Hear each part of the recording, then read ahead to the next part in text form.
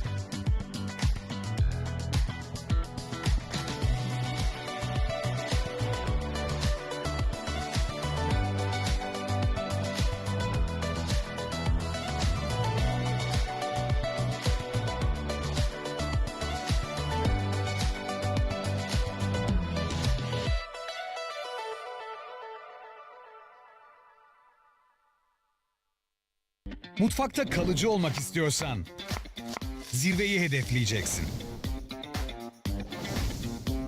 Hızlı çözümler sunup fark yaratmak için çalışacaksın.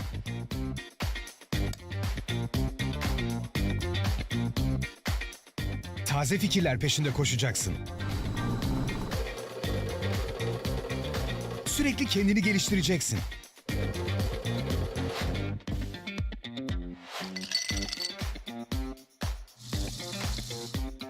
Güvenilir ve güçlü olacaksın. Sağlam duracaksın. İmzanı attığın her işle tadı damakta bırakacaksın. İşte farkın o an ortaya çıkar. Herkes gelir geçer, sen mutfağın vazgeçilmezi olursun. Profesyonellerin mutfaklardaki tercihi Österyakiler.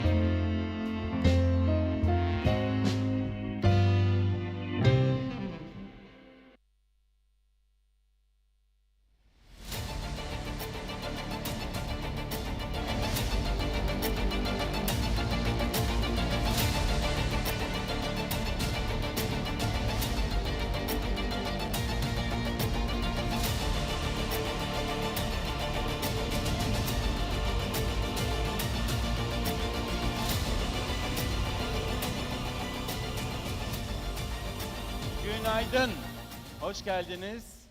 Değerli konuklarımız, sevgili gençler, ne güzel sizleri görmek. Efendim 9. Uluslararası Gastromasa Gastronomy Konferansı'nın ikinci gününde tekrar birlikteyiz. Ben Fatih Türkmenoğlu. Sizlerle birlikte olduğum için çok mutluyum, çok gururluyum. Özellikle böyle bir genç enerjinin içinde olduğum için özellikle mutluyum. Efendim organizasyonumuzu destekleyen değerli sponsorlarımızı müsaade ederseniz bir isimlerini geçirmek isterim. Çok ana olanlarını çok fazla tabii atladıklarım da olabilir. Airline partnerimiz Türk Hava Yolları'na, ana sponsorlarımız Altın Marka, Coca-Cola ve Metro'ya, Gold sponsorlarımız Kozoliv, Özmenon, Paloma Hotels ve Pınar'a ve profesyonel mutfak sponsorumuz Öztiryakilere çok çok teşekkür ediyoruz. Evet, kısacık bir videomuz var. Önce onu izleyelim. Hemen arkasından da değerli panelistimizi, değerli konuşmacımızı sahneye davet ediyorum.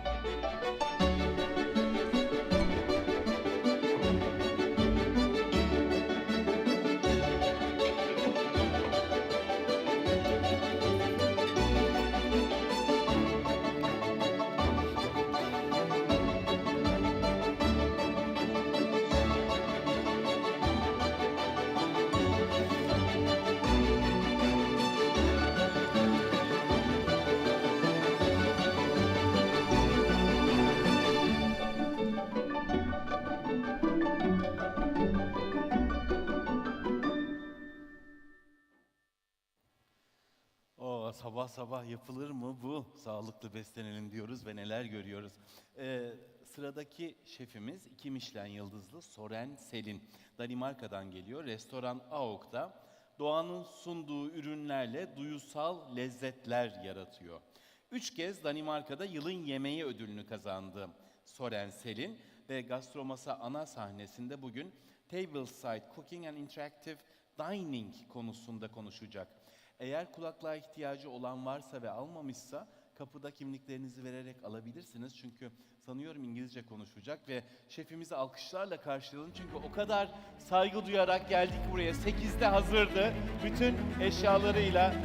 Soren Selin, stage is yours. Thank you very much. Thank you. Hello.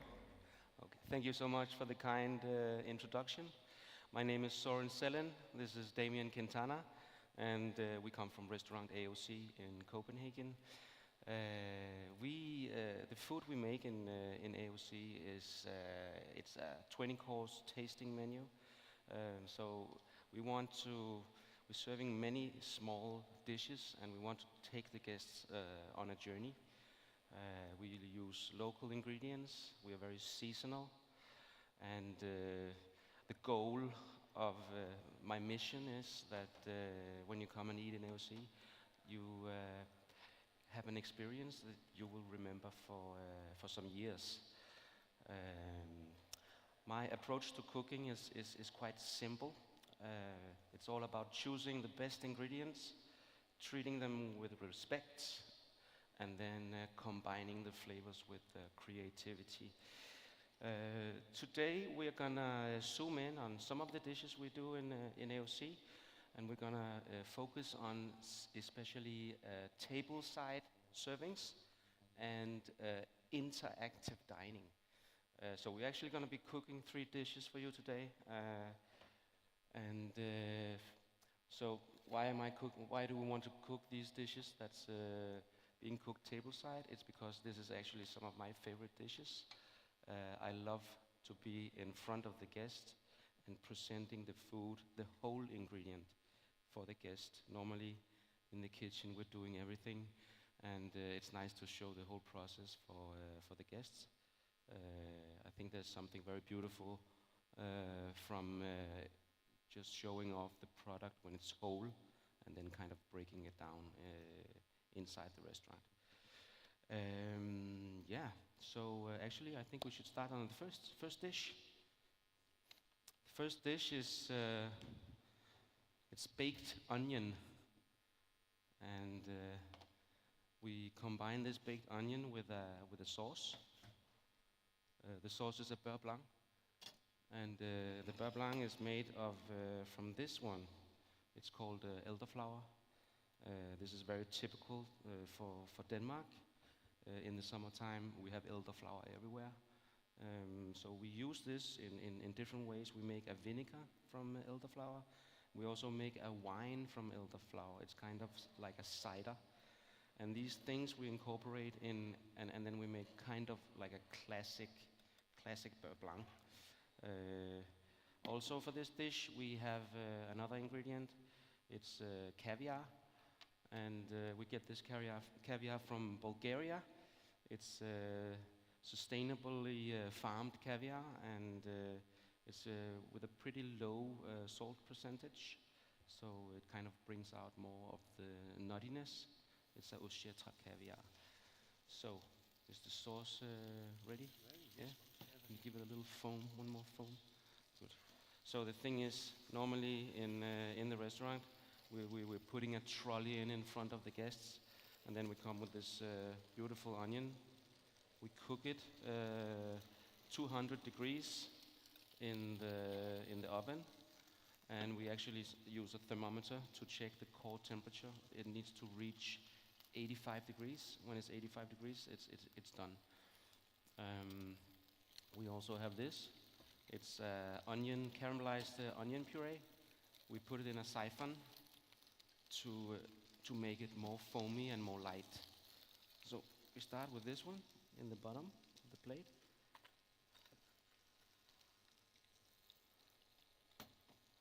And then kind of open up the onion.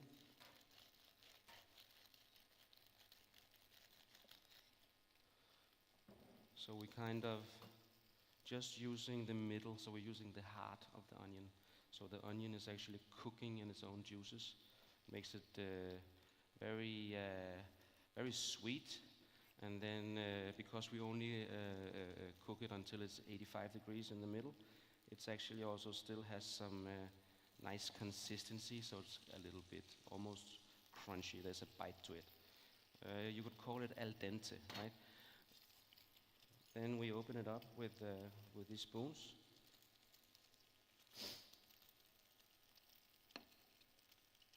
So we're just using the middle, like the heart of the onion.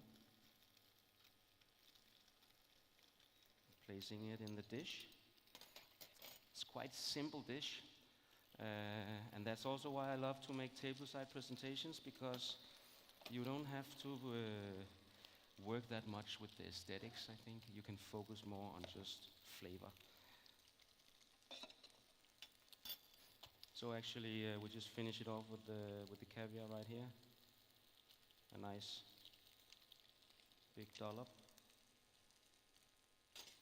The flavor combination of the caviar and the onion and the elderflower is just, in my opinion, surprisingly good. So this is the beurre blanc with the elderflower inside. and we just put that around the dish. I don't know if you can see it on the screen, but this is how we make it.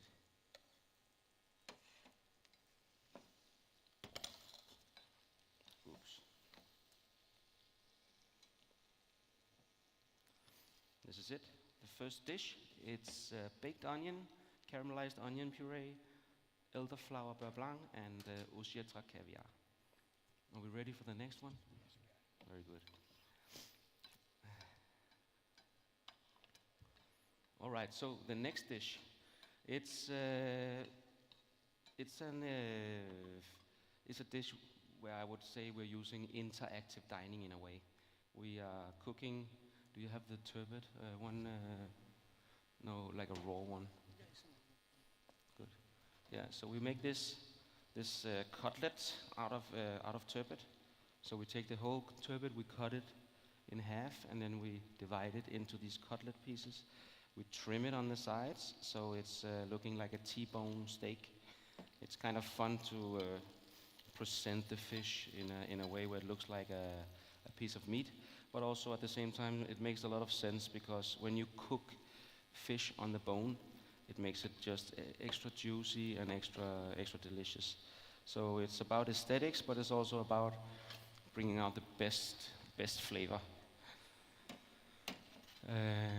This turbot dish is we combine the turbot with another flavor, and it's the flavor comes from juniper. It's like this juniper bush we serve it on, and then we also have like these green juniper berries. This is what the English people use for making gin. So it has a very sharp flavor with citrusy notes. It's very delicious. We make this into a salt that we season the fish with. Yeah, that's good. Yeah, so this dish, it's coming in, and then the guest actually has to just break the fish apart and eat it with their hands. This is a way, that's why I call it interactive dining, because we're kind of forcing the guest to interact with the product in a way where, for me, it's like trying to connect the guest to the environment, to the fish. I think in these modern days, many times people are used to just going to the supermarket and getting like fish in a little plastic box and meat in a plastic box.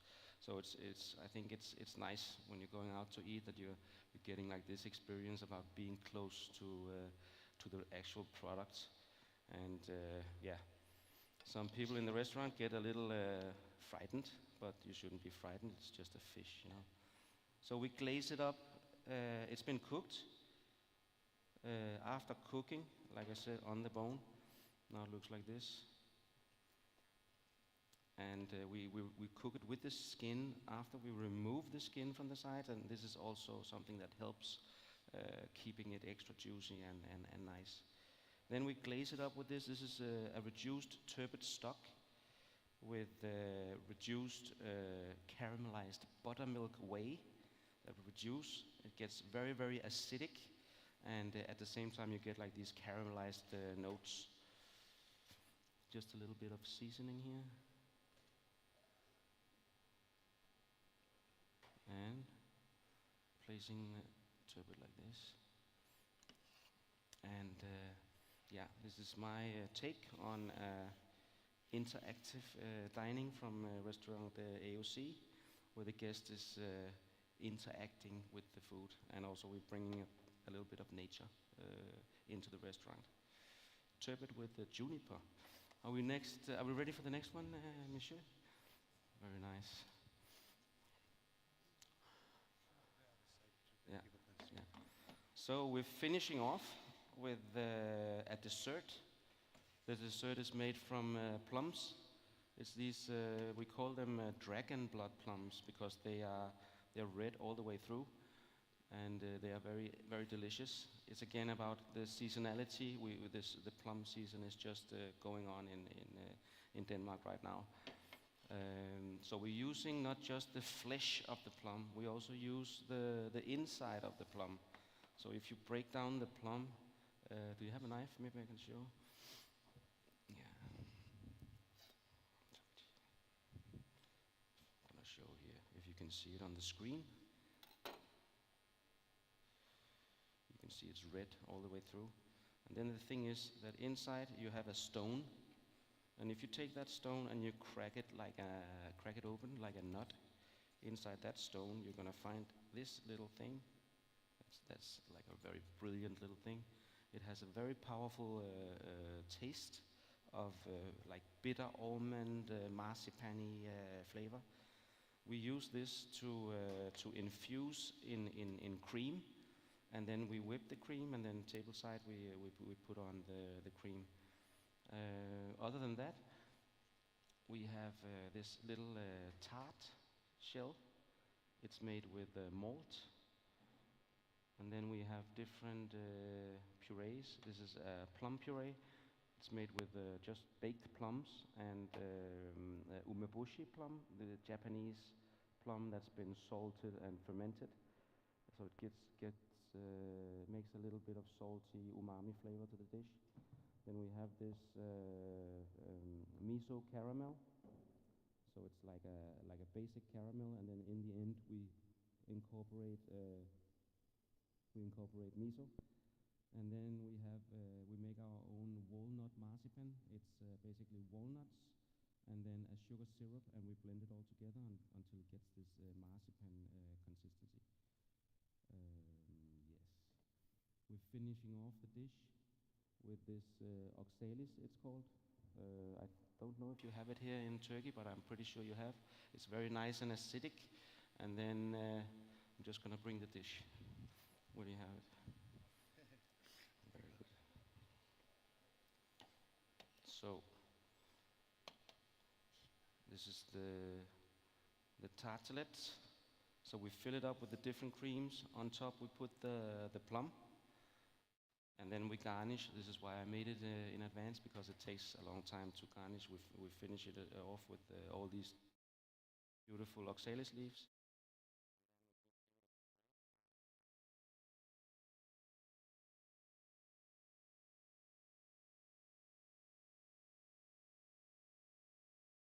Actually, you're gonna eat this with knife and fork. And then the thing that we do, this is like a halfway tableside presentation. It comes into the table like this, but then we kind of finish it in front of the guests with this delicious whipped cream with the plum kernel infused. We put that on in the middle, like this. Whoop. And then the last little thing we do is that we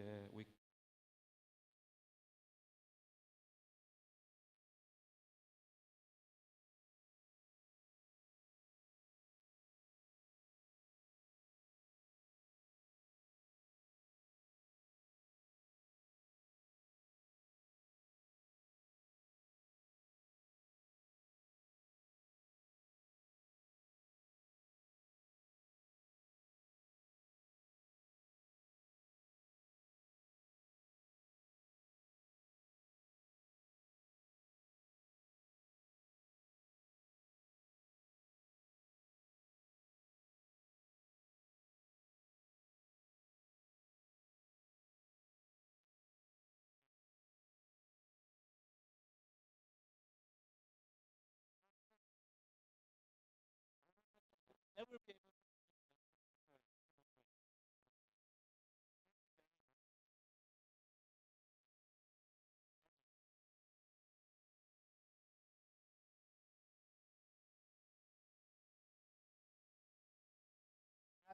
to take microphone. Like evet, değerli konuklarımız burada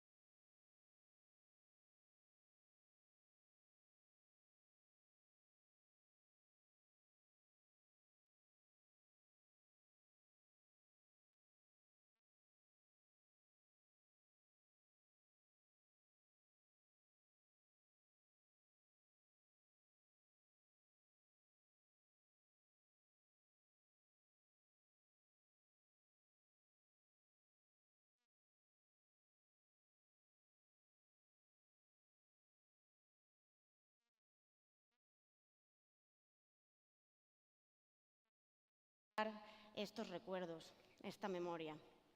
Vamos con el primer plato que hemos traído. Hay algunos de los platos que están actualmente en el menú y otros que no están. Este concretamente ya no lo tenemos y nace del simple concepto que a mí de pequeña no me gustaba comer pescado. Vengo de una familia muy humilde donde no se podían comprar piezas de pescado muy grandes, así que mi padre y mi madre siempre compraban el pescado más pequeñito, que es el que más espinas contenía, y yo lo odiaba.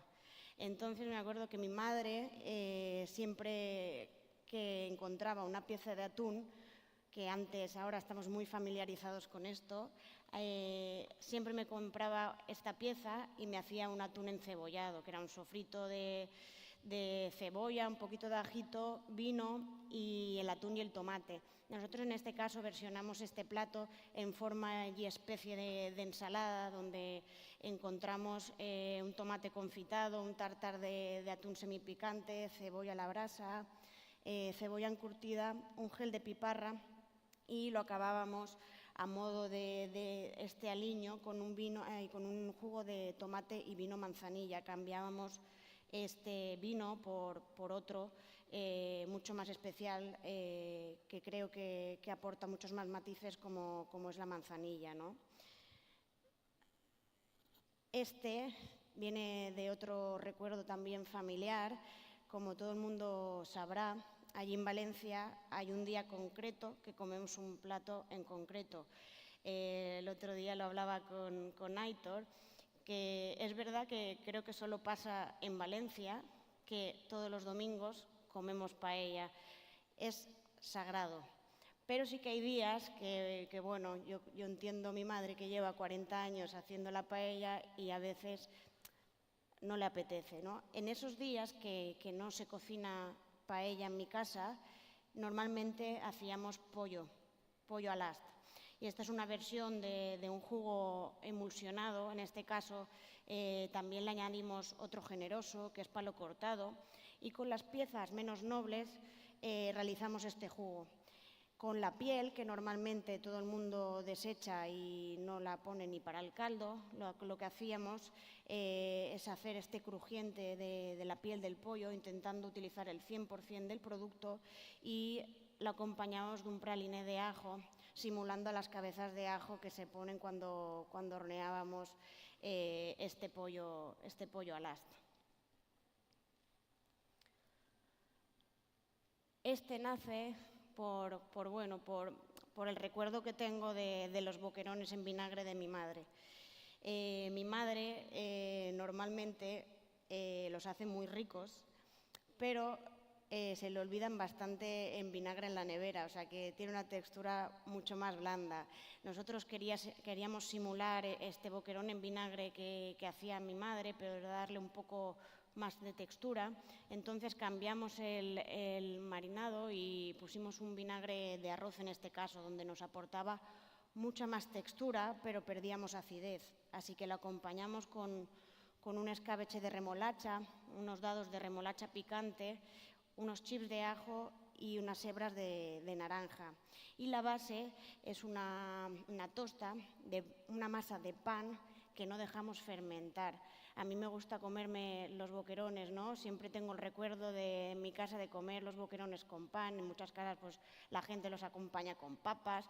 Yo los recuerdo con pan y buscábamos que fuera un crujiente elegante, pero seguir teniendo este sabor a masa de pan, ¿no? Entonces hicimos una masa de pan que no dejamos fermentar y simplemente los polvoreamos con remolacha. Este es uno de los platos con los que casi empecé, creo que es de hace 5 años. De hecho, creo que la foto hasta la hice yo, no tenía ni fotógrafo. Yo en el restaurante llevo apenas 7 años y este plato creo que tiene aproximadamente 5 años. Es de cuando empecé y también del recuerdo que tengo, ¿no?, de merendar, porque yo no desayunaba, de merendar leche con galletas. Al final lo que encontramos en la base de esta galleta es una masa que hacíamos con la propia galleta María, un poco de leche y un poco de praliné de almendras salado para quitarle un poco el dulzor. La acompañamos con una crema de almendras y lo que encontramos es la cobertura que simula la galleta, es un chocolate dulcey. Y lo acompañamos con un helado de leche quemada. Entonces, bueno, un poco evocando a este recuerdo de merendar leche con galletas. Otra de las tradiciones que hay en mi casa es, no sé si es algo extendido en España o no, sé que en Valencia sí, que es en verano, los días de verano, de postre se saca una barra de helado, que cada uno se corta el tamaño que quiere y se mete entre dos barquillos. Hay de muchos sabores, el preferido de mi casa era el turrón y en este caso hicimos un turrón aéreo con un gel arriba de limón y una galleta con el logo del restaurante, ¿no? para hacerlo propio. Otro plato, en este caso, que viene del recuerdo familiar y también del territorio, es este arroz que versionamos del pueblo de mi abuela. En fiestas del pueblo de mi abuela, es de la zona de Castellón, en fiestas hacen un arroz que se llama arroz empedrado. En toda España se hace con bacalao, pero en su pueblo, en la Vall d'Uxó, se hacía con carne. Entonces versionamos este arroz que normalmente se hacía con calderos y que al ser tan pesado, porque le añadían una crema de alubias y cerdo, cuando quedaba un minuto para terminar este arroz se lo volcaban y se quedaba empedrado. Yo quiero entender que se llamaba empedrado porque se quedaba con una piedra cuando se enfriaba. Lo acompañaban de una cebolla tierna al lado. Nosotros la cebolla tierna la pusimos como recipiente y hicimos este arroz para el menú degustación, otro recuerdo. Este también es un plato muy especial, ya que es un plato que hacíamos entre mi padre, mi madre y yo. Mi padre le gustaba mucho ir a por caracoles, mi padre los limpiaba, los purgaba y mi madre los cocinaba. Luego me los daba a mí y yo cocinaba con la receta de mi madre tradicional de sus caracoles que normalmente utilizábamos para las fiestas, cumpleaños y demás. ¿Qué pasa? Que a todo el mundo les gustaba sucar esos caracoles, pero muchos caracoles se quedaban porque lo que más gustaba era remojar, ¿no? Toda esta salsa que estaba tan buena. Entonces nosotros aquí lo que hicimos es, digamos, que arreglar esta salsa, hacerla única. Le añadíamos un poco de caracol, pero no se lo decíamos realmente a los clientes. Y lo que sí que hacíamos era un bollo preñado que realizábamos y que le añadíamos el caracol muy picado para que pudiera mojar y hacer el gesto de estar en las fiestas o cumpleaños que todo el mundo estaba sucando en casa. Y bueno, para finalizar, uno de los platos que creo que es el único que tenemos actualmente, de todas las fotos que habéis visto, que creo que es el más especial a día de hoy. Mi padre le gustaba mucho cuando almorzaba o comía, después de cada comida le gustaba comerse un trozo de queso y unas nueces. Así que hicimos una versión en la base de un crujiente de nuez pecana y arriba lleva una especie de mousse que hemos realizado con un queso de catí. Es un queso de cabra muy suave, de una quesería que está a unas 2 horas del restaurante en el interior de Castellón. Como digo, es un queso de cabra muy suave, con una piel enmohecida que nosotros simulamos arriba con un baño de manteca.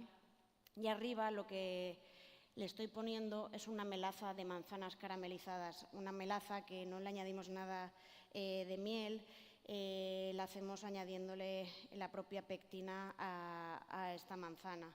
Y creo que bueno, es un gran homenaje y que creo que voy a tener toda la vida en el restaurante. Estos son algunos de los platos que realizamos en el restaurante o que hemos realizado y que van ligados a esta memoria. La memoria es el legado que nos deja el territorio, que nos deja la familia y que creo que es importante conservar.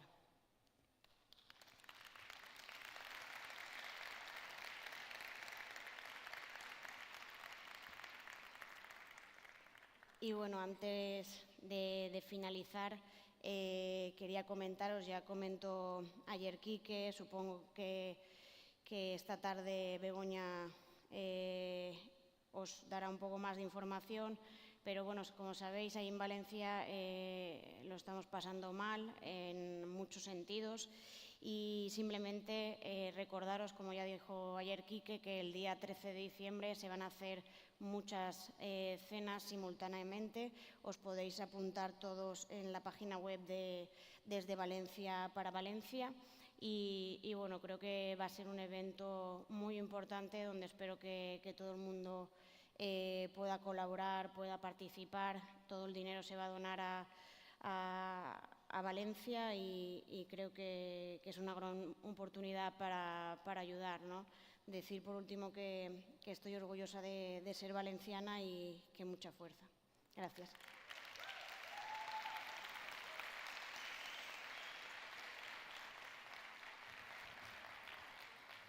You were very practical. Yeah. You were to the point. Yeah. It's exactly like yourself. Young, energetic, and thank you very much.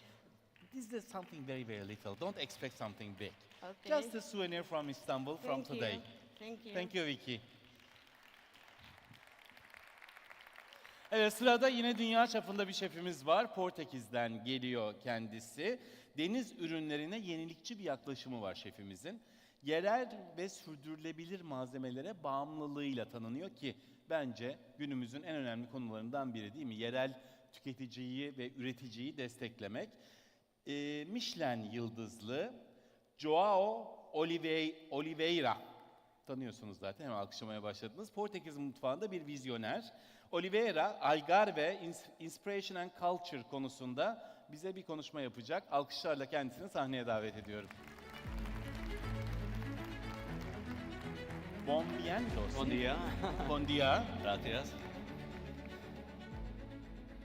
Hola, buenos días a todos. Es un placer compartir estos momentos con vosotros. Y vamos a empezar. Gracias por la invitación y por todo.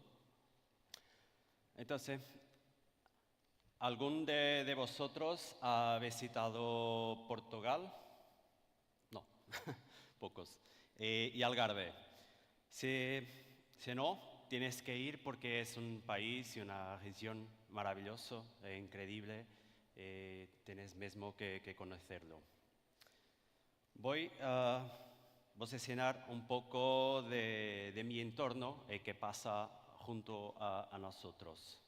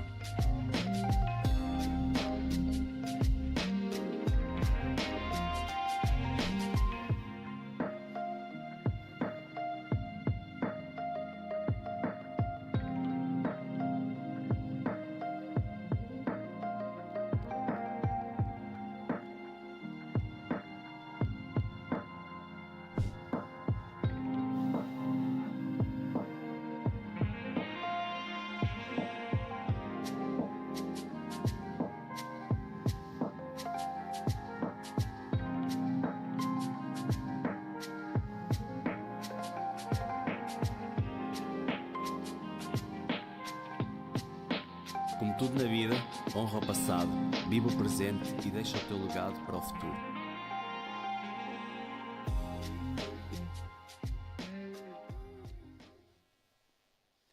Bien, un poco. Solo para entender nuestro entorno. 3 factores que son fundamental para nosotros. Los aspectos más importantes para mí día a día son la primera, es la base, porque nuestra cocina es mucho más que la técnica.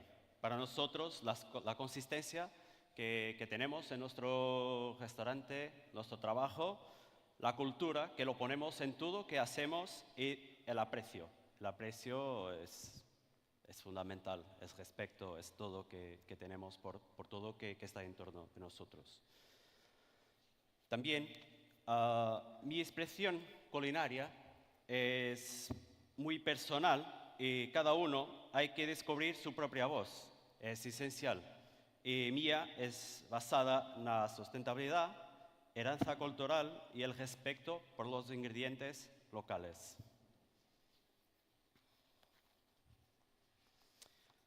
Soy del norte del país, lo soy de Porto, norte de Portugal.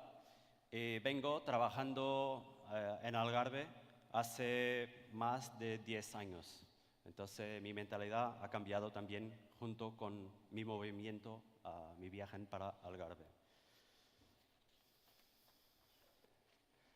Los 3 pilares que mi cocina tiene es una parte fundamental para todo el proceso que tenemos junto de nosotros. Lo primero es la inspiración. La inspiración es la parte que muchos de nosotros lo procura y lo tiene que encontrar, pero para mí la inspiración es la junción de Mediterráneo con Atlántico y también Algarve, porque es un territorio que es de pescado, de mar, de todo que viene junto a nosotros. Y vosotros cuando miraste el vídeo, lo miraste todo, que es la esencia del restaurante que está ahí, adelante del mar. ¿De dónde viene vuestra inspiración? Los enseño de dónde viene la mía. La mía inspiración no viene de algo como así.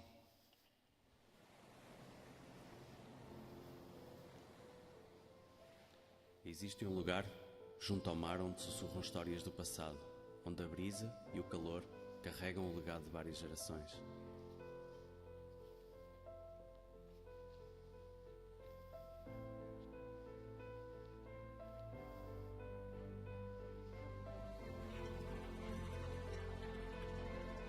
Da imensidão do mar à riqueza da serra, esta terra moldou a nossa cultura, as nossas tradições e os nossos sonhos enquanto pessoas.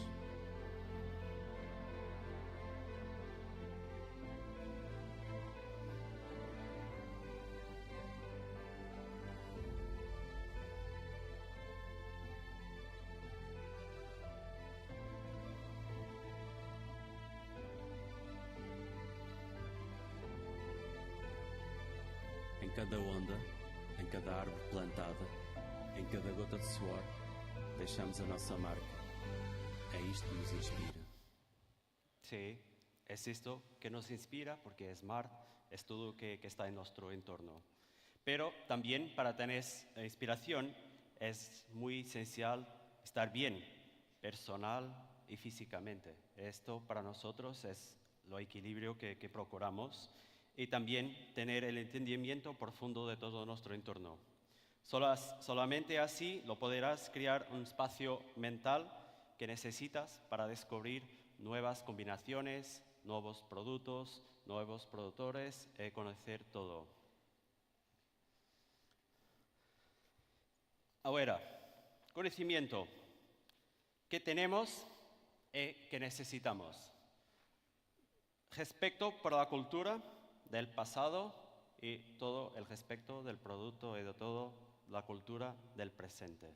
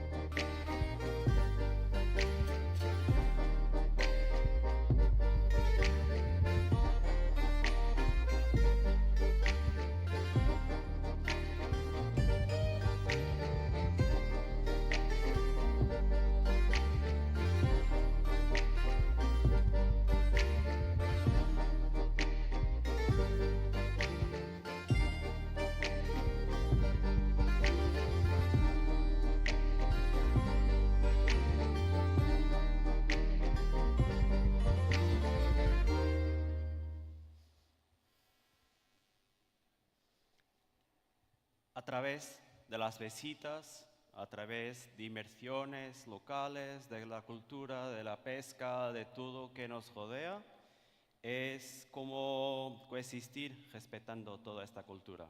Es esto que procuramos para después tener una función de inspiración, cultura, que nos va a llevar o nos lleva a nuestro proceso creativo, que te explicaré. Para nosotros el proceso creativo tiene como base a inspiración que viene de la función de la cultura regional y nuestro bienestar físico, que son dos puntos muy juntos uno a otro. Lo otro es nuestra propia identidad.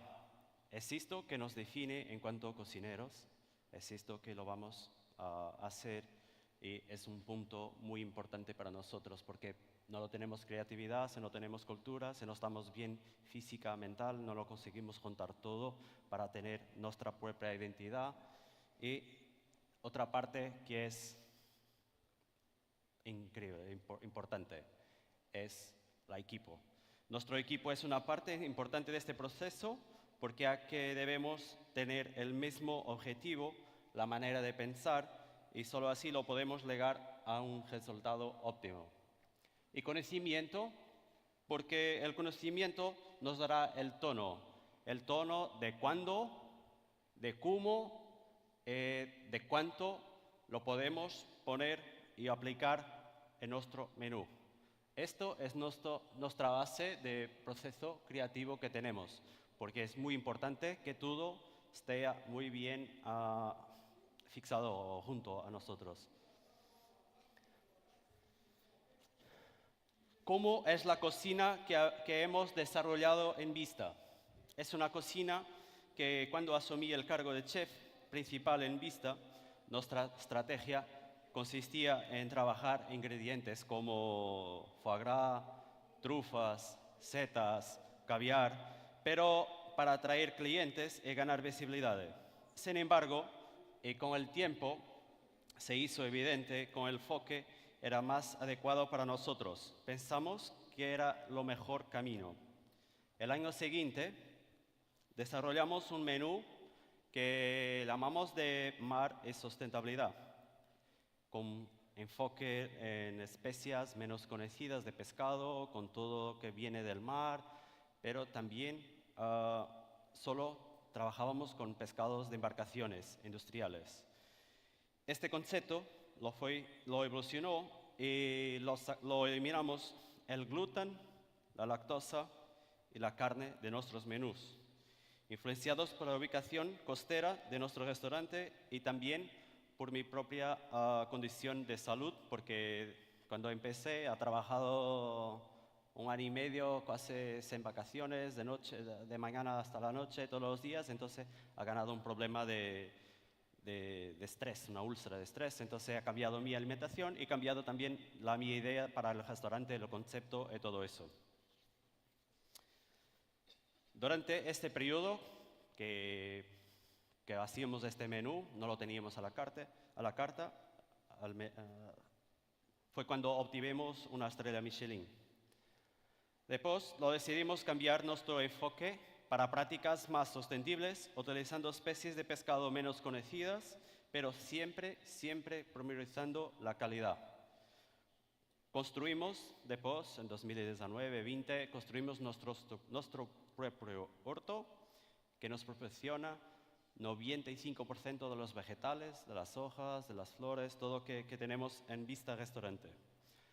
Nuestro objetivo constante es honrar y explorar la cultura local, la origen de los ingredientes y buscando siempre el crecimiento y evolución de nuestra gastronomía sostenible. ¿Qué tenemos para nuestro futuro? Muchas cosas. Desarrollamos una identidad que es única y también una firma que es reconocida ahora. Y hoy proseguimos nuevos sueños, buscando crecer tanto a nivel personal como a nivel profesional, confiando que podemos alcanzar cualquier meta que nos propongamos. Esto es que nos hace crecer y mirar el futuro.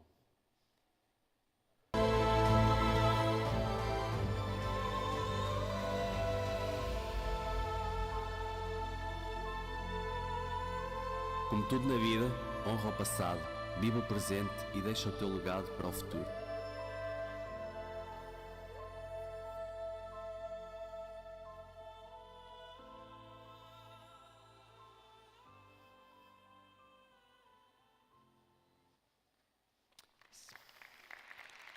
Sí.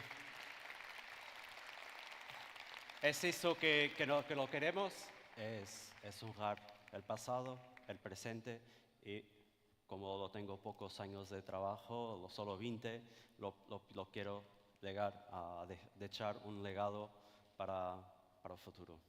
Muchas gracias a todos. Nos vemos en Algarve pronto, cuando lo quieres. Placer. Hasta. Thank you. Joe, thank you very much. Thank you. You speak fluent Spanish, no, huh? es portuñol. But you spoke Spanish now. Yeah, a little bit. And that was great. Thank you. Thank you. A little souvenir for you from pleasure. Istanbul today. Thank you so much. The pleasure is all ours. Thank you. Thank you.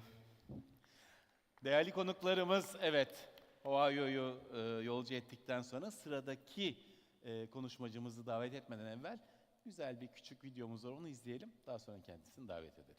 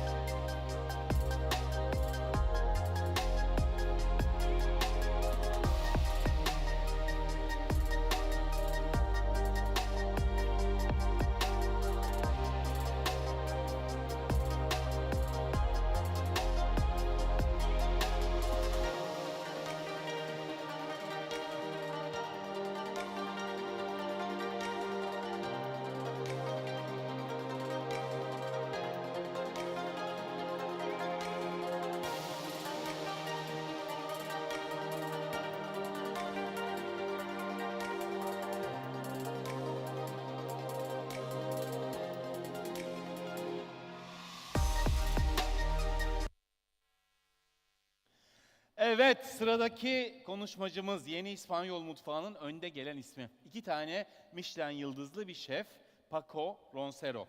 Ulusal Gastronomi Ödülü ve dünyanın en iyi 100 şefi listesiyle tanınıyor Roncero ve Gastromasa'da The Power of Gaze konusuyla sahneye çıkacak. Şef, hoş geldiniz.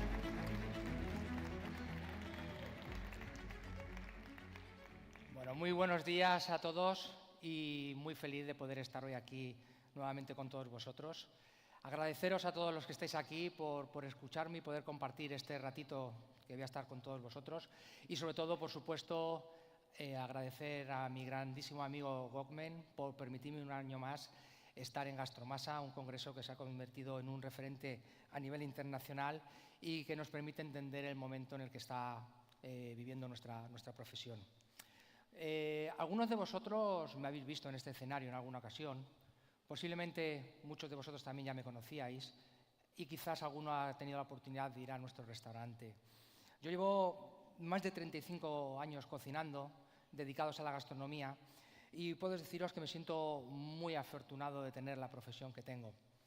35 años se dicen pronto, son 3 décadas y media, pero 3 décadas y media las que he tenido la suerte de vivir y aprender grandes lecciones de vida, tanto a nivel profesional como a nivel laboral. Y siempre digo a nivel laboral y a nivel profesional y a nivel personal, porque la cocina para mí es el hilo conductor tanto de mi vida personal como de mi vida profesional. Para mí la cocina es mi profesión, es mi trabajo, es mi hobby, por supuesto que sí, pero sobre todo para mí la cocina es mi forma de vida. Hoy sí que me gustaría compartir con vosotros una pequeña reflexión que después de tantos años, tantas lecciones aprendidas y creo que también tantas lecciones por aprender en un futuro, sobre cómo afronto todos mis retos profesionales y sobre todo algo muy importante para mí, cómo quiero vivir y cómo quiero sentir la cocina que yo hago. Ya no solamente vivirla yo, sino también hacérsela sentir a la gente que está a mi alrededor, a mis equipos, ¿no? Quiero compartir con vosotros cuál es el motor que hace que me levante cada día ilusionado, con ganas de precisamente poder estar junto con mi equipo y afrontar los nuevos retos, las nuevas cartas, los nuevos menús y todo aquello que nos venga por delante. Y para eso, bueno, inicialmente para daros algunas pistitas, os voy a poner un pequeño vídeo.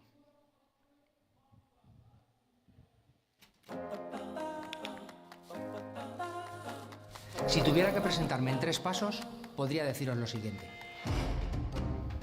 Aprendí de los clásicos. Me formé con el más moderno, para asimilar ahora el mundo que me rodea. Mirar para contarlo. Mirar para contarse. Mirar diferente.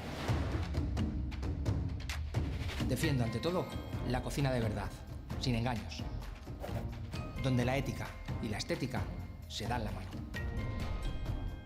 Por eso elijo ser fiel a mí mismo, a mi trayectoria, a mi historia, a mi equipo. Mirar de frente. Mirar al que te mira. Cambiar la perspectiva. Mirar con los 5 sentidos. No entiendo la vida, la cocina, sin honestidad. Y uno no puede ser honesto sin hacerse preguntas, sin curiosidad. Busco comprender la realidad que me rodea para ofrecerla en todo aquello que hago. Mira cerrando los ojos, escuchándote en silencio. Y cuando vuelvas a abrirlos, podrás contar tu historia.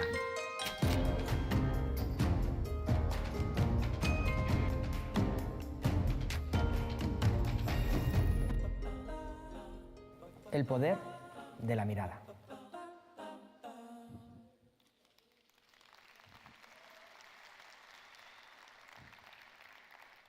Bueno, ciertamente yo creo que a lo largo del tiempo y cuando vas madurando tienes que tener esa capacidad de cerrar tus ojos y abrirlos para ver las cosas de diferente manera, ¿no?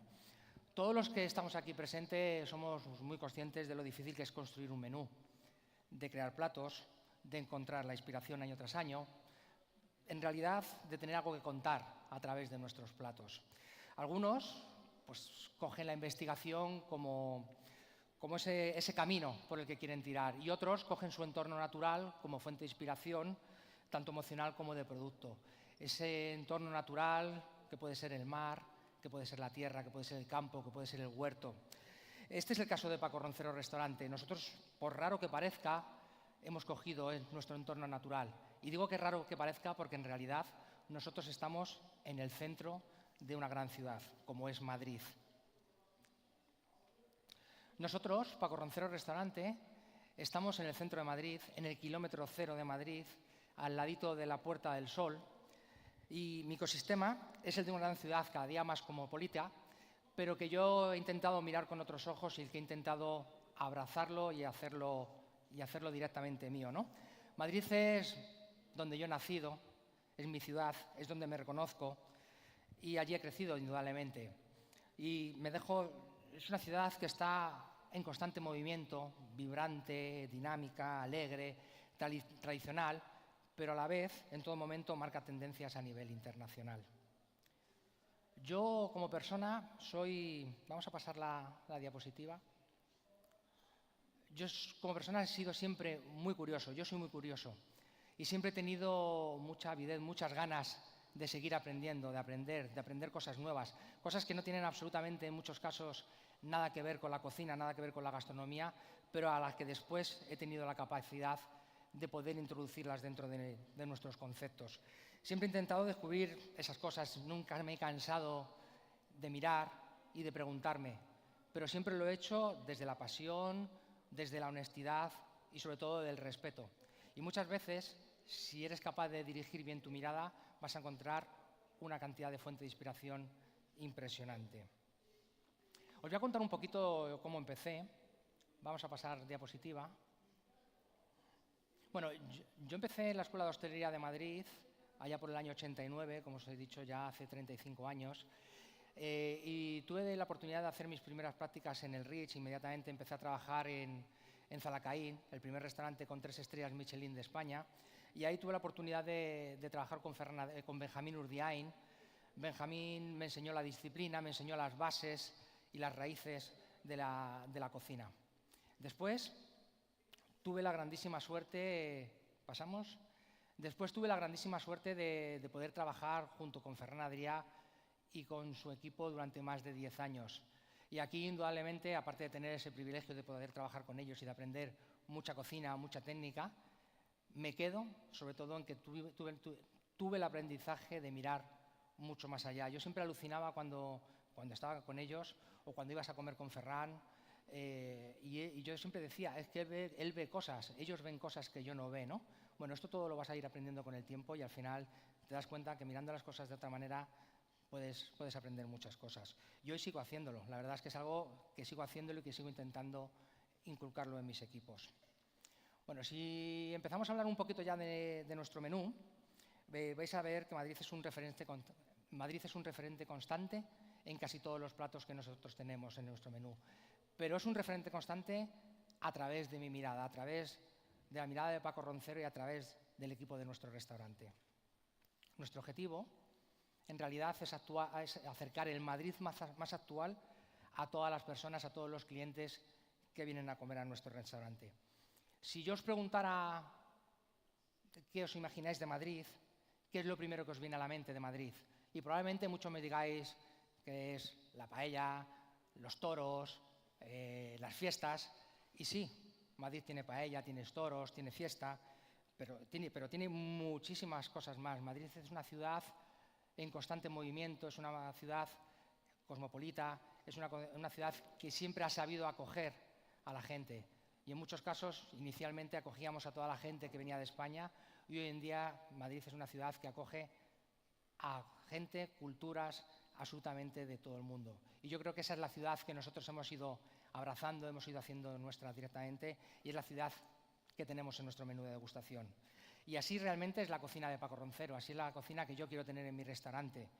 Porque comer en nuestro restaurante, comer en Paco Roncero Restaurante, es sentir el Madrid de hoy. Un restaurante fiel a sí mismo, pero abierto a las influencias que le hacen ser mucho más interesante al confluir en su menú sabores representativos de la cocina española y sabores, raíces y culturas de todas las partes del mundo. Ahora, si me permitís, voy a mostrar en pantalla algunas fotos de nuestros platos actuales, donde vais a ver precisamente todo esto que os he contado, donde están esas influencias de las diferentes culturas, donde vais a ver el Madrid más castizo y donde sobre todo vais a ver cómo nuestra mirada a veces es importante que vaya hacia atrás, vaya hacia el pasado, para poder representar el futuro. Bueno, lo primero que estáis viendo son todos esos platos, como os decía antes, de esa influencia de las diferentes culturas que nos abrazan y que tenemos en Madrid. Son platos en los que siempre hemos intentado, indudablemente, ser fiel a nuestra manera de cocinar, donde el gusto, el sabor y, por supuesto, la presentación es importante. Vamos a pasar a la siguiente. Aquí tenemos los platos de la influencia más castiza. Yo siempre he llevado la tapa como estilo de vida, me lo han inculcado mis padres, es algo que en España probablemente lo tengamos en casi todas las ciudades. Pero yo desde pequeñito, cuando llegaba el domingo, íbamos con mi padre a jugar o a hacer cualquier cosa y terminábamos en un bar tomando unas tapas. Cuando empecé a ser más mayor y iba con la gente del colegio a hacer deporte, terminábamos y nos íbamos a tomar unas tapas. Y cuando yo he crecido y he sido mayor, para mí el ir de tapas es un estilo de vida realmente y es algo que también inculco a mis hijos, ¿no? Por eso, en una parte importante de nuestro menú, lo que queríamos hacer era una pequeña representación de todos esos bares súper castizos de Madrid y volviendo otra vez a lo mismo, ¿no? Desde nuestra manera de entender la cocina, pudieran representar un poquito lo que es el bar y por eso hacemos ese homenaje a los bares de Madrid. Bueno, aquí hacemos una navaja al ajillo, pero en realidad en Madrid se hace con gambas. Este es el típico matrimonio la bandada de bacalao, que no falta en ninguno de los bares, o la oreja en salsa brava, una de mis tapas preferidas, que en este caso hacemos en formato buñuelo. Y la lubina en un escabeche de zanahoria. Para mí el escabeche es una técnica, una elaboración que va en muchas partes de mis platos. Y, como no, pues una típica gallina en pepitoria, que es también un guiso que hacían nuestras madres y que lo queríamos transformar en una pequeña tapa, en un pequeño bocado para nuestro restaurante. Vamos a pasar slide. Bueno, antes os decía que hay que mirar al pasado. Para mí, las referencias de todo lo que conocemos anteriormente, nuestras raíces, son muy importantes. Nosotros somos grandes defensores de la cocina tradicional, porque pensamos que la cocina tradicional es una parte muy importante de nuestra cultura. Si nosotros como cocineros no defendemos esa cultura y esa tradición, probablemente a lo largo de los años, como han pasado en algunos otros países, perderán esa parte de su cultura. Por eso es fundamental entender de dónde venimos y cómo nos influye o define el pasado. Es muy importante saber qué lugar ocupan todos esos sabores en la gastronomía. Si queréis vamos a pasar y os voy comentando. Bueno, el olivo milenario, yo soy un enamorado del aceite de oliva y no podía faltar una cata de aceite de oliva en mi menú. Como os he comentado antes, el escabeche, aparte de ser una técnica maravillosa de conservación, es una técnica que usamos para hacer muchas salsas. El stick tartar es algo súper tradicional y la sopa de almendras es un plato muy típico de la cocina andaluza. El calamar encebollado lo he comido infinitas veces en casa con mi madre. Y el judión es algo que siempre llevará en el recuerdo a mi abuela. Es un plato fabuloso que hacía ella. Los cardos con castañas y trufas es un plato muy típico de esta temporada, sobre todo de las Navidades. ¿Quién no conoce una merluza al pilpís? Y soy fan y fanático del Wellington. Normalmente se hace con solomillo. Nosotros lo queríamos hacer con un guiso muy típico de la cocina española, que es el rabo de toro. Y el arroz con leche es un recuerdo a mi padre porque todos los domingos él siempre nos hacía migas y terminábamos con arroz con leche. Bueno, para mí hay otra parte muy importante de la mirada, que es la tecnología. Yo creo que siempre he estado muy marcado por la tecnología a todos los niveles, desde que era pequeño hasta ahora que soy un poquito más mayor, no tanto, pero siempre ha estado muy marcado tanto en mi vida personal como en mi vida profesional. Yo creo que además no tenemos que tener miedo hacia el desarrollo y hacia las nuevas tecnologías. Yo podría decir que hay tres fases muy marcadas dentro del mundo de la tecnología en mi vida. La primera fue allá por el año 2000 aproximadamente, donde yo enfoqué la tecnología hacia un objetivo, que era el mejorar los costos de mi restaurante, el tener un control de mi recetario, el saber cuánto me costaba cada una de las recetas que yo ponía en mi menú y a cuánto debería de venderlo. Y por eso, bueno, con esa curiosidad y esas ganas que tengo siempre de aprender, pues me puse a estudiar programación en los ratos libres y desarrollé un programa que llamamos gestor de cocina en Visual Basic, y a partir de ahí pude tener un control absoluto y total de todo lo que ocurría a nivel de costes en mi restaurante. Después, más o menos en el año 2010, mis objetivos de la tecnología se enfocaron hacia el cliente. Yo quería crear un espacio donde pudiéramos realmente hacer algo diferente, único, sorprendente, y poder, a través de la tecnología, por supuesto, de la cocina, crear experiencias únicas para nuestros clientes. Y por eso hicimos un espacio como Sublimotion, en el que realmente es una sala que tiene 10 metros de largo, 7 metros de ancho, 7 metros de altura, paredes blancas, y donde nos juntamos talentos de diferentes profesiones para, a través de nuestra mirada, crear una experiencia en la que solamente había una regla, y es que las reglas no existían en Sublimotion. Vamos a poner un vídeo para que lo veáis un poquito mejor.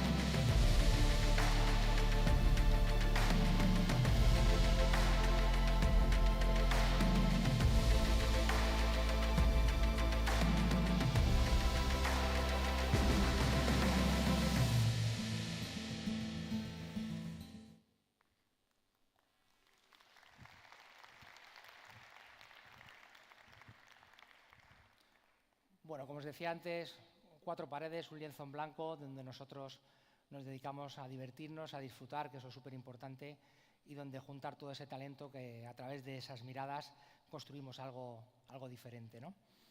Y la tercera fase en la que he entrado en la tecnología es para facilitar la vida y el trabajo en nuestro día a día. Y para eso uso lo que es la impresión 3D. Es un mundo que me apasiona. Yo en realidad quería haberme metido en este mundo hacía mucho tiempo, pero tenía un problema. Y es que yo no soy capaz de dejar las cosas a medias, y sobre todo hay una cosa muy importante en el mundo del 3D, es que sí, yo puedo tener una impresora 3D, pero si no sé modelar en 3D, no voy a tener ni la rapidez para poder hacer las cosas que yo necesito en mi día a día. Entonces, bueno, indudablemente otra vez me pongo a estudiar, me pongo a seguir desarrollando cosas que en un principio no tienen nada que ver con la cocina, pero a la que yo ahora mismo les saco un partido impresionante, que es el modelado en 3D. Y ya no solamente que me pueda hacer mis propios moldes, que me los hago, y tenemos una idea en la cocina y en menos de 24 horas está diseñado el molde en la impresión 3D, hecho el molde para poder hacer los crujientes o cualquier cosa que queramos hacer y puesto en el restaurante, o por lo menos la primera prueba, ¿no? También podemos diseñar vajillas, que hemos diseñado vajillas de todo tipo, pero para mí lo importante en realidad de la impresión 3D, aparte de todo eso, es que he sido capaz de crear herramientas en las que hoy por hoy procesos que antes tardábamos muchísimo tiempo en poder realizar, hoy los hacemos en periodos muy cortos de tiempo. Y eso al final lo único que me hace es ser mucho más eficaz y mucho más eficiente. Y por eso para mí hoy en día la impresión 3D es algo muy importante a la que seguiré investigando y seguiré desarrollando, y a la que creo que además se merece una ponencia, no dedicarle solamente este ratito. Bueno, con esto ya quiero terminar, pero no sin antes animaros de verdad a ser curiosos, a querer conocer, a querer aprender. Pero sí que os quiero decir algo muy importante que he aprendido a lo largo de mi vida, y es que ser curioso, aprender, evolucionar es muy importante, pero sobre todo lo más importante es ser feliz. Ser felices, pero con la gente que os quiere, con vuestras familias y con la gente que os rodea. Y por eso, como veis en la pantalla, como ya dijo el Principito, una magnífica obra de Antonio de Saint-Exupéry, y que imagino que todos conocéis, y si no, os animo a que lo leáis. He aquí mi secreto, que no puede ser más simple. Solo con el corazón se puede ver bien. Lo esencial es invisible para los ojos. Muchísimas gracias y muchas gracias, Gogme.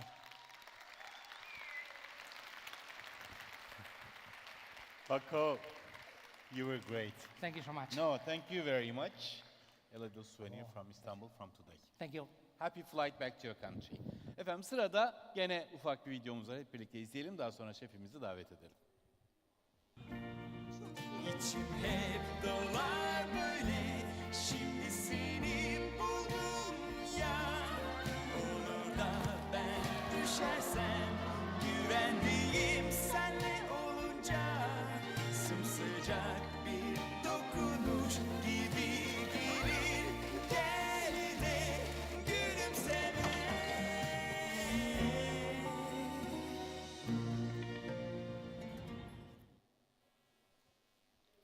Evet, sıradaki panelimiz Michelin ve Michelin Yeşil Yıldızı'na sahip Venice restoranın 2 önemli şefi.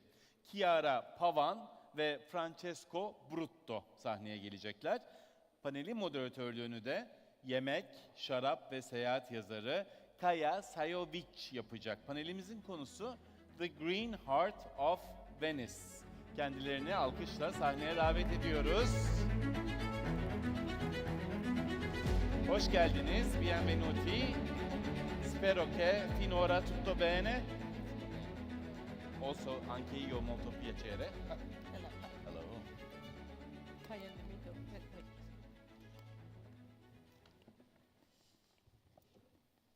Hello, everyone. Hi. Before we start, I want you to watch the video of Venisa, this very special place in Venice where Chiara and Francesco work. So, can we have the video, please?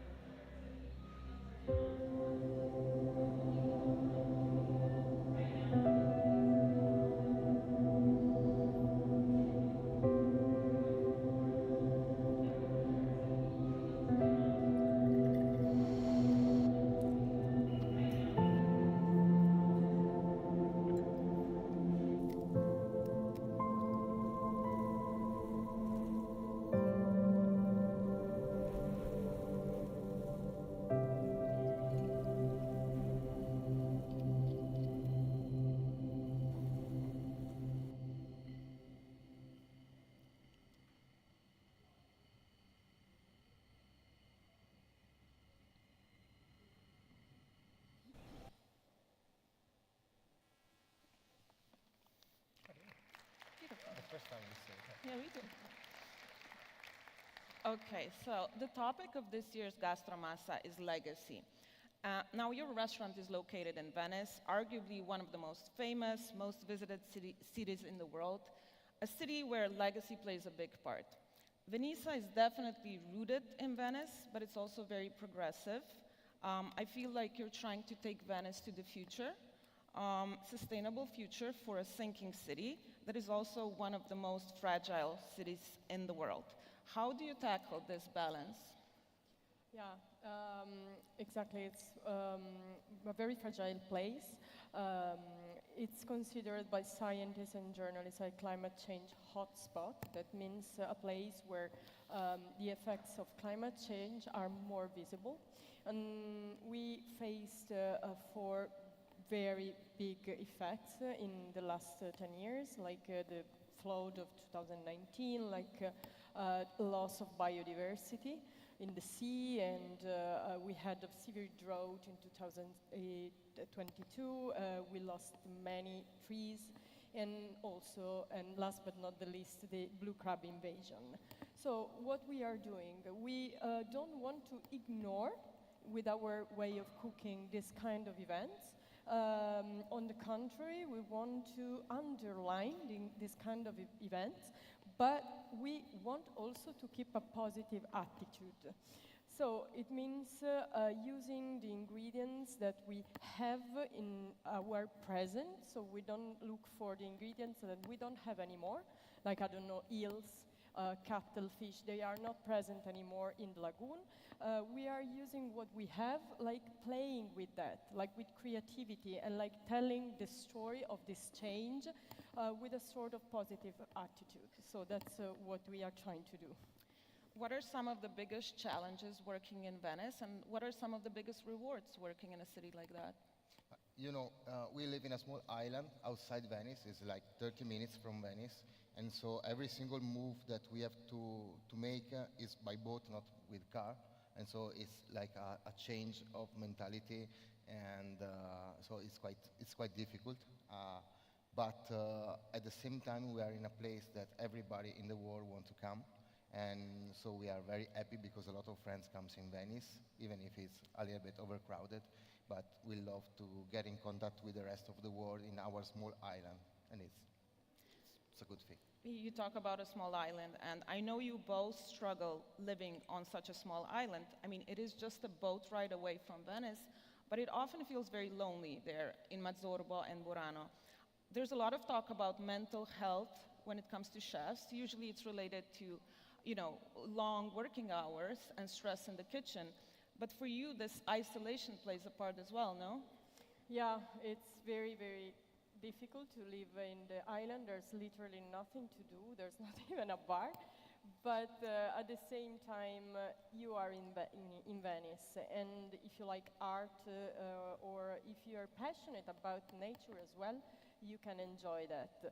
But I have to say that the problem is not the island itself. Maybe it's the difficult for people living in Venice to live in Venice, because every year we have more and more tourists and visitors and less services and I don't know, apartments for who lives in Venice. And so maybe the problem is Venice itself, living in Venice. But at the same time, we try to give a lot of I don't know, we try to transmit our passion to the guys working with us, and at the same time we give them 2 days and a half off so they can go out and from the island and enjoy the life. That's what we try to do. We are quite happy with our stuff, and we travel a lot. A lot of chefs like to use sustainability as their selling point, even though sometimes they only have like 2 pots of basil behind the restaurant. I know you two pretty well. I know how you work, and for me, you're one of the best examples of genuine sustainable practices, especially with your dedication to using invasive species. Do you get frustrated sometimes when you see everything that passes under the guise of sustainability these days in the restaurant world? Well, let's say, a little bit worried about it because sustainability is becoming a prize, an award to get, and because of Michelin Green Star. And so a lot of chefs focus in how can I get that award instead of embracing a good way to behave in the restaurant. And so we really needed the focus on sustainability to exit the consumeristic pattern of 90s. But now we have to make a step further and understand what means be sustainable at the restaurant, that is not have two basil pots on the window. And so let's hope. Let's talk a little bit about invasive species. You experiment a lot with them, be the super invasive and omnipresent blue crab or jellyfish. Your philosophy is basically eat the problem, and you have done a lot of work in that area. Do you feel you have made an impact, perhaps especially when it comes to Italy? Do you feel like you moved a few chefs to turn into a greener direction, perhaps?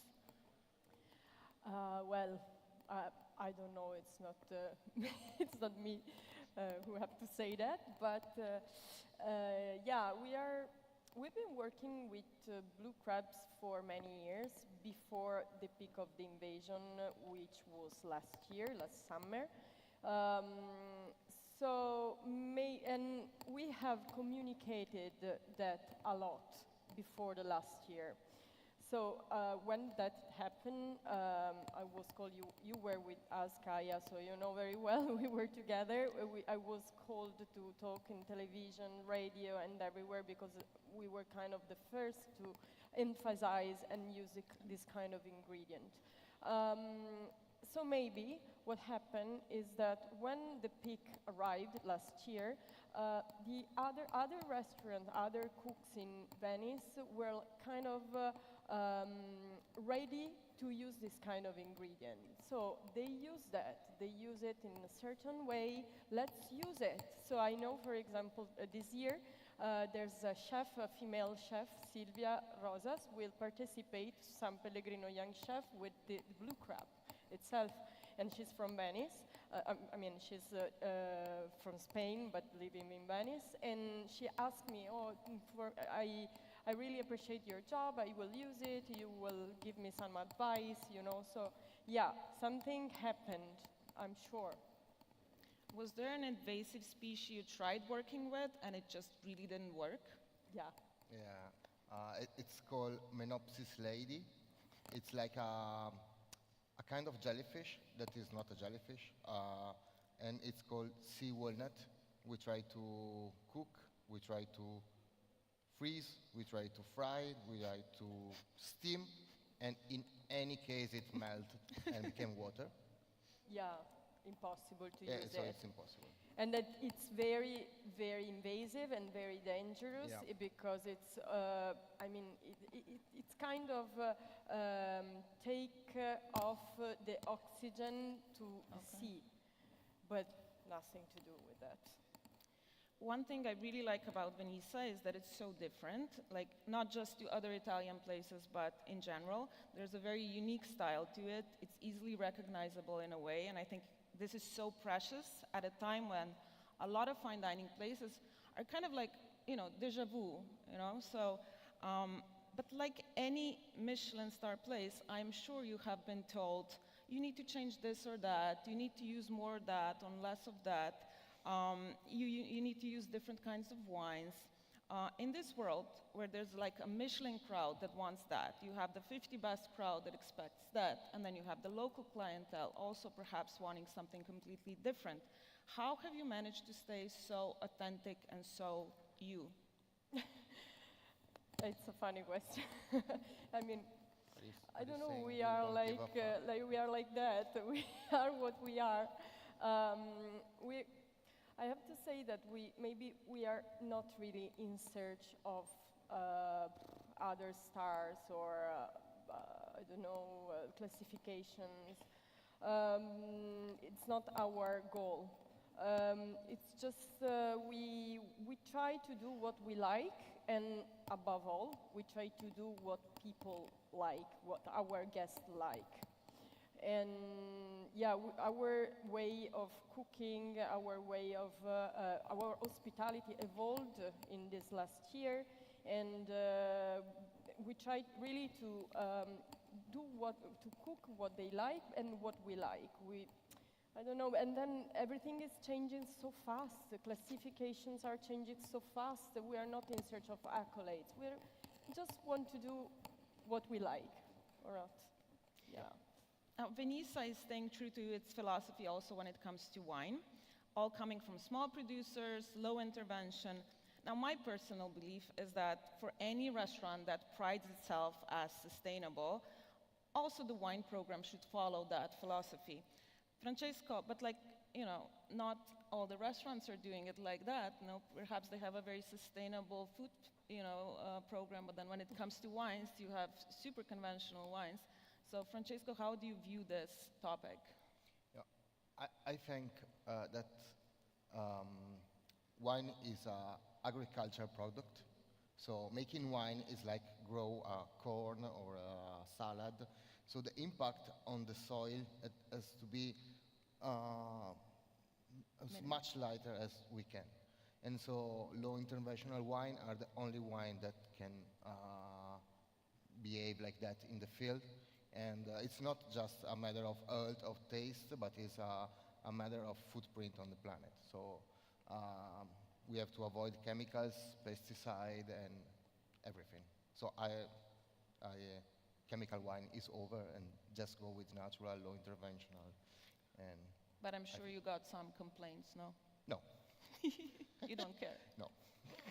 No, yes, but they didn't report to me because I get mad and then Also, the way he chooses the wine, it's very himself. I mean. Yeah. So I also want to ask you, because the topic is legacy, and perhaps this is the last question. What do you want your legacy to be, and legacy of Venisa to be? I don't know. Maybe an attitude towards the place where we live. So how we combine the food, the cooking, and a place.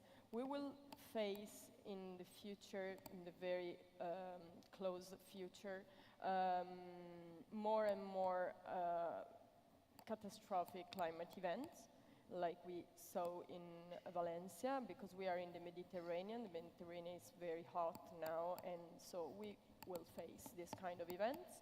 And the way our cook, we can help this is to cook in a certain way.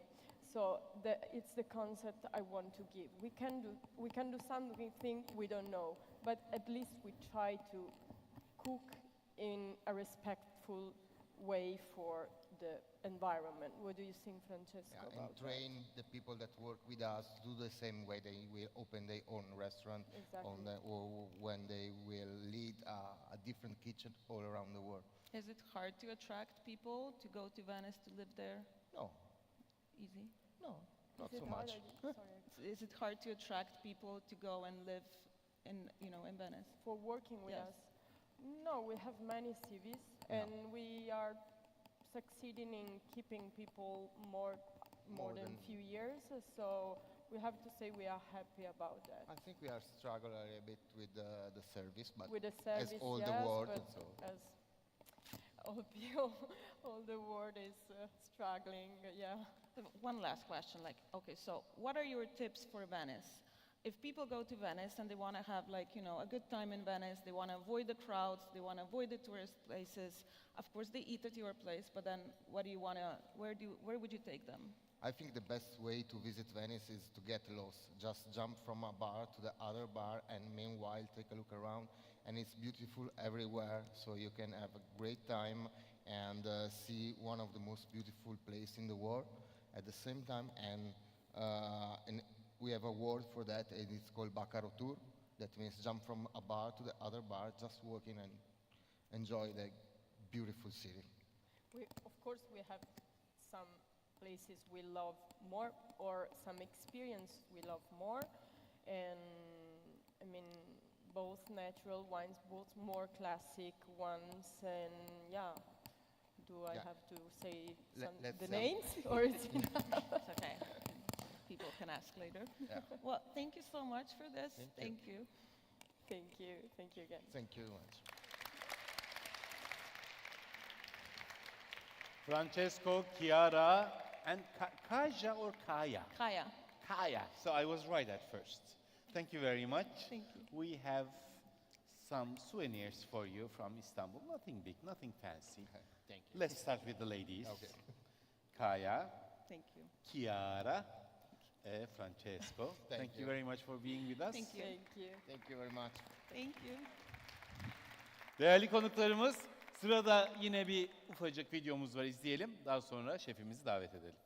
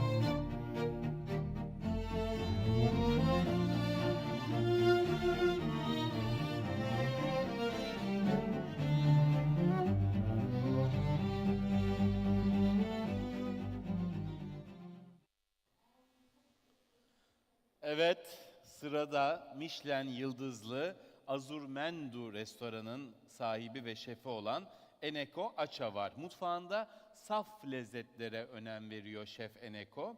Misafirlerine duyulara hitap eden bir gastronomik deneyim sunuyor.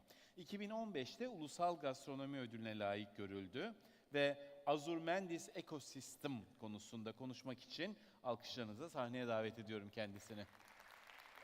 Chef, Hi, stage is yours. thank you. Thank you. Hola, buenos días. Un placer, lo primero. Gokmen, todo el equipo, gracias por invitarnos. Ha costado, pero hemos venido.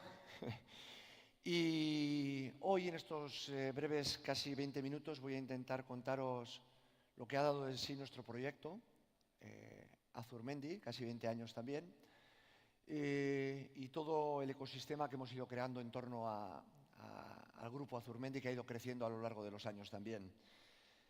Voy a intentar que sea trepidante, rápido y que en 20 minutos casi resumamos estos 20 años. Empiezo por la casa madre, donde todo surge. Azurmendi es mi apellido materno, es el nombre de nuestro restaurante también, en honor a mi madre. Y nacimos en el año 2005, con un proyecto que no sabía muy bien hacia dónde se dirigía, pero que soñaba con buscar un camino auténtico, identitario, y que partía hacia la búsqueda de la excelencia. Este es Azurmendi, esto que veis en la pantalla. No es el original, porque el original nace en otro espacio, que hoy en día se llama Eneko, y este nuevo espacio nace en el año 2012.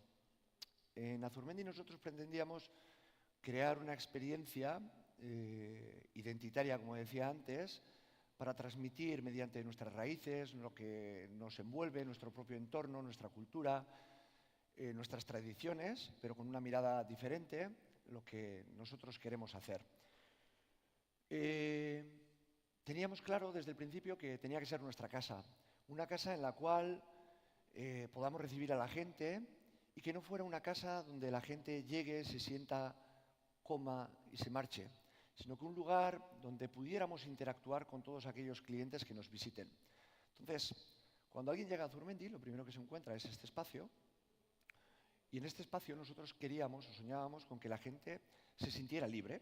Es un lugar donde muchas veces nos pasa, vamos a un restaurante, los nervios, la excitación máxima, y esa inquietud, ¿no? Y nosotros queríamos apagar, dejar que la gente se tranquilizara y que se hiciera con el propio entorno y se sintieran como en casa. Entonces, ese jardín que habéis visto es el espacio donde damos la bienvenida, y en un jardín hay algo que es casi un signature dish de la casa.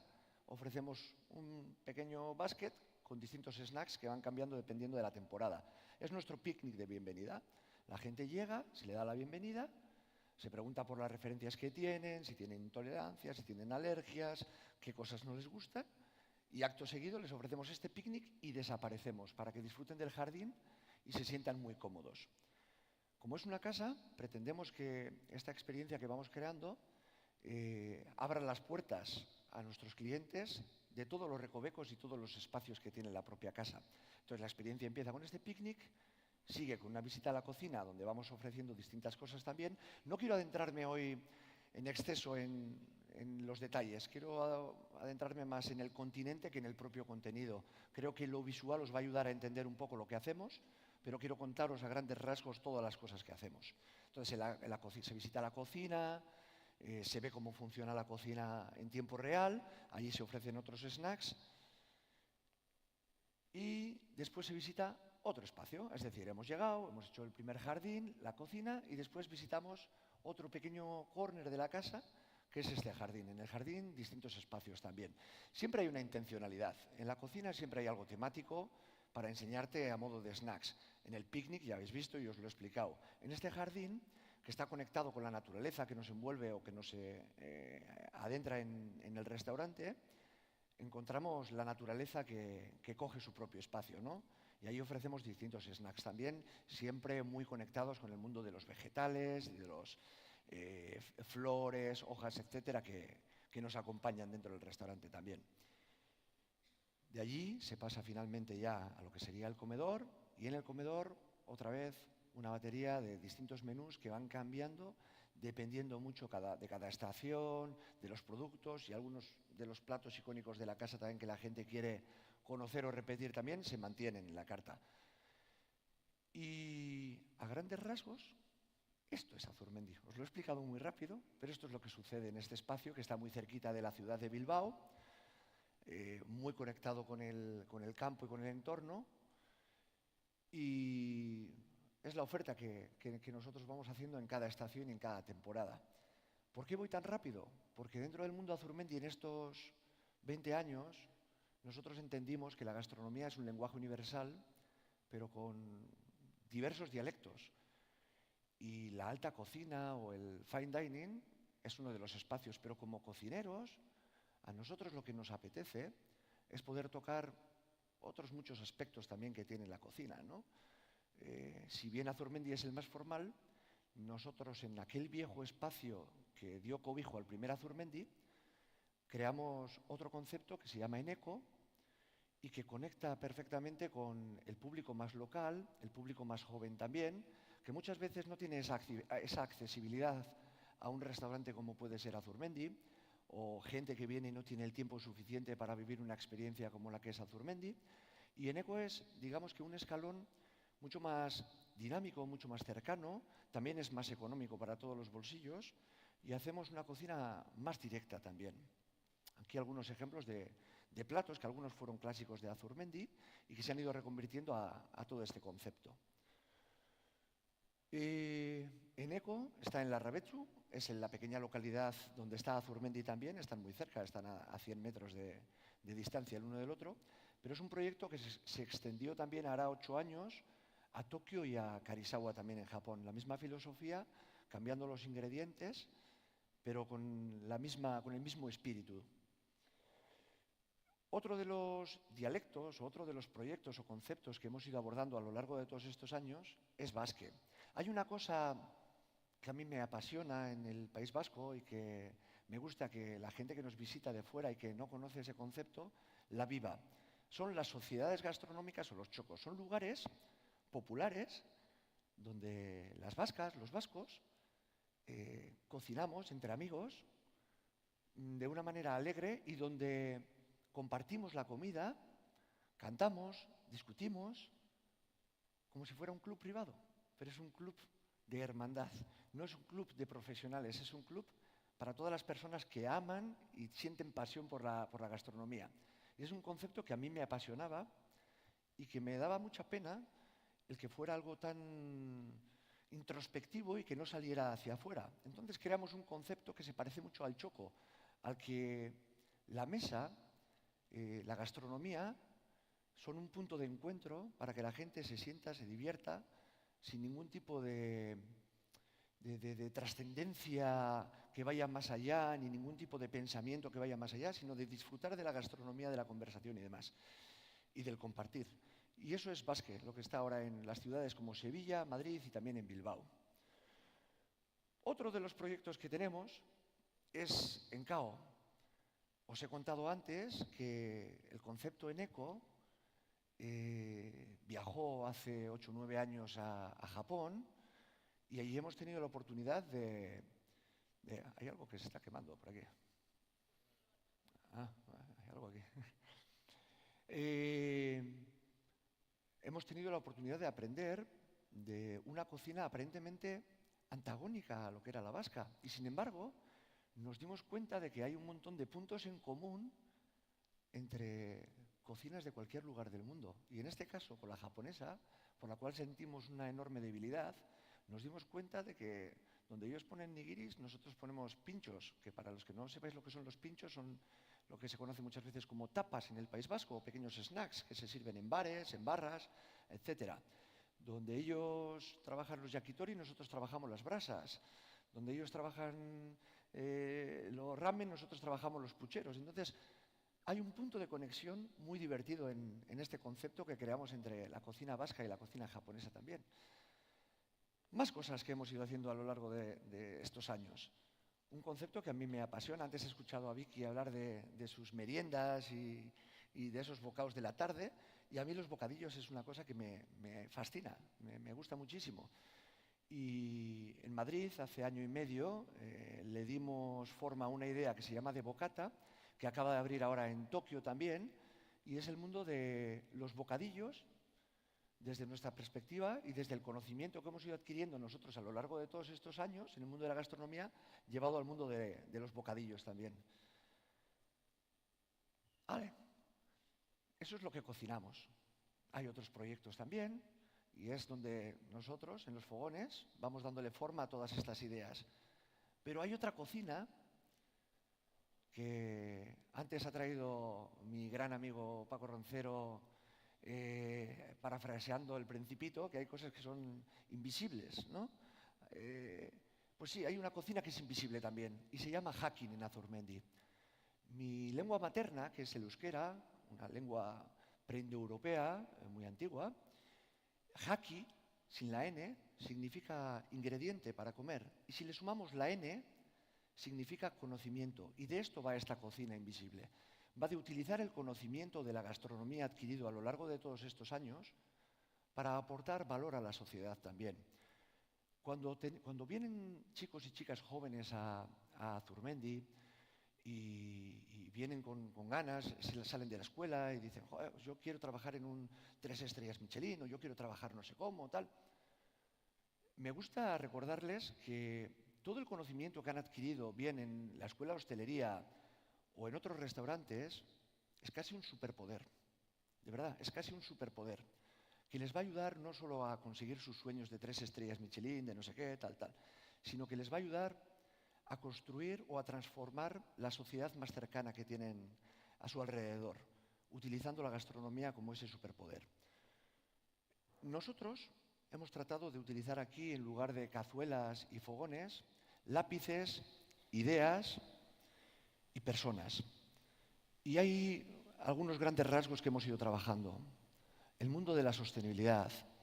Hoy en día, esa tan manida palabra, tan en boga o tan greenwashing, ¿no?, utilizado por grandes empresas, etcétera, la sostenibilidad, la sostenibilidad, la sostenibilidad.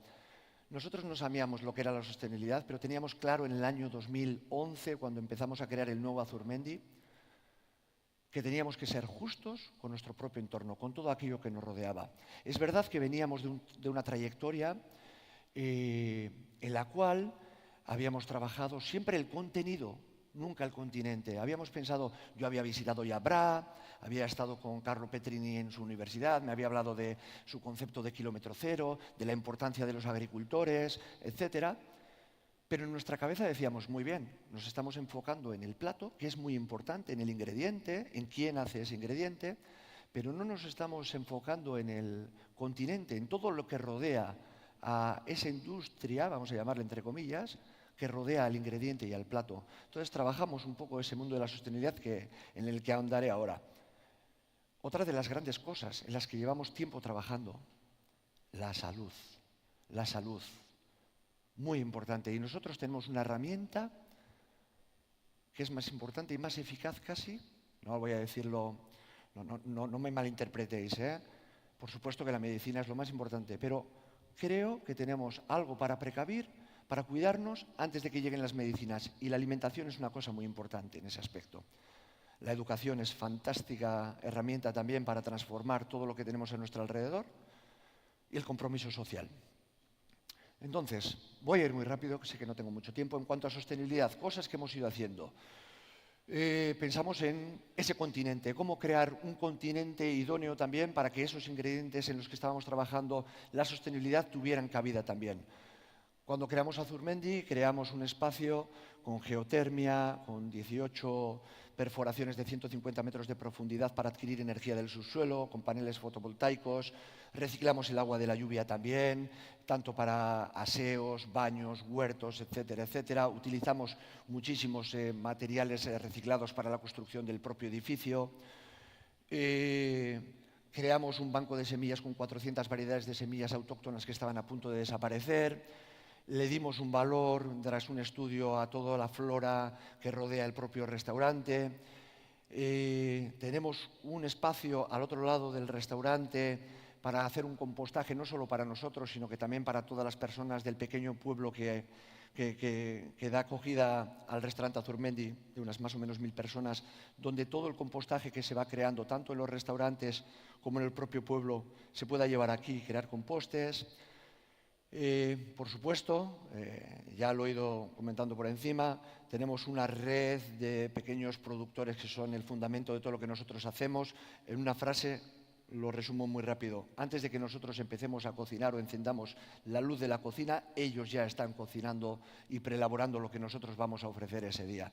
Son parte, artífices de todo lo que surge después en el proyecto Azurmendi.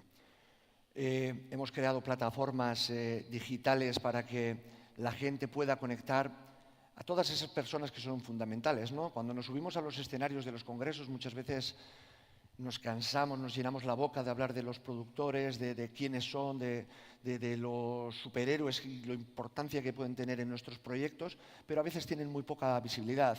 Nosotros pensamos en crear una plataforma digital para que en un solo clic podamos conocer a muchos de los mejores productores del mundo.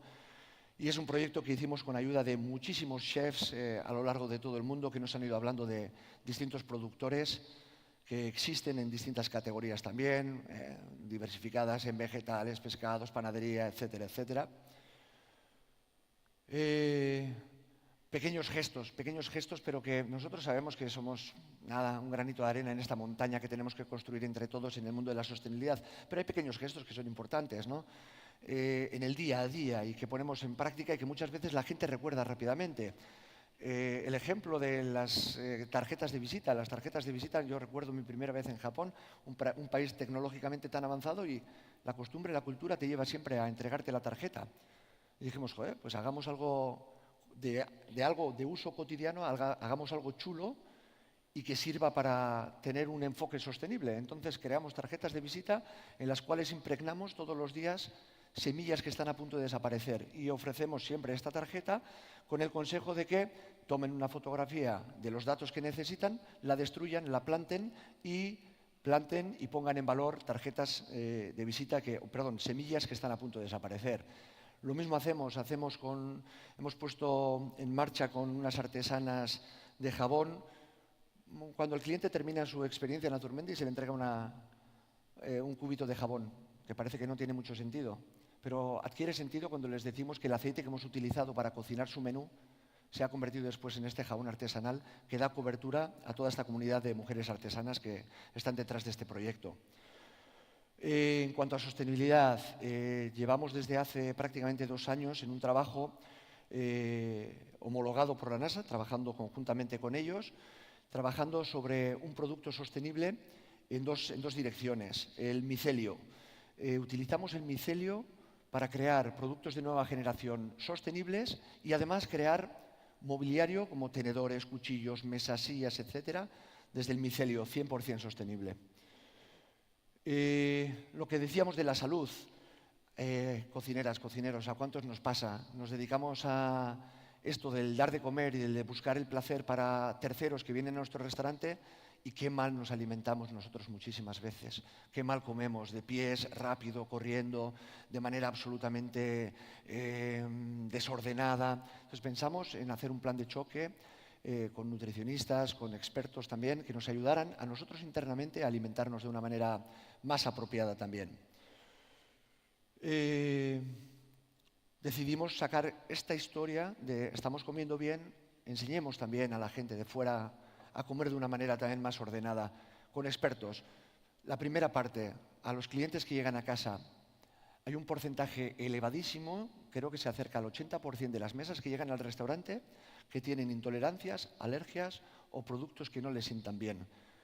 Y desde las escuelas de hostelería, yo creo que a veces, yo lo discuto mucho con ellos, salimos desprotegidos en cuanto a conocimiento, cuando tienes que enfrentarte a un cliente, en el buen sentido de la palabra, lo de enfrentarse, que te dice que tiene alergias que pueden poner en riesgo su vida. Y dices, joder, ¿yo qué responsabilidad voy a adquirir yo en cuanto a lo que me pide este cliente, ¿no? Entonces, hicimos un plan específico con expertos en salud alimentaria, medicina, nutrición, para adecuar nuestros menús de la manera más efectiva posible y más segura posible para todos estos clientes.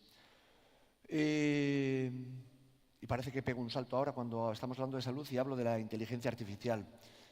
Es algo muy en boga, que está cerca y que os pongo unos ejemplos de un colaborador nuestro en EcoAspe. Le pedimos, oye, ¿por qué podemos trabajar cosas de diseño? ¿Qué podemos hacer con la inteligencia artificial? Pues podemos ayudarnos a crear diseños muy chulos, que nos ayude a dibujar de una manera más realista todo eso que antes dibujábamos con lápices. Y le digo, ojo, si la inteligencia artificial es capaz de hacer todo esto, one moment, 2 minutes, ¿por qué no vamos a empezar a utilizar una herramienta como la inteligencia artificial para que nos ayude con nuestro conocimiento y con el conocimiento de especialistas como médicos y nutricionistas a crear menús mucho más atractivos pues para hospitales, para residencias de la tercera edad, etcétera. Ahí tenéis unos cuantos ejemplos. Voy muy rápido, que sé que tengo poco tiempo.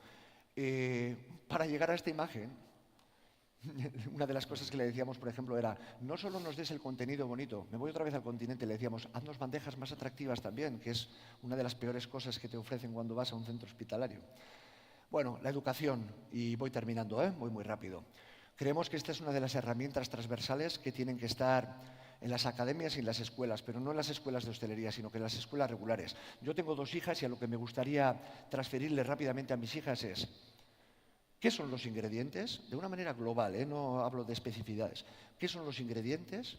Que un experto en el sector primario les dijera qué son los ingredientes, que un experto en logística y en compras les enseñara cuáles son los días más idóneos para poder comprar, cómo se compra de una manera más eficiente, que alguien les enseñara cómo hay que cocinar esos productos, cómo hay que alargar la vida de esos productos, que un experto en sostenibilidad les enseñara qué hacer con todos esos residuos orgánicos, etcétera, etcétera. Eso sería, imaginaros eso llevado de manera transversal a las academias o a las escuelas en niños entre 12 y 16 años, imaginaros el poder en forma de conocimiento que estamos dándole a toda una generación. Eso es empoderar una generación en torno a la salud, la sostenibilidad, el bienestar, el ahorro, el consumo del producto local, etc. Y por último, y ya no me extiendo más, muchas veces, lo hablaba ayer con Begoña, ¿no? Que ella os contara también cosas ahora a raíz de todo lo que pasa en Valencia, etc. Muchas veces a los cocineros, cuando nos subimos a un escenario, pues parece que que nos tildan o nos tachan a veces de estrellas, de no, porque vosotros, porque os va el glamour, el no sé qué, el tal. Y es verdad que a veces es un poco molesto. Y también no es fácil subirse a un auditorio y desnudarse y contar lo que uno hace. Entonces, yo en su día, como le cogí cierta manía al hablar en público, al dejarme ver demasiado también, pensé que la manera idónea de estar en público y de hacer cosas que aportaran un valor también era utilizando nuestra imagen, nuestro conocimiento, para apoyar un montón de causas y de tener un compromiso social. No me alargo, que ya me he pasado 5 minutos. Muchísimas gracias, ha sido un verdadero placer. Si alguien tiene interés en cualquier cosa, que me lo diga, por favor. Gracias. Sorry. Thank you very much. My pleasure. I'm really very sorry because Thank we have time constraints. Thank you very much. Thank you very much. Have a good Thank day. you. You too. Evet, değerli konuklarımız, sıradaki şefimiz mutfak vizyonunu balık ve geleneksel Portekiz tarifleri ve malzemeleri üzerine inşa eden bir Avusturyalı. Avusturyalı şef Hans Neuer 2 Michelin yıldızına layık görüldü ve 2009'da Go ve Mio tarafından yılın şefi seçildi. Şef Neuer şimdi sahnede The Taste of Discovery konusunda konuşmak üzere geliyor. Alkışlarla kendisini sahneye davet ediyorum. Hans Neuer.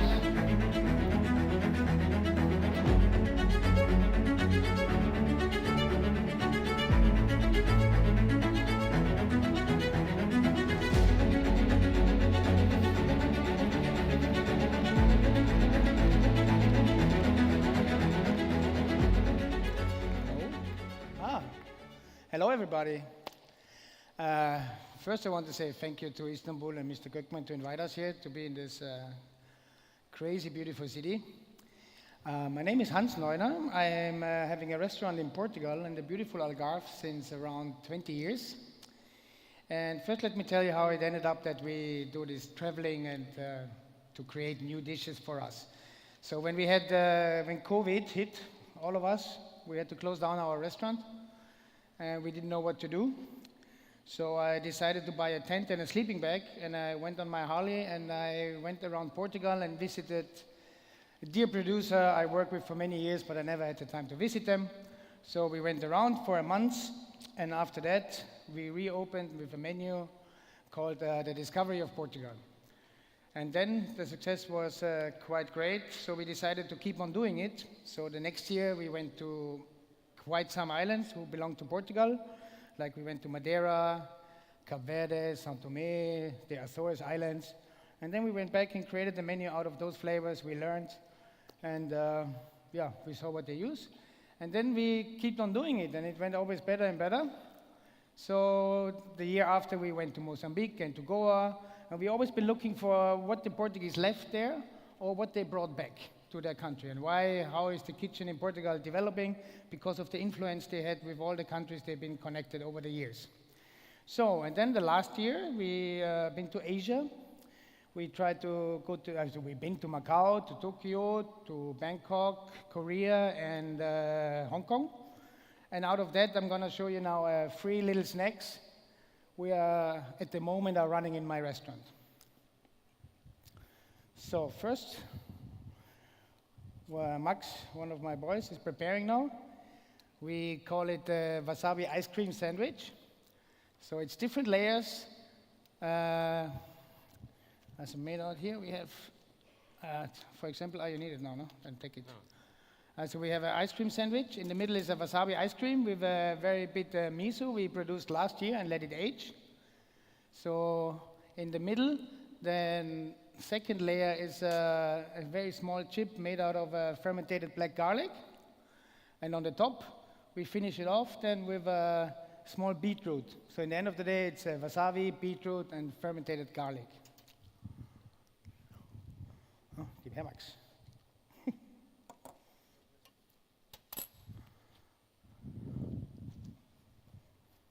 Yeah, take it, put it on. So then the next snack we did is called the dancing shrimp. Me and a friend of mine, we went to Bangkok to the street market, to the Chinese market, and we had an amazing dish. I mean, it's like they had an aquarium with many small living shrimps, and they just take them out alive, put them in a container, they season it off with some fish sauce, a little bit coriander, some lime juice, and then they shake it, and then you eat it like that. So in the end of the day, you eat very small live shrimps. They are jumping around. That's why we call it the next snack we're gonna do, dancing shrimp. So here, if you want to look closer, we have our wasabi ice cream sandwich. You see the different layers. It's the beetroot, then we have the black garlic, and inside we have the wasabi ice cream. I don't know if you can see it somewhere, but it looks quite fancy. So, next, so Max, next thing, we're gonna do our dancing shrimp. It's a beautiful dish. It's very successful in our restaurant. I mean, it's the last week we are doing it because next week we're gonna close the restaurant and we go for vacation. And we're gonna go for a new trip and get new inspired and see what we can learn from other cultures to get the restaurant always every year a little bit different. It's not that we change the restaurant or the design, but at least we try to bring every year different flavors to the restaurant and to our guests so they keep on coming back. So we're gonna finish it off with some caviar from a dear friend of mine in Berlin.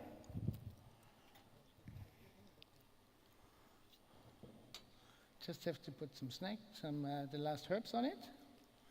And we're gonna, I always also bring stuff from those countries I go. So for example, this stuff here I bought in Tokyo. Beautiful little small, how do you call it? I don't know how you call it in English, to be honest. So in the end of the day, we try to do it to, we're not trying to copy different Asian cultures or food. We just try to give it our twist. So we use then some flavors from them. Depends on, for example, now we made last year our own miso. We made a miso out of sep mushrooms and barley. We made it last year in August, so it had then 5 months to get to the state we need. And that we're gonna use then for the next dish. It's tuna belly with mushroom miso and sea urchin vinaigrette. That's why we also have the sea urchin here. Oh, it looks amazing. Super, Max. Auf geht's. So, and then we do our last dish. So.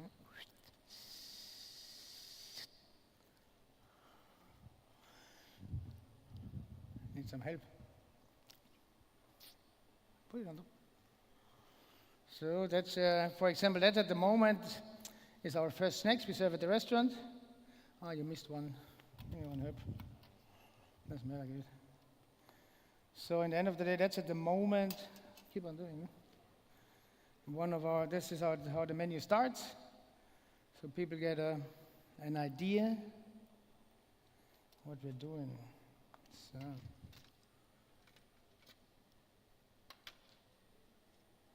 Tsaki, tsaki. So, that's more or less it, no? Not much more to say to that. Just have our last snack. I hope I said already thank you to you guys for coming. It's a pleasure. Thanks to Mr. Gückmann, to the city of Istanbul, and all you guys and ladies and whatever. It's amazing to be here. Unbelievably cool city. We had a great night yesterday with Maxmut. He really, really made us feel like home. So, come. So now he's going to marinate it. We have the tuna belly. In that case, we have a fish from here. We marinated with some mustard seeds who we are very shortly cooking in apple juice, so they get like a caviar texture, very easy and very juicy. And we mix that with our own mushroom miso, and then we just fill it in a shape. We fry it first with a deep frying system. We, like a lot of people have now, you have stars, you have any shape you want.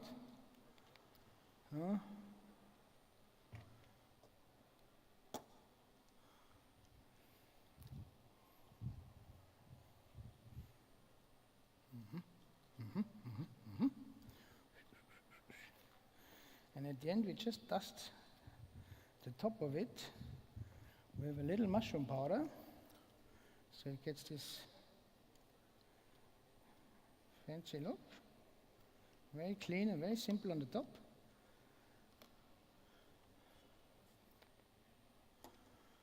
Now we try to put it on the sea urchin. The sea urchin, why? Because I believe that sea urchin gives this very iodic and very sea flavor to the tuna belly, and in my opinion it works very well with this sep miso we made last year. Put it on. So we dust one more time over it. Where's the duster? Ah, here. Huh? Huh? Put it on.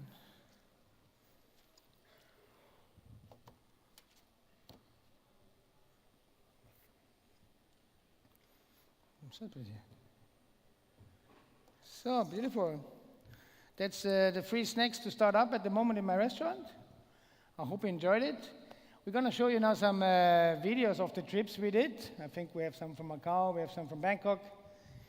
And I hope you enjoyed it. Thank you so much. Thank you so much.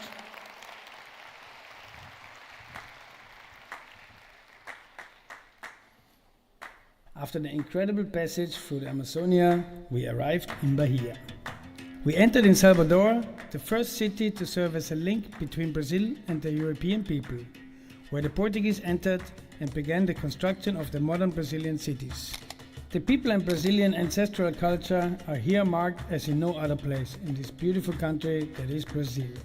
We feel Africa, Europe and Brazil in this city. In the streets, we discover how people, architecture, art and creativity shape this city so beautifully.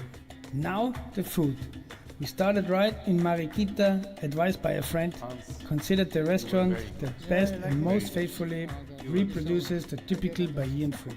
After recovering, the next day we meet our friend and chef Fabrício Lemos, today one of the biggest names in Brazilian gastronomy, with his partner Lisiane Arussa, bring contemporary to traditional Brazilian cuisine.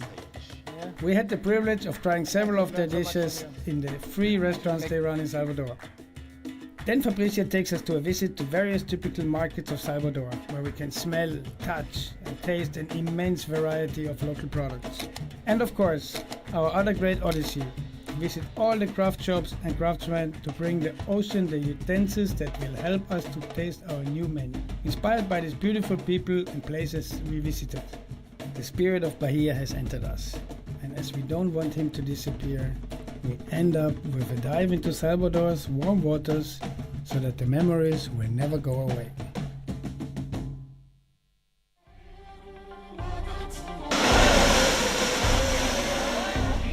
Efendim böyle bir aramızda sohbet ediyorduk. Bodrum'a gidecek Hans yakında ve Bodrum'u da görecek. Çok güzel değil mi manzaralar?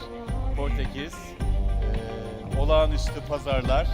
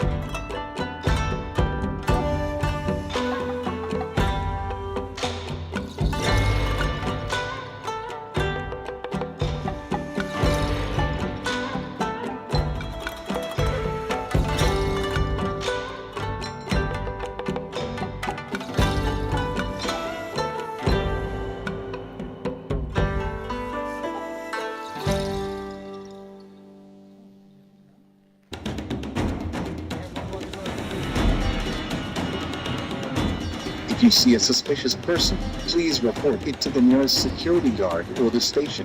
お知らせください。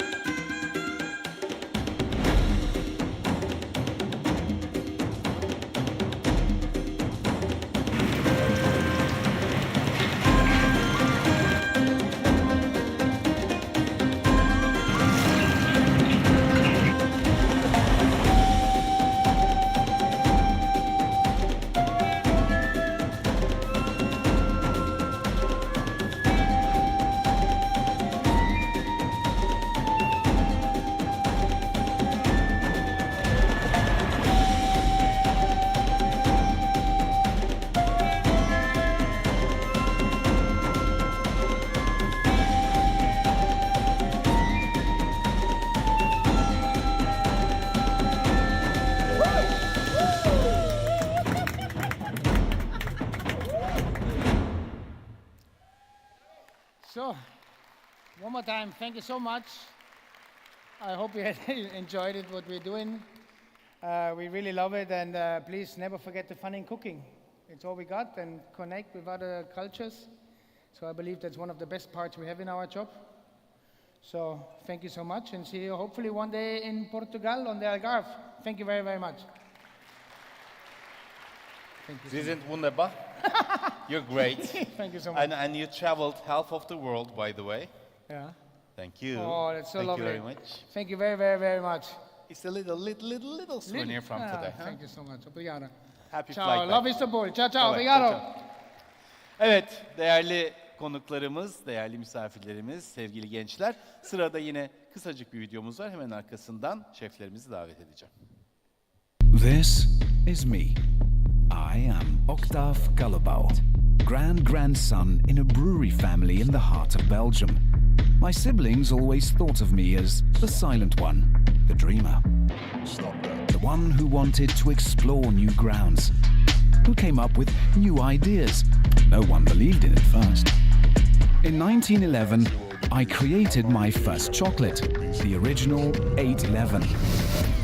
Made in the heart of Belgium, that would become an ally for chefs and artisans around the world, that would outlive revolutions, generations, fashions, and time. I named each of my chocolates with numbers: 811, 823, 845, 826, with the 8 referring to my name, Octave. Because Octavius in Latin means the 8. For me, the 8 is a symbol, a reminder that if you keep believing in yourself and in all your original dream, you can do amazing things. This is us. Artisans, Chefs, makers, creators, doers. Maybe we're all different. Some of us are bold. And some of us are the silent ones. Some of us go on our own. And some thrive in a team.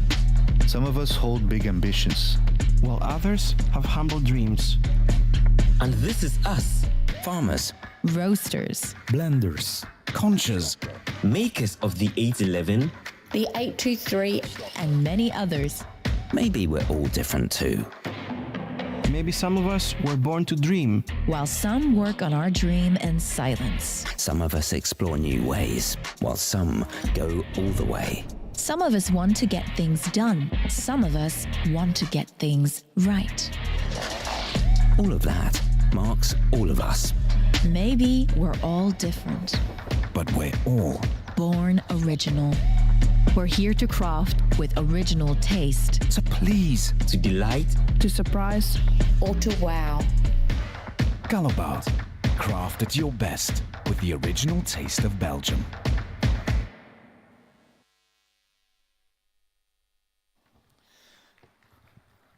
Sağ olun değerli konuklarımız. Şimdi sırada çok tatlı bir panel var. Gastronominin başkentleri İngiltere, Almanya ve Fransa'dan deneyimli pasta şeflerinde sıra. Moderatörlüğünü de bu panelin La Libre Belgique gazetecisi Laura Centrella yapacak. Kendisini önce alkışlarla sahneye davet ediyorum. Laura, and how do the world's most creative pastry chefs create their menus?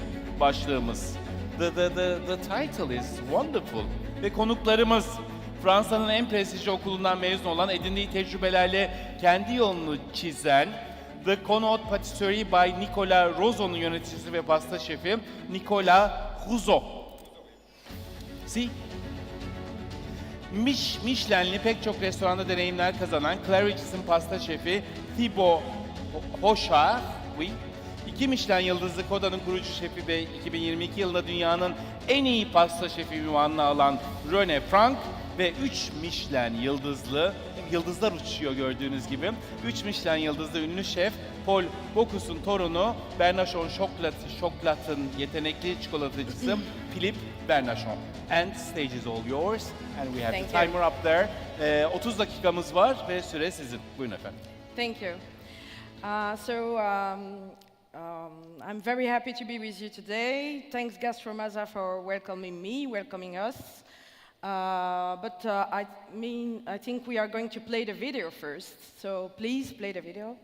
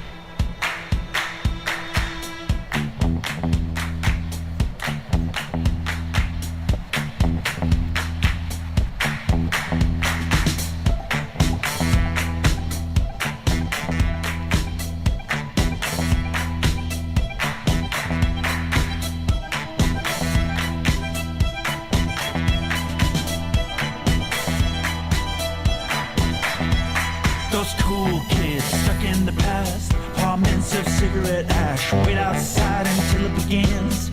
Won't be the first ones in. Spend your life waiting in line. You find it hard to define, but you do it every time.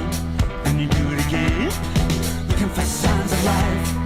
Looking for signs every night, but there's no signs of life. So we do it again. Looking for signs of life. Looking for signs every night, but there's no signs of life. So we do it again.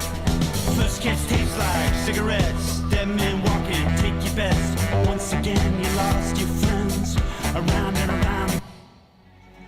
I'm René Frank, chef owner of Coda. As a chef and pastry chef, I've always known that this city is exactly the right place for my unique culinary vision. What started in 2016 as a dessert bar is today non-conformist restaurants. I invite my guests to look beyond norms and classic restaurant categorization. Over the years, I have developed my own non-conformist approach. My own cuisine, inspired by desserts and pastry, where sugar does not play the main role. Non-binary dishes, which have no labels and no categories.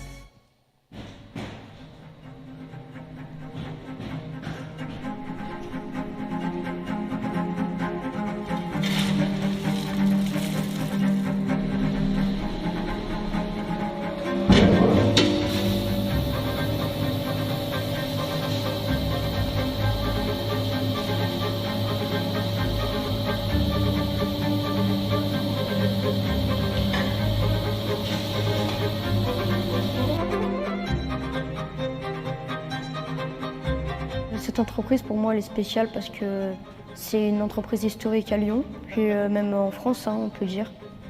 C'est une entreprise qui a de l'histoire. Et même les gâteaux, ils ont de l'histoire. Quand on réfléchit, M. Maurice Bernachon était en avance sur son temps. Et il faisait des choses modernes. Et c'est l'objectif aussi de la journée tout le temps. Qualité, tradition. Mais on a aussi une tradition de qualité. Qualité et tradition, et c'est notre travail de tous les jours qui est compliqué à tenir, qui est compliqué à faire. Et c'est ça. Mais moi, c'est vraiment les mots qui me viennent quand je parle de Maison Bernachon. Pour moi, la Maison Bernachon, c'est une maison de tradition, maison familiale, maison d'excellence. En plus de la tradition, je pense qu'avec la boutique qu'on a faite il y a 2 ans, un petit peu plus de modernisme et une clientèle un peu plus jeune.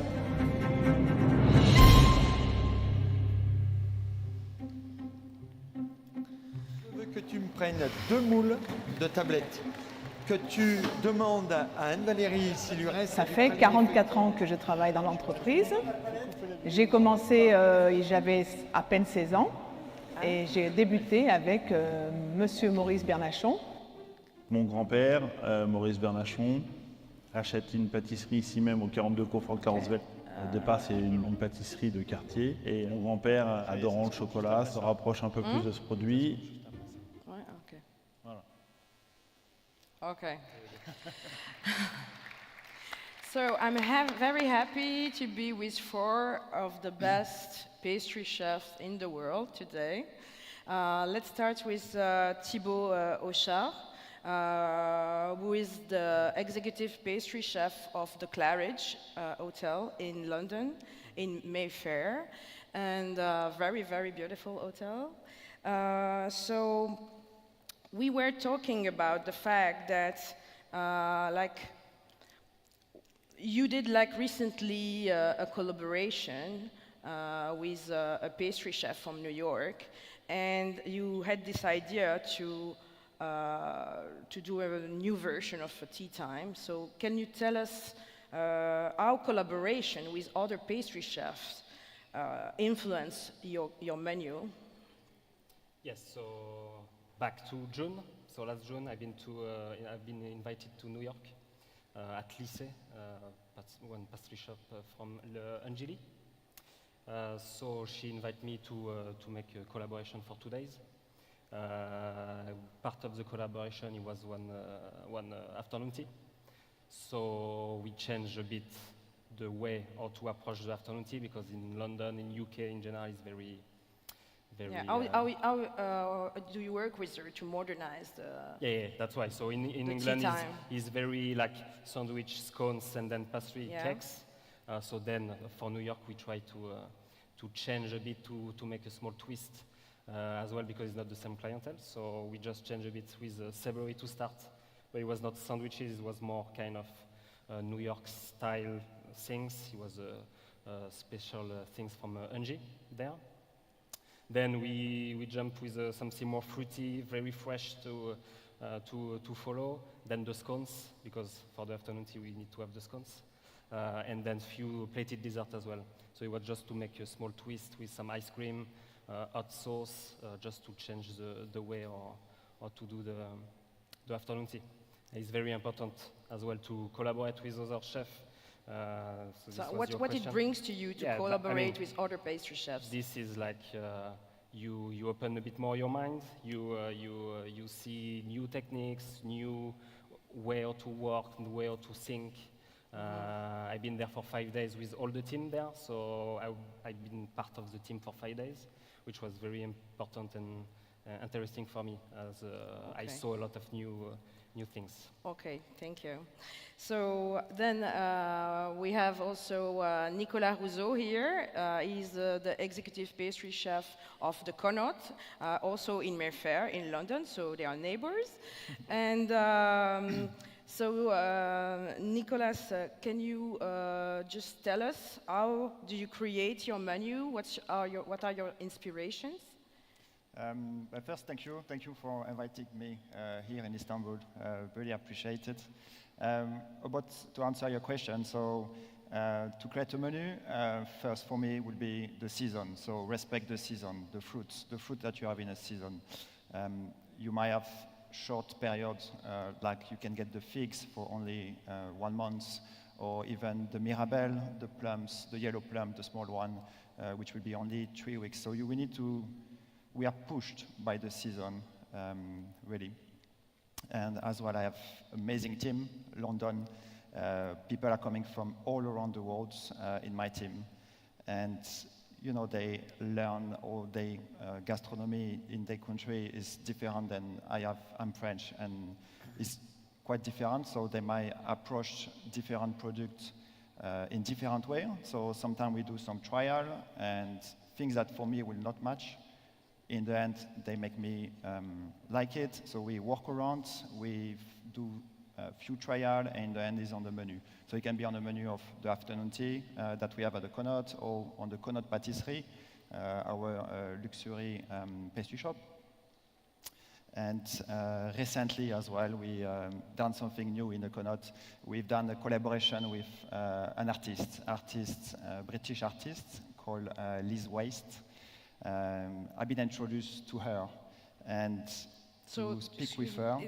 Those new pastries that you invented with an artist and also an influencer, like you were really focused on colors. Can you explain really the? So Liz Waste, this artist, very focused on the color, on the geometric shape, and when I saw art full of color, and this gets the inspiration. As well, we are in autumn. We were in autumn at this moment, so the color that she liked and the color with the seasonal fruit match extremely well. So we've done this collaboration, beautiful, full of color, and we even call it color temper, the cake. Okay. So the cake was for 3 weeks in a pastry shop. And I heard also that you are working with Valrhona on a new type of chocolate, trying to reduce glycemic levels. Can you just... So, even when I was saying I'm working a lot with the season, so I use a lot of fruit. Every pastry that I'm doing is with fruit to try to reduce the glycemic index as maximum. And yes, with another brand of chocolate, we are trying to create this chocolate to reduce the glycemic index, to don't remove the pleasure when you are eating a cake, but to really reduce what affects you in the sugar. Thank you. So now we are going to speak with René Franck. Maybe I don't need to introduce you, René Franck, who is an amazing pastry chef who really offers a unique experience in his restaurant Coda in Berlin, to Michelin star restaurant. He was elected best pastry chef this year at the Best Chef Awards in Dubai. He earned 3 knives. So an amazing pastry chef, and he offers a unique experience. Can you tell us how do you succeed in balancing the sweetness and the savory dishes in your restaurant? Because it's the most important thing you do. Yeah, so thank you, Laura, for the introduction, and thank you to Gökmen to inviting me also to this panel talk. So when we started 8 years ago with Coda, we started Coda as a dessert bar, and we wanted to transform Coda into a restaurant, and there I really took my background in cooking and incorporated it into the desserts. So that means more savory components, especially umami into the desserts. Because we created the concept of dessert dining, which means that you have the full dinner experience just with desserts, and there umami plays an important role. So we lowered the amount of sugar in general in desserts, and what we used instead of sugar and still use instead of sugar is like the natural occurring sweetness, what we have in fruits, vegetables, and ingredients, even honey. But what we don't want to use is like industrial refined sugar. Okay, and also like what is stunning during the experience is that you succeed in introducing like very unusual ingredients in the pastry world. So like sobressada, like bone marrow, seaweed, cabbage, and it's incredible. Like how do you? What's the idea? How you come with those ideas?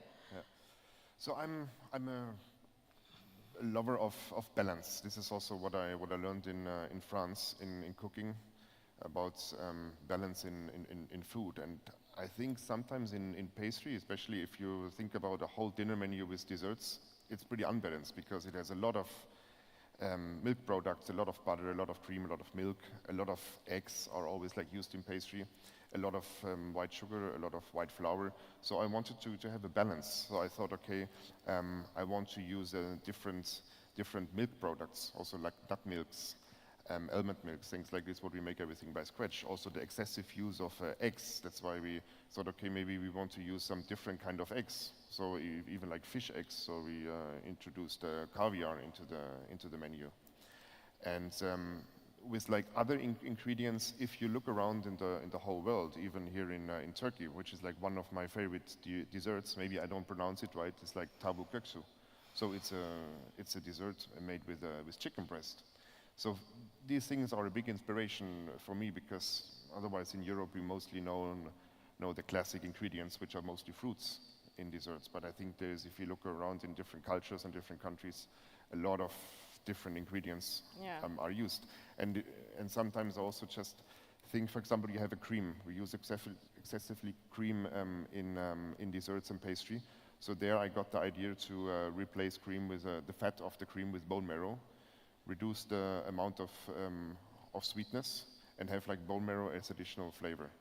I mean, but this is like not then classic desserts, what you serve at the end of the menu. These are desserts which I like to call non-conforming dishes. Okay. They almost don't fit in a category if it's really a dessert or if it's maybe a savory dish. Yeah. Well, but what's the objective? Do you want to surprise your guests or?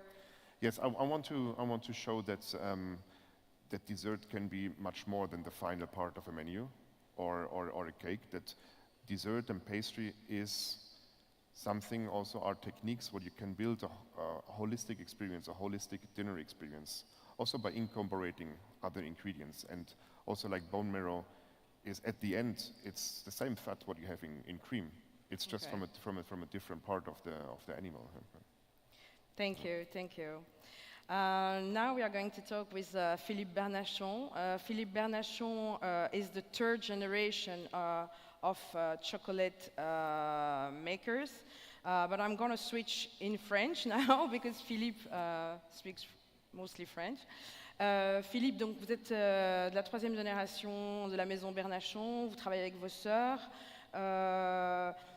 Le thème justement général de l'héritage ici à Gastromasa, je pense qu'il s'y est très bien à votre maison, qui est quand même née en 1953. C'est votre grand-père Maurice qui l'a créé. Maurice Bernachon qui a été un des précurseurs du bean to bar dans le monde. Philippe, c'est aussi le petit-fils du chef Paul Bocuse, un des plus grands chefs français.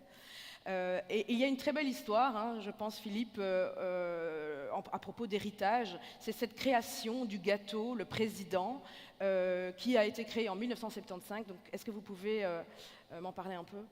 Oui, bien sûr. Donc, en fait, le gâteau, le président, donc, a été créé en 1975 quand Paul Bocuse reçoit des mains de Valéry Giscard d'Estaing, donc le président de la République française, une distinction, la Légion d'honneur. Et ils organisent un repas, un déjeuner à l'Élysée. Donc là, Paul Bocuse crée la soupe VGE, donc pour Valéry Giscard d'Estaing. La fameuse soupe VGE, voilà, une soupe aux truffes. Il y a les frères Trois Gros qui font leur saumon à l'oseille. Il y a Michel Guérard qui fait aussi un autre plat. Et en dessert, donc, il y a le gâteau de mon grand-père, donc qu'on a débaptisé pour appeler le président, parce qu'avant, ce gâteau s'appelait le Montmorency. Montmorency, c'est une variété de cerise. Et il a été débaptisé donc en 1975 pour s'appeler le président. Vous pouvez juste nous dire quels sont les ingrédients très vite? Alors les ingrédients, c'est de la génoise, c'est des bigarreaux blancs confits, un alcool de cerise qu'on va faire nous dans les monts du Lyonnais, par une petite distillerie familiale aussi, et on va mettre de la ganache avec du praliné noisette à l'intérieur.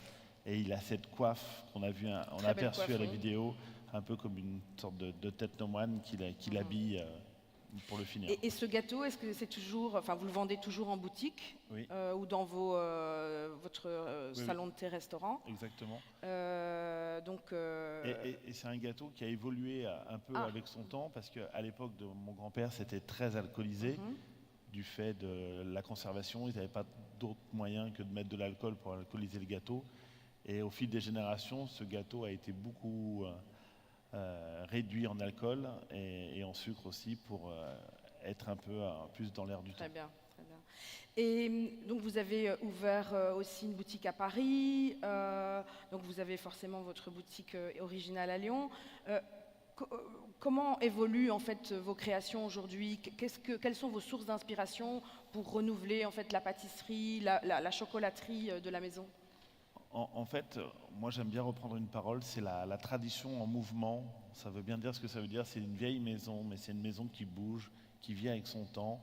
Et on va s'inspirer de... typiquement, un voyage à Istanbul peut déboucher sur un gâteau ou une création de chocolat. Moi je pense que les voyages sont hyper intéressants, enrichissants au niveau de notre métier. Donc vous voulez dire, il y a peut-être une épice que vous allez découvrir ici, à Istanbul, qui va vous inspirer pour un gâteau ou un chocolat peut-être? Exactement, c'est ça. Il y a plein de choses qu'on va goûter qui va nous inspirer pour les prochaines créations. Parfait. Et en parlant justement de modernité, de tendance, I'm going to re-switch in English. Thibaut, I saw that you were like working on those giant pastry. They are really trendy right now. Big croissant. You are making a big madeleine. How the trends in the pastry world are influencing you? I mean,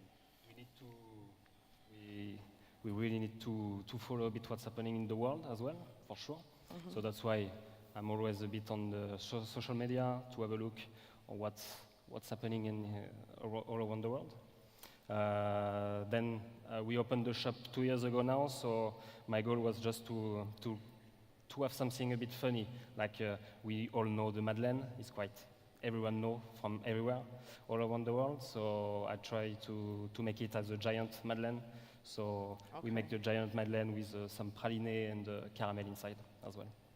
Okay, and I think we have a great news that you know, because a lot of pastry chefs are collaborating, and it brings a lot of new ideas. And so our neighbors from London, Thibaut and Nicolas, are working on a project together. Can you just tell us just a bit? Yeah, we will say a little bit, but yeah, as a good friend, we are both in London. And you know, collaboration, as mentioned, Thibaut, he been to New York. I've done some collaboration as well. And as friends, we decide to do our collaboration. So we will say a little bit more. You will see beginning of next year, but it will be something really cool, yeah. Okay, thank you. Thank you for the reveal. René, I just would like to talk with you about few of your iconic creations, like for example this ice cream with caviar on top. Can you just like tell us how you created this one and what was the idea? Yeah, so our caviar popsicle is an ice cream made of Jerusalem artichoke and vanilla. Inside we have a center with pecan nuts, and outside we have the 12 gram of Osietra caviar. The idea when we created this was that, as I said before, like in pastry there are like chicken eggs excessively used. And I was always like questioning excessive use of one product, one ingredient, because in our menu we have like now 15 servings.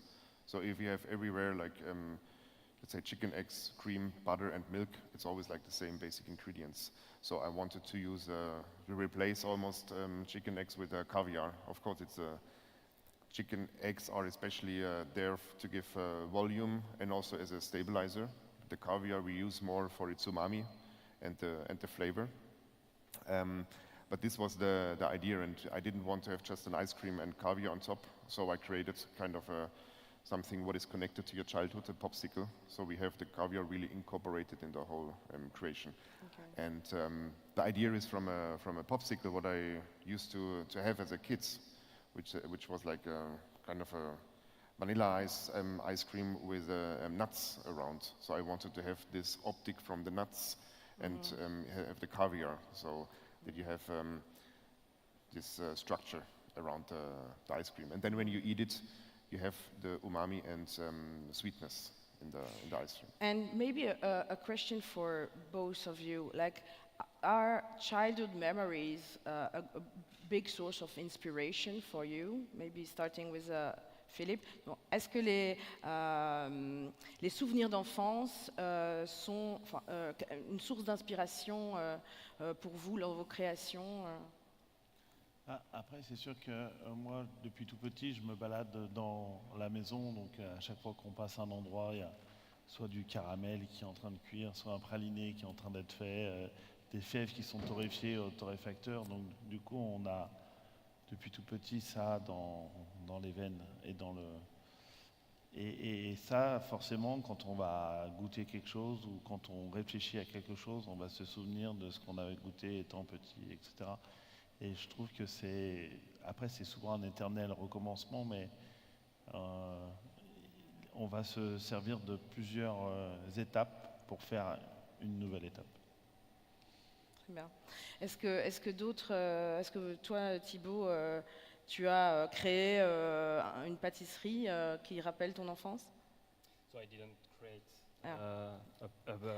cakes or something like that, but I remember my mother making chocolate mousse, very simple chocolate mousse, but the way she used to do was amazing. So this is something I work on to make it. It's now on the menu at the Clydes as well. Just simple chocolate mousse as well. Nice. And you, Nicolas? So my parents have a garden. We are in south of France, and it was all the time fruit in the garden. So it was, I remember, to pick up the raspberry still warm from the sun, or the season of the strawberry, we had figs, you know, and this I bring in my pastry. So as I mentioned later, working with the season, because I really learned from child how to use the season, the best product on better moments. So every month pastry, you will have fresh food on it.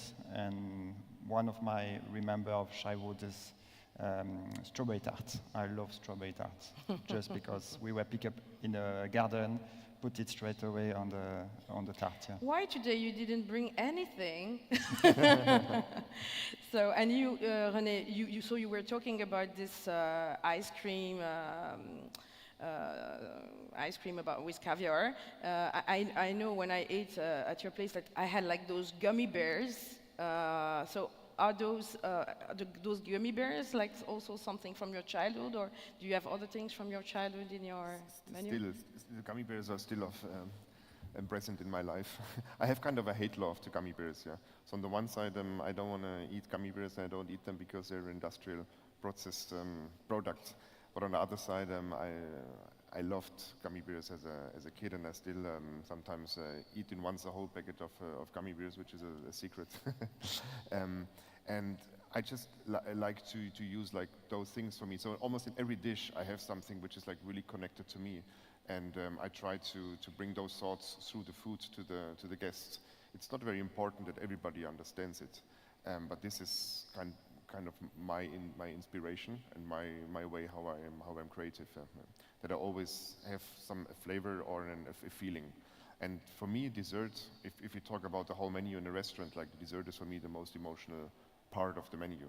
And this was also my motivation to create a whole experience about dessert. Okay, thank you very much. I think we are done, guys. No? Yeah. So thank you very much for your attention, and see you soon. Yeah, thank you. Yeah. Thank you.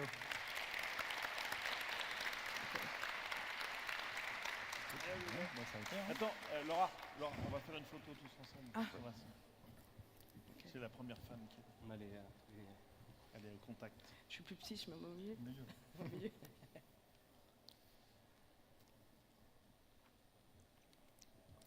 Evet, günden bir anı fotoğrafı. Şeflerimize çok teşekkür ediyoruz. Je vous remercie. Hein? Laura, Thank you. çok teşekkür ederiz. Thank you very much. And we have little souvenirs from today and they're right there.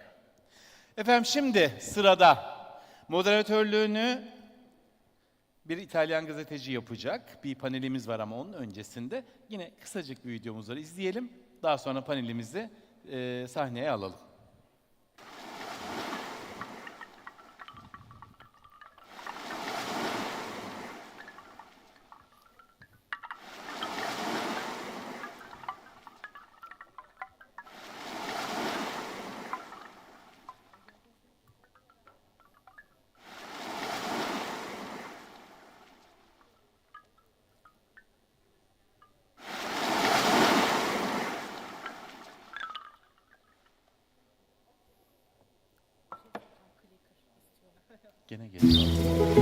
Nefaset neydi? Nefaset güzel olandı. Kuzey Ege'nin mavi denizinde yıkanırdı. Nefaset nefis olandı. Kuzey Ege'nin serin rüzgarında salınırdı. Kıymetli olandı. Kuzey Ege'nin taşında, toprağında saklıydı. Kozoliv, nefaseti Kuzey Ege'den, nefaseti kendi ağaçlarımızdan. Evet, moderatörlüğünü İtalyan gazeteci ve yemek eleştirmeni Paolo Vizzari'nin üstleneceği panelimizin konusu Sono Nuovo. Ona eşlik edecek olan isimse aile restoranı Le Calandri'nin mutfağında hafiflik, lezzet, derinlik ve akışkanlığa önem veren 3 Michelin yıldızlı Massimiliano Alahamo. Kendilerini alkışlarla sahneye davet ediyorum. Paolo e Massimiliano. Bienvenuti. Hi. Hi, sir. The pleasure is all mine. Let's see. Yes, we are open. Good afternoon, everybody. Great to be here. Hi. Buongiorno. Where do you want to stay? Dove vuoi stare, Massimo? Qui nel palco, no? Ok, occupiamo. Buongiorno a tutti. Like, I'm gonna start in English, then we are gonna speak in Italian, me and Massimiliano, Alaimo. It's a pleasure. I'm Paolo. Usually I write about food, but today I'm just here to be kind of the counterpart and the ears to listen to Massimiliano. And when I say listen, you will see that this time I'm not only talking about going after a lesson, we are literally talking about sound.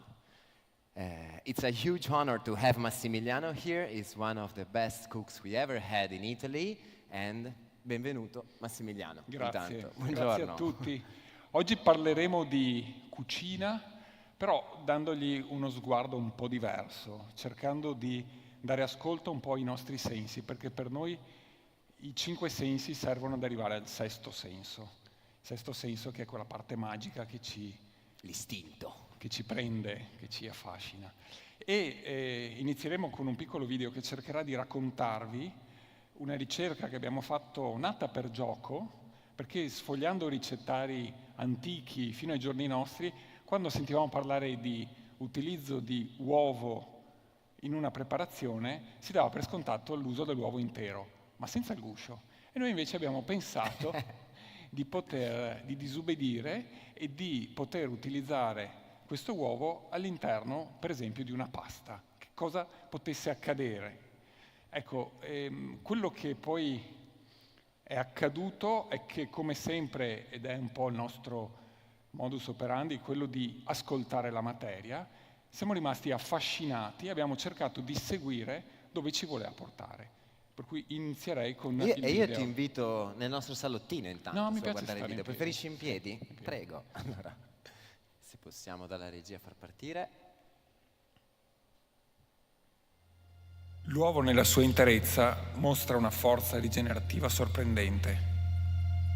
La trafilatura della pasta con il guscio disperso in piccolissimi frammenti ci regala un'opportunità di degustazione del tutto nuova.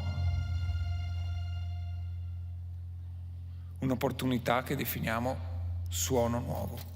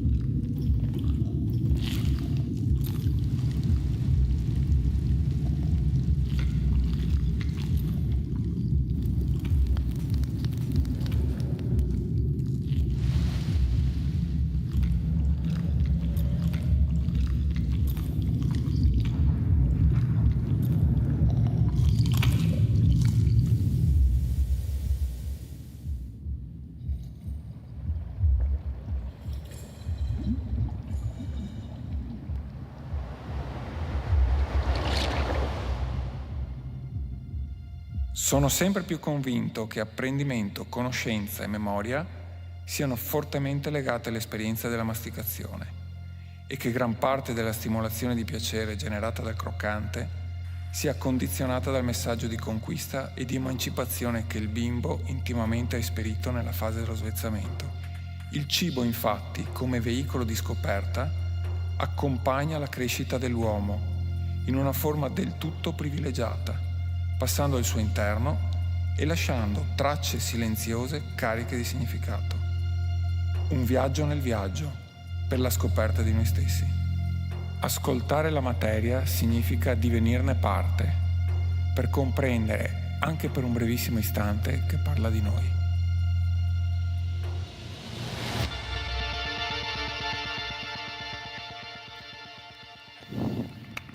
Ecco.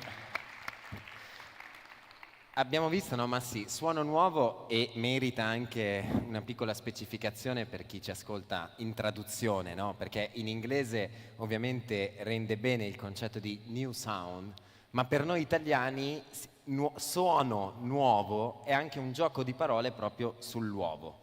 E questi due elementi, un po' il lavoro di apertura, sia nella lettura dei sensi, sia proprio in quello che noi crediamo e invece tu vai a analizzare, e il gioco, di parole e non solo, sono un po' le due chiavi attorno a cui ruota gran parte del tuo lavoro, no? Assolutamente. In effetti l'ospite che viene a degustare questo piatto alle calandre lo degusta con i tappi nelle orecchie. Questo perché? Per veramente calarsi nell'ascolto di se stessi. Poi vedremo in una misura un po' più precisa che cosa accade all'interno di noi stessi. Però prima vorrei farvi ascoltare, se riuscite chiudete anche gli occhi, se riusciamo anche a oscurare lo schermo. Vediamo se la regia ci aiuta abbassando le luci quanto possibile e poi chiediamo a voi del pubblico piano piano di chiudere le palpebre e immaginarsi in una stanza vuota e buia. Perché quanto incide un suono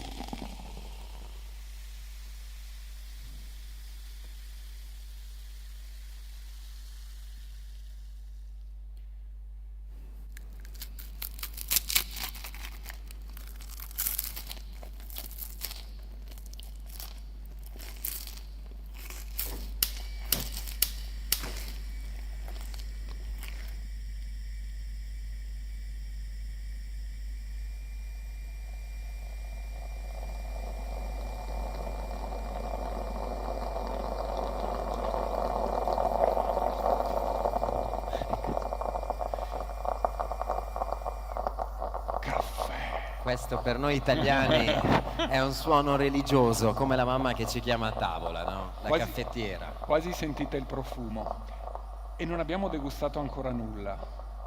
Pensate quanto può un suono, un rumore incidere nella nostra percezione gustativa. Entrare in un caffè e sentire il silenzio assoluto, non sentire il tintinnio dei cucchiaini, il vociare. Questo ci trasmette qualcosa e ci fa percepire qualcos'altro. È stato dimostrato che un suono di una macchina un po' stridula rende un caffè più acido, per esempio. Ecco, questo poi ci tenevo come premessa generale, no? Adesso che entriamo nel vivo e ci racconterai esattamente Suono Nuovo, ci tenevo proprio a dire che non stiamo cercando di creare un momento naif, provocando a tutti i costi. Non abbiamo portato questi suoni rimanendo in silenzio per farveli ascoltare solo per provocare, ma si tratta veramente di uno studio che tu hai fatto per vedere come questo va a incidere su qualcosa di molto più vicino e quotidiano a quello che si discute qua a Gastromasa, no?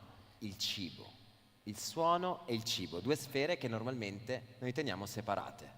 Il suono, poi ci sono sicuramente le altre sensorialità, però la sensazione di croccante è la cosa che a me colpisce sempre da in tempore, perché preferisco gli spaghetti a una pennetta. E me lo sono sempre chiesto, il croccante perché? Probabilmente perché va a toccare determinate corde, e lì abbiamo cercato di scavare, capire. Allora, come funziona? Come funziona il suono? Noi percepiamo il croccante, pensiamo che sia una dimensione tattile. Il dente in realtà non ha percezione tattile. Non è un dito, no. Il dente. Il suono deriva dalla conduzione aerea e dalla conduzione ossea, mandibolare. Ora, se noi chiudiamo le orecchie, tappiamo le orecchie e mastichiamo, quello che sentiremo è la conduzione ossea. Questa conduzione ci regala determinate sensazioni che vengono poi sommate a percezioni tattili che abbiamo a livello palatale.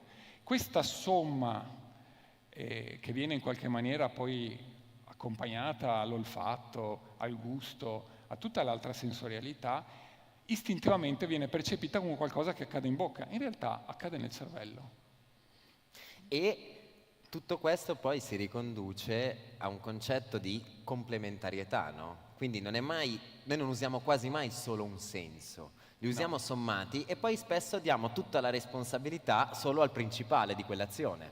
Per cui attenzione a quello che ci circonda, ai suoni che ci circondano, no? Uno sciacquone disposto vicino a un tavolo sicuramente può indispettire.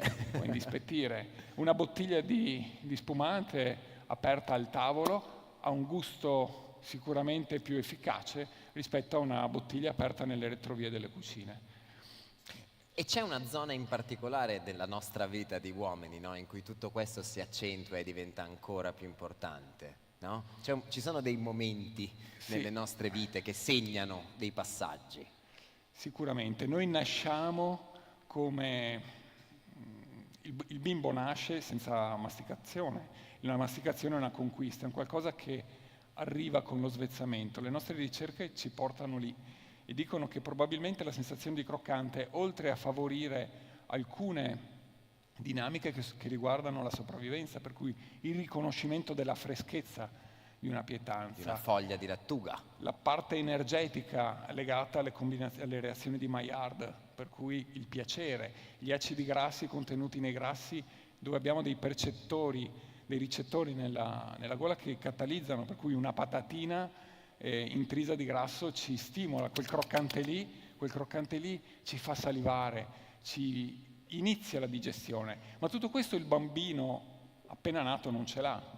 E che cosa succede nella fase dello svezzamento, quando inizia a mettere a fuoco la vista, quando inizia a ricreare la sua muscolatura nella masticazione, quando inizia a cercare di afferrare il cibo, di portarlo alla bocca, nella fase orale, inizia a conoscere. Che cosa succede in quella fase lì?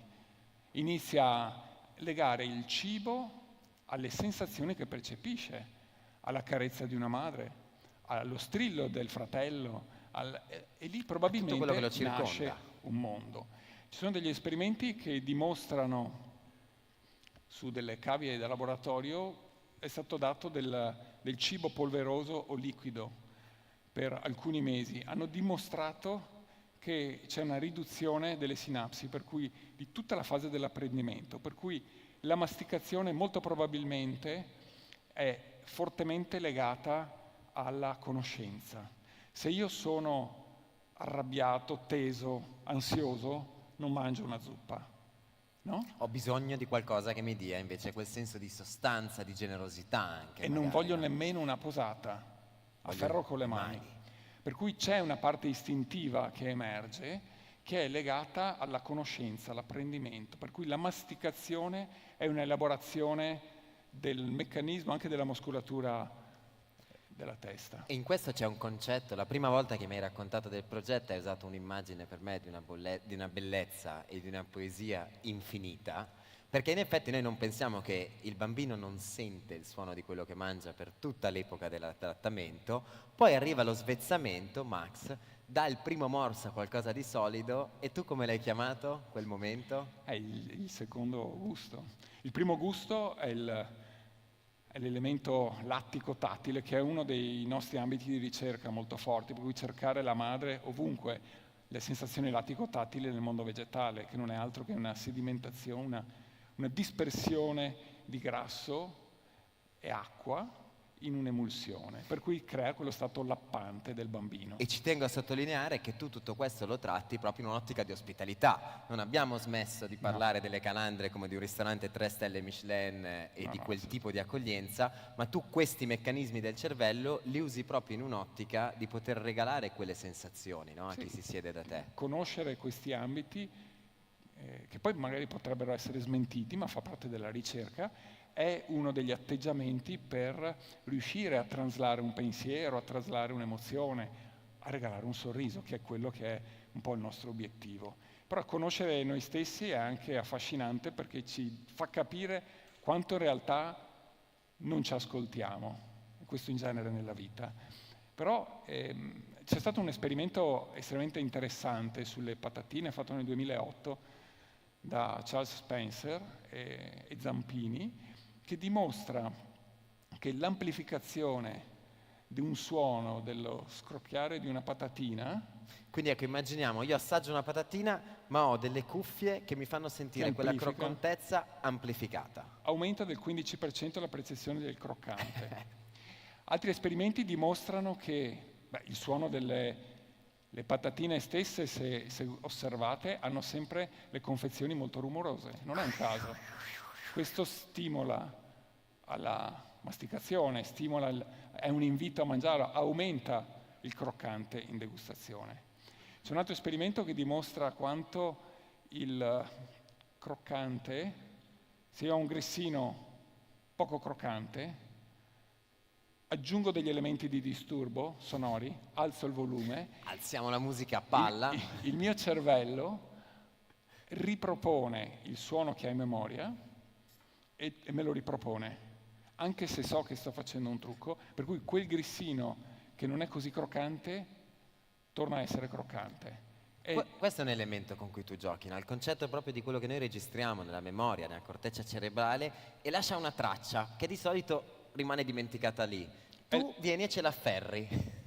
È il meccanismo identico nella percezione del dolore cronico. Il dolore cronico si fissa anche se non ce l'hai, però è un ricordo. Per cui in quel caso lì distrarre la mente aiuta a perdere il dolore. Nel caso del cibo invece può diventare un alleato fondamentale per potersi divertire oppure per difendersi. Se c'è una musica molto alta, la percezione dell'alcol è minore, per cui ti ubriachi prima. Questo per le discoteche è un fattore che non va mai dimenticato, no? E dall'altro lato tu proprio tutto questo lavoro nel ricondurlo al passaggio da bambino a adulto, è lì che poi vai a registrare qualcosa di naturale, spontaneo, puro, no? Sì. È proprio il momento in cui noi lavoriamo senza preconcetti, senza livelli aggiuntivi. L'obiettivo è sicuramente quello di rendere assolutamente digeribile e frequentabile la tavola. La tavola, per me la tecnica non è digeribile, per cui non deve essere assolutamente un peso o un fardello. Chi viene a cena da noi deve divertirsi, passare una bella serata o un bel pranzo, ma non deve venire a scuola. Tutta questa ricerca per noi è nelle retrovie e cerchiamo anche di non comunicarla, la comunichiamo soltanto negli ambiti in cui magari tra amici, tra professionisti si fa un po' di condivisione. Però in tutto questo, per esempio, c'è un lavoro di condivisione da fare, perché abbiamo anche osservato nelle varie lingue. Chissà se abbiamo la slide in chiusura, se riusciamo a recuperarla. I termini per definire gli elementi croccanti non funziona, ma poco in Eccolo qua. L'hai evocato. Gli elementi croccanti. Abbiamo una povertà di linguaggio in tutte le lingue incredibile. Perché? Perché tendenzialmente lo riconduciamo a una dimensione tattile, per cui tradurre un elemento tattile che non percepiamo è un gran casino. In inglese abbiamo due termini che in qualche maniera sono abbastanza incisivi. Crispy e crunchy. Crispy e crunchy. Qualcuno di voi sa la differenza? Vediamo, senza poi interrogarvi sul cosa, per alzata di mano, chi direbbe, secondo me c'è una differenza fra crispy e crunchy? Abbiamo uno? Un paio di mani alzate, Max, allora, però non tante. Il crispy è una sensazione di croccante secco, è il morso di una patatina. Il crunchy è un morso più umido, più bagnato, il morso di una mela. Ed è già tanto. Molte altre lingue vanno in prestito. Il termine frescura è un termine colombiano per definire la sensazione dell'insalata. Vedete, la chiama frescura. In francese è croquant. Croccante in quel caso perché i francesi la riconducono proprio a una dimensione tattile, per cui danno per assodato che quel croccante lì è indice di freschezza. Freschezza, nutrimento, sapore, no? Ricchezza d'acqua, contenimento d'acqua. Frescura mi dice sì, ok, è un ingrediente fresco, però se devo comunicare la dimensione croccante cosa faccio? O usano croquant o usano il crunchy. No? Di nuovo si va in prestito. I giapponesi, per esempio, hanno solo suoni onomatopeici, non hanno parole. Io in tutto questo, Masi, volevo innanzitutto ringraziarti per oggi davvero aver portato una parte di calandre, posso fare da testimone diretto, che come ci raccontavi non fa parte di quello che si vede sul palco di solito. Abbiamo fatto un giro nel backstage delle calandre e nel tuo modo di pensare. Un assaggino. E volevo ringraziarti per quello che hai condiviso. Io vi ringrazio davvero. Anche per la grande attenzione. E Paolo. Grazie. Signore, grazie a voi. Perfetto, thank you so much. Piccoli regali per voi anche, souvenir da Istanbul. Molte grazie. Molte grazie a te. E grazie a tutti ancora. Ciao. Evet, değerli konuklarımız, sırada küçük bir videomuz var. Videomuzu izleyelim. Hemen ardından da konuşacak olan şefimizi sahneye davet edeyim.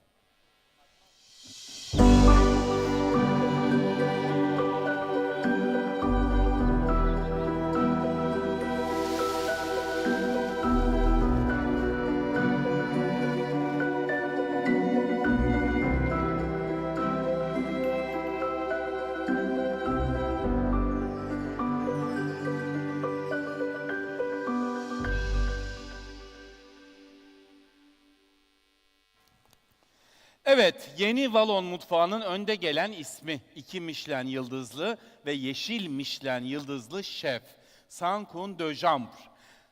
Go Mio'dan 5 tok ve birçok ödül kazandı. De Jambre, What are the effects of fruits on a menu konusunda sahneye çıkacak. Kendisini sahneye davet ediyorum.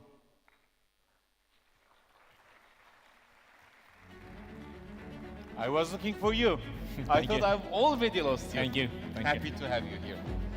Hello, good morning, Istanbul.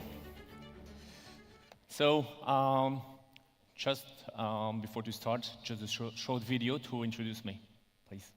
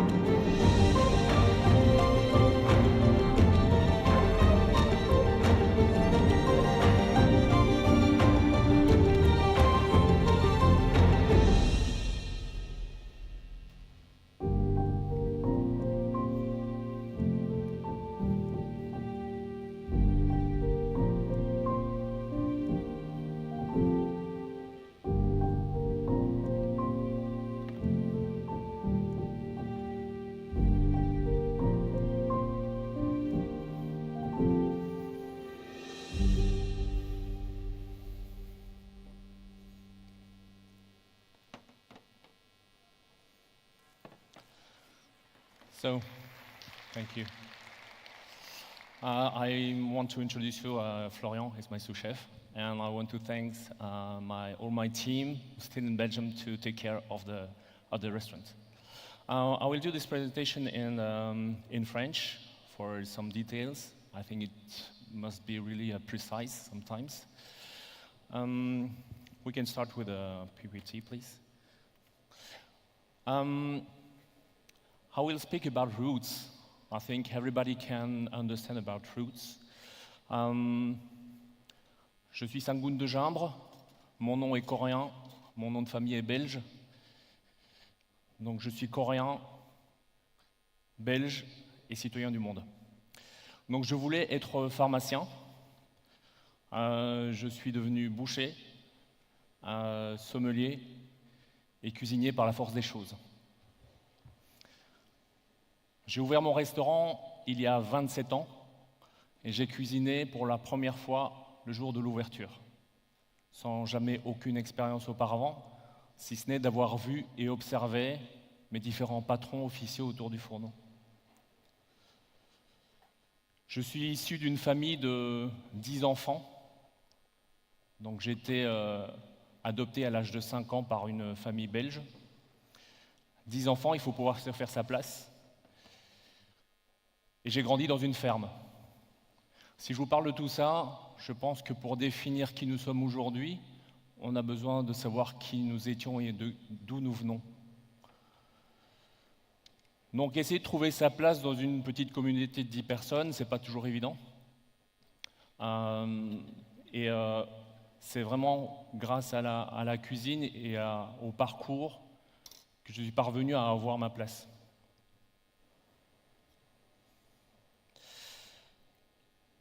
Nous avons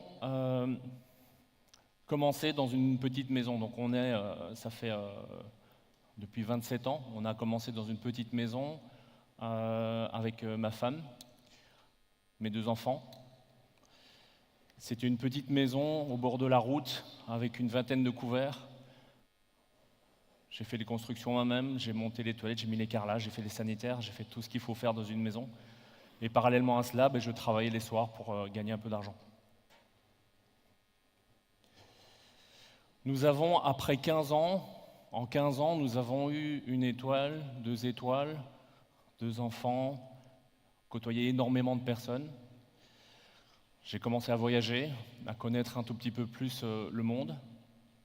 Et après 15 ans, nous avons décidé de changer d'endroit pour arriver dans cet endroit magnifique que vous avez vu là en vidéo juste avant. Si on peut remontrer le PowerPoint, s'il vous plaît. Can you switch in a PPT, please? Thank you. Et cette ferme magnifique nous approvisionne vraiment en tout ce dont on a besoin aujourd'hui. Donc pourquoi est-ce qu'on a déménagé? Il nous semblait que c'était un tout petit peu... notre philosophie est vraiment tournée autour de la ferme. Donc alimenter les personnes qui y vivent, y travailler, c'est quelque chose qui nous paraissait essentiel. Cette large ferme, c'est l'idée d'avoir le jardin à côté, donc ça fait 5 hectares de jardin qui nous permettent de faire travailler plus ou moins 35 personnes.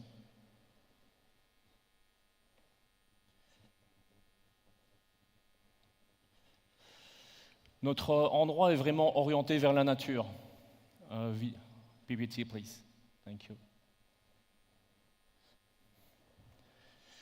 La salle de restaurant. Vous voyez, l'endroit est vraiment orienté vers le jardin, que ce soit à l'intérieur, plutôt dans un style minimal. On a travaillé énormément aussi le son. Comme vous pouvez voir sur les plafonds, c'est du tissu façon coréen. Donc les racines coréennes, tout doucement, viennent imprégner mon style. Minimaliste, mais parce que le décor, c'est le jardin, et la nature, c'est elle qui parle d'elle-même.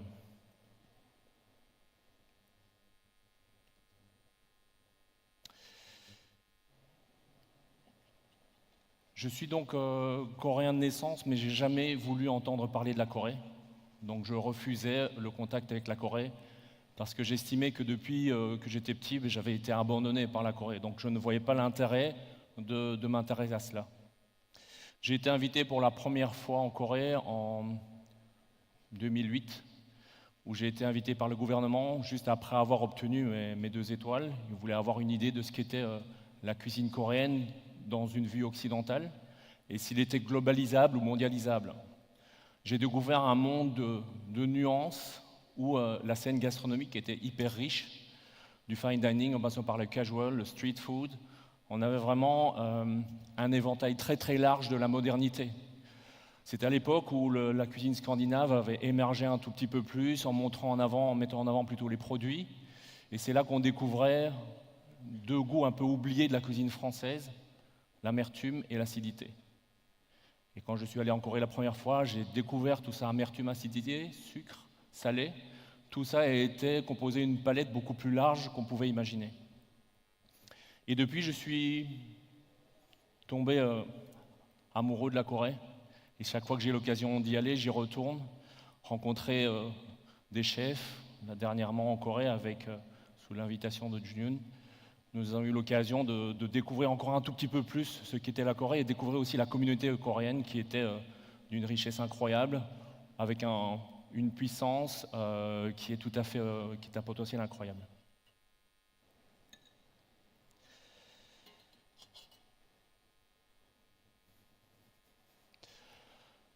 Je vais vous parler d'un menu, le menu puisque c'est un peu le thème, comment nous le structurons. Je dois d'abord, avant de parler de ça, parler de l'équipe, comment on a structuré notre organisation. Donc une organisation, pour nous, ce n'est plus un saucier, un rôtisseur, un légumier. Chaque personne qui rentre dans la cuisine va être responsable d'une mise en bouche, une séquence de plats qui comprennent 3 plats et un fromage.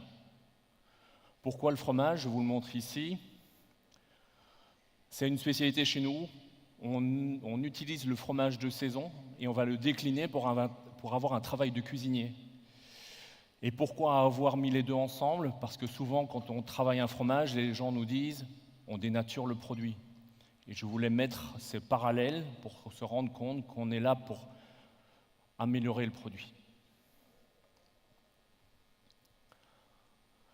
Donc, chaque cuisinier va commander ses légumes, va commander ses produits, il va lever le filet, il va le cuire, le préparer, le dresser et l'apporter en salle. Ce qui veut dire qu'aujourd'hui, il y a un pied d'égalité. Il n'y a pas, vous vous rendez compte, si vous avez une garniture qui est prête, que le rôtisseur n'a pas fini, vous arrivez, c'est pas au même temps, les timings ne sont pas justes. Donc on a trouvé par ce moyen d'avoir quelque chose qui était beaucoup plus équilibré. Il n'y a plus cette lutte pour obtenir le poste de chaud ou le poste de saucier. Donc on a aujourd'hui régulé tout ce qui pouvait provoquer des conflits au sein d'un restaurant. Ici, je vous parle de légumes. Je vous parlais de plats autour du jardin. Notre jardin approvisionne jusqu'à 95% de nos besoins en légumes. On va prôner le local, mais ce n'est pas simplement pour le local. Je suis issu d'une ferme, donc je sais ce que c'est. Donc, ce que j'avais envie de faire avec ce restaurant, c'est d'avoir 5 hectares de légumes qui pouvaient nourrir ses habitants. Et les habitants, ce sont mes clients. C'est plus ou moins 10 à 12 000 clients par an. Et donc, ce qu'on va faire, c'est exploiter le maximum du produit.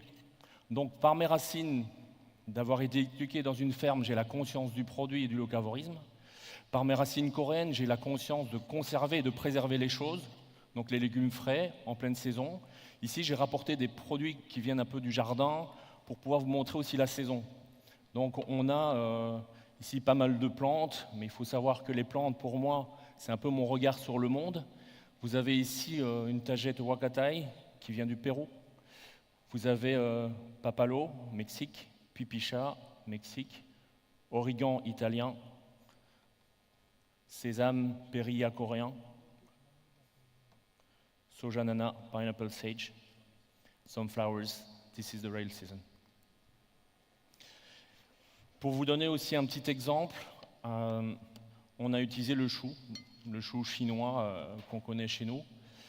On en a fait un kimchi, que voici, Avec ce kimchi, on va extraire le jus pour en faire une sauce, la sauce qui va ici servir à agrémenter notre plat, qui a été montée au beurre, le beurre qui correspond plus à un mode européen occidental, le kimchi plutôt la Corée.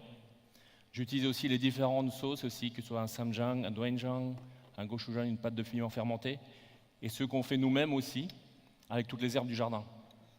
Ici avec wakatai et ici avec verveine. Nous récoltons les choses qui arrivent au moment. Vous avez ici les amandes fraîches. Donc ça, c'était à la demande d'un chef qu'on a invité pour un 4 mains. Il nous a demandé des amandes, on les a achetées pour lui. Et on a récolté, ceci. Et pour ne pas les perdre, on les gardait dans une saumure, elles ont 6 mois. Et quand vous les goûtez, on essaiera de passer devant vous, on a l'impression qu'elles sont fraîches. Donc ici, vous voyez un peu la structuration des différents plats. On essaie de travailler sur l'élégance aussi, sur le visuel. Ici, une trilogie complètement végétale. Les fromages dont je vous parlais. Un travail sur le rouget aussi. Donc tout ce qui est poisson, tout ce qui est animal, tout ce qui est protéiné, va nous venir des productions locales. Si on a un poisson, ce sera plus de la mer du Nord. On va travailler les langoustines norvégiennes, on va travailler la Saint-Jacques normande. Et tout ce qui est animal, on a des producteurs autour de chez nous, donc, qui produisent du wagyu, du porc, de l'agneau. Et par conscience aussi, et par respect du vivant, on doit imaginer et respecter le mort aussi. Donc pour nous, on achète les animaux en entier. Donc comme j'ai été boucher, je peux découper tous les produits et pouvoir répartir son usage pendant toute l'année. Donc le bœuf, j'en ai 1 par an. Des cochons, j'en ai 2 par an. Du canard, j'en ai 60 par an. Et des pigeonneaux, j'en ai une centaine par an. Donc ça veut dire que la matière protéine, elle vient à 20% de l'entièreté du repas. C'est une conscience de l'instant, c'est une conscience de notre temps. Nous, en tant que grands consommateurs de matières premières, nous sommes aussi des prescripteurs quant à un mode de vie et une conscience en tout cas. Donc avant de... Voilà, donc ça c'est un peu une table chez nous qui comprend pas mal de plats. On a aussi adopté cette trilogie, c'est un peu une mode de manger à la coréenne avec les banchan. Et ici, avant de passer sur la dernière petite vidéo qui finira mon talk, on a créé ici quelques plats. Vous avez ici un petit raviol que j'ai fait là juste avant de passer, avec à l'intérieur, c'est un genre de compromis entre les deux, entre la cuisine coréenne et la cuisine française, puisqu'à l'intérieur, c'est farci d'un genre de beurre à l'ail. On a introduit les amandes dedans, mais ce beurre n'est pas fait avec de l'ail, il est fait avec du samjang. C'est une pâte légèrement aillée coréenne. Donc ici, ce qu'on va faire, tant que je suis là, on va dresser une assiette. Donc ici, Florian a préparé les différents légumes, le chou chinois qui a été légèrement assaisonné, un peu à la manière des temples coréens. Donc on a assaisonné les feuilles par feuille avec différents condiments. Ici, la tomate, jangaji tomate, qui est hyper fragile, donc vous avez vu, elle éclate, qu'on va déposer simplement. Donc c'est une tomate jangaji. Donc ça veut dire qu'elle a été traitée comme un pickles coréen et ça fait 3 mois qu'elle est en conservation. Voilà. Donc ça, devant vous, c'est un petit peu le genre d'assiette qu'on aurait chez nous dans une honnêteté et une authenticité du jardin en ce moment. Donc j'estime qu'on a tous les moyens de faire vivre une expérience incroyable aux gens à travers le monde. Il y a des expériences technologiques, il y a des expériences émotionnelles de toutes parts. J'ai choisi l'expérience terrienne, je dirais authentique de la terre, où à chaque fois que vous mettez quelque chose en bouche, l'expérience elle est renouvelée. Parfois la technologie, si vous connaissez le truc, c'est comme un magicien. Mais en tout cas, ce qui restera toujours étonnant, c'est dès que vous mettrez quelque chose en bouche, c'est ça qui va faire la différence. Voilà, le plat est dressé. Ici, c'est le jus de kimchi qui a été centrifugé, hop, avec un petit peu de beurre. Et je dirais que ça, on est un peu plus dans le plat qui représente l'automne. L'automne en Belgique. Et dans ce plat, c'est un plat qui reste toute l'année, mais il n'est jamais le même. C'est comme les saisons. Les saisons, elles reviennent chaque année, elles ne sont jamais les mêmes. On est tous nés d'une graine, deviennent des racines, le tronc pousse, il devient plus solide. Chaque année, nos branches poussent un peu, et chaque année, les feuilles tombent et elles reviennent. Pour moi, c'est le cycle de la vie éternelle. C'est le cycle qui nous fait dire qu'aujourd'hui, plus on grandit et plus on acquiert de l'expérience. Je terminerai en disant que la cuisine, pour moi, c'est 3 choses. Cuisine, c'est produit, technique, émotion. Le produit, on a accès à tous les produits du monde entier, qui viennent du monde entier ou près de chez nous. La technique, on a accès à la technique du monde entier. Vu les réseaux, il n'y a plus personne, il n'y a plus rien qui est secret. La seule chose qui est unique, c'est vous-même, c'est l'émotion. L'émotion, c'est la partie humaine, la partie unique. Si vous voulez faire quelque chose d'unique, vous allez voir dans votre passé, votre enfance, vos amours, vos défaites, vos cicatrices. Ça, c'est la chose unique que vous pouvez créer. Le fait d'être ici avec vous, ça me remplit. J'ai apporté avec moi une partie de moi-même. C'est un échange. Aujourd'hui, je dirais que si vous voulez rester unique, restez vous-même ou allez chercher au plus profond de votre histoire. Merci beaucoup.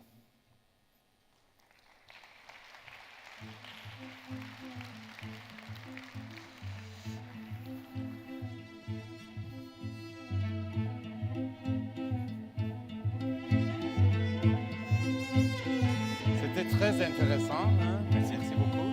Merci bien.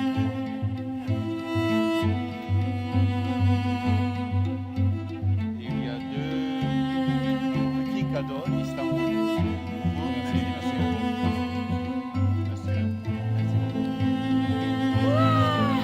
Evet, değerli konuklarımız, sırada kısa bir videomuz var. Hemen ardından konuk şefimizi sahneye davet edeceğim tekrar.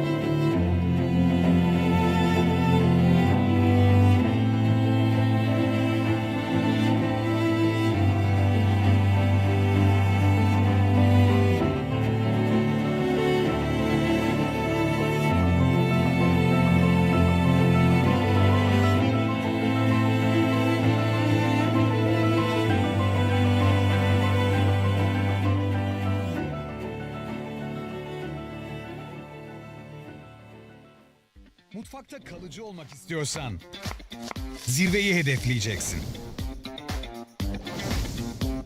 Hızlı çözümler sunup fark yaratmak için çalışacaksın.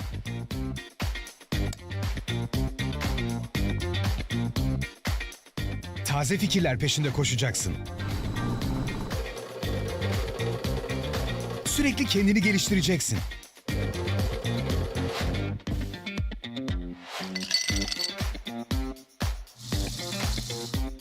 Güvenilir ve güçlü olacaksın. Sağlam duracaksın. İmzanı attığın her işle tadı damakta bırakacaksın. İşte farkın o an ortaya çıkar.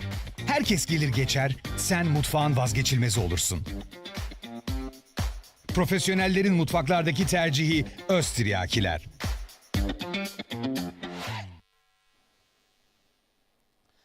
Evet, dünün ve bugünün lezzetlerini bir çatı altında misafirlerine sunan 2 Michelin yıldızlı İtalyan bir şef var sırada. İsmi Andrea Aprea. Mutfağa ilişkin kişisel yolculuğunu anlatacak Gastromasa ana sahnesinde ve moderatörümüz gazeteci ve yemek eleştirmeni biraz önceki bir başka seansta daha vardı. Paolo Vizzari. Kendilerini alkışlarla sahneye davet ediyorum. Paolo Andrea geliyorlar. Paolo, Good Andrea. afternoon. How are you? I'm fine, how are you? Long time no see. Bene, long time no see. Don't forget to check the timers, huh? I will. Devi guardare i timer. Perfetto. Grazie. Buongiorno. Buongiorno Andrea, buongiorno a tutti. Un'altra volta. sono di nuovo Paolo Vizzeri, anche questa volta sono qua solo per fare da sponda di voce al grande chef italiano che sta qua in piedi al mio fianco. Andrea Prea, cuore campano, e siamo nel sud dell'Italia più mediterranea, generosa, trasferito però ormai da un certo numero di anni a Milano, quindi nel profondo nord lavorante. Ed è per questo che oggi con Andrea noi faremo proprio un viaggio attraverso l'heritage, la cultura, da nord a sud, centro, abbracciando un po' tutta l'Italia. È un piacere per me presentare Andrea Prea. Grazie Paolo, grazie. Buon pomeriggio a tutti. Sono molto contento e onorato di essere qui a Gastromasa per raccontarvi la mia identità. Io partirei subito con un video, se la regia... Cominciamo subito. Eccolo qua.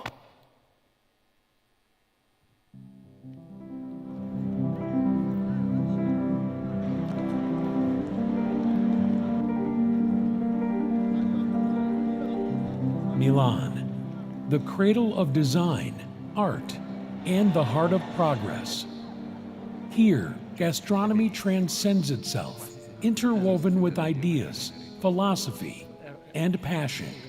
It reveals itself now in one form, now in another, never losing its harmony.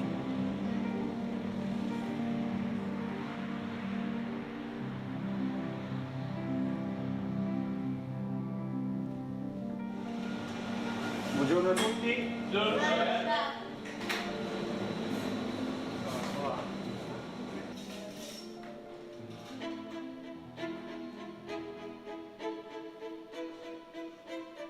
The contemporary is untimely, anachronistic, engaging in dialogue with tradition, in a constant search for balance between memory and the present. It all begins with the raw material, the technique, the heart, the precision of movement, the ingredients.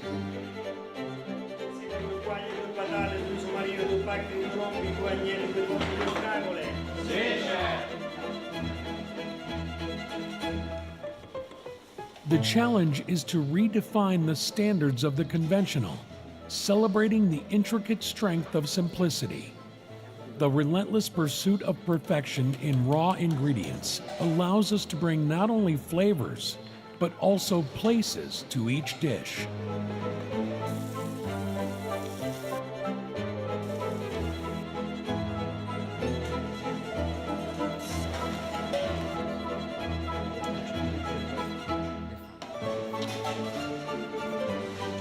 Breaking free from simplistic oppositions, we step beyond the rhetoric of tradition versus innovation, guiding those who sit at our table on a journey to another time dimension.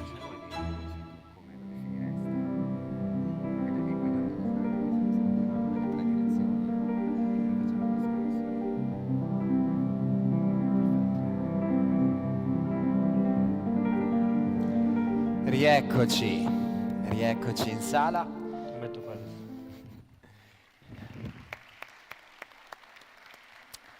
Beh, Andrea, abbiamo visto un video che racconta un po' la vita del tuo ristorante e il modo in cui tu vivi la cucina, che è un po' un modo che incarna, secondo me, una grande essenza di italianità, e ora vedremo anche in che modo. Tu come descriveresti un po' l'anima che ti muove nel fare ristorazione? Allora, faccio uno step indietro, mi introduco un attimino così capiamo.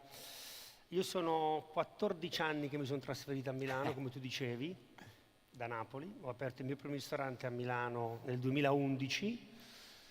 Dopo 11 anni quasi ho chiuso, ho aperto nella nuova sede che ha solo 2 anni e mezzo.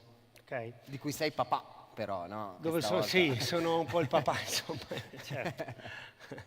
È il mio nuovo ristorante.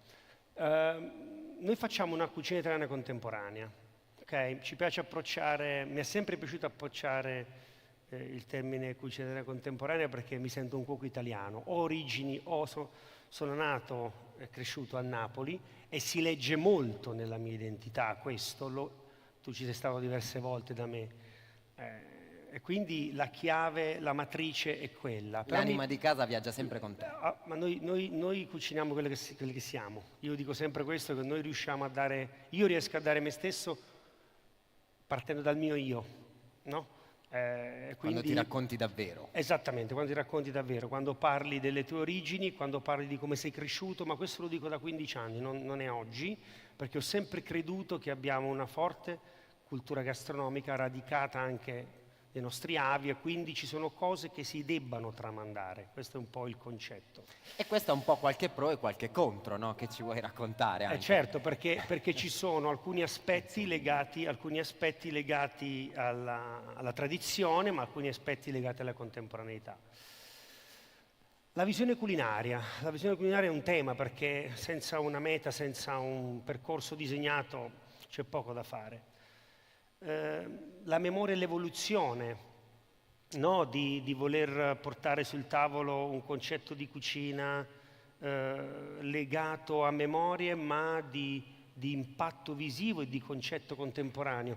Questa è la mia caprese, il piatto più iconico. Questo è uno dei tuoi piatti più storici, no? Che hai mantenuto negli anni. Esattamente. E questo dà la sensazione di quel ricordo della caprese per noi italiani storico, Andre, però in realtà tecnicamente poi tu vai a trasformarlo in qualcosa di mai visto prima. Esattamente, cerco di portare al palato, al gusto, una memoria come se fosse un click che ti si attiva nel cervello di qualcosa che hai già mangiato, di qualcosa che hai già sentito, ma non hai mai visto. Dividiamo, noi non abbiamo la carta ristorante, abbiamo 3 percorsi. Ecco, quindi questi sono i 3 menù del ristorante Esattamente, sono i 3 itinerari, uno è contemporaneità, uno è partenope, neapolitan, quindi è dedicato alla mia terra, e uno si chiama signature, che sono i piatti che è dedicato storici. a te stesso. È dedicato a me stesso, certo. Sono i piatti storici del mio percorso, insomma, negli ultimi 14 anni. Ecco, adesso vediamo quindi. Queste sono le 3 filosofie, no? Nei 3 tronchi partiamo dalla contemporaneità. Partiamo da oggi. Esatto, partiamo da oggi, partiamo da quello immediato, cosa sento io nell'immediato, no? È un desiderio di modernità, di innovare, è un desiderio che è adesso, in questo momento, è come leggo io il mio stato d'animo per la cucina italiana. Quindi si racchiude non solo in piatti legati alla tradizione, ma allo stato emotivo. Tu l'ultima volta che sei stato hai mangiato alcuni piatti legati a questo percorso, che ti portano nell'immediatezza, no? Anche degli abbinamenti, a un pensiero, agli accostamenti, all'acidità. Quindi E questo, direi, già a partire dal nome uno intuisce che è quello dove sei più svincolato da regole, non devi dar tributo a nessuno e dar conto a nessuno. Questo è il percorso dove non ripeschi se non quello che hai già dentro tu, di campano, di casa, e vai invece a raccontare quello che stai vivendo giorno per giorno. Esattamente, ma è un esercizio diverso, nel senso, io anche sulla tradizione cerco di darmi, ovviamente, le regole del diktat, no? Però spingersi in là, perché le percezioni, le sensazioni, soprattutto sapide, di un piatto legato alla tradizione, ma lo spiegheremo dopo, sono diverse. Quindi qui, è come dici tu, non ho regole. Non hai regole. Cerco di portare in quello che è il menù contemporaneità il mio mood attuale. Abbiamo degli esempi, no? Voglio dire, ci sono delle... sì, guardiamo qua. Sì, eccolo qua, sì. Animele, questo è un riso con un aglio selvatico o un'ostrica e la pompia. E se vuoi, questo anche nel tuo concetto di contemporaneità ci sono anche tanti passaggi che forse, ecco, la tradizione guarderebbe storta, e invece un giorno questo, facile che noi lo chiameremo tradizione, no? Questo è il nostro essere italiano. Beh, quello sarebbe il mio desiderato, mi piacerebbe tanto. Il problema è la tradizione, è un tema culturale, è un tema... Allora, qui apriamo un'altra parentesi, apriamo la parentesi del momento in cui viviamo, dove tutto è veloce, dove non c'è più tendenzialmente la mamma che cucina a casa, che ti trasferisce le nozioni, perché il mondo si è velocizzato. Probabilmente, non voglio dire siamo le mamme, perché quando ti vuoi coccolare te ne vieni in un ristorante. Però è un esercizio molto difficile, perché non è trasversale e comune. Però sì, questo sarebbe il desiderato. come per esempio questo è un piccione con banana, rucola e caffè. Ecco, piccione, banana, rucola e caffè già non suona proprio tradizionale, No, ma si sente che non ti infatti, hanno dato i diktat. Invece questo è un grana padano, albicocche, miele e tarassaco. Quindi questo è un po' l'approccio della contemporaneità, che è proprio un gesto libero.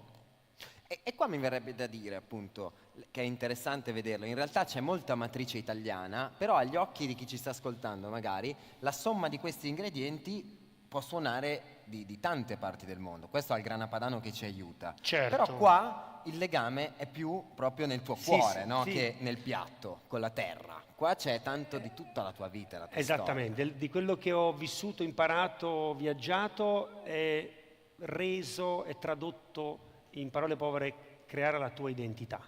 Questo è un po' il senso.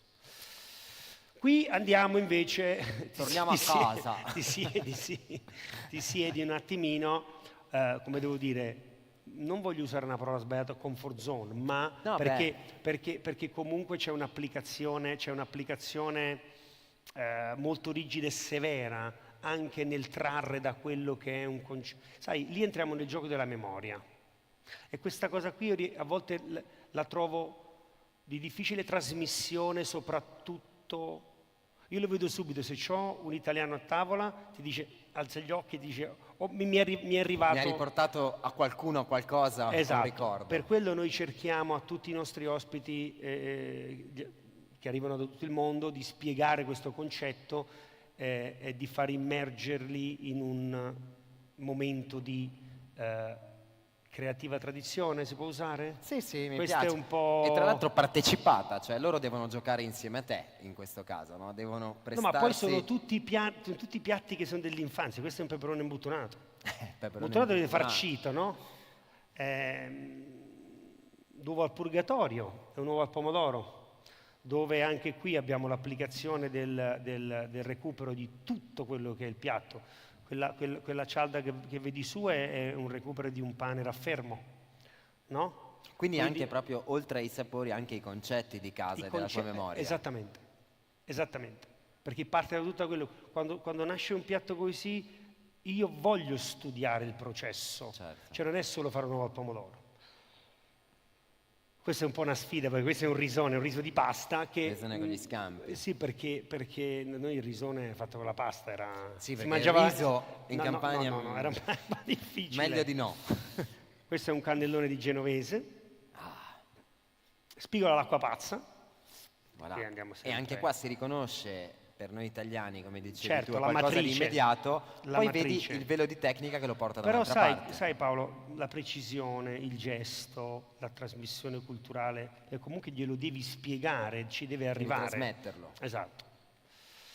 Questo è un altro dolce, questa è la versione dolce della caprese, che è anche, voglio dire, è un dolce molto conosciuto. E di nuovo un po' di storia che si porta esatto. dietro. E poi arriviamo all'ultimo, no? All'ultimo pezzo, che è la parte, diciamo, un po' più che racconta gli ultimi miei 15 anni. È un menù che ho lanciato all'apertura di questo ristorante, dove cerco di portare in tavola tutto quello che ho messo, l'effort che ho messo in questa diciamo, nuova avventura. quella là è memoria collettiva, questa è memoria personale di Andrea Prea. Esattamente. E quindi qui, come devo dire, c'è una sequenza di piatti che ti racconta qual è stato anche il mio processo e il mio passaggio, no, negli anni. Questi poi sono proprio quelli che ti hanno anche permesso di arrivare dove sei, no? Sono piatti a cui devi qualcosa in un certo senso. Ma credo questo valga per tutti noi, insomma, perché noi parliamo con questo. È il nostro metodo di linguaggio. Un cuoco parla con i piatti, perché sennò faremmo altro. Cioè, nel senso, è la tua chiave di lettura. Tu leggi un cuoco tramite i piatti. Certo. No, sì, no, confermo, sono d'accordissimo, anche di avere di questa carattere. è la seppia alla diavola, è un innesto tra il pollo e la seppia, no? In più qua giochi col morso, per esempio, giochi con la callosità, con la consistenza. Questa è la quaglia alla salsa tonnata. E qua di nuovo in Italia siamo abituati a metterci il vitello con la salsa tonnata. Sì, ma tu poi giochi, sposti, riposizioni e nasce una cosa nuova. Esattamente, infatti sono tecnicamente anche interpretazioni. Questa è una patata alla matriciana, quindi anche qui un concetto che nasce dalla volontà di portare a casa un pensiero ancestrale, no? Di quello che è un gusto d'abbraccio, generoso. Esatto, però in 2 cucchiai. E con la stagnola che ricorda un po' la mamma che quasi si è dimenticata di pulirtela prima di mettertela nel piatto. Sì, perché no? c'è tutto un discorso di profondità del pensiero legata alla mia memoria. Io cucino quello che mi piace, parto da questo presupposto. Sì, certo, deve essere una cosa in cui ti ritrovi e che mangeresti tu per primo. Esatto. Questo è il risotto sottomarino, che tu hai mangiato diverse volte. Certo. Questo è la sfida ad un piatto che è il risotto alla pescatora, che come tu ben sai, noi a sud... Intoccabile. No, vabbè sì, però è una roba che... No, esatto, no, intoccabile, inavvicinabile. Che è una roba che non dialoga con quello che è un vero... E lì è stata proprio un challenge nel dire no, prendiamo un qualcosa che appartiene ai nostri sapori, che per me non è... È una cosa che... Sì, esatto, è quotidiana. Esatto, e quindi lì è stato uno spingersi oltre e dire lo metto dentro e cerco di portarlo e renderlo mio. E questo è stato uno dei piatti, secondo me, che ha avuto più successo negli ultimi anni. E se vuoi è molto bello anche guardare a fianco ai piatti l'anno di creazione, perché si vede anche proprio come l'evoluzione del pensiero, e non solo di Andrea, ma delle tecniche che hanno accompagnato il mondo della cucina negli ultimi 15 anni, no? Certo, no, ma poi c'è tutta una circolarità. Questo è un piatto che è fatto solo con le frattaglie di gola dell'agnello, che è il soffritto napoletano, che era lo scarto, no? Prima, voglio dire, 30 anni fa si buttava certo, erano si gli cucinava avanzi. esattamente. Un rombo alla mugnaia, anche qui un piatto del 2013, qui c'è una tecnica che il pesce cuoce per esalazione del calore del sale. Agnello ricci di mare, questo è un altro abbinamento molto ardito del 2017. Questo è bello spinto, esatto. Bene. Fragola al maraschino, con la nepetella, un'erba dimenticata che...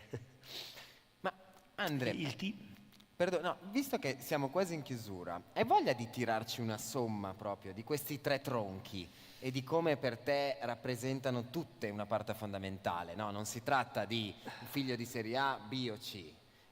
L'insieme di questi 3 percorsi è Andrea Prea. Sì, come devo dire, sono 3 chiavi di lettura che dialogano.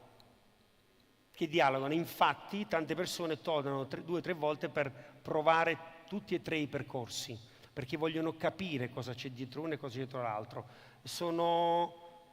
C'è una linearità su tutto, perché la tecnica e poi l'applicazione è sempre lì, però poi trovano delle cose, alcuni un po' più interessanti, alcuni più legati alla tradizione, al sapore, e quindi è quello che cercano.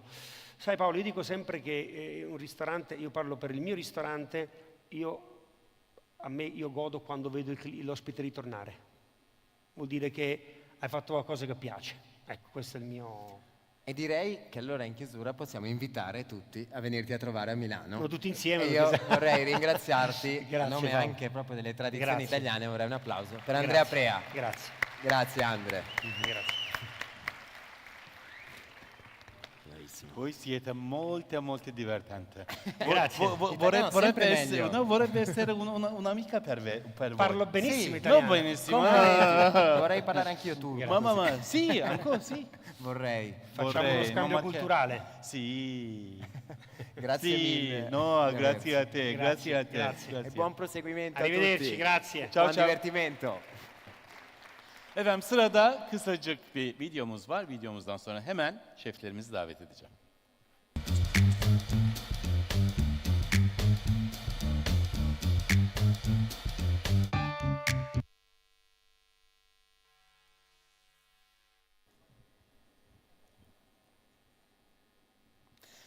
Evet, İtalyan yemek ve yaşam yazarı, gazetecisi Davide Bertellini moderatörlüğünde Gucci, Osteria'da Massimo Bottura'nın iki önemli şefi Migrants konulu oturumda bir araya geliyorlar.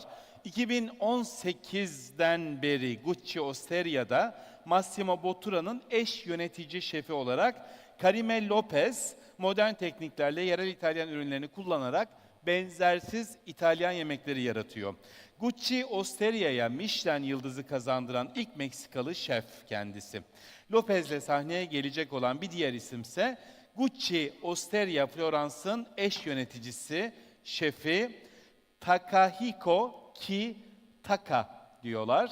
Taka Kondo 17 yıl boyunca Massimo Bottura'nın 3 Michelin yıldızlı Osteria Francescana'da çalıştı ve 2022 yılından beri de Karime Lopez'le birlikte çalışıyor. Evet, Taka ve Karime Lopez sahneye davet ediyorum kendilerini ve Davide Bertellini de moderatörlüklerini yapmak üzere sahneye geliyor.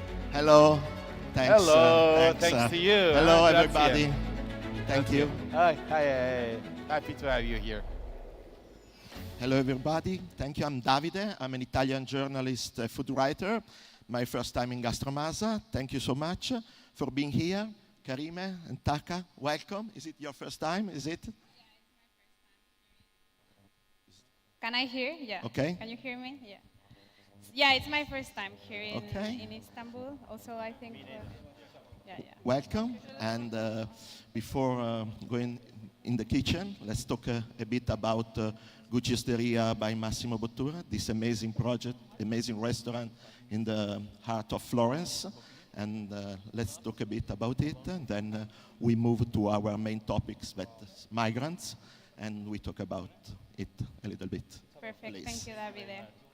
So thank you so much for being here listening to us. And we're going to talk about a little bit of the restaurant, but also an essential thing for us, Taka, my husband and co-chef in the restaurant. Also Matteo, that is helping us today, cooking a little bit. So as a Japanese and a Mexican that works in Italy, the word migrant is so important. Florence has been a place that has welcomed a lot of cultures, a lot of ideas, and that is why it became this special city full of art and full of history. So what we want to bring in this city, in Florence, is to continue this Renaissance. This is the Renaissance city. And with all the respect that we have for the Italian culture, Italy has a super well-known gastronomy and a super respected gastronomy. And we look it like that, with respect, and we also learn each day about that gastronomy. But also, we don't have on top of us this nostalgic thing about the Italian culture. So we joke a lot about that. And the first dish that we're going to present you is about that, because at the end of the 1900s and the beginning of the 1900s, if you know, a lot of Italians migrate to the United States. And at that moment, not even in Italy they were speaking Italian. It was a lot of dialects. And the gastronomic culture of Italy was created with these migrants that came with all this money, with all these thoughts about what's the missing of their culture.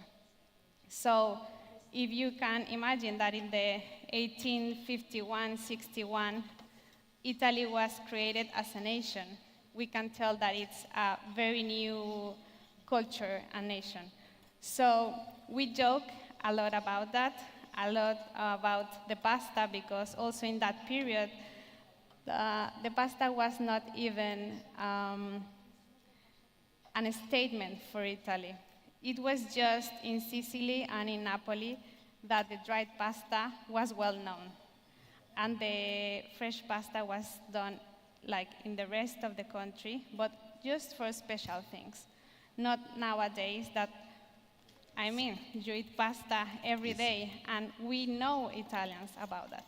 So about this purity and about this history about the pasta in Italy, we created this dish that it's called non dire cassate, because we want to tell that it's an important thing for us, as the Italian tradition is new for us. So we want to also create a dish that remembers you the flavors of Italy in a different way. Yes, of course. You can taste Italy, but in a different texture, and you will see.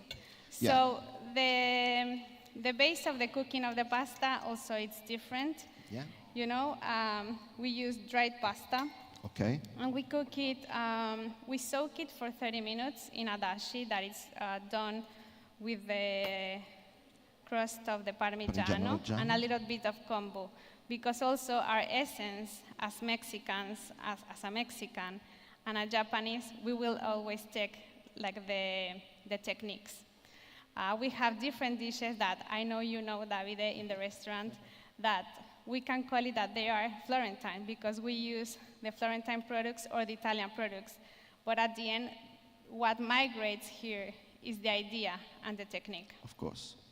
So we soak the pasta on this dashi like 30 minutes, and then we finish it cooking on the same dashi. Then we put a pesto of pistachio, on top pistachio. But why we decided to do this dish? Because in Italy there's this dessert that is super famous, that it's very called famous. it's la cassata siciliana. Yes, of course. It's super sweet, it's traditional, and if you go to that part of the country, you will see everywhere a cassata. Of course. But so we did pasta cassata playing with these Same words. ingredients? Yes, so in it's a different way. pistachio, the almonds from Noto, and the candied fruit. In this case, the candied fruit will be bergamot. Wow. We Ricotta. We marinate with this salted ricotta with lapsang souchong, and then we grate it on top.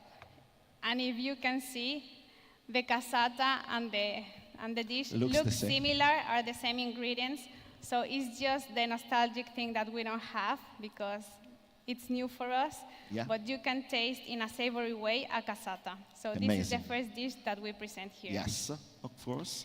And let's move. another part of that we talk a lot about in the restaurant is the migration brings you a lot of things to enrich your life, to enrich your soul, to make grow your education as a person. You evolve different as a person when you migrate, but also it brings a lot of nostalgia.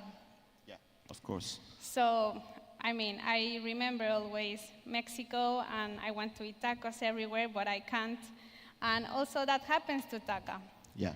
So he wanted to remember this taste of the Wagyu and also this taste of the meat melting in your mouth. Yeah, the texture. The texture. Of the Wagyu. But in Florence, the meat is too lean. The chianina, the Toscana chianina, it's too lean. So he prepared this, the belly of the tuna mixed with the chianina, so it can melt in your mouth. And we did this exercise in the restaurant to ask everyone what was happiness to our team. When I ask to you, what is happiness for you? Very important for me. It's happiness. Is working, Taka, please? Hello. Can I see me? Yeah. Okay. Yes, just want to say it's happiness for me in my wife Karime. So this is. Oh wow! Come on, let's make some noise also for food, Taka. but the Karime is like wow! Okay, let's stop being cheesy. Okay. And let's continue. So we did this exercise in the restaurant to see what was happiness to our team. Because you can speak about happiness immediately. Like for me, now I'm hungry, my happiness will be like eating something delicious. But in a long-term way, what is happiness to us? And I don't think this is a question that we ask a lot. So we did this exercise, and mostly of the answers were like the happiness drive us to our family, drive us to our memory, drive us to the people that is close to us. So I don't know if you already have the cards, but they will give you a cards that we serve this dish with a phrase that is what is happening to you. And they're coming. I invite you to think about that and think one thing that makes you happy, but really happy, and in a long term. But I'm sure it's something close to you or something that you don't count it every day. And so we did this dish mixing all this nostalgia of the flavors of Japan. We put this perfume that we did. I don't know if you know, but in Florence, they are very famous perfume shops, and that you can also mix the scents that you like most. And we did this scent with the Bizarre Pharmacy, that if you smell it, it smells like a little bit of old, like maybe a grandmother or mother. So this whole dish brings you and helps you to realize what makes you happy. Maybe eating delicious, sharing this bite with someone, and also with this drink I wanted to try. Because with this University of Florence, we were studying several ingredients that can activate the serotonin, with this white tea, peach, mango. So you can have some bites, and we want all our customers, our clients, our friends, to share with us what is happening to them. So this is the last dish, and it's called Yellow is Bellow, because in Japan, the yellow color is related to happiness. But Italy is yellow is jealousy, right? Yeah, it's jealous, you know. It's so funny. Yeah.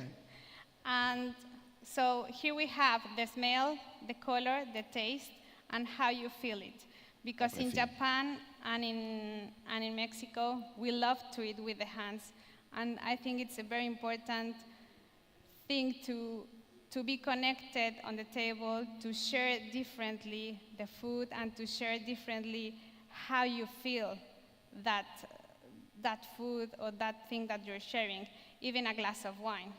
That's why we do the toast, right? Yeah, of course. Because it does a vibration. It's a dopamine. It's dopamine. Exactly. And there is this phrase that I really like from this Italian philosopher, that he wrote a lot about food, that it says, "The search of your own roots always ends with the discovery of other within ourselves." And I think that that's a thing that happens a lot of the people that we migrate for a long period, like in our case, or for a short period. You learn a lot, and then you evolve as a person. And that's what we want to share, that the kitchen has no boundaries. They are always connected. And the boundaries are the things that block us in so many ways. So we must be open to that, to evolve as a person and as a professional. So I go to the video so you can understand a little bit more what we do in Florence. And thank you so much.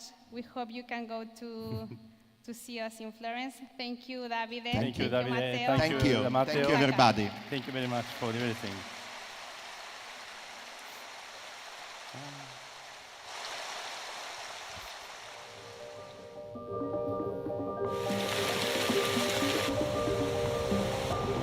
L'essenza di dove sei nato è sempre dentro di te. È parte di come sei cresciuto, cosa hai visto, cosa ti hanno insegnato, però devi essere aperto un po' di cuore, no? ma con il tempo ti formi un carattere. Io sono uscito da casa 20 anni dal Giappone. Se non mettiamo comunque amore a anima, cucina diventa industria.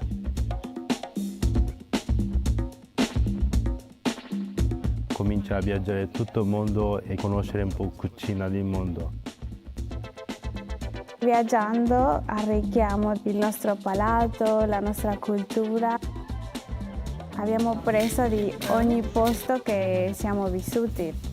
Abbiamo chiamato casa anche diversi posti. Cultura messicana e cultura giapponese sembra che è molto diverso e non è così. Sono due culture con una storia gastronomica super forte. Si incontrano, si scontrano e poi uniscono e creano un'altra cultura. La tradizione italiana è nuova per noi.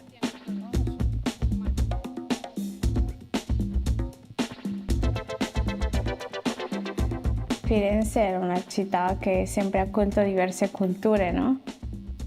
È la città del Rinascimento, ma è un continuo rinascimento ancora, perché ancora accoglie tanta gente, tante culture, tante idee.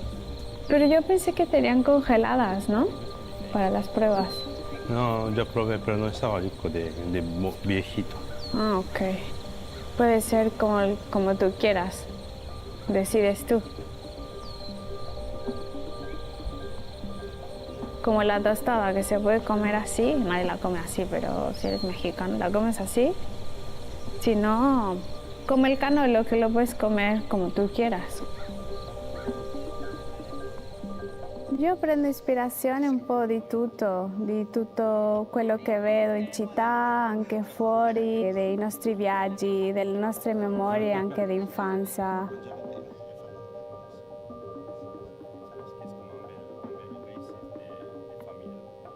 E soprattutto imparare della nostra squadra, delle cose che ci raccontano, forma parte di quello che facciamo nel ristorante.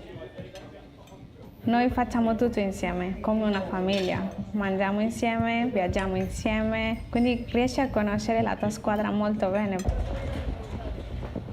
Quando entro in cucina mi dimentico di tutto. Te devi entrare con uno spirito positivo perché devi portare avanti una squadra intera.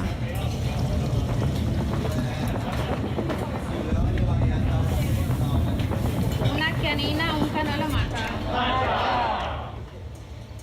Il nostro menù si chiama Nuove Memorie perché creiamo queste nuove memorie con degli ingredienti italiani in un altro contesto. È questo che si fa qua in Cuciosteria, no? Vediamo questa tradizione italiana senza la nostalgia perché non abbiamo paura di cambiarla. Viviamo pieno di soddisfazione tutti i giorni, noi facciamo il nostro divertimento.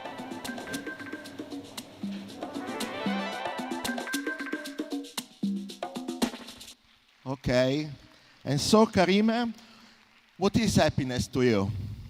For me, happiness, it's my family, and to share nice moments with them, and also eating nice. Okay. I love Together. Together. And for you, Davide, what's happiness? For me, it's sharing good food with my family. That could be a good way. It's related It's always. very Italian. Right? Yeah, and then to be here today with you. So E that's Taka, per te? It's my happiness. I told you it's like my wife E la famiglia. E la famiglia. and the food. That's In the all. food. Okay. Thank you so Thank much. you Thank for you. coming. Thank you, Thank you coming. so much. Thank you very much. Thank you, Gokmen, and thank you, everybody. Thank you, Gokman. Thank you, Davide. Grazie. And we thank you very much. Thank you, thank you. Little souvenir from today. Thank you. From Very Istanbul. Wow. Thank you very much. Thank you very much. Taka. Taka, it's okay. Taka. Thank you. Grazie mille. so much. Thank you very much. Bye bye. Thank you. Thank you. Evet, değerli konuklarımız, değerli misafirlerimiz, sırada yine kısacık bir videomuz var. Videomuzdan sonra şeflerimi davet edeceğim. Perfect presentations every time has been our main goal for 40 years. So here's how finest presentations are possible every time. We work for impeccable dining and drinking experiences. We offer premium and highly functional products. We design the vision of the future. We crown our original collections with numerous awards. We establish trust-based and sincere relationships. With energy efficiency, we accomplish circular production. We make our biggest investment in humans. Bonna makes the finest presentations possible, each and every time. Bonna, passionately dedicated. Evet, sıradaki şefimiz Pepe Sola 2001'de Casa Sola'nın yönetimini devraldı.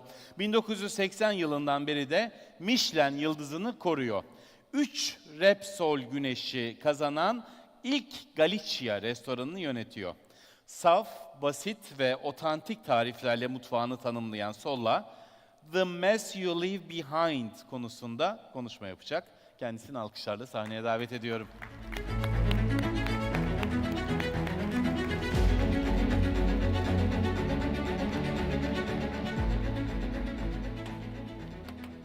Buenas tardes.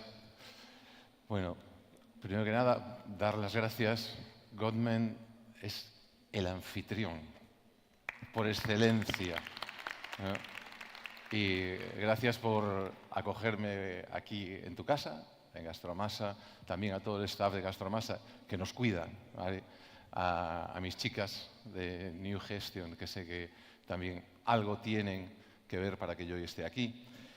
Y eso, bueno, pues feliz de poder contaros un poquito qué es Casa Solla y hablar sobre este tema que había marcado, que es legado y menú, ¿vale? Voy a poner un pequeño vídeo para que veáis y podamos escenificar y ubicar dónde es Casa Solla y luego os contaré acerca de todo este legado, ¿vale? Por favor, si lanzamos el vídeo. Chalking up years is not aging.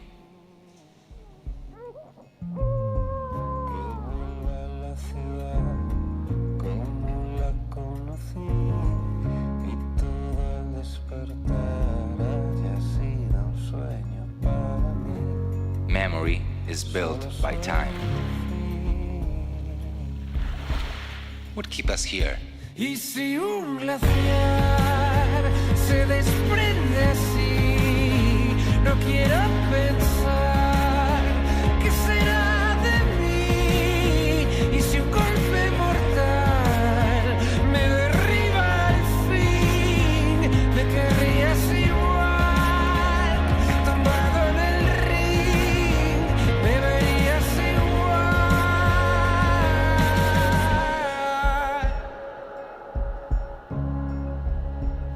Hope is the true energy. Today is the moment, right here, right now. Si me llego a perder en este mundo gris, que todo al despertar haya sido un sueño para mí. Otra realidad. Solo sueño al fin. Since to celebrate years is the blossom.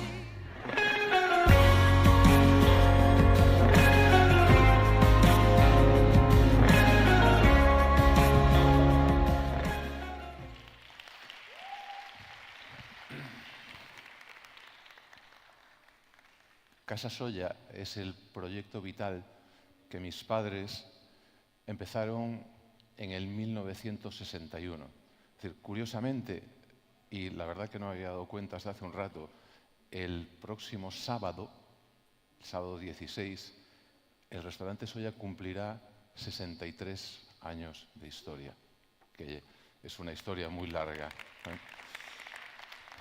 Y claro, el tema que nos habían propuesto era legado y menú. El legado son todas esas cosas, acciones que se quedan en el tiempo, que pasan las generaciones, se quedan. Eso es un legado. Pues imaginaos Casa Solla con 63 años pues, de historia. ¿Cuántas cosas podría contar de ese legado? Porque además viene desde que mis padres pues, la empezaron, se pasa a mí. Entonces, creo que hay un legado muy grande de Casa Solla que podría hablaros y comentaros acerca de él. Pero titulé mi ponencia con otro título que tiene que ver también con el legado, y es el desorden que dejas. El desorden que dejas es un título robado de una serie que estrenó Netflix hace poco y que curiosamente está rodada en Galicia. Fue una casualidad, ¿eh? Pero bueno, también me siento un poco más vinculado a ella. Y el desorden que dejas habla de que a veces, paralelo a ese legado, a ese montón de cosas que hacemos los cocineros en nuestro día a día, en nuestro trabajo, sin darnos cuenta, dejamos un desorden detrás. ¿Vale?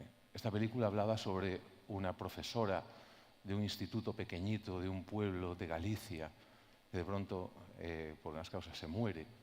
Y cuando viene la profesora sustituta, de pronto empieza a descubrir toda una historia detrás que se desconocía, pero que estaba ahí, de un desorden que había quedado atrás. Todos los que tenemos restaurantes, o bueno, todos no sé, pero muchos de nosotros, y seguro que vosotros también, en nuestros restaurantes tenemos talleres, ¿no? Estos chavales que están estudiando y de pronto vienen a tu casa a terminar de formarse, ¿no? Y entonces,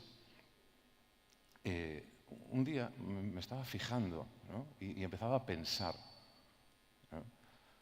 Y de pronto estos chavales, cuando de pronto te ven hacer pues, una técnica de estas esponjas que se hacen por medio de una máquina de vacío y congelas y se bloquea y queda como una textura increíblemente etérea, aérea y tal, y se acercan enseguida a ti con curiosidad, con ganas, para que le expliques, para que le cuentes cómo se hace eso, ¿no? Que es la leche. Y de pronto, a veces incluso fuera de su tiempo, dedican tiempo extra de su tiempo libre a coger, bueno, todos estos gelificantes que también tenemos por allí y jugar a hacer esas esferas, ¿no? Perfectas, que cuando las metes en la boca explotan, ¿no? O las gelatinas calientes para hacer cosas y texturas. Y de pronto les parece tedioso, ¿no? Cuando en el mes de mayo, en Galicia, aparecen unos guisantitos pequeñitos, es un guisante lágrima, ¿eh? Que es una variedad más autóctona que solo se da en Galicia. Y son auténticos esferas, con una piel súper delicada, maravillosa, y dentro con un gusto y un sabor excepcional a guisante. Son auténticas esferas y les parece tedioso estar limpiando estas vainas, ¿no? O intentan hacer unos macarrones de gelatina con sabores, y aún hace mucho en casa de Bego, de pronto un tallo de un calabacín, ¿no? Tratado y cocinado, y de pronto era un macarrón vegetal perfecto, ¿no? Hace un rato estaba en ECO y decía, cuando los cocineros cocinamos, hay un montón de gente antes que son nuestros proveedores, nuestros productores, los huertanos, los pescadores y tal, ya han cocinado, han empezado a cocinar el plato, ¿vale? Creo que hay algo que estamos perdiendo un poco de vista, o creo que por suerte se está recuperando y tenemos que hacer hincapié, que es el producto. Los cocineros cocinamos productos y lo primero, lo fundamental en la cocina es el producto. La técnica es solo el vehículo que nos permitirá darle forma a nuestra idea, pero partiendo de un producto, que es lo más maravilloso.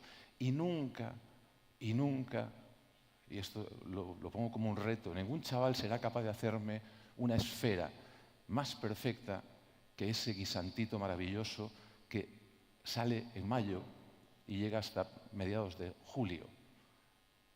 Y lo pongo como reto, no seremos capaces, ¿no? Porque la naturaleza está muy por encima de nosotros. nos llenamos la boca hablando ahora de sostenibilidad. A veces lo pienso, o sea, si de verdad hiciésemos tantas cosas tan bien como contamos que hacemos con la sostenibilidad, no habría problema de ser sostenibles. Está claro que no hacemos tantas cosas tan bien. La sostenibilidad, para mí, desde mi punto de vista, es el respeto a la naturaleza. La naturaleza por sí misma es perfectamente sostenible. El hombre lo único que hace es desequilibrar algo que tiene un equilibrio perfecto, ¿no? Y nosotros, con nuestras acciones, pensando que lo dominamos todo y que somos capaces de hacerlo todo, lo único que hacemos es desequilibrar esas cadenas tróficas que eran naturales y que eran perfectamente sostenibles. Os voy a poner, igual tengo que saltar, os voy a poner unas imágenes, unas lubinas, ¿vale? Estas lubinas fueron pescadas en un puerto que hay en Galicia, se llama Ribeira, que es posiblemente el puerto más importante de Galicia y de los más importantes de Europa en pescado, ¿vale? Todas son pescadas allí, todas llegan al mismo sitio. Estas lubinas eran perfectas mientras eran peces, mientras vivían en el mar. Ellas, con su equilibrio perfecto, comen lo que necesitan, tienen predadores y predados en esa cadena perfecta, tienen que escapar y son animales perfectos. Y sin embargo, hay una sutil diferencia, perdón, me he pasado, estaba contando, entre esta lubina y esta lubina. Y está pescada en el mismo sitio, en la misma zona, y llega al mismo puerto. Las dos eran perfectamente iguales, ¿vale? Solo quiero poner un ejemplo con las lubinas, ¿vale? Pero esto quiero que se traslade a todo, a toda nuestra despensa, ¿vale? La diferencia entre esta y esta, que lo veis ahí, de color y de tal, no es por el animal, es por lo que hicimos nosotros, ¿vale? Yo llevo 14 años trabajando, es decir, lo primero que tenemos que aprender es que los cocineros si la cocina nace en el producto, tenemos que acercarnos al producto. Es mucho más importante que dominemos el producto que no la técnica, ¿vale? Ese problema que yo veía, ¿no? en los talleres, pregunto, ¿qué estamos haciendo mal nosotros como cocineros? ¿Cuánto tiempo y cuánto esfuerzo dedicamos en aprender una técnica nueva? ¿Vale? ¿O cuántas veces llamamos a un colega que de pronto estuvimos comiendo en su casa y vimos algo que nos llamó la atención, llamamos a un colega, y cuánto tiempo gastamos en eso? ¿Y cuánto gastamos en acercarnos al productor? O al pescador. Trabajar con él, aprender, mejorar los procesos. Todo lo que hagamos vamos a ir haciendo más imperfecto el producto, que de forma natural era maravilloso. La diferencia está en que este pescado, esta lubina, que lo veis perfectamente blanca, está tratado con una técnica de desangrado y no estrés, ¿vale? La diferencia radical es que esta pieza es perfecta, o casi perfecta, como era en la naturaleza, y esta lo fue. Pero la pesca, la que conocéis todos, es un proceso tremendamente estresante para los animales y pocas veces nos damos cuenta de ello. Mirad cómo tengo unas fotos que rescaté de unas redes, como un cocinero con mucho orgullo luce esta pieza de lubina, que es espectacular en el tamaño, pero fijaos cómo tiene todo ese lomo, esta o esta otra, ¿vale? ¿Qué es lo que pasa? Ha sufrido un estrés inmenso y ha perdido toda la energía, toda su energía vital, ¿vale? La diferencia es que esta pieza no es maravillosa y creemos que es maravillosa y además la enseñamos en las redes. Y lo único que hacemos es despistar también a todos los chavales, sin darnos cuenta, ¿vale? Estamos dejando un desorden detrás para los siguientes cocineros y generaciones. Tenemos que buscar, ¿vale?, siempre la excelencia y empieza en el producto. ¿Qué es lo que hacemos mal?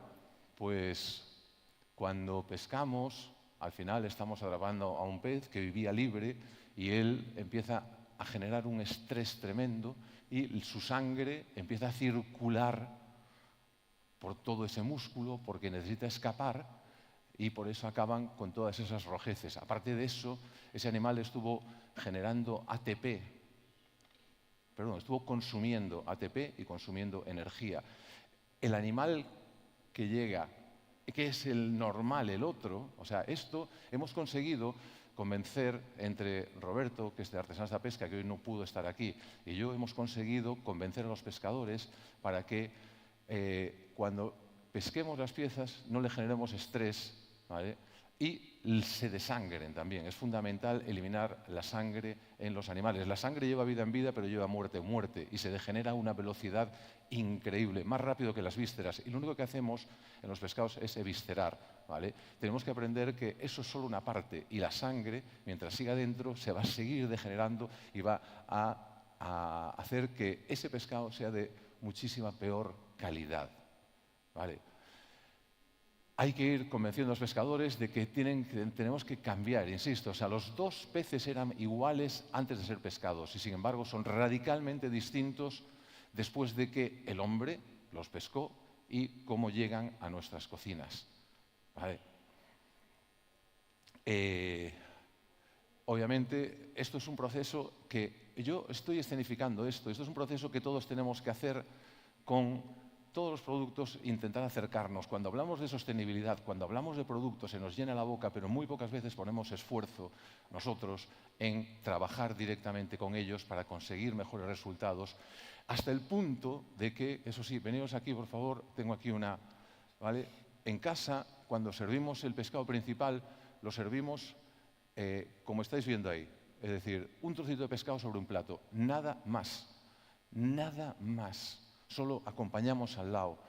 Ahí lo que hay es todo el trabajo previo que hacemos con los pescadores en cómo se pesca esa pieza, con lo cual a partir de aquí somos capaces de terminar un plato así. Yo sé que este trozo de pescado que veis ahí es maravilloso, excepcional, muchísimo mejor que cualquiera que podéis encontrar, no por lo que hago yo. Yo lo hubiese cocinado exactamente igual si a mí me entra un pescado que es un 10 o si es un 6.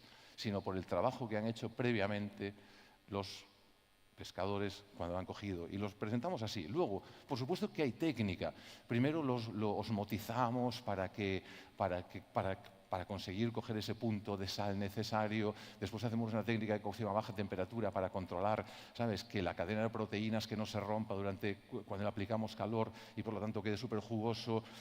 Acabamos marcando la piel al lado, lo acompañamos con una emulsión que hacemos obteniendo los colágenos que sacamos de las cabezas y con esas moléculas tensioactivas conseguimos hacer una emulsión, ¿no?, que ponemos luego encima con unas ensaladas, en este caso son hechas con algas, también de ese propio medio, que aliñamos con un kimchi que hacemos nosotros a base de halófilas, las pieles de los pescados que están... O sea, hay técnica, claro que hay técnica, pero me siento tan seguro que soy capaz de desnudarme. El cocinero cocina sus miedos y cuanto más miedos tengamos, más vamos a tratar de disimular ese miedo haciendo cosas. Cuando estás tan seguro que lo que tienes en el plato es excepcional, eres capaz de desnudarte y mostrarte tal cual eres. Eso es increíblemente maravilloso y muchísimo mejor que lo que nos podamos encontrar. Ese trabajo que yo os decía previo es el que tenemos que tratar de inculcar. Insisto, se nos llena la boca hablando de sostenibilidad y hacemos muy pocas cosas por la sostenibilidad, aparte de nombrarla y decirla, ¿vale?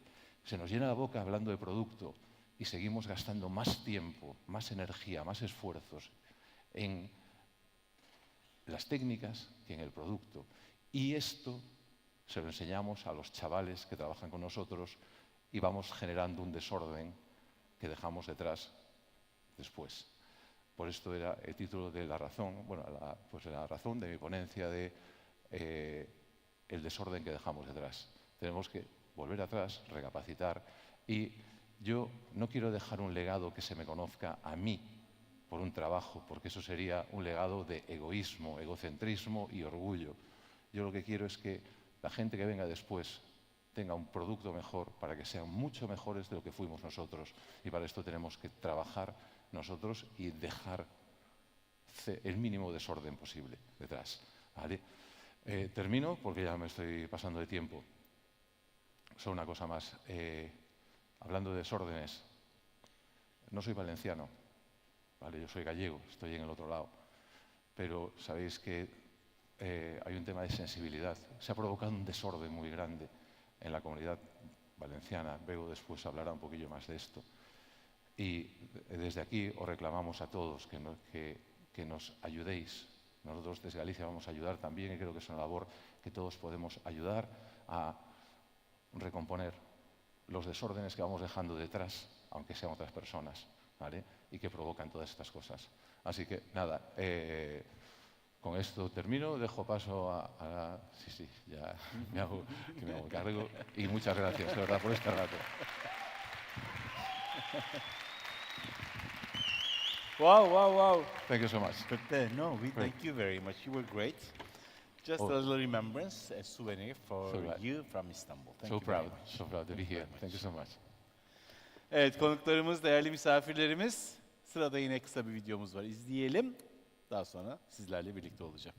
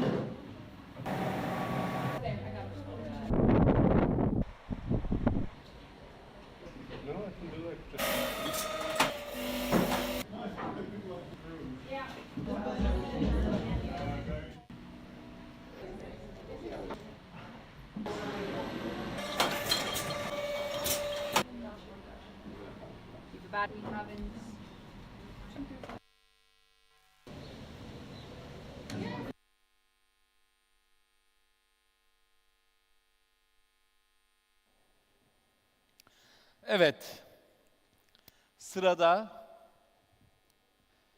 Eater, The Washington Post, Condé Nast Traveler'da gazeteci olan Rafael Tonon moderatörlüğünde Noma ortağı ve kreatif direktör Thomas Frebel ve bilim insanı, yazar ve eğitimci Ariel Johnson var. Üçü bir araya geliyorlar ve Deliciousness as a Superpower başlıklı panelle herhalde hepimizi bambaşka dünyalara götürüyorlar. Kendilerini alkışlarla sahneye davet ediyorum. Rafael, Thomas ve Ariel, hoş geldiniz. Hello Good there. to have you here. Hello. Thank you. Hello. Hello, everyone. I don't think my mic is like right now. Hello. Hi. Good evening, everyone. I would like to thank Gastromasa for having us this evening. I'll make like a proper presentation of my guests this afternoon. It's an honor for me to have this conversation about flavor and deliciousness on the stage of Gastromasa. So I would like to introduce you guys to Thomas Frebel. He's the creative director of Noma Project. And on my left, I have Ariel Johnson. She's a flavor scientist. She's consulting for many chefs. She's the former director's fellow of MIT Media Lab. And she's the senior advisor of Noma Projects as well. So we are here to have a conversation. I think we have a video to present about the work you're doing, right? I think so. Can you please? Okay. All right, or we can just talk.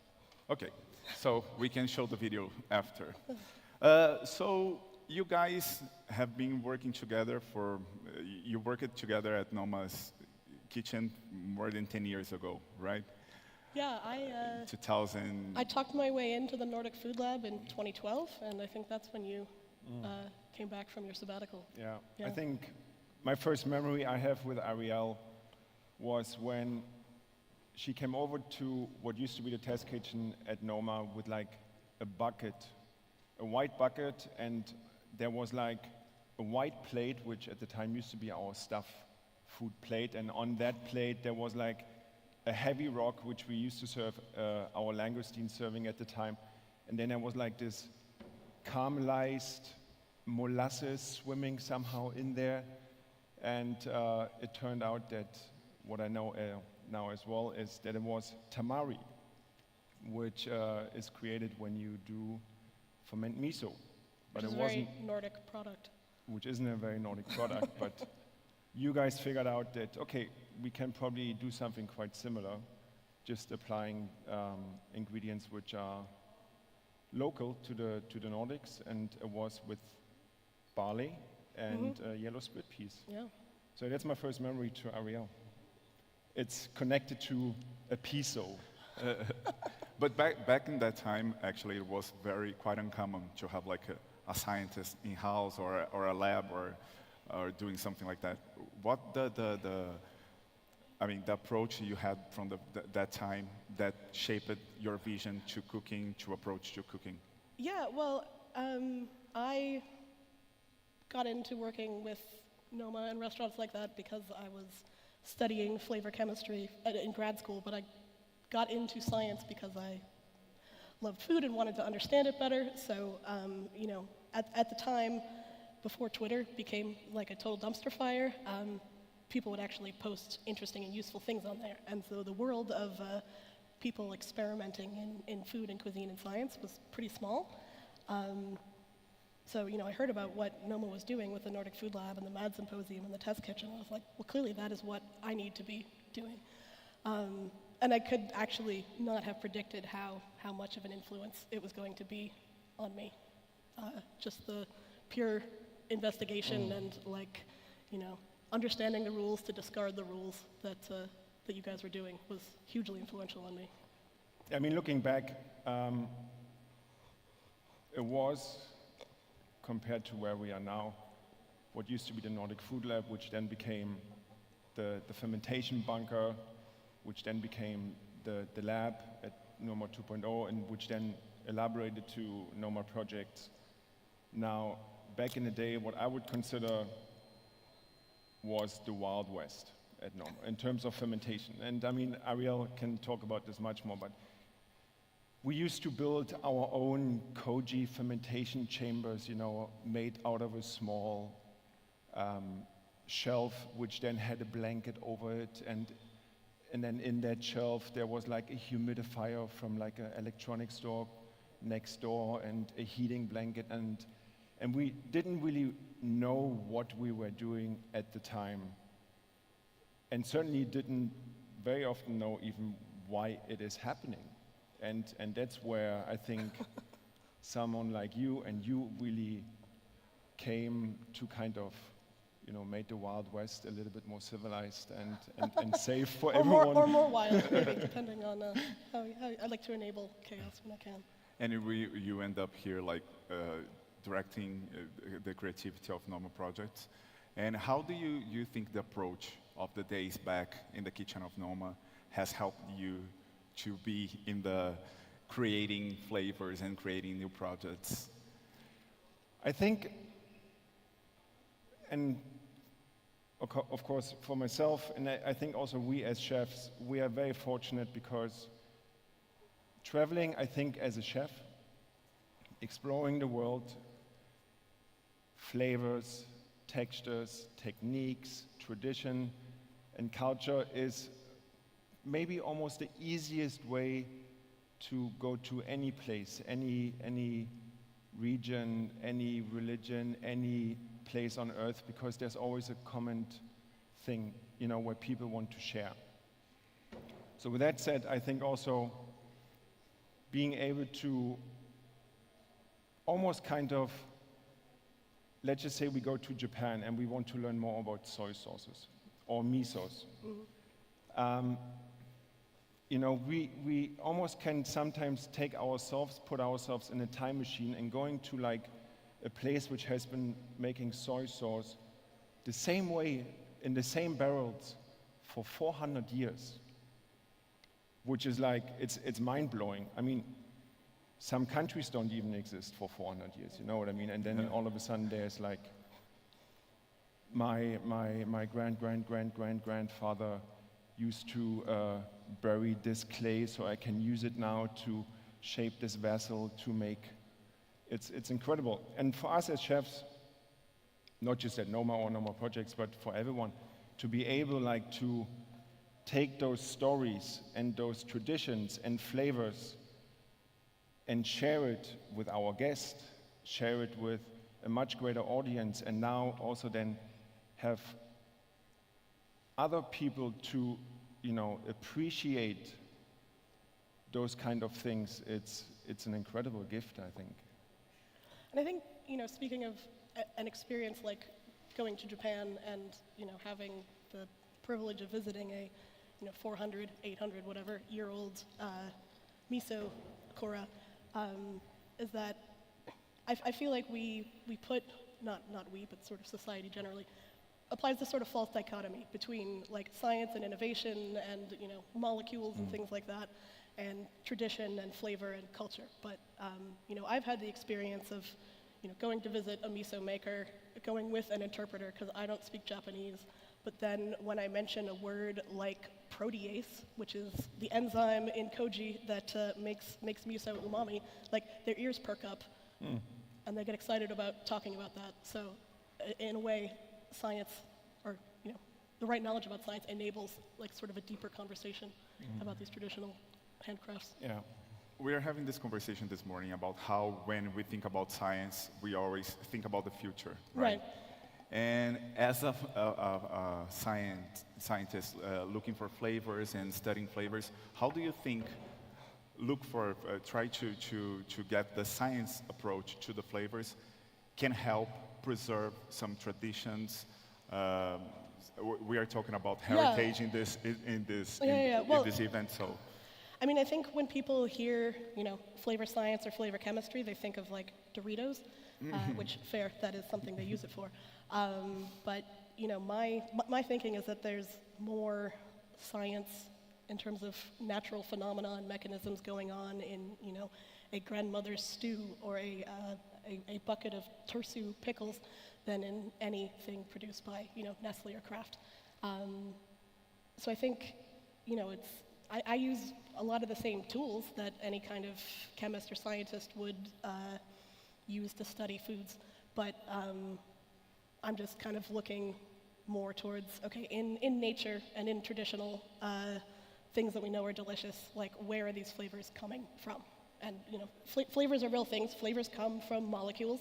If you know what molecule is a flavor and sort of the process that makes it, you can then try to, you know, nudge things in a more delicious direction instead of having this kind of like top-down control over it where you add a flavor into it.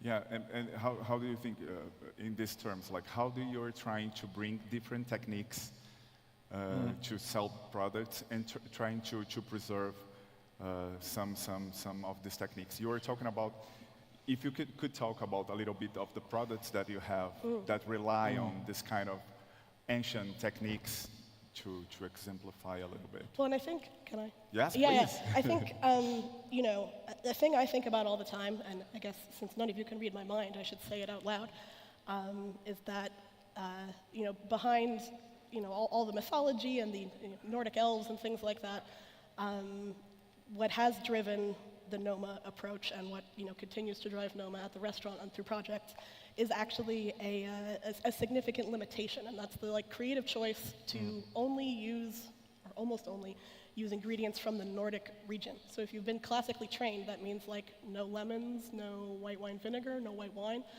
All of a sudden, you have to get very, very creative about where you're going to get flavors from. And so like the point of all the science isn't so much to have it be for technology's sake, but literally if we understand, you know, how a protease enzyme works, then you can apply it to a Danish yellow pea and get a delicious source of umami that you had not had available before.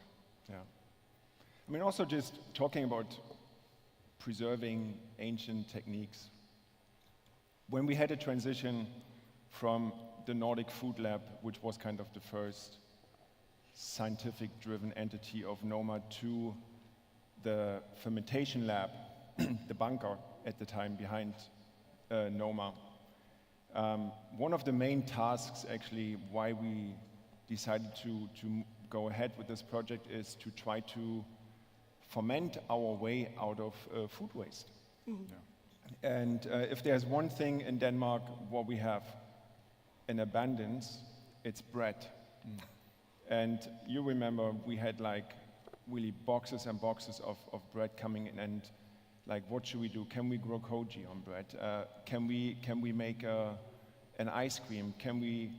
And we ended up, in fact, something which we called the rhizo.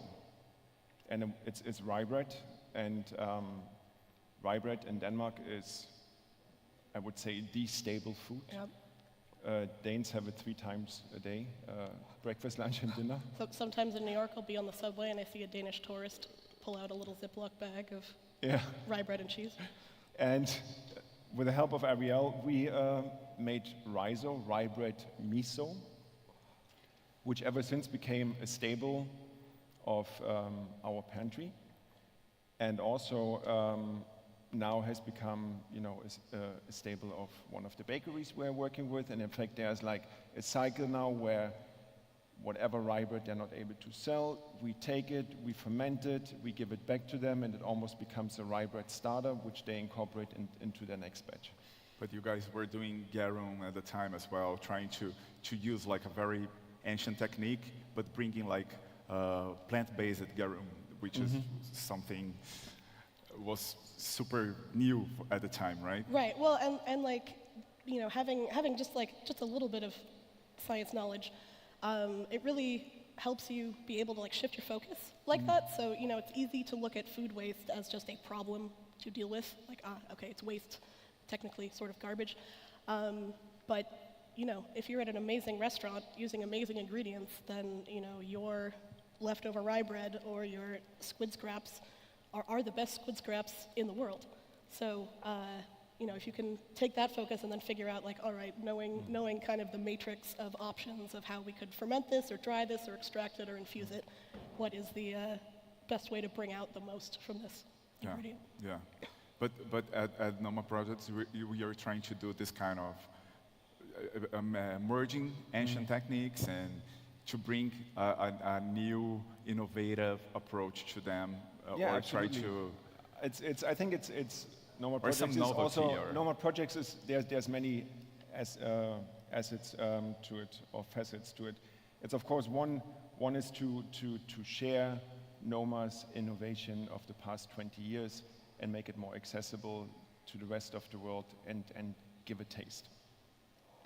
But then there's also the beautiful part of it, that being able to educate people of, okay, what is actually a garum? And how do we do it? And what was our thought process and trials and errors to actually get where we are now? And then the third one is going to the fact that by introducing an ancient technique like garum, making garum, to a broader audience, in a weird way, we are also preserving the history and the culture of making it.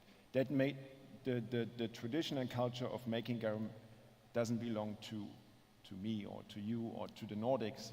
It belongs to Italy. But nevertheless,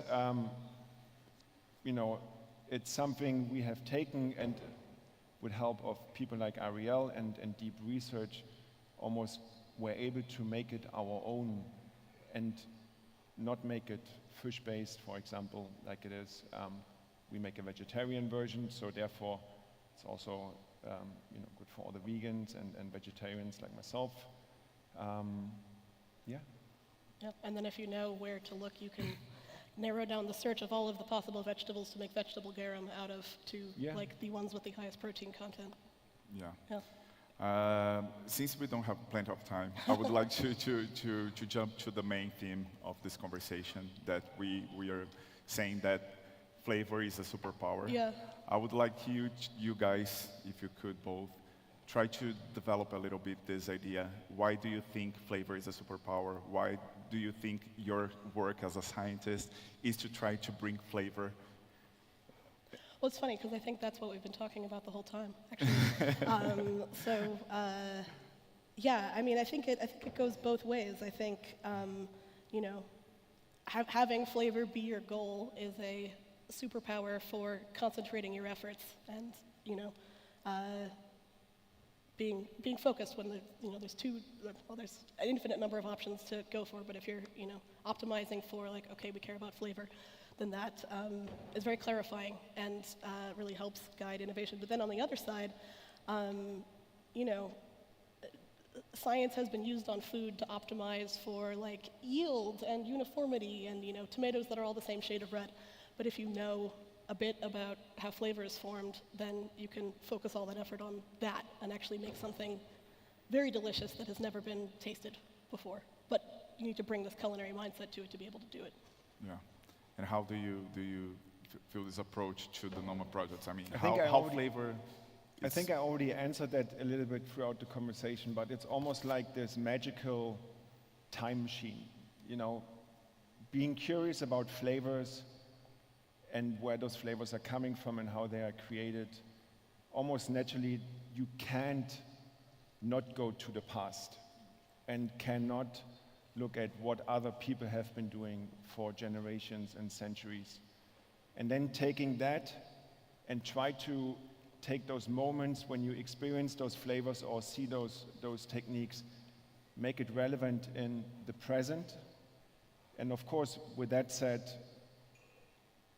hopefully, you know, take what is in the present and make it incredibly relevant and delicious and tasty and nutritious and take that to the future. Yeah. When I so think it's like this, oh, sorry. this big little capsule of like, you know, past, present, future, and just try to capture that. When I think like a specific example that makes me think of is, you know, in sort of the course of being NOMA, you make friends like Yusuke Sasaki, who is a like 4th or 5th generation katsuobushi maker in outside of Kagoshima, so Japan. So katsuobushi is a you know, traditional ingredient in Japanese dashi. It's a like dried, smoked, fermented bonito loin, very umami.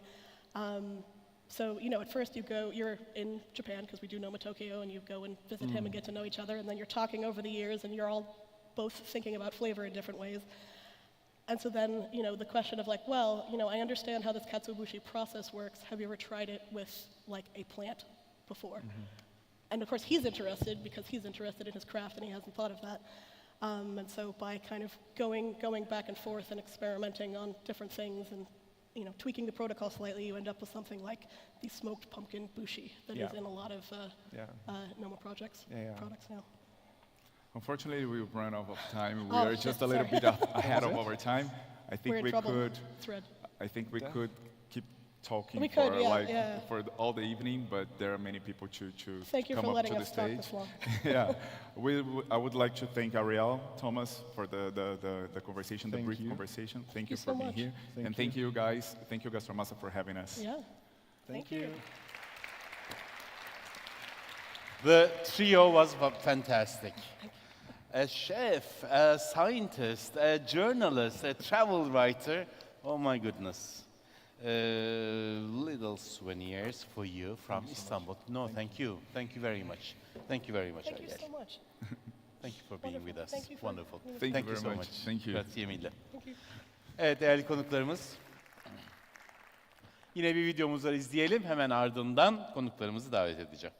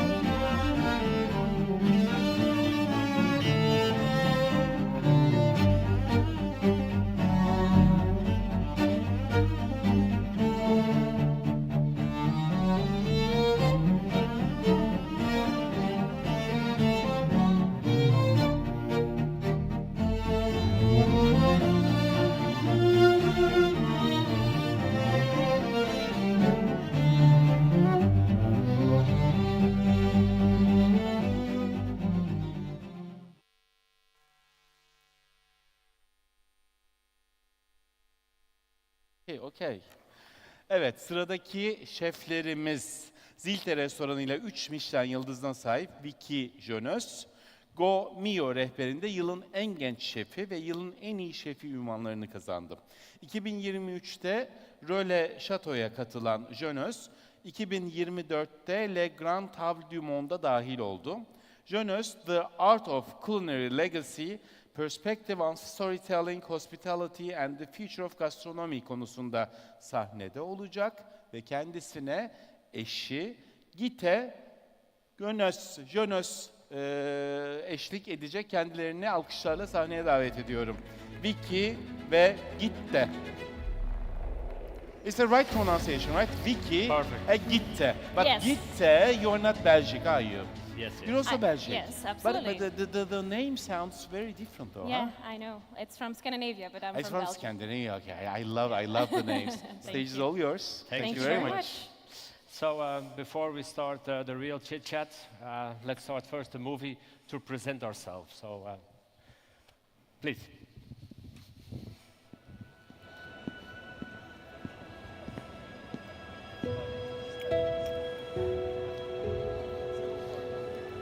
In de wereld van gastronomie draait alles om passie, creativiteit en de onuitputtelijke zoektocht naar perfectie.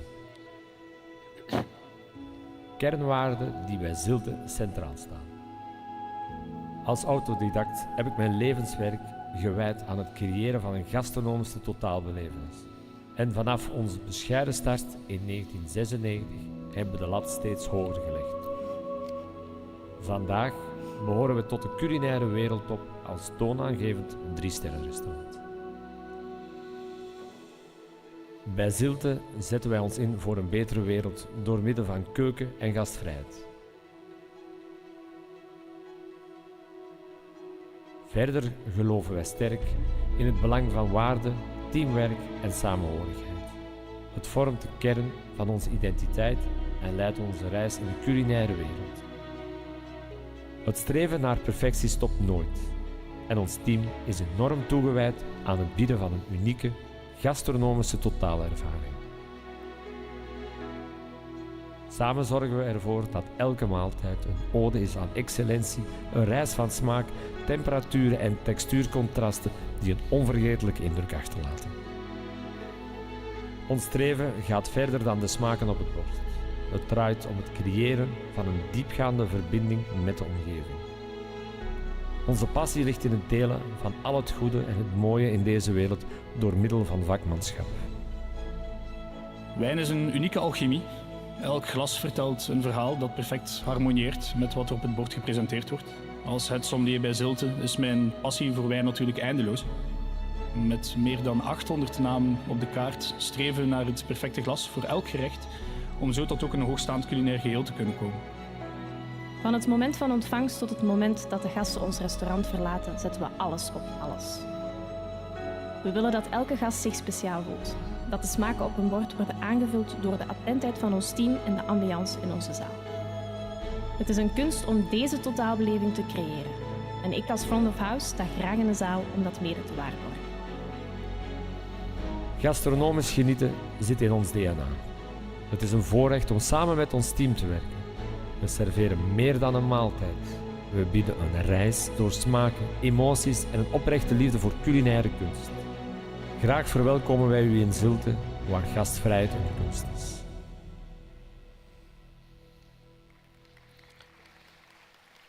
So, thank you very much for this very warm welcome. I'm Vicky Jones, chef at 3-star Michelin restaurant in Zilte, Antwerp, Belgium. And allow me to introduce my daughter, Gitte, who has a key role in our front of house team. Thank you, Chef. We take you on a journey through our culinary legacy, perspective on storytelling, hospitality, and the future of gastronomy. So, as it is a great honor for me, or for us being in Istanbul here, a city I greatly admire. Love it not just before its incredible hospitality, but also for the rich culinary history it has. This city, which remains its many layers of culture, reminds me that food is a really universal language that connects us all. creating emotional moments with respect for the products and commitment to global environmental sustainability. Being here, I'm reminded of Istanbul's past as the heart of the Byzantine Empire. That era left a lasting mark, like with olive oil, fresh seafood, spices like cinnamon and cloves. These ingredients continue to shape the local cuisine, I think, and showing us that how a culture's history can keep influencing its own and many others present and definitely all the future. This respect for culinary tradition, using ingredients and techniques passed down throughout generations means a lot to me. Because at our restaurants, we also cherish heritage and the importance of family. Just like Istanbul's traditions are woven into its culture, it's my journey as a chef been deeply shaped by traditions in my own family kitchen. So let's start with something close to us all, our family. Zilte is as much a family journey as it is a culinary one, right? Yeah, correct, very, very true. So at Zilte, our story is built on our family. My wife, Vivian, who's at home, and my son-in-law, which you saw serving the wines, he's our sommelier, are both key figures in our restaurant. Alongside our dedicated team we have, and also our partners in hospitality, like Relais Chateau and Les Grands Tables du Monde, makes Zilte really feel like a close-knit family. Even the incredibly talented international chefs who joined us for like our Exquise Forehands, what we are organizing nowadays, become a part of the Zilte family. Chefs like Arnaud Donquela from Cheval Blanc, Eric Vilgaard from Georgenard, and soon Dominique Crenn from Atelier Crenn in San Francisco make the family even more global than we ever dare to expect. Their passion for food and hospitality creates unforgettable memories and moments, giving us both and our guests immense joy and satisfaction, making each collaboration a truly unique memory. So, and as you probably saw in the video, like the 3 stars, we are very, very proud being one of the few 3 Michelin stars restaurants worldwide that are still family owned. This independence allows us to shape Zilte in a way that truly feel authentic to us. Each step, each decision in our approach, our strategy, comes from the heart, mostly based on our personal experiences we mostly also discovered together. Yeah, and I think that's what makes Zilte so special. So I remember growing up, the kitchen was just more a place to cook.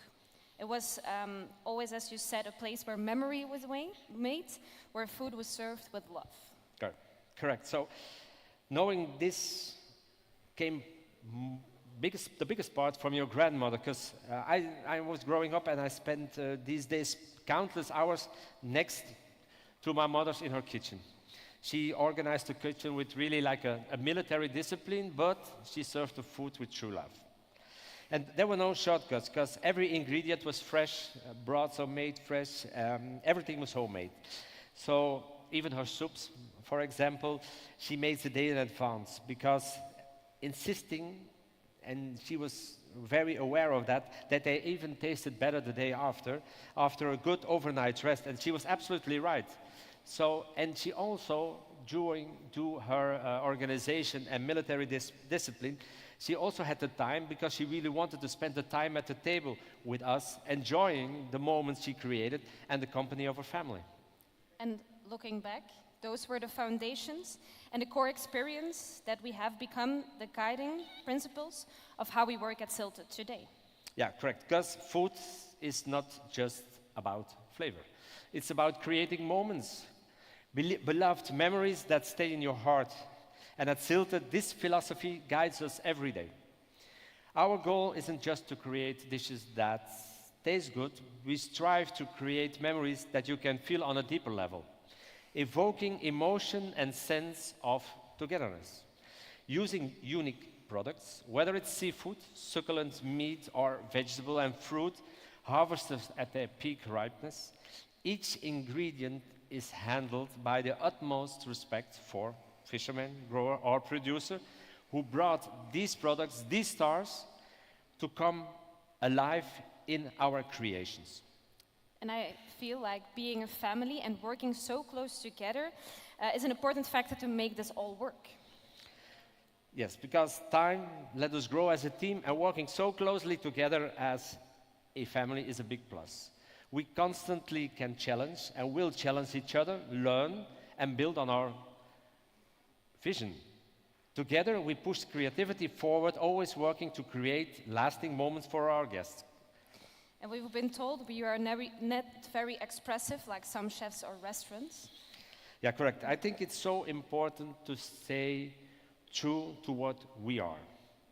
We are a maison, a house, and a warm house wanting to become even a warmer castle, in terms of speaking, of course. But we dig deep into our business and developing everything based on what we feel is right as a family. We are not expressive or flamboyant. If I have to name one core value, it will be the never-ending dignity. So we are a house, a maison, and we are very loud just by being very quiet. And I think that brings us to one very personal thing about Zilte. Could you tell me more about the name, where it comes from? So,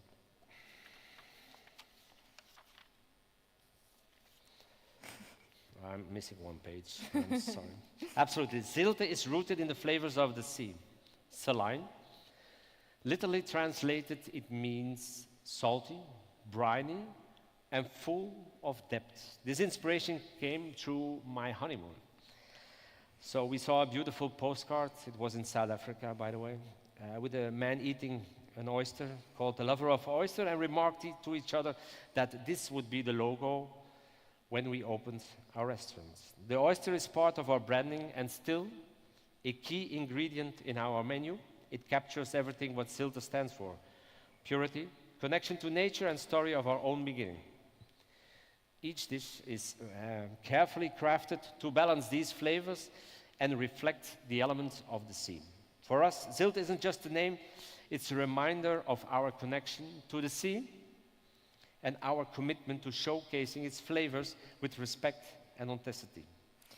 And I love that the oyster is just a symbol of the restaurant today. The fun fact is that the only thing that the chef does not like is oysters. But it's a little piece of our origin story that's still on the plate right now. Yeah. Exactly. The sea, our dishes evolve with season. We say like 1,000 fleeting ideas for every dish that lasts. We constantly refine our dishes, exploring harmony and flavors, textures and aromas to create something that captures our spirit. And the flavor in your dishes keep evolving, yet there is a signature quality that makes them feel more meaningful. How does it work? Every ingredient has its own story, its origin, how it was grown, and the hands that nurtured it. So by understanding these stories, we honor the past and bring those traditions to life on plate. Therefore, our dishes are feeling really meaningful. Each bite connects us to deeper and timeless in past, present, and future. So, hospitality. Hospitality is a huge part in Zilte, unique. It's more than just serving food and aiming for perfection, isn't it? Yeah, correct. But because for us, hospitality means like creating a space where guests feel at home, where they're not just customers, but really become a part of our family. And for us, it's not only the interior of it starts with interior to music and finding for each guest that specific and perfect choice within beverage, like wine combinations. We aim for every detail to evoke a sense of warmth and belonging. And it's amazing to see how all this comes together. It reminds me of a guest who told us that was amazing to be at Planet Zilte, but unfortunately, Earth called him back. And that's what we aim for. The world is crafting of memories, flavors, family. It's feeling like a sense of home. This is more important for us than all the stars and awards. I think the most important things or the guest. We want the guest to feel the emotional connection to Zilt, and almost there should be having the idea entering their own home. Each dish, each interaction is crafted to bring meaning. It's about taking time to understand each ingredient, refine each dish, and designing the space to allow every guest to truly feel this moment. And at Zilte, we start with a simple question. What do we want our guests to feel? Is it comfort, a sense of discovery, maybe a connection to a memory? We design each dish with that feeling in mind and making sure that every part has a purpose and tells a story. So, as we're going to look to the future, what do you see as the next steps for gastronomy? I think the future of gastronomy is very fascinating blend of culture and ideas. Sustainability now really in the forefront.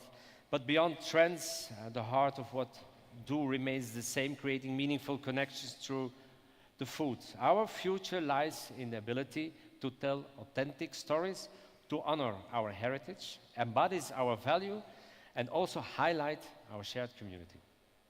To all chefs, I think, and that's the real message I want to give today, we have a profound opportunity to shape the future of gastronomy by honoring the legacy that defines us, telling the true stories through food, because food is still, and I'm so sure about that, it's the language that everybody understands. Creating unforgettable memories, and we can help build a world where cuisine and hospitality stands for respect, culinary pleasure, and above all, unity. And in your opinion, what makes this journey so interesting? What keeps it alive? For me, the pursuit of balance, contrast, and harmony in every dish makes this work endlessly captivating. Everything stands or falls with the main product, the key ingredient or the right base in every creation. This transforms food into art of cuisine or cooking. This continuous exploration of these foundational elements, whether spices, vegetables, or seafood, gives each cuisine a unique character and depth. And in a fast-evolving world where trends and techniques quickly changes, how do you decide what to embrace and what to left aside? I think in today's fast-paced world, it's essential to evaluate if new trends and techniques align with the experience we or you want to explore and to give to the guests. So if it feels right, enhances our vision, we embrace it. If it doesn't resonate, we let it pass, allowing ourselves to create something even more meaningful or by rethinking and refining our own approach. And what about learning from other persons or restaurants in the field? I think the world is big, so there cannot be just one chef, one maître, or one sommelier. Each person brings his own unique strength and wisdom also to each table, to each customer. And it's on us to learn from the best, selecting ideas and practice that resonates and helps shape our own or your own identity. Every member of this industry is a master in his own way. So, and it's through this collective wisdom that we find our inspiration. So, let's say that all these aspects have led us to a broader perspective on a family-owned business with products that close to the heart, where guests are the most important factor, and the future is primarily found in each person's own origin. What do you think, Chef? I would say this is art of Zilte. This is what we stand for. This is really our passion, our art we want to represent. And it's representing what we are doing, what we want, where we stand for, and what we strive to create every day. Because alongside our family, which is much bigger and much larger than just the two of us standing here, alongside the products we love to work with and to cook with, we cherish in our menu, and alongside our guests, we enjoy them landing at Zilte, at our restaurant, and also alongside with the origin of each and every one of us. We gather the ideas from all over the world, so to incorporate into our kitchen. For example, like seafood, the seasonal vegetables, fish, we kombuchimi aged, like sea bream, and horseradish, for example, those products, those ingredients, they form, for me, the perfect start to our menu nowadays at our restaurant. So instead of prepping myself, I would show a video to understand the idea of our kitchen and how we come to our creations. So as you see, we're trying to pick out the ingredients we love the most, like the seafood, the carabiniero, which is really known for its sweet taste. Vegetables, we call it red meat. It's a kind of radish we pickled. And then also another beautiful product, the gilt-head sea bream we work with. Different ingredients like kombu. We are using radish. You see algs in the back. The sea bream, we wrap it in the kombu jimi to mature, to get more deepness into the taste, and then we roll it into the nori. We lightly let it pass by through the charcoal barbecue. Underneath, we did a Creole preparation of fermented rhubarb, shiokoji, and we turned it into a light jelly, integrated with pickled radishes, which gives the binding, the combination for the carabiniero and the sea bream. Fresh algs on top. So we got a really detailed kitchen, you see. Small dots of umeboshi, the pickled plums from Japan. Fresh bamboo shoots we kept in shiokoji to get a more deep taste. Because now we're working on this, still is quite a floral start from this creation. And then now we're going over to some more bitterness of the red meat, the daikon, the radish. Gives the contrast to the roasty flavor we get from the nori. Kombu we use first for making our dashi broth, and then lacquered with ginger, soy sauce, and mirin. Here we're having some small sakura leaves, flowers. We put in sugar syrup to give the floral taste once again. Some sesame we caramelized. Gives the crispy part into our creation. Tapioca we cooked in the broth of the carabiniero. And then another daikon preparation we seasoned with some mishima ukari, which is dried shiso. And then first we have the broth made from the shiokoji as well. Also some rhubarb. The oil we integrated is based on an infusion with nori. And now we have a really sweet, flowery taste into our creation, which is really crudo, so raw served. And the foam we integrated is like something more closer to us. It's the horseradish, which gives the tinkling, spicy part to the dish. So it makes it really quite complex, but as you see, the details combined all together make this beautiful starter of our menu right away, which has been serving today in our menu. So this gives a little bit an idea of what we are doing. So our 20 minutes are almost over, I think. So I have to thank you for joining us on this journey today.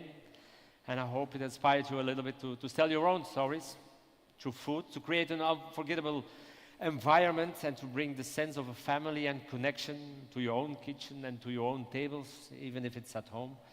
Because at the end of the day, it's not just food, it's about creating beloved memories.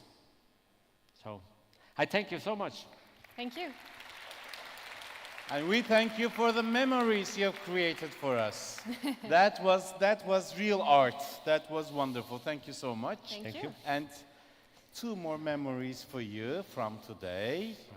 Thank you for being in Istanbul with us. Okay, beautiful. Thank you so much. We keep this beloved. Just use them. There's something so beautiful. No, okay. Thank you. Thank you so Thank much. you. Bye-bye. Thank you.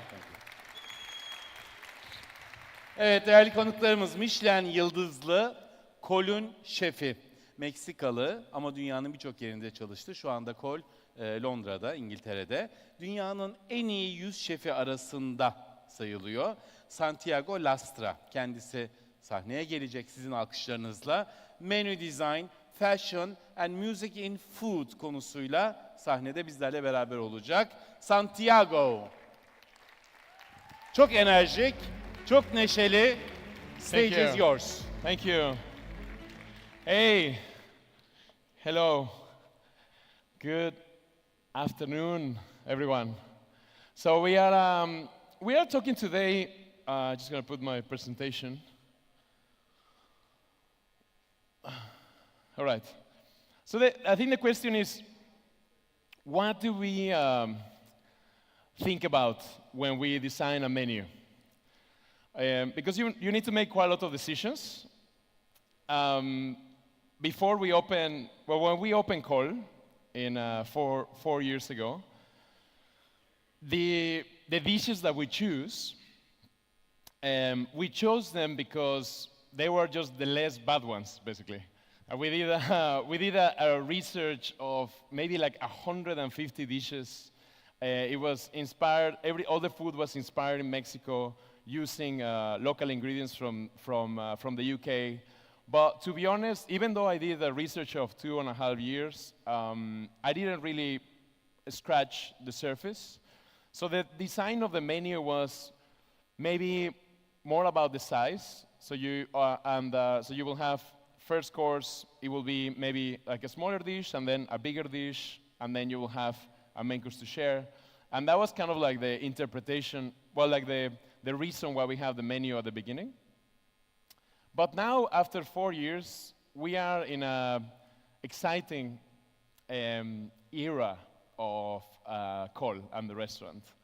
And we finally are able to feel natural when we create the dishes. Obviously, it's not the same to be one person trying to create things than a whole team growing together and learning together. And every time that the year passes, we get new ingredients, we get a new season, and the question is always, well, there's always a piece of paper and a pen that I always lose this pen, but I really like to have like a really good pen, and then I sit down with our R&D chef, and our chefs are like, okay, well, it's going to be spring at some point, so we need to make a spring menu, and then you have to know where to start, right? So our inspiration is really like closely related with the design process. This is a design process, like very, very general design process that engineers have, fashion designers, architects, interior designers. They follow this process from inspiration to production because the idea comes. And then, when you have the idea, then you have to design the idea. Think about like what are the parameters, what are the kind of like the stepping stones of this idea, and then you try it out. So you prototype, and then after that, you hand over to Ray, that is somewhere there, and head chef. He will put it in production and make sure that that thing that it was just pure inspiration will become consistent enough and good enough with the supply chain and the chefs to have the recipes and everyone to kind of like push to the same direction, right? So I could talk about quite a lot of different parameters that we have in Col to create the tasting menu. At the moment we have a 12, 13 or 14 course menu in Col, and everyone has the same tasting menu. We're going to focus on how it looks and how it feels today. So how it looks, we are inspired quite a lot in fashion, and how it feels in terms of the progression of the tasting menu, we get inspired to measure that with music and like let's say like a playlist, basically. So we're going to start with food and fashion. I have a guest once that he's a friend of mine, a film director, and he was in Col, and he was like, man, that was amazing. So when are you going to change the menu again? And I was like, well, we're going to change it in spring. And he's like, oh, and then when do you change it again? It's like, oh, we change it then in summer. Like we do early summer and then we do a late summer menu. All right, and then you change for autumn and then winter. It's like, yeah. It's like, oh, wow. So so what you do is like fashion. And I was like, yeah. Like it's, I thought about it for a while, and then it's actually quite interesting, and the way that they overlap. And we can think about what you wear. Like, what do you wear in winter? You wear layers, you know? So you put different layers of clothes. You want to feel cozy. Maybe you put your like sweater on top, and then you sit down, and you're like, you know, you want to be like close to the fire. And you wear maybe a little bit more of like darker colors, like maybe like black and shades of like winter vibes, right? When you're in the summertime, you want to feel more fresh. You want to feel more fresh, more colorful, and lighter layers, and but still like quite sexy.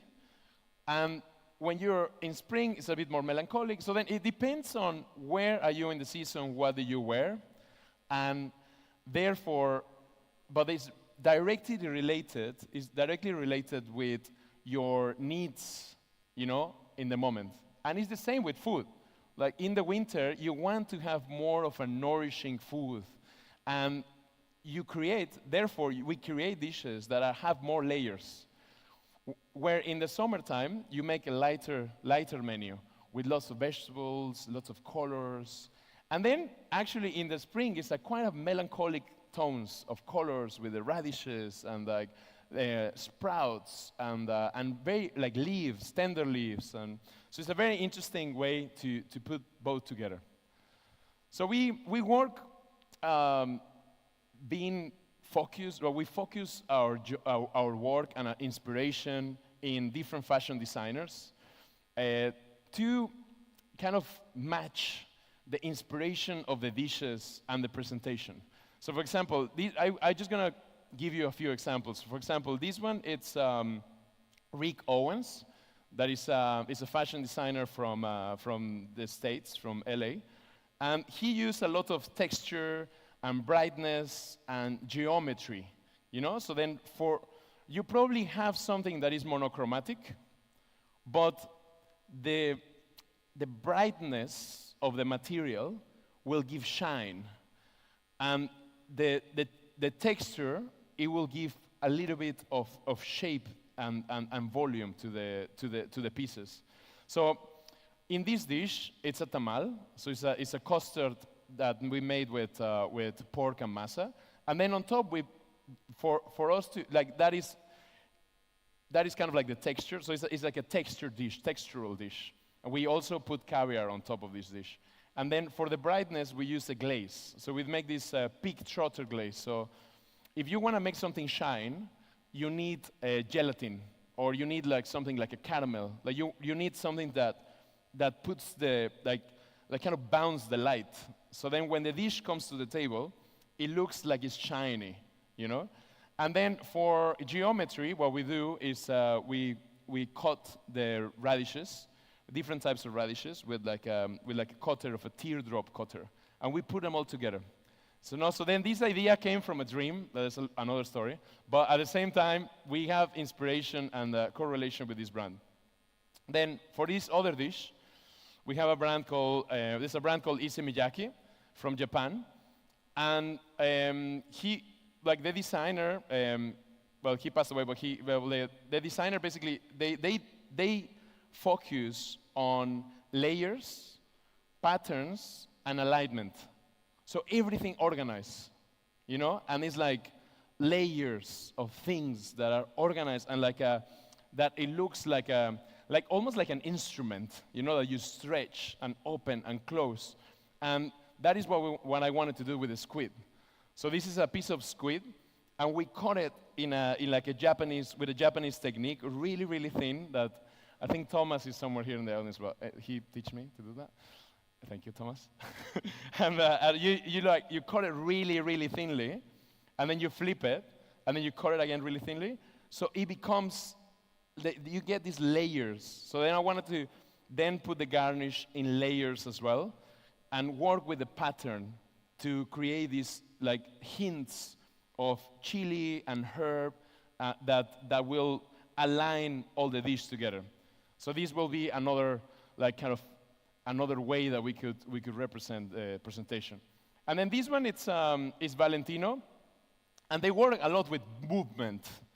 So I don't know if you ever like been in the restaurant, the chef is like, okay, it needs to be moving. Like it needs to, like sometimes when you create dishes, you want you imagine maybe if it's two elements, maybe you have like a piece of like a cut cabbage and then another one in the other side, or a cucumber, another cucumber, or like whatever you put on the plate to have movement.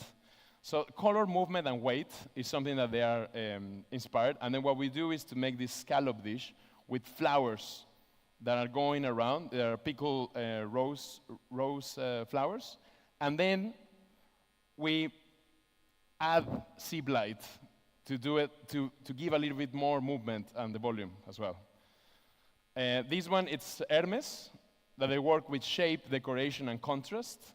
So it's an interesting way to have a canvas and add contrast. So the contrast can be textural, like you can add an oil, or you can add really, really small ants. For example, in this dish has ants, so the ants will give that contrast, and also this like detail on the herbs that we have these very, very small tips of wakatai that you will get like really like into detail. If you zoom in, you will have all these details happening on this dish. So then, I think one of the interesting things about, in general, when you have a restaurant or you build a brand, you know, is that you have to develop your own style. And your own, like the style of what you do is there, is in you, but it's inside of this block, you know? So then what you have to do is like a sculpture, you know? So you take whatever you don't need, slowly focusing on what you don't like, to get closer into actually what feels natural to you. And it's interesting because there are different designers in this picture, and this is an autumn collection of last year autumn collection. And then the interesting thing is that it will tell you a time and place. They are different designers, but they are all in 2023, you know? So it's an interesting way to think about the tasting menu and how the menus over the years with your own style can change, but they always kind of come together by seasonality as well. So this one is our late summer menu that we have in cold as well. So you can have, you know, like we try to work quite minimalistic with shapes, colors, movement, patterns, alignment, and focusing a lot on textures. But the textures that are natural of the ingredient. So maybe the patterns of the beef, or maybe the little dots of the pear when you slice it, instead of adding like artificial textures into the dish. All right, so then now we're gonna move into food and music. So food and music is, we're talking about the actual, when do you put the first course, or this whatever snack, and when do you put the next course on the tasting menu? So you're working on like 14 courses, so it's an interesting kind of exercise to make. And we are still learning, but it's there is a way that people do this in music, like the artist will put together a playlist, put together like an album, and you will have first song, second song, and it's interesting because not all the songs are hits. They don't have to be.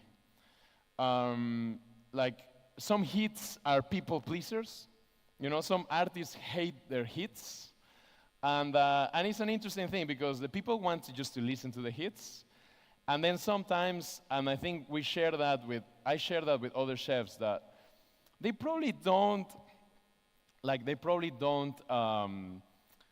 to play those hits anymore but it's what people like, you know? So at the end of the day, it's interesting. But this one is a circle of fifths, so it's a circle of different, like what the musicians use to make chords. So it's in a piece of music, you could have different chords with different notes, with different instruments play at the same time, and they can work. You know, so then the question is, how do they work, and where do they move in the scale? And in just general terms that I understand, is mainly, is the song happy? Is the song a happy song? Is the song a sad song, or a melancholic song, or an action film song? What is it? And then that could give you a hint of where the song and the melody moves, you know? And it's important to understand this, to understand your narrative, your personality, and also to be able for you to deliver like the correct message in your experience. Because at the end of the day, an album shouldn't be judged by one song or by specific songs. It will be more, it's better to, like, it should be judged by the whole album, or the whole experience of listening to the album. Like, when you go to a fine dining restaurant with a tasting menu, you are judging, or you are enjoying, better not to judge, the experience of the whole menu, you know? Not necessarily dish by dish. It's more the story, the narrative, the experience, and then how everything comes together for you not to get bored, and for you not to get overwhelmed, for your palate not to be overwhelmed. So it's a mixture of temperatures and textures, flavors, that it's a lot going on, you know, like from striking, you know, like a dish can be really striking, or a dish can have a lot of acidity, you know, like sometimes, oh yeah, my favorite, the one that is like super sour, lots of lemon, it's like, yeah, sure. So then it can have a lot of acidity, or it can be really striking, or it can be really rich. It's like, yeah, the one with the wagyu and the caviar and the butter and you know, like, and the bone marrow, you know. So then it can also have textures, like, yeah, the one that was fried, or spicy, or umami, like umami bombs and stuff like that. So then the idea is, what we did is to rate every course from 1 to 4, and we got an overall kind of rating of each course and where it sits in the scale. So maybe the ceviche is more sour and more spicy, and a little bit like the presentation is quite striking. But then maybe you have another dish like the mole that it goes more into the richness and the umami, and it's like sits kind of like in the middle. So then, like that, we can see, we could think on a way to put things together in a specific order for people to, you know, like, I give you a little bit, and then I don't, and then spicy, and then it's fresh, you know, and then it's like umami, you know. So it's like an experience of like this playlist or this movie that it has to have some sort of narrative for you to not get overwhelmed or not get bored, you know. And then this is how it looks. This is our autumn menu, and the interesting thing is that if you put them all together, you want to cover as much of the area as possible for you to be able to create some sort of something quite balanced on the experience. So you can see that is quite balanced, our menu. And well, probably not perfect though. And then that's it. So I just wanted to say that, I mean, it's important to think about these things, and it's called legacy and menu. So I just wanted to, you know, like touch on legacy, in the fact that if you follow your own style, it doesn't matter what is, and you're true to yourself. It doesn't matter what's on fashion or what is new or what is like what everyone is doing, what you do will be timeless, and it will be able to inspire other people and you know, make more delicious food in the world. So, thank you. That's it. Thank you. Santiago, I loved your playlist approach. I loved it very much. Thank you so much. Thank you so much. Hey, it was a great talk. Thank you. And I just wanted to say thank you as well for everyone and Gogmen to invite me to these places. It's an honor to be here. Always. Thanks so much. And you as well. To present Always. everything. Thank you. Bye bye. Bye bye. Değerli misafirlerimiz, yine sırada bir kısacık videomuz var, onu izleyelim. Hemen arkasından konuklarımızı davet edeceğim.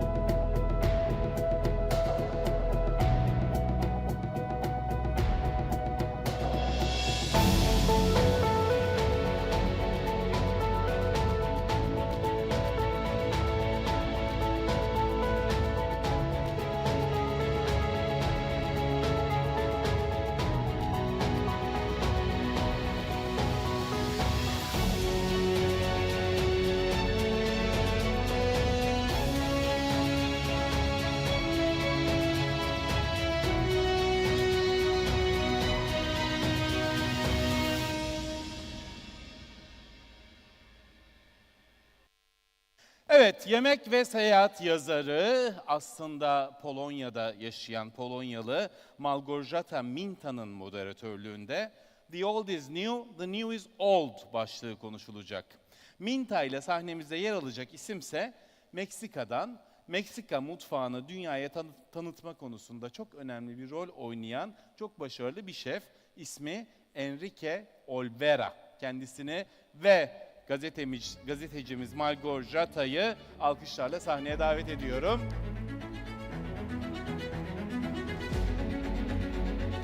So would you like to sit or would you like to walk around? And I mean, stage is yours. You can do whatever you like.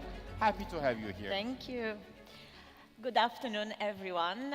It's so exciting to be in Istanbul again, but I'm even more excited for the afternoon here because I have an amazing chef with me, Enrique Olvera, all the way from Mexico City, and he needs some applause for that to make all this travel. Enrique Olvera, one of the most known and prominent Mexican chefs and restaurateurs, a true ambassador of Mexican cuisine and food culture of his home country. He is mostly known for his Mexico City-based restaurant, Puyol, where he treats the guests with Mexican flavors elevated to a gourmet experience, both intellectual but also fun and wholesome. He also runs a few projects in US, Damien or Cosme, to name a few. It's great to have you here. Thank you, Minta. As probably not everyone here had a chance yet to be in your restaurants, your flagship restaurants, Puyol in Mexico City, I wanted to start with you telling us a bit more about it, how it started and how it's now, because it's run already for like more than 20 years. Yeah. So we opened Puyol in the year 2000. When we first opened Puyol, the idea was to recreate a little bit the movement that was happening in the United States, because I went to school in New York. Back then, there was a strong New American cuisine movement with chefs like Alice Waters and Thomas Keller, Larry Forgione, and then I remember when I was studying, I always thought, no, Mexico has this huge heritage and very diverse and profound cuisine, so this can be done in Mexico. So this was the original idea when we arrived. First, we started doing modern techniques with Mexican ingredients. So it was more a contemporary Mexican restaurant. And then with time, what happened is that it became a more Mexican first and then contemporary second, because we started using more and more Mexican techniques. The contemporary cooking, we thought that it did not serve a purpose into Mexican cuisine because it distanced from the ingredients instead of connecting with them. So the use of modern techniques has become very subtle. Actually, when we moved to the new location, we started doing everything again only on the grill, on the charcoal, using a comal, and we basically got rid of any other equipment. The one equipment we have is a blender, because you cannot do Mexican cuisine without a blender.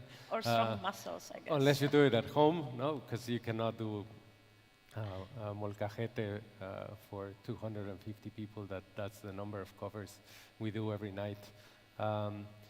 And I think also part of the evolution of Pujol has been how we construct the menu.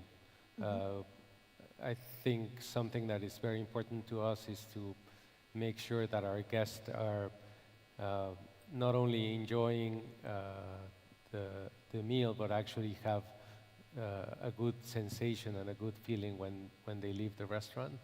So our tasting menus have become shorter. We try not to mix a lot of protein in the menus. Because I personally think, maybe because I'm getting a little old, well, a lot older, but now I feel like you cannot mix, like if you have a menu and you have seafood and you have poultry and you have meat, the digestion process is not soft, and it's not something also that is done in Mexican cooking. You would never have at somebody's house 3 different kinds of proteins, no? So yeah, we've been decanting, correcting ourselves. We understand that Pujol has its own path, and there's many ways of doing Mexican cooking. We don't like also the discussion between old and new, and that is the reason of the name of the conference, because we believe that cooking is more elliptical, no? Like it's something that you come back every year. No, like ingredients, you come back to mangoes and to huitlacoche, no? So it's always there. So it's every time you come back as a different person or as a different restaurant. But we don't see cooking like this is the past, this is the future, but it's actually more like a wheel. As you said, like with Pujol, with your journey, you started to tap more also even to the old techniques, like getting rid of all the like fancy schmancy gadgets and sticking to the grill and fire. So you take a lot of inspiration from what's old, but so what's amazing about Pujol that it's like super relevant to modern palates. And could you maybe talk us through like your creative process, how it looks like how you find this one thing that, oh, this is actually like something cool we can implement and make it like cool also like nowadays or exciting for the contemporary diners? Yeah, so the creative process depends on each restaurant. Each restaurant has its own chef de cuisine, and the chef de cuisines are very strong at our restaurants. We don't believe in a corporate structure that oversees the creative process. So each chef, like Jesus or Gustavo or whoever is running the kitchens, actually with a team has the creative process going on. And I think what we have been able to achieve is more of a DNA in between all of the restaurants that has to do with very simple principles of cooking with the local ingredients that are in season, then using our heritage and our memories as the way to transform those ingredients, and then plating them in the most simple and delicate and considerate way, no, with good intention. So with those things in mind, the menu will be very different in New York than in Mexico City. because the ingredients are different, but also because, like I said, no, it's the technique and the memory. So, for example, Jesus, that has a very strong French background because he worked in France for a while. You see now in Pujol his influence, no, and a lot of the dishes have Jesus's print to them. And then when we discuss things, obviously, you know, I give my feedback. But I think for me, as more like a founder of the group, my role now is to make sure that they can correctly express what they're thinking, more than pushing my own agenda. We talk a lot about like legacy and heritage for this last 2 days, and what I find also like interesting with your restaurant is that actually sometimes you dig out like this, sometimes forgotten, not that super well known, or techniques or ingredients, and you put like you shed a light on them. So do you have the feeling that with Pujol you also help to keep some heritage or like some things that are disappearing? Like I believe that some dishes are like dodos, that they're going to extinction. And I wonder how it's like in Mexico, and do you feel that your restaurant also play a role in keeping them alive? Yeah, I see that as an opportunity, because now a lot of the cuisines have been simplified. Even within Mexico, you see, for example, now tacos al pastor being served in Oaxaca. So regionality has become less of a factor, and it's something that we want to make sure that this is conserved. So we are more and more trying to make sure that, first of all, we speak in plural, not in singular, no? So we speak about corns and tomatoes, no? And not tomato, because this is something also that I think is relevant for everyone everywhere. No, this morning I was walking through a fruit stand, and it's crazy that we have the same fruit than in Mexico, no? I mean, hopefully we go back to the days where you went to a market, no, and you found things from the place and not just like the same basket of ingredients. And this is something that we want to do. So that's the first step, is making sure that we establish very solid relationships with producers that also share this common goal of preserving diversity. And then with diversity of products, you have diversity of recipes. And that is also something that is super important, because, for example, if you use chayote, like everybody in Mexico uses chayote, the squash, but not a lot of people use the root of the chayote, which is amazing, but you can't find it anymore. So for example, in Pujol, even if we wanted to use it, because of the amount of product that we need, there's nobody that can give it to us. So this is something that we started working last year, and we will be doing a lot of in the following years, is trying to develop also purveyors, because it's something that is limiting us right now in terms of the creative process. I'm a food journalist on a daily basis when I'm not like moderating talks on stage, and probably like one of the like topics or like the word that is like coming back like a boomerang in discussions like authenticity of the food. And we are talking for these 2 days about like legacy and heritage, but also like how we should evolve with the traditions, or how traditions should evolve. I believe they should, otherwise they die. But also how they can be interpreted. And I wonder what's for you like this fine line, even when you sometimes like tap to old techniques or get inspired with old traditional dishes. When is this like fine line between like authentic yet like reinterpreted or like, you know, creative take on something old, and when it gets like corrupted or it's losing its essence? Like how you find this, you know, this perfect point of balance there? Well, maybe we can watch the video, okay, no? And so then let's that watch way the video. we can speak about it afterwards. If the video doesn't display, then we can talk about it. Can we have the video, please? Yeah, perfect.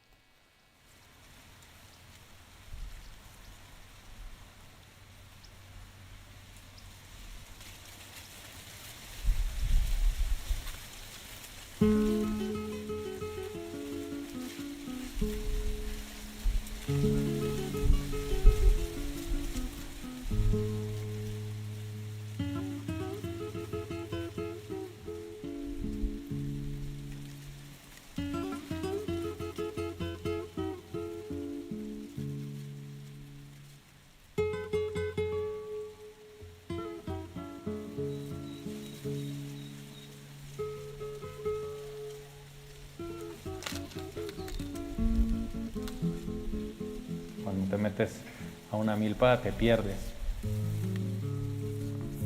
Cuando estás ahí adentro es literal un universo.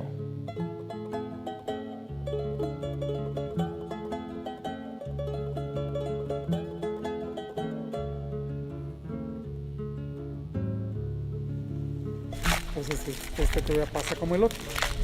Porque ya como estos ya son, ya se tienta bien duros, estos ya son mazorcas. Ya no sirve para comer así como en elotes, ya para ya dejar que se seque para maíz.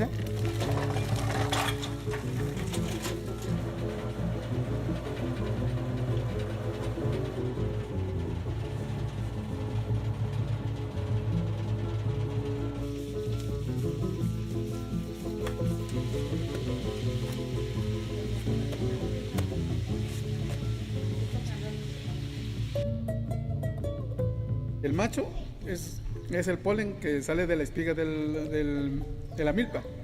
Y ese polen cae en estos pelos, y esos pelos le sirven como guía para que llegue hasta donde están los maíces. Mira cuánto maíz tiene. Eso sí, así es un pelo cada maíz. Yo me llamo Cayetano Limón Sánchez. Tengo 69 años de edad. Soy campesino. La milpa es la mata. De ahí viene el jilote. Del jilote viene el elote. Del elote viene la mazorca. Y de la mazorca el maíz.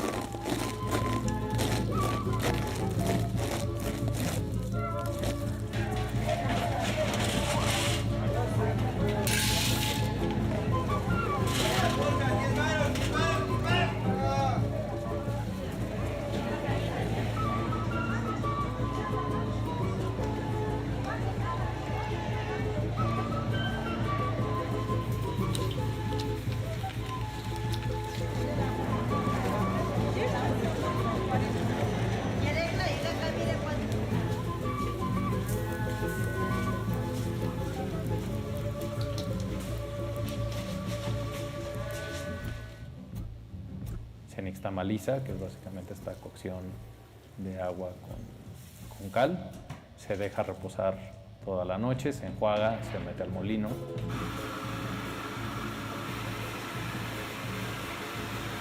Con el molino tienes la masa, ¿no? Y luego la masa ya se hacen las diferentes formas de tortillas y de tamales y de tostadas. En la tortilla cabe todo.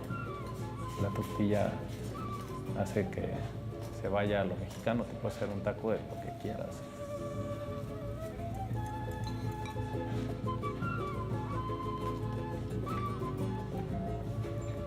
Para mí y para todos los mexicanos es el sustento de nuestra cultura. O sea, nuestra cultura existe gracias al maíz y el maíz existe gracias a nuestra cultura.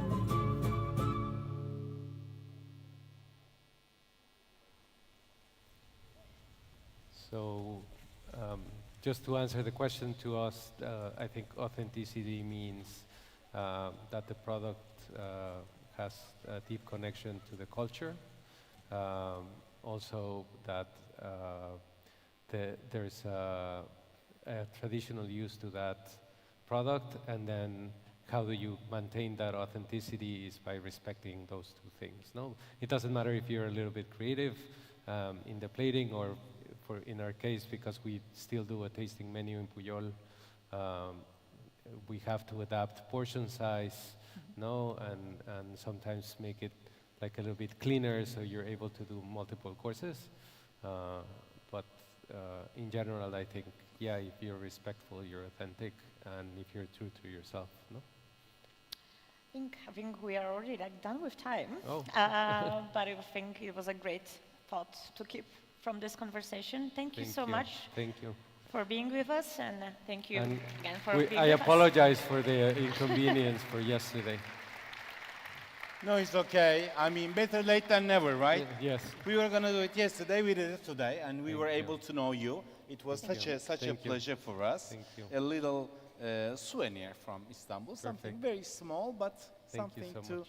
keep you using you all so the much. time. Thank you very much. Evet, konuklarımız, değerli konuklarımız, sırada yine ufak, kısacık bir videomuz var, izleyelim. Hemen ardından konuklarımızı davet edeyim. Perfect presentations every time has been our main goal for 40 years. So here's how finest presentations are possible every time. We work for impeccable dining and drinking experiences. We offer premium and highly functional products. We design the vision of the future. We crown our original collections with numerous awards. We establish trust-based and sincere relationships. With energy efficiency, we accomplish circular production. We make our biggest investment in humans. Bonna makes the finest presentations possible, each and every time. Bonna, passionately dedicated. Evet, şimdiki panelimizin konusu Legacy and Menu 2. French Chefs'ten Philippe Audier'in moderatörlüğünün yapacağı oturumumuzda İspanya'dan ve Birleşik Krallık'tan konuklarımız bulunuyor. Efendim önce isterseniz moderatörümüzü davet edelim. Philippe Audier gelsin sahneye. Daha sonra hemen konuklarımızı çağıralım. Sebze üzerine kendisini geliştiren La Salita restoranı açarak Michelin yıldızını hanesine kazandıran Begoña Rodrigo gelsin sahneye. Alalım efendim. 2 Michelin yıldızı kazanan ve misafirlerine hem görsel hem de damak tadına hitap eden lezzetler sunan Kitchen Table'ın kurucu ortağı ve şefi James Nappet gelsin efendim sahneye. Ve 1 Michelin yıldızlı Sabor'un şefi Nibes Baragan sahnede olacaklar ve kendilerini yarım saat boyunca çok ilginç bir konuda dinleyeceğiz. Gerçekten İngiliz, Fransız, İspanyol ama çok ortak, hepimizin, belki de dünyadaki tüm insanların nefes almaktan sonra hepimizin yaptığı şey yemek yemek, değil mi? Herkes bir şeyler yiyor, coğrafyanın sunduğu imkanları kullanıyor, toprak ne veriyorsa, deniz ne veriyorsa, ne büyüyorsa bir şekilde bir karışımlar yapılıyor, onları en lezzetli hale getiriyoruz ve yiyoruz. Sonra ne kadar güzel ki coğrafyadan coğrafyaya bunları karşılaştırıyoruz, karıştırıyoruz. Oradan bir şey alıyoruz, buradan bir sos alıyoruz, buradan susam ekliyoruz, Türkiye'den baharat ekliyoruz ve olağanüstü masalar hazırlıyoruz ve bunları bir ziyafete dönüştürüyoruz. Sohbetlerimizi ediyoruz, paylaşıyoruz ve unutulmaz anılar işte hep o sofralardan çıkıyor. Evet, geliyor mu efendim konuklarımız? Hazırlar mı? Alalım. Buyurun.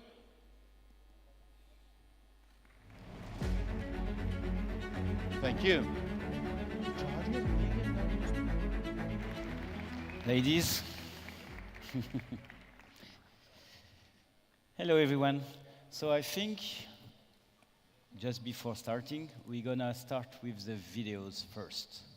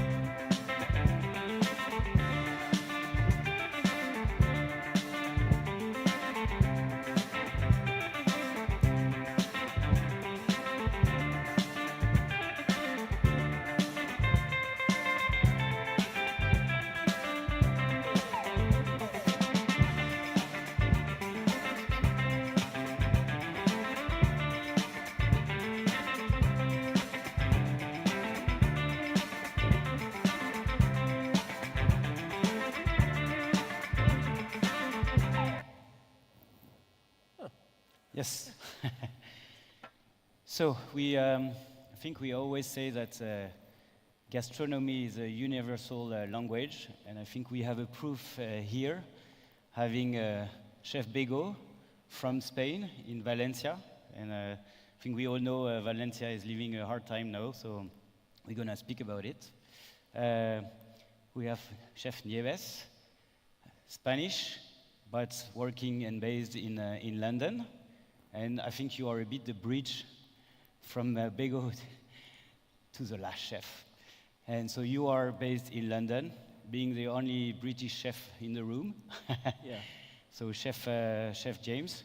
So I think as the theme is about menu and legacy, yeah, universal language, but still we are here to speak a bit about your singularity and discover a bit who you are. So to do that, I think the idea is to understand a bit from where you come. So Bego, as you asked, I will start with you. So can you tell us a bit about the menu that we can expect at La Salita, and how your own experience, background, life, helps you to create? You want to know my life? Yeah, I do. No, I didn't study about kitchen, about cooking. Then on the way that when I start cooking, I start learning food all around the world, because I start cooking in Holland, after that in London for a few years, and then after that I come back to Spain. And my idea about food was like you have to put something in a pan, cook for really long, and then after that you have something to eat. But then the first time that I did my trip to Thailand, then I discovered that you can put few things in one pan really quick, and you have something fresh and really savory to get in your mouth. And then I start thinking about other way to cooking. In 2005, now it's almost coming 20 years, I opened my restaurant La Salita in Valencia. And then in the beginning, I mixed products, and I did everything that was in my mind, just like from Thailand food till English food, French food, everything that I had learned for years. But in the last years, I realized that if you want to make something like really makes sense, you have to be in love on the place that you are living, and to make your personality going through everything that you are cooking. And then that's what I'm doing now. I'm working really close with all the farmers and the people that works around me. And I used to work more with vegetables and fish. I don't used to work with meat in one way because I don't need too much meat meat, and then to cook something that doesn't inspire you, or you don't know, for me it's bored, then it's difficult to create something that you can make somebody else happy. And this is more or less what I'm doing in La Salita. Everything is going around acidity, fresh products, and something that really inspires me and makes me to have. And also now, on these days, we changed the place, and we are in a really nice place from the 80s, and it's an old house. Everything like it all together makes sense. The food makes sense, the place makes sense, and all together make a real experience. So either you love it or you leave it, right? Yeah. You have to take it all. Yeah, but that's, for me, it's more or less, it's like when you are eating in a place and you have somebody that is thinking through what you're gonna eat, you are eating more or less the personality of the person that is making. Yeah, makes sense. And so for you, Nieves, I know that your restaurant is not one restaurant, so I think it's interesting to discuss a bit about how you explore your background to also give different experiences to your guests. Yeah, because when we're talking about legacy and menu, when I opened Sabor, which is a Spanish restaurant, it was very difficult for me to divide where menu I was going to make, and because legacy gives us heritage and what you've been collecting during the years you've been cooking for 25 years now, I will say it's a gift. So I need to give that gift to myself and to London, because London in that time, 8 years ago, it was ready to the guests understand the diversity gastronomy we have in Spain, which is another gift. North to south, east to west is just incredible. And so I decided to open 3 areas, which is the first floor is the asador, which I want to keep the traditional Spanish cuisine. Then we have the counter, where I develop myself, where I have fun and with my team and we cook an amazing food. And then of course we need to have a bar which is focused more in South Spain. So we eat with the fingers. So you have these 3 areas which I have to heritage from what I've been cooking during my years. I have to give that gift to myself and create Sabor. Oh, nice. And leading to you, Chef James. So what I've seen of your restaurant is that, the name also explains it, that people are there to also live an experience and really close to you, right? Yeah, so our kitchen is the restaurant. So the table goes around the kitchen, as you might have seen in the video. And our menu basically revolves around the seasons of Britain. So I think we're in here, I've been lucky enough to travel the world and sort of cook in different restaurants around the world. But when I finally wanted to do my own thing, it was good to come home, because I think England's one of the, a place where it has 4 very distinct seasons. So we have the spring, summer, autumn, winter. But in those seasons, we really have that weather. So summer's a little bit shorter than the rest of them, but we have proper winters, we have proper autumns, and within that, England is now, I think, at the best it's ever been with the produce we can get in the country and the offerings we can get. So right now we're in game season and being able to get all the wild game and the birds. So we have an abundance literally on a plate given to us to create our menus, and I think when you're handed this array of ingredients, that's the joy and my energy in cooking, and we don't have to look abroad for anything else when it's already here. So we sort of have a rule where if it lives or grows in the United Kingdom, we never buy foreign. So we'd never buy foreign cauliflowers or foreign lamb or something like that.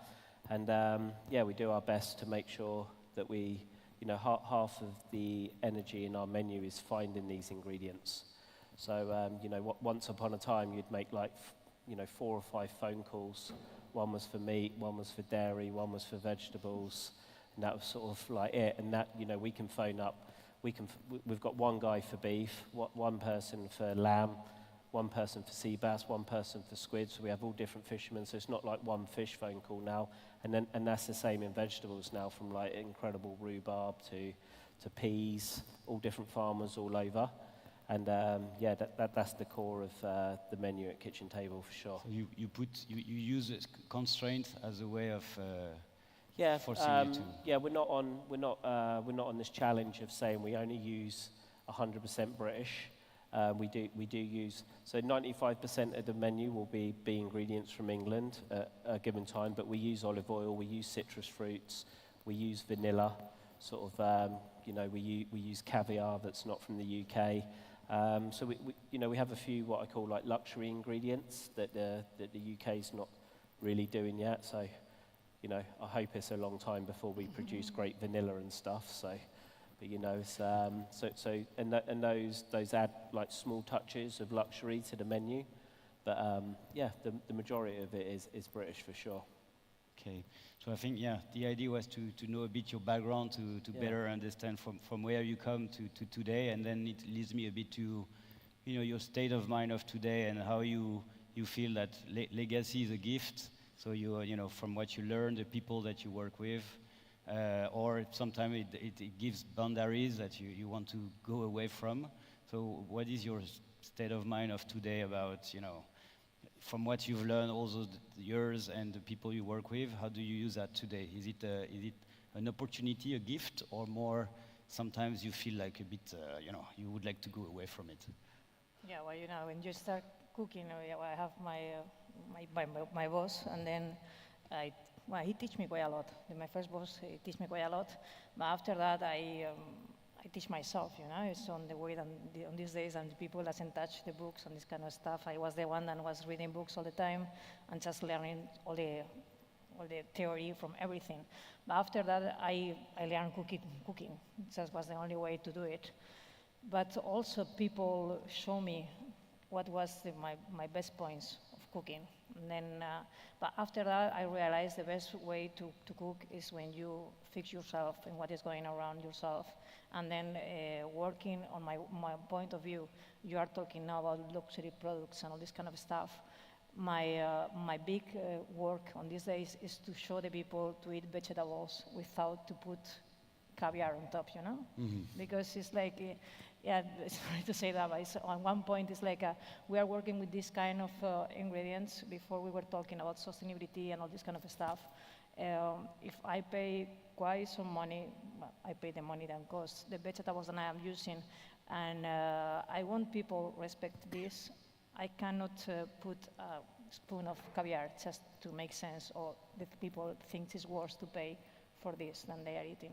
And this is what people that is working with me show me to do it. And then it's more the inspiration is just to see what is going on around, what is coming from the ground, and what we can do to make new for the client. And in another point, it's like we are now in the gastronomic restaurants. I think we are in the point like everybody knows to cook, you know. It's long years and everybody's teaching how to cook the things, fish, meat.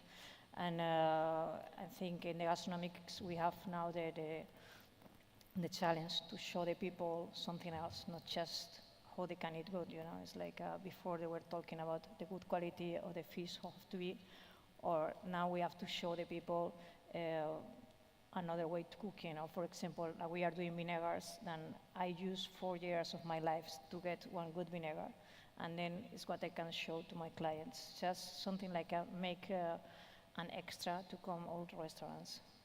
Okay.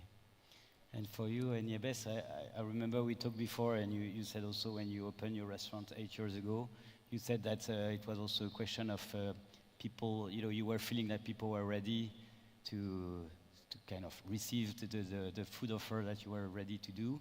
So how's your state of mind today? How you use what you've learned about, let's say, a new market, even if it's not so new for you anymore, but you know, how do you manage that?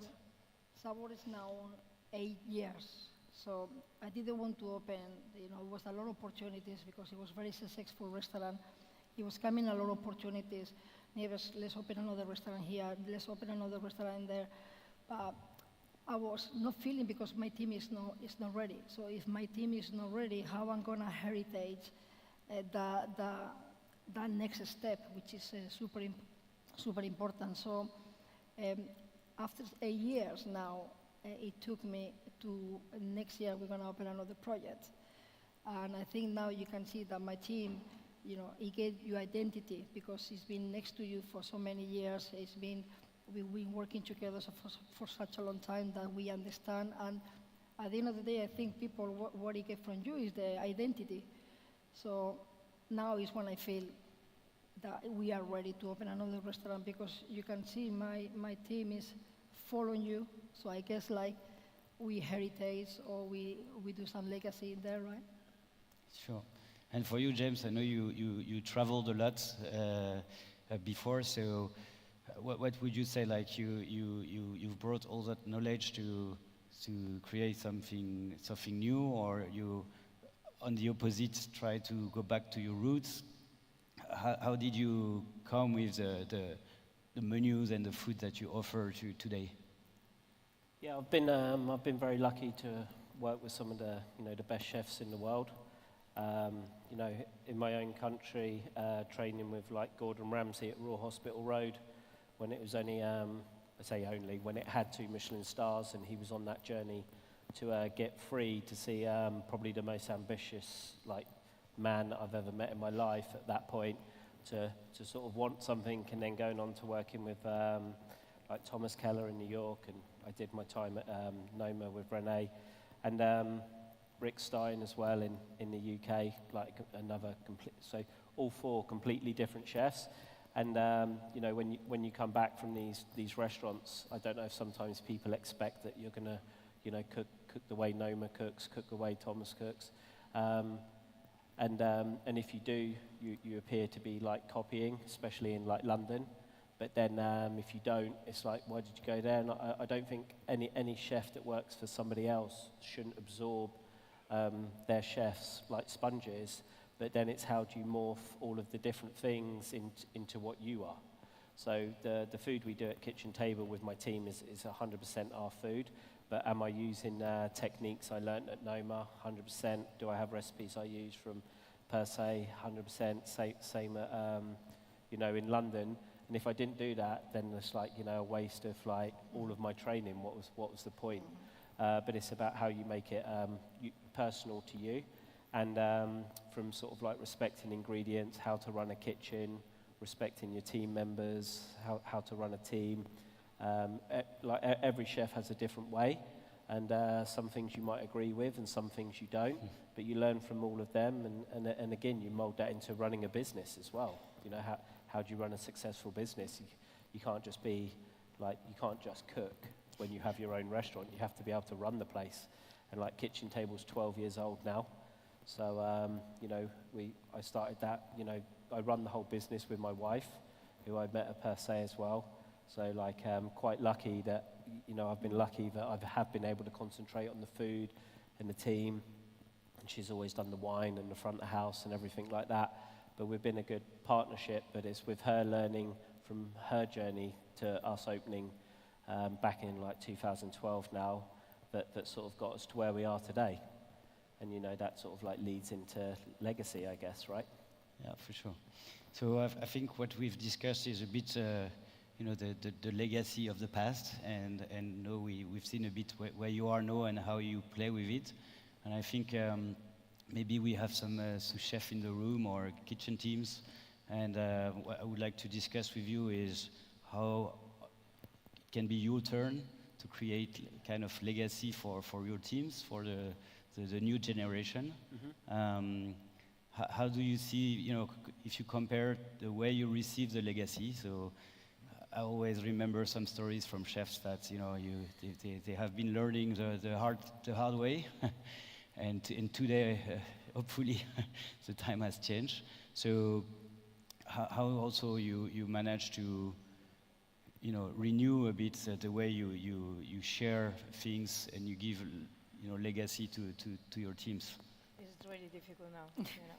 Well, I don't want to say it's impossible, but I think it's really difficult because on these days everything runs. Is when we open, I think we have quite old business for the days than we have now. Now business is like you open a business, you need to have a machine start in 6 months. I don't know how many price in 1 year. After this time, you start saying, I need something like make me feel to keep on going. And then, maybe later they think, maybe I want to learn to cook because maybe it's interesting to have a restaurant. But I think it's really difficult because you need, and I'm not agree because on the last days I learned a lot. It's a lot of people saying like, okay, maybe you are not like, you cannot inspire your people or you cannot do it. We try to do it in all the ways, but it's difficult because to us they show that you have to keep on going and then you have to be constant and then you have to enjoy the way. I think Eneko, if he's here one day, he say it. You have to enjoy the way, and it's people is not enjoying because they have all the finish is already there, And also it's like you are all day long with the social media. All the inputs is like you have to be here, you have to be there, you have to do that. And then it's on my way thinking as a cook, or even not as a cook, just like a business person. It's like I have to think in a long way, and I have to think on the best people going around me.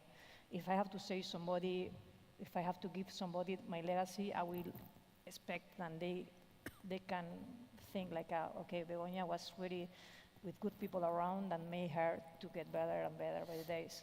But it's really difficult. If you ask me how you do it, I don't. It's like we try to inspire our people. We try to give them the best possibilities. We change a lot everything about kitchen duties. Like we've been working more than 100 hours a week. I think now on these days no one works more than 40.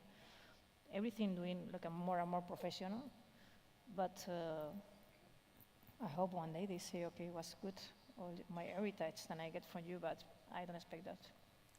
And for you, Nieves, I know it's everywhere in the world that we face, so the industry face difficulties with staff. I know in London especially, lately there were also some issues. So how do you manage that, and how you give the chance to the new guys? I think at this stage, you're not only a chef, you're a mother, you're a doctor, you're a psychology. You see, it's like you need to be. They need to be support the team at these times because people have a lot of issues and it's very difficult for them. They don't understand to work so many hours. So you need to make sure that you create a family. We call it like a family. They need to trust you. You need to be a leader for them to start to believe that they are in the right place. For them carry on in the next step. It's especially in London. If you are lucky that you keep it more than 2 years, a team is it's very difficult. I'm very lucky that I got people from since we opened, which is 8 years, a lot. Yeah. Again, because they need to feel supported. They need to feel like they are learning every day. You have to be inspiring them all the time. You need to travel with them. You need to go to the market. They need to feel like they are under your arm. So that's the only way for you to keep that team and for them to carry on doing the next step. And you said to me that because we were discussing, like you're here and you have an open kitchen, and I guess same for you.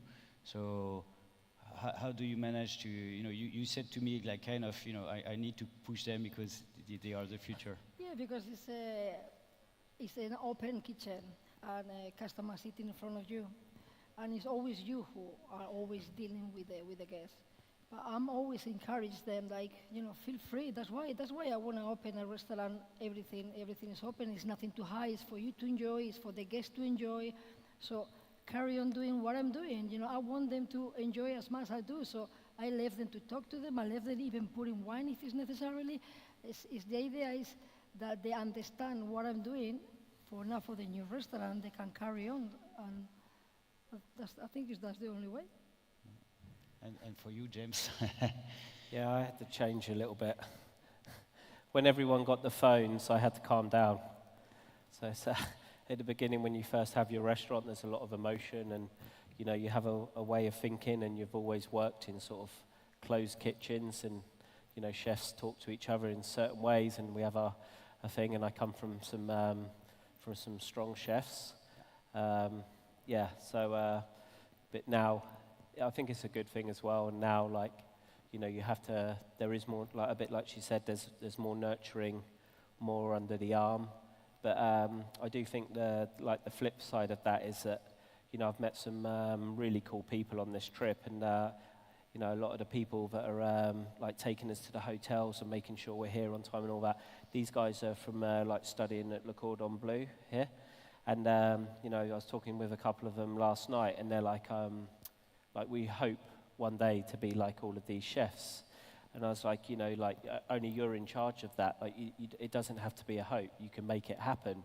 And, a bit like legacy is like, I've sat like this a long time ago watching chefs that I really dreamed like I'd meet one day, or be able to work with one day, or be like one day, or sit up here and do a talk like this. And that whole journey, and the message to young chefs is still to today, it's 100%, it's like sacrifice.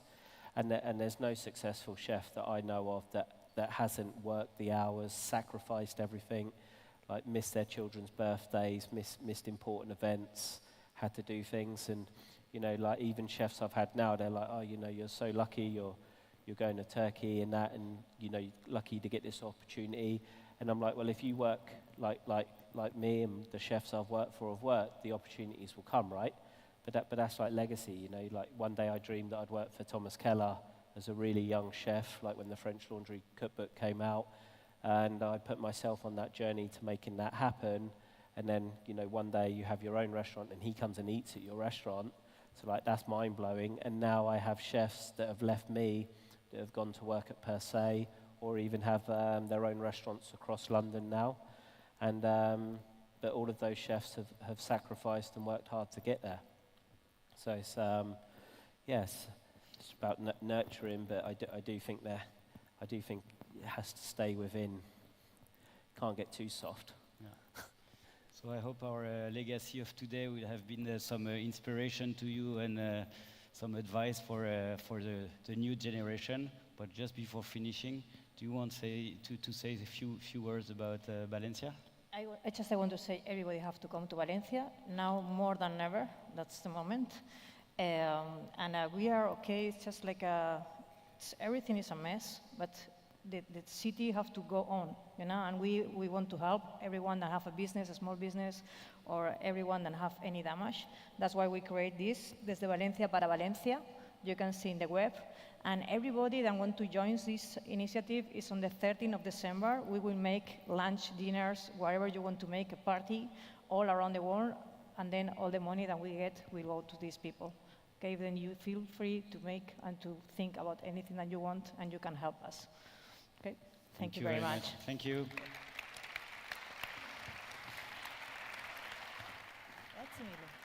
Thank you so much. Thank you. You were just in time, by the way. Yeah. My goodness. My goodness. Beautiful. Thank you. These are something very little, but just to keep your memories alive, huh? Thank you. Thank you very much. you. Thank you very much. Thanks for having us.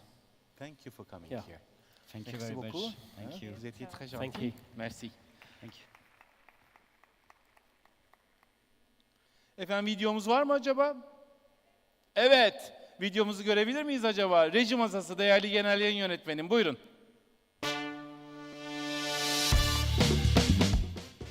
Coq has been operating in the kitchen industry since 1970 and distributing its products worldwide since then.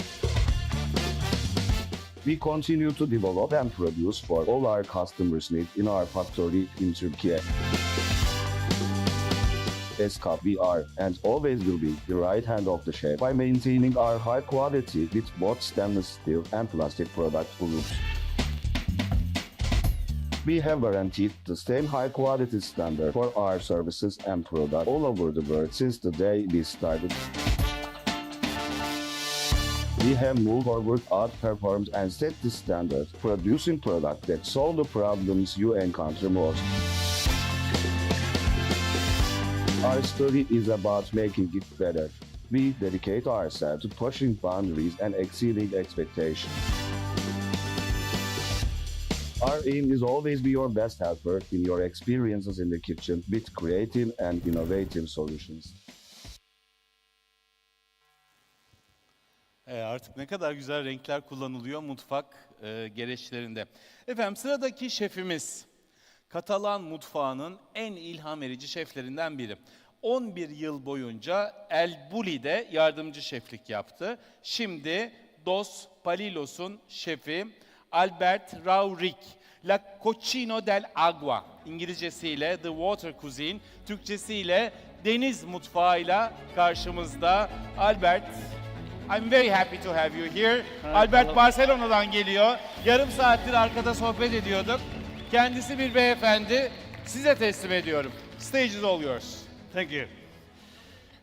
Hola, buenas tardes. Un placer estar aquí en Gastromasa otra vez, otro año. Gracias a Gokman por invitarnos y por hacer este magnífico certamen. Mi nombre es Albert Rauric, vengo del restaurante Dos Palillos. Vamos a ir un poquito acelerados para que nos pueda dar tiempo de explicar todo lo que queremos explicar. Dos Palillos es un proyecto, aquí tenemos algunas fotos que os iré enseñando, es un proyecto que nació con una base bastante cultural. Queríamos explicar qué era la cocina japonesa, qué era la cocina asiática. En el año 2000 comenzamos con el bulli a viajar hacia Asia. Vimos una cocina completamente diferente de lo que conocíamos aquí en los restaurantes que teníamos asiáticos, sobre todo en España. Y queríamos intentar explicar lo que nos habíamos encontrado ahí, ¿no? Entonces yo no tenía ni idea de cocina asiática. Intentamos averiguar un poquito, intentar transmitir esta. Yo me puse a estudiar. Por lo tanto, también como veníamos del bulli, es un proyecto de conocimiento, es un proyecto de constante búsqueda, estudio e intentar plasmar. Al principio también es verdad que era muy intentar transmitir la realidad, pero con el tiempo hemos ido cogiendo nuestra propia filosofía, nuestra manera de entender la cocina, y ahora también hay una especie, digamos, de adaptación, de innovación, ¿vale? El espacio de Dos Palillos, ahora esta foto que estáis viendo, al principio era un bar de tapas, pero lo hemos convertido en un sake bar muy interesante, donde se puede comer a la carta.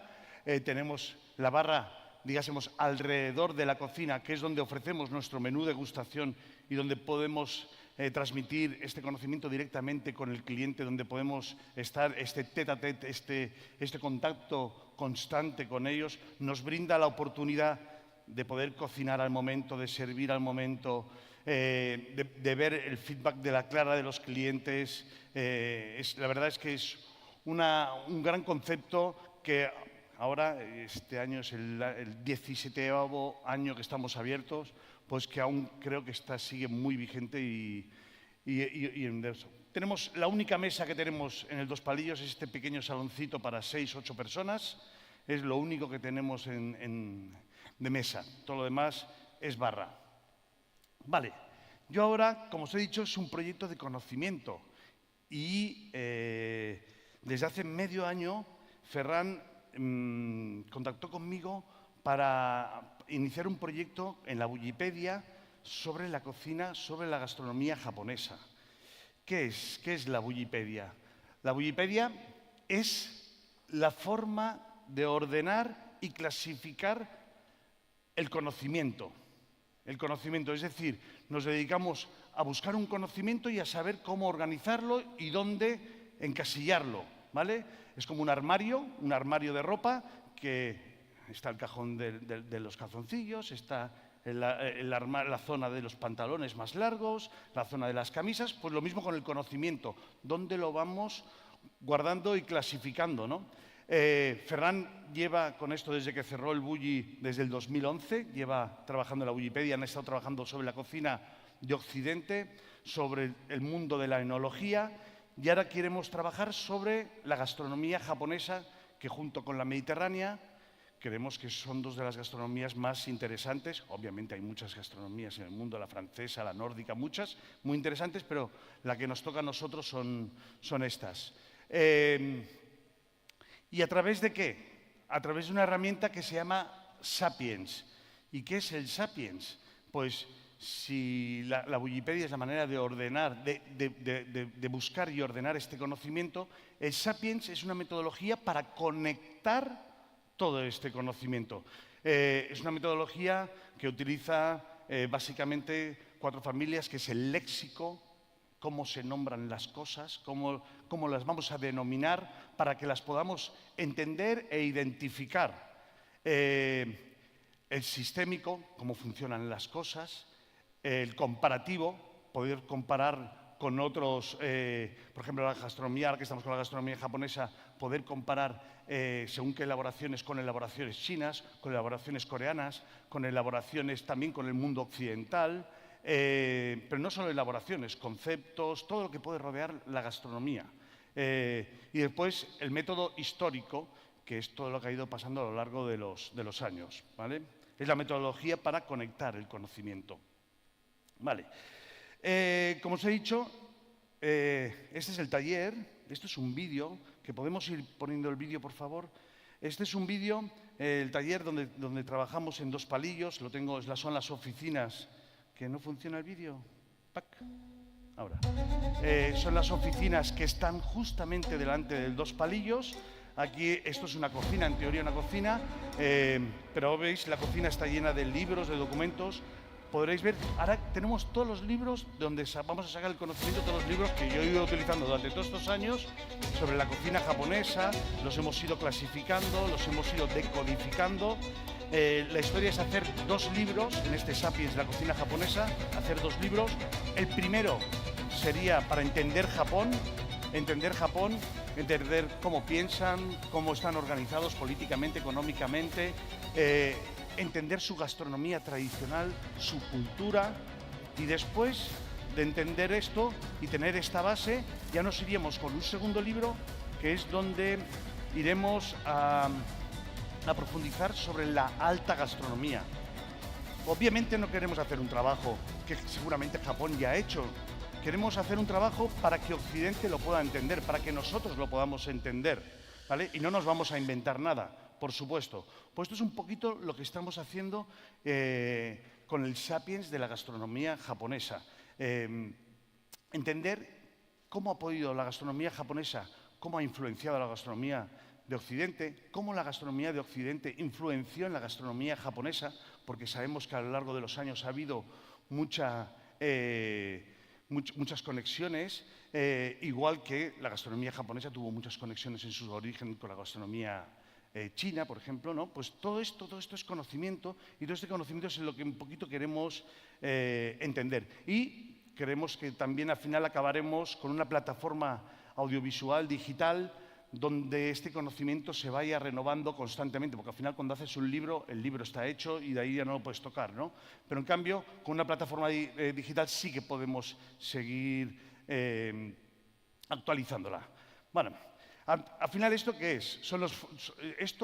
El conocimiento, yo soy cocinero, tengo un restaurante, al final el conocimiento me tiene que dar frutos, ¿no? Y estos frutos son los que intentamos plasmar un poquito en nuestro restaurante. Vale, ¿yo por qué le he dicho la cocina del agua? Le he dicho la cocina del agua porque, hablando de la gastronomía japonesa, muchas veces te preguntas, ¿qué es la gastronomía japonesa? Y no, ¿cómo la definirías la gastronomía japonesa? Y entonces la gastronomía japonesa la puedes definir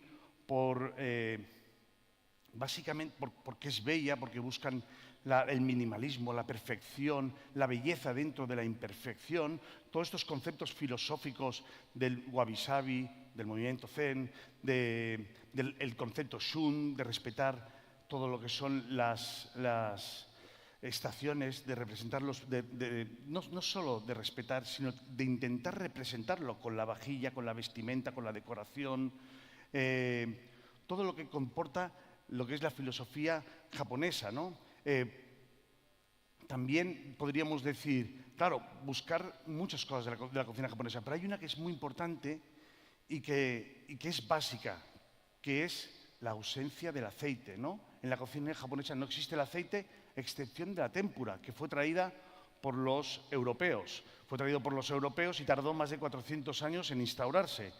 Pero la gastronomía japonesa está basada en el agua. Yo digo la cocina del agua porque no solo la gastronomía, el país entero, es el país del agua. Y cuando tú piensas en el agua, piensas, el agua es como el signo de la pureza.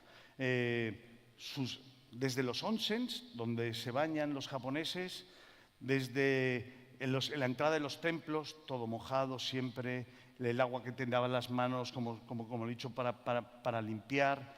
Después en la gastronomía no hay, como he dicho, no hay aceites, pero todo lo que son guisos, todo lo que son estas elaboraciones son a base de hervir. Hervir, corto tiempo o largo tiempo. La técnica del vapor, cocina al vapor, es una de sus técnicas preferidas.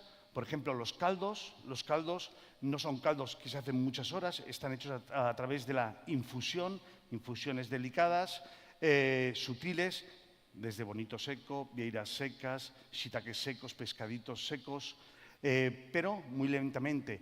¿Qué es la salsa de soja? La salsa de soja es agua judía, sal y fermentación.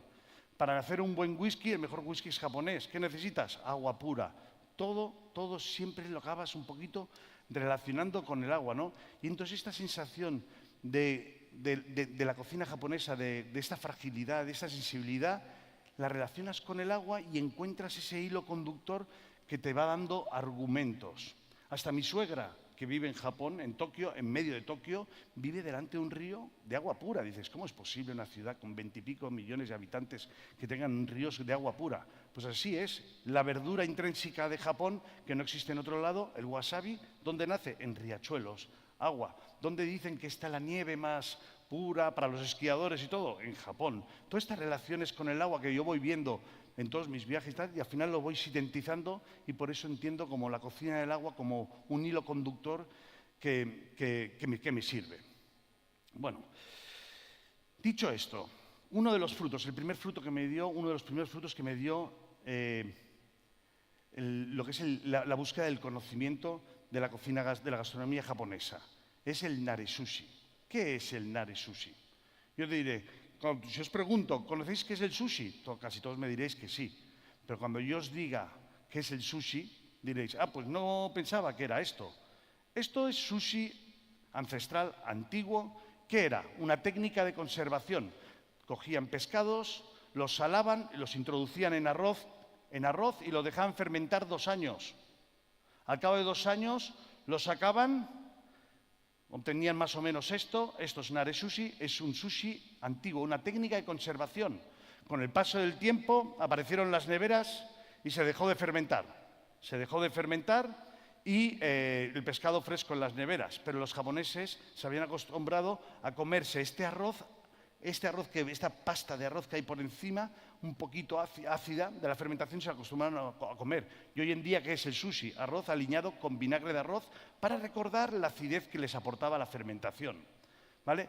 Pero nosotros en Dos Palillos, ¿qué hemos hecho? Hemos hecho una técnica parecida a esta, que es, esto me parece que era un vídeo, ¿no? Que era lomos de lubina introducidos en pasta de arroz fermentada durante 3 meses. Y al final, ¿veis? Es esto, que le vamos quitando un poquito la pasta. Esta es la pasta que se queda como licuada al final, ¿no? Y con esto ahora lo fileteamos y hacemos esta elaboración del sushi. Claro, esto ha cogido acidez. Aquí la carne, la textura de la carne no es la de un pescado normal, tiene otro sabor completamente diferente. Pero esto es sushi. Si nos fuéramos al origen, diríamos, obviamente adaptado, pero esto es sushi. Pescado que lo salan y lo ponen en arroz. ¿El arroz qué tiene de bueno? El arroz tiene de bueno que te aporta dulzor. Entonces, es un salazón que al final no es tan salado, porque tiene esta parte de dulzor que es un poco diferente y peculiar, ¿no? Y aparte, obviamente, de la acidez.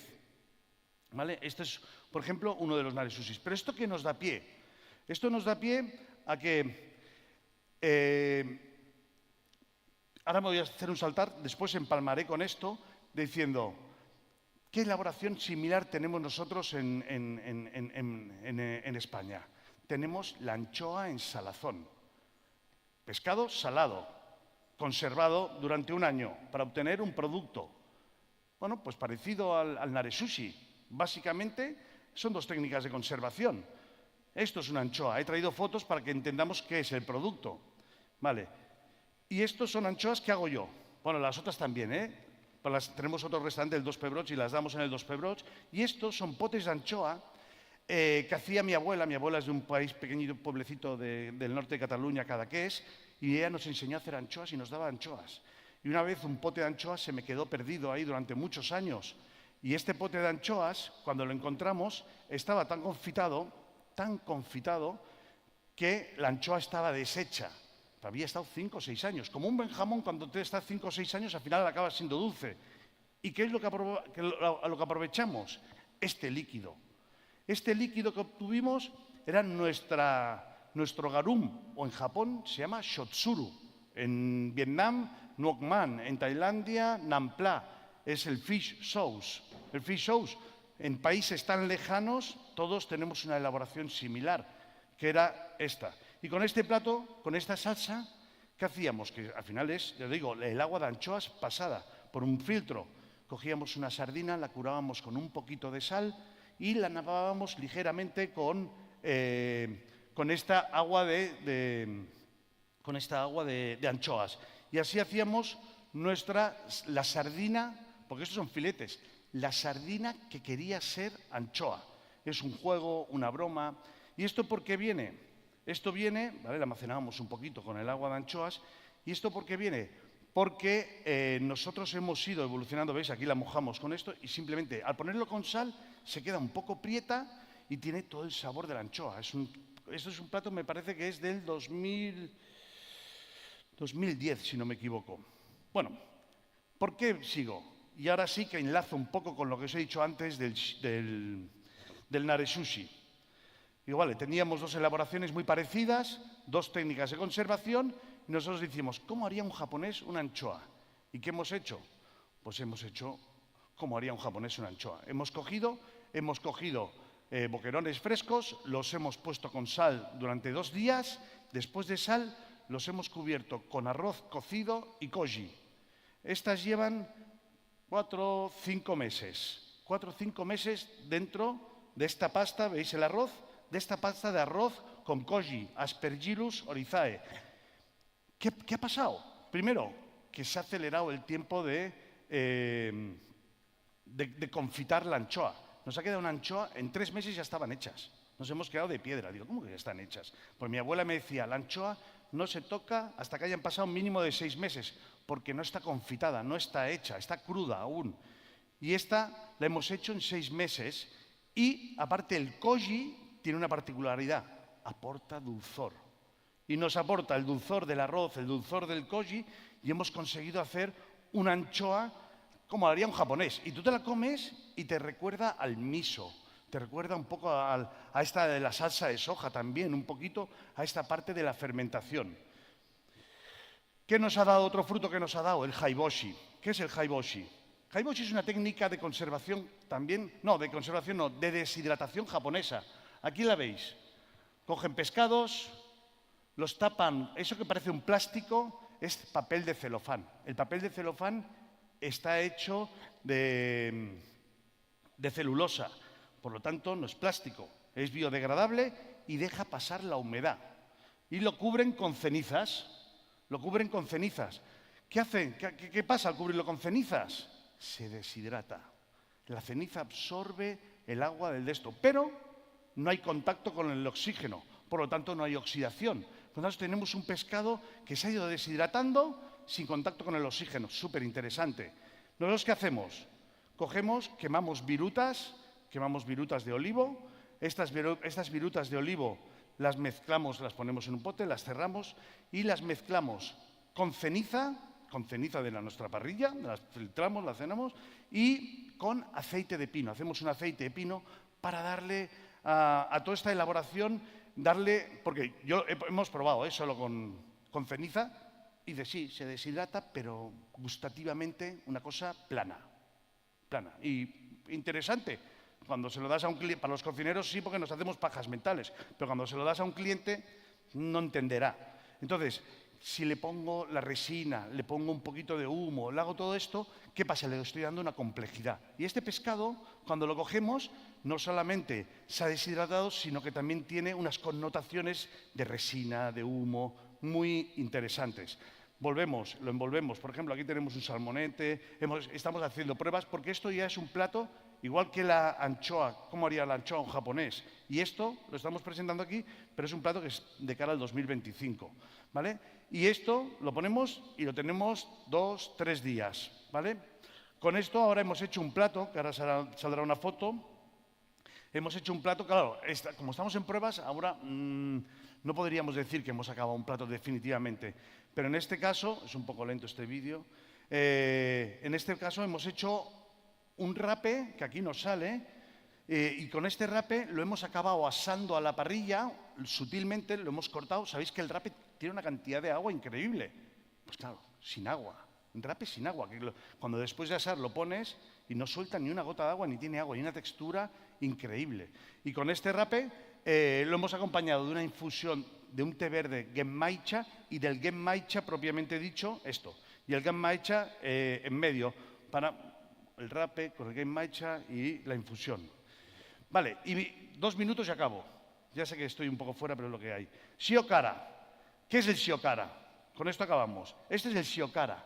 Es una elaboración tradicional japonesa, que es los interiores del calamar o la sepia fermentados y el calamar crudo y mezclado. ¿Qué hemos hecho nosotros? Nosotros hemos hecho una versión. Ya he dicho que al principio hacíamos shiokara. Hemos hecho shiokara auténtico en 2 palillos. Hemos hecho 4 o 5 versiones durante todos estos años. Pero ¿cómo hemos acabado haciendo el shiokara? Así, reflexionando, conceptualizándolo. Primero, habéis visto, era de un color marrón, porque no es negro. Si lleva todos los interiores del calamar, ¿qué le quitan la tinta? Pues sí, le quitan la tinta porque dice que el negro lo asocian a la muerte, a funerales y tal, y no lo utilizan por eso. Pero nosotros sí que lo hemos utilizado. Hacemos un dashi tradicional, cogemos un calamar y le damos la textura, la cocción que creemos que tiene que tener un calamar, en este caso. Shabu shabu, pam, pam, pam, pam. Una cocción súper sutil, de 12, 14 segundos como mucho. Lo enfriamos en agua, en dashi helado, también para cortarle la cocción. Y con los interiores del calamar, no de este, sino de este otro, por ejemplo, aquí es una sepia, porque en el menú ponemos un ususu curry de sepia y con los interiores de la sepia hacemos una salsa. Una salsa, los interiores de la sepia simplemente triturados, fermentados, después pasteurizados y hacemos esta elaboración.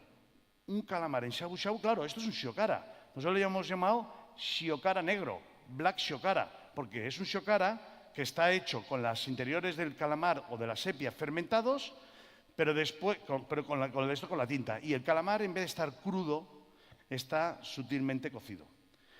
Y hemos hecho una de esto porque nos vamos a hacer unas camisetas y unas gorritas.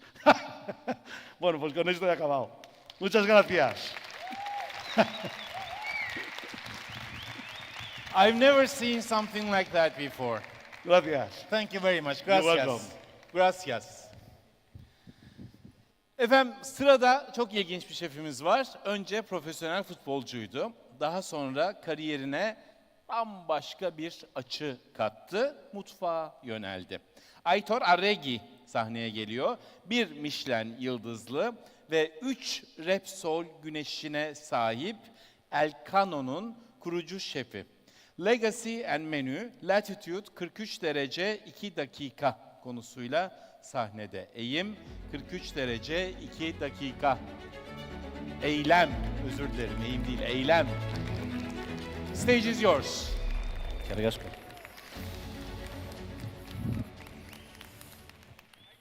Bueno, buenas tardes.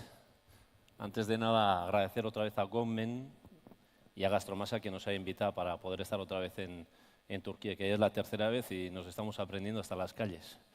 O sea que espero volver en breve otra vez. Mi intención es, tal y como dijo el título, explicar para nosotros qué es eso, el legado y qué es el menú.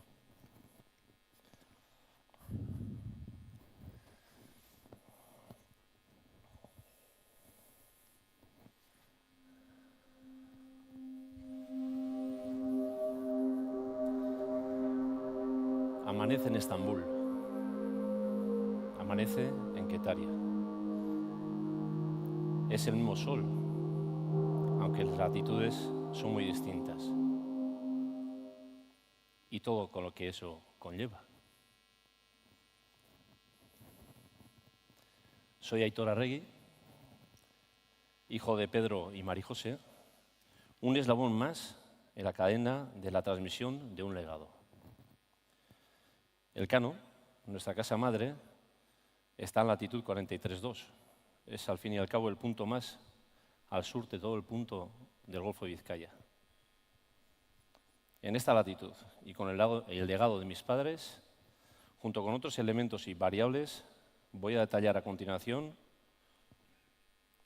forjamos en el día a día nuestra propuesta de menú y dar en ello las variables que detallemos en un momento. Y una de las primeras variables, la más importante de todas, probablemente sea el terreno. Y dentro del terreno, el terroir. Guetaria es una pequeña localidad de unos 2.800 habitantes que se ubica en la costa vasca. El nuestro es un pueblo pequeño que vive mirando a la mar. Nuestro paisano, Juan Sebastián de Elcano, allá por 1522, fue la primera persona que dio la vuelta al mundo. Aunque no hay que ir tan lejos para encontrar grandes tesoros. Vivimos mirando a la mar, de la mar, y de los tesoros que nos traen cada día los marineros, que son la base de nuestro menú. Esa misma mar donde nos encontramos con terroirs tan dispares. Desde las tierras más rocosas, como los flits de Zumaya, hasta los grandes arenales. Esa mar que se funde con unas colinas repletas de viñedos. Es la uva Suri, con la que elaboramos el chacolí, el tradicional vino blanco, joven de Guetaria.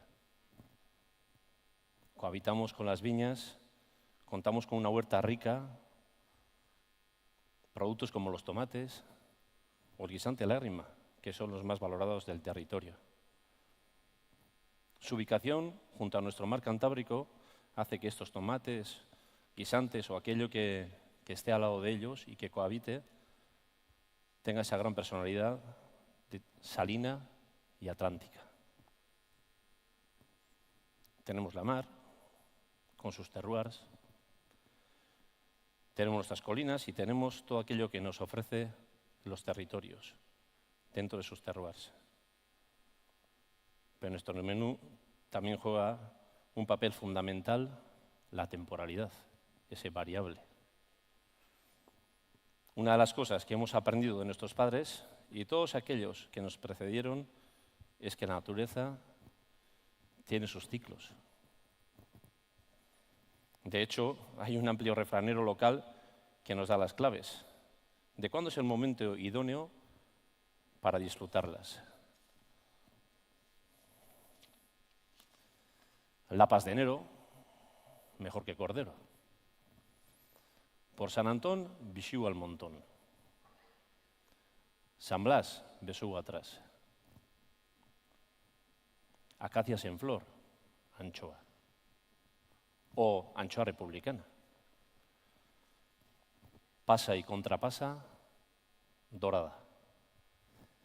Esta temporalidad, tanto en la tierra como en el mar, define en gran medida nuestra propuesta de menú, que creamos cada día. Como decía mi padre, compra bien y trata de no estropearlo. Y ahí, en el compra bien, entra la otra variable, que es el saber hacer. El saber hacer de las gentes, de nuestras gentes de nuestra comunidad, la gente que nos toca. Y va de eso, de corazones, como Pedro, Marijose, Josepa, Luis Mari, Elena, Isidro, Iñaki, Manuel, Faustino, Teresita, Mari Carmen, Asier, Pablo, José Luis, Lorenzo, Iñaki, Paco, Pachi, Xavier, Enrique, Xavier, Esther, Marijose, Eusebio, Brígido y tantos de otros que no están solo aquí. Algunos ya no están físicamente, siguen estando con nosotros. Como Juan Sebastián del Cano. Aprendimos de él también, porque en su testamento dejó 2 parrillas de hierro, he deixo 2 parrillas de ferro, con los que los marineros desembarcaron una manera de cocinar, la que utilizan en alta mar, la más paleolítica, la de asar a la parrilla. Y aún hoy somos transmisores de su legado. Desde siempre los parrilleros, incluidos los del Cano, han salido a la mar, han sido arrantzales, pescadores. Pescadores antes que cocineros. Porque ellos conocen mejor que nadie que no sabe igual un pescado o un marisco que se ha alimentado en fondos rocosos que otro de esta misma especie que lo ha hecho en fondos arenosos. Tampoco sabe igual si es macho, si es hembra, si ha desovado o no, si es el último que ha entrado a la red o lleva muchas horas ahogada en ella. Por esa experiencia adquirida y ese conocimiento heredado, saben cómo va a reaccionar cada especie, incluso cada ejemplar en el calor de las brasas. Ven los movimientos según están asando del pescado. Si se abre la piel según estás asando, es señal de que el pescado es fresco. Si estás asando el pescado y ves que está supurando el animal y las pieles están queriendo salir, toda la grasa, es porque probablemente esté antes del desove. Amanece en Guetaria. Asier, Iñaki, Bulle, Juanjo, Pisbe, José Luis, madrugan, se hacen a la mar con sus pequeñas embarcaciones y vuelven a media mañana. Puede ser temporada de camarón, nécoras, lenguado y no haber pescado nada. O puede que no hayan podido salir a la mar porque hace muy mala mar. Así es la mar. Y con ella tenemos que convivir. Cada día es una sorpresa y un regalo. Y tenemos que adoptar nuestro menú a esas circunstancias. Somos parte de ellas, con mucha humildad, pero con mucha ilusión. Luego, para poder compartirlo desde nuestras casas. ¿Con quiénes? Pues con los comensales. Otro variable importante del que no se suele hablar tanto, el comensal. Gracias a escuchar a clientes hemos evolucionado y mejorado nuestro menú. Mi padre se le refería al cliente como el maestro. Ese comensal que con sus sugerencias te hace pensar, te inspira, te impulsa a hacer cambios en tu propuesta. En el Cano podemos destacar 3 casos claros de cómo platos hoy icónicos son el resultado de una interacción con esa persona, con el comensal. Y una de ellas es la de la cococha. Me acuerdo que en el 2003 asamos la cococha a la parrilla y hasta entonces las cocochas en la carta, en el menú ponía cococha rebozada o cococha a la parrilla o cococha en salsa. Entonces la gente pedía o rebozadas o pedía en salsa, hasta que fuimos a tomar a la mesa 3 la nota y me dijo, ¿qué va a ser? Yo quiero probar las 3 en el mismo plato. Fuimos a la cocina a ver cómo ejecutas esto. 3 personas haciendo el mismo corte al mismo momento para poner el mismo plato. Bueno, hubo un cisma en casa, pero es el día que lo tenemos como algo icónico, asando, rebozando y pilpileando el mismo corte de la merluza, la ococha o papada. Y compartimos con muchos otros espacios este plato, por fortuna. Los domingos a la noche venían 3 armadores de barco que eran de la cuadrilla de mi padre. Y cenaban en invierno, cuando estaban los barcos parados, en casa. Cuando les tocaba comer marisco, le decía a mi padre, que iba a tomar la nota, que era de su cuadrilla, ¿qué? ¿Chidro qué? Y decía, camarones. ¿Cómo? Ya sabes, ¿eh? A mí cocido nunca. Del agua al agua, malo. Tenían la máxima que no les gustaba cocer el marisco. Y así que nosotros también probamos ese camarón salteado, pusimos las nécoras a la plancha y otros muchos mariscos que ya no se nos ocurre la mayoría de ellos cocer. Pero la máxima era de ellos. En el barco nunca cocían, siempre asaban. Alguna otra noche mi madre me comenta que vino un cliente de casa y le comentó, oye, María José, hoy no tengo ganas de trabajar, ¿eh? Vas a hacer una cosa, me vas a coger el bogavante y lo vas a cocinar. Y cuando cocinas, si no te importa, le quitas el lomo, me lo presentas en el plato, le rompes las pinzas, lo pones todo limpio y le echas esa vinagreta por encima. Y ahí es donde se desnuda aquello que se llamaba salpicón. Un plato donde se ponía lechugas, mayonesas y otros muchos elementos al lado del bogavante. Y lo único que hace es desnudarlos, poniéndoles solo una ligera vinagreta. La desnudez. El fuego, como el sol, es el mismo en Estambul que en Guetaria. Pero el entorno, la temporalidad, el terroir, las personas, su saber hacer son totalmente distintos. Y todo esto surge en nuestro menú, del resultado de ese legado.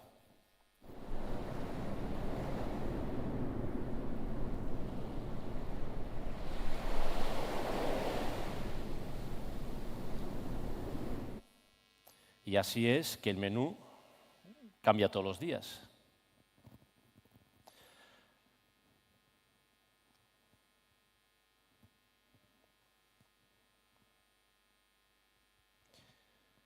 Amanece y nos hacemos a la mar, con la ilusión de un nuevo menú. En el Cano, en el 43.2, Guetaria. En Cataria, en el 36.6, Chiclana. En Palma de Mallorca, en el 39.5, Guetarí. las otras latitudes que hemos desembarcado la misma filosofía. Ese mismo legado que hemos querido compartir aquí hoy con vosotros. Teşekkür.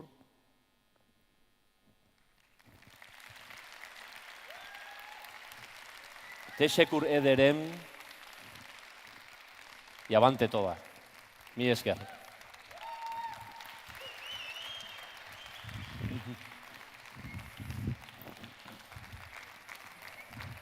Gracias.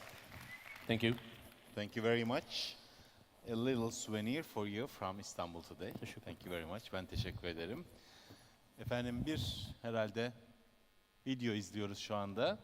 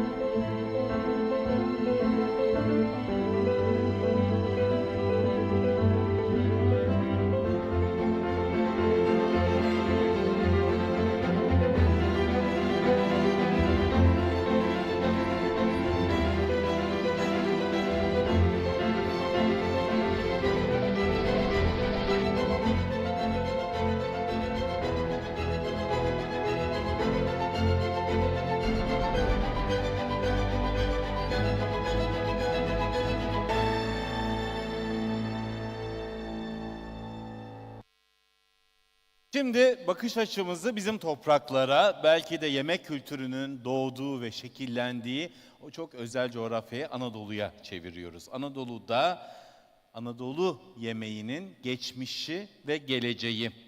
Moderatörlüğünü yapmak üzere sıradaki panelin Sözen Grup CEO'su ve Gastromasa kurucusu Sayın Gökmen Sözen'i sahneye davet ediyorum. Gökmen Bey koşarak geliyor ve panelistlerimizi de davet ediyorum sahneye. Hemen onlar da geliyorlar. Neolokal'in ödüllü şefi Maksut Aşkar ve Türk mutfağı araştırmacısı, şef, yazar Ömür Akkor geliyor sahneye.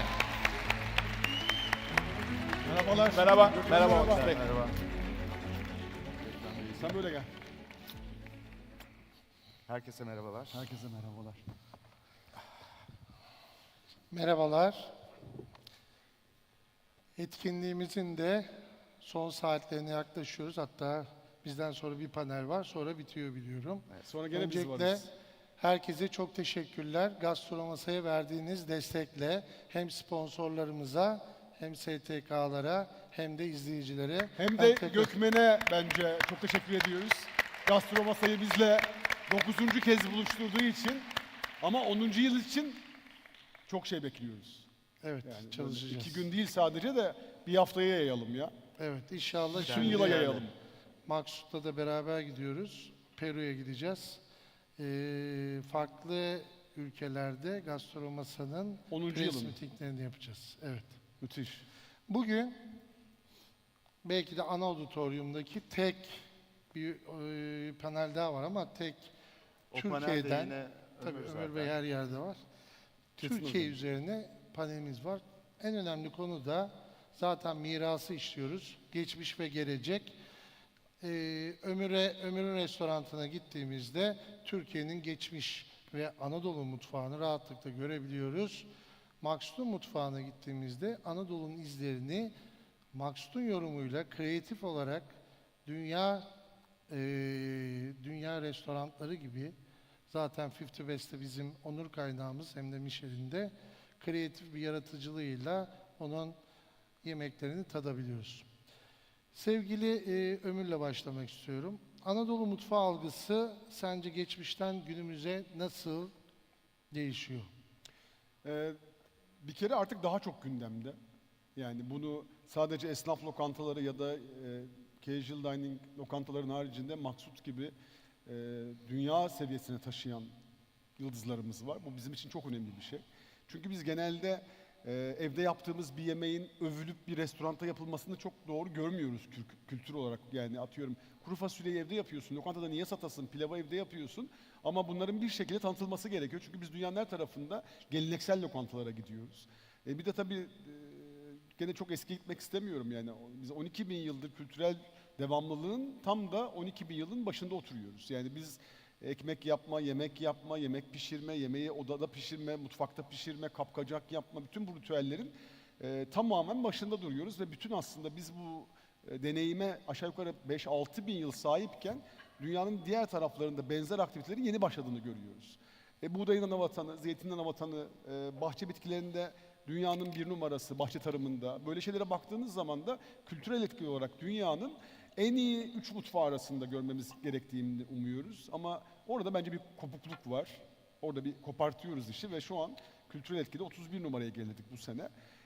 İşte atıyorum mandacılık faaliyetlerine bakıyorsun, Bursa'yı işaret ediyor. 8 bin yıl önce bulunan bütün kapların kenarında süt analizleri var. Aslında şöyle biraz o kesintisizliği yeniden çalışarak bütün bu toprağın bize getirdiği, Anadolu'nun bize getirdiği kültürü, tarım ürünlerini, yeme içme biçimlerini yeniden değerlendirmek gerekiyor. Ben aslında kişisel olarak yaptığım şey aslında işte bulgur pilavı ne kadar güzel, sarımsaklı pilav ne kadar güzel, yufka ekmek ne kadar güzel. İşte atıyorum işte bizim zeytinyağımız. Mesela burası bir zeytin ülkesi ve biz zeytin ülkesinde yaşıyoruz. Bizim için çok önemli bu veri. Yani biz kendimizi öyle hissetmiyoruz. Burası bir buğday ülkesi. Bugün az sonra sunumda söyleyeceğiz. Neyse onu orada söyleyeyim. Çok önemli bir veri paylaşacağız sunumda buğdayla alakalı. Yani bütün bu verilerin kaynağı bizden dünyaya dağılıyor.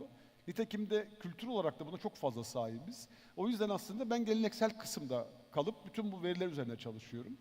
Tabii maksut tarafına geçtiğimiz zaman da dünya tarafından da kabul görmesi için illa size gelen turistlerin sizi bulup yemek yemesi değil, aynı zamanda dünya tarafından da yazılmanız, vizyonu da görünmeniz. Maksut'un yaptığı diğer bence önemli iş de sadece kendi restoranında yıldızı korumuyor. En az yılda 20 tane lokantaya pop-up'a gidiyor ve kendi yemeklerini yapıyor. Kendi malzemesini götürüyor ve müthiş bir aslında orada connectivity sağlıyor.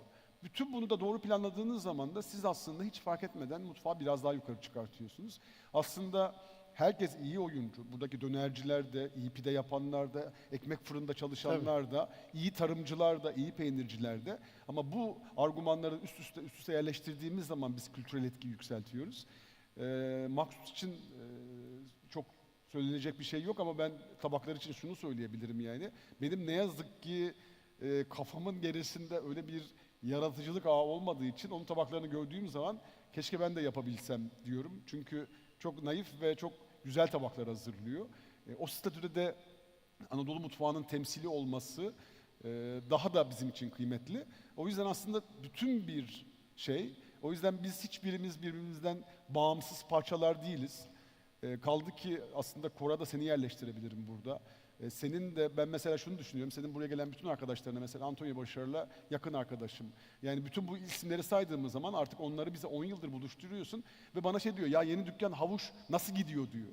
Yani bu çünkü Instagram kanalıyla ve sizinle olan tanışımız sayesinde onu takip ediyor. Diyor ki ekmeğini yedik gelirken uçakta diyor. Bu ne demek oluyor? Senin sayende biz bütün bu ilişkinin içinde bulunuyoruz.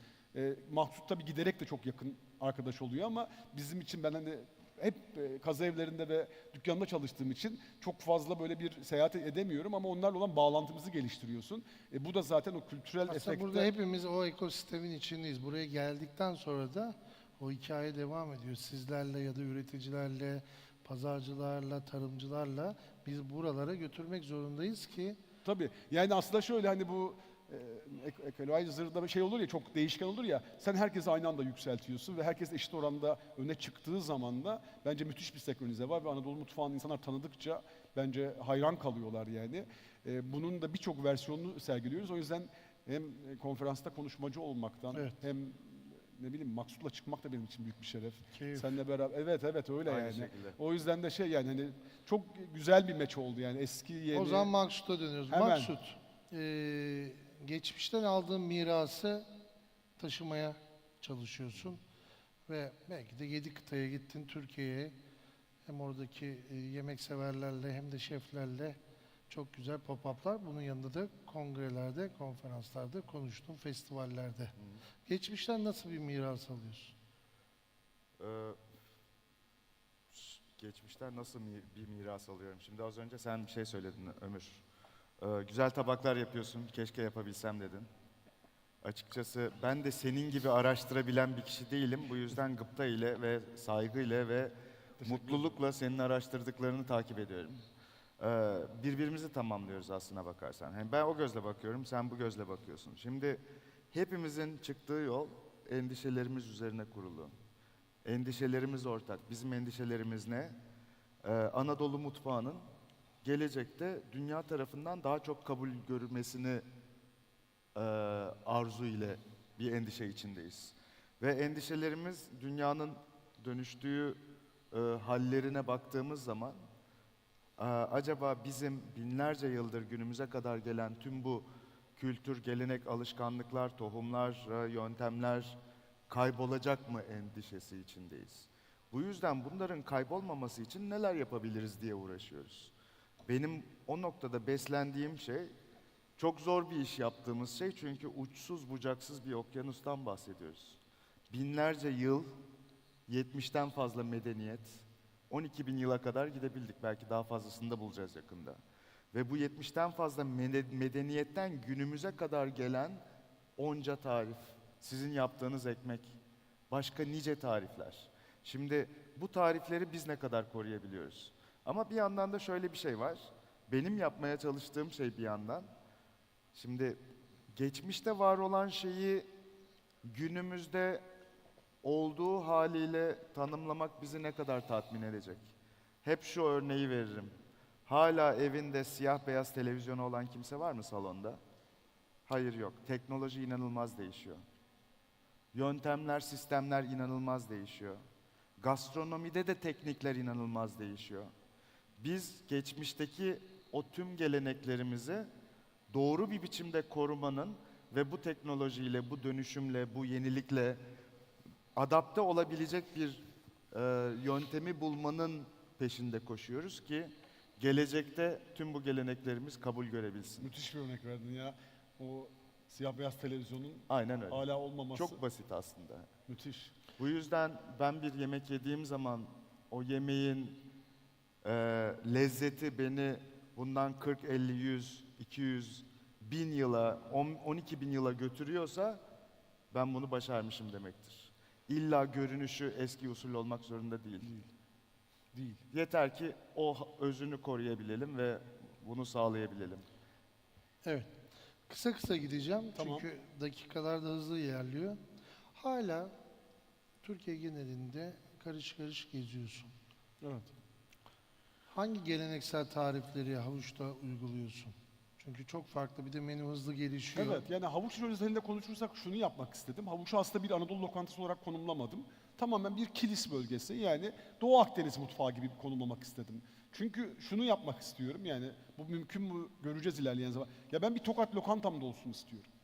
Yani bir İskenderun lokantamda olsun diyorum. Bak Hatay ayrı. Yani ben bir tane Şanlıurfa lokantamda olsun istiyorum. Çünkü biz tek ilçe ölçeğinde de, tek il ölçeğinde de dünya yıldızları çıkartabiliriz. Havuçtaki en büyük iddiam, Türkiye bir zeytin ülkesi, Kilis bir zeytin şehri, Havuç bir zeytinyağı lokantası. Ve o bölgede, çünkü bizde bulgur pilavı yapılır, mutlaka yanık zeytinyağı dökülür. Bizim evde ayda bir kere tereyağlı pilavı izin vardır. Her zaman zeytinyağlı pilav yenir. Yani her şeyi zeytinyağıyla bağlarlar. Aslında bildiğimiz bütün o zeytinyağlı kültürünün de dışında bir şey. Yani pilavı zeytinyağıyla yapmak Ege'de yok yani. Ya da zeytinyağıyla fırın yemekleri yapmak, zeytinyağını ette kullanmak pek yok. Yani bizde hepsi olduğu için ben aslında temel hedefim şeydi. Yani Kilis özelinde aslında şunu belirtmek istiyordum. Yani ben Kilisliyim. Kilis'e ait bir esnaf lokantası açtım ve aslında ne kadar farklı bir zeytinyağı kullanımı gösterdik. Yani başarabilirsem birkaç ili daha açmak istiyorum. Çünkü tüm bu Anadolu seyahatlerinin dışına yerleştirdim ve hem malzeme çeşitliliğini, şunu söyleyebilirim. Çok yakında bizim hocayla çalıştığımız bir makale vardı. Son 30 bin yılda dünyadaki 100 bin karbon verisini Big Data olarak konuşturdular ve dediler ki dünya ne söyledi bize son 30 bin yılda? Burada 8-9 madde var. Biz bu kesintisizliği konuşuyoruz sürekli. Dünyanın her tarafında kesintili hayat var. 4 bin yıl süren, 3 bin yıl süren ama 12 bin yıl. Bize diyor ki bu kesintisizlik. Niye diyor Anadolu kesilmedi de dünyanın her tarafı kesildi? Tek bir cevabı var, çeşitlilik. O yüzden de yani biz çeşitlilik sayesinde acayip bir direnç kazandık ve büyük bir kültür ağının ortasına oturduk. Havuç'ta da tek yapmak istediğim şey sadece Kilis kültürü üzerinde güzel bir lokanta yapmaktı. İnşallah Şanlıurfa'yı Hemen açarız. Maksut'a dönüyoruz. Evet. Anadolu mutfağın geleceğini nasıl görüyorsun? Özellikle genç şefler, eğitim alan şefler seni ciddi anlamda takip ediyor. Bu mirası ne kadar taşıyabilirler? Onlara istediğimiz malzemeyi verebiliyor muyuz? Yapmaya çalıştığımız şeyden yola çıkarak anlatacağım.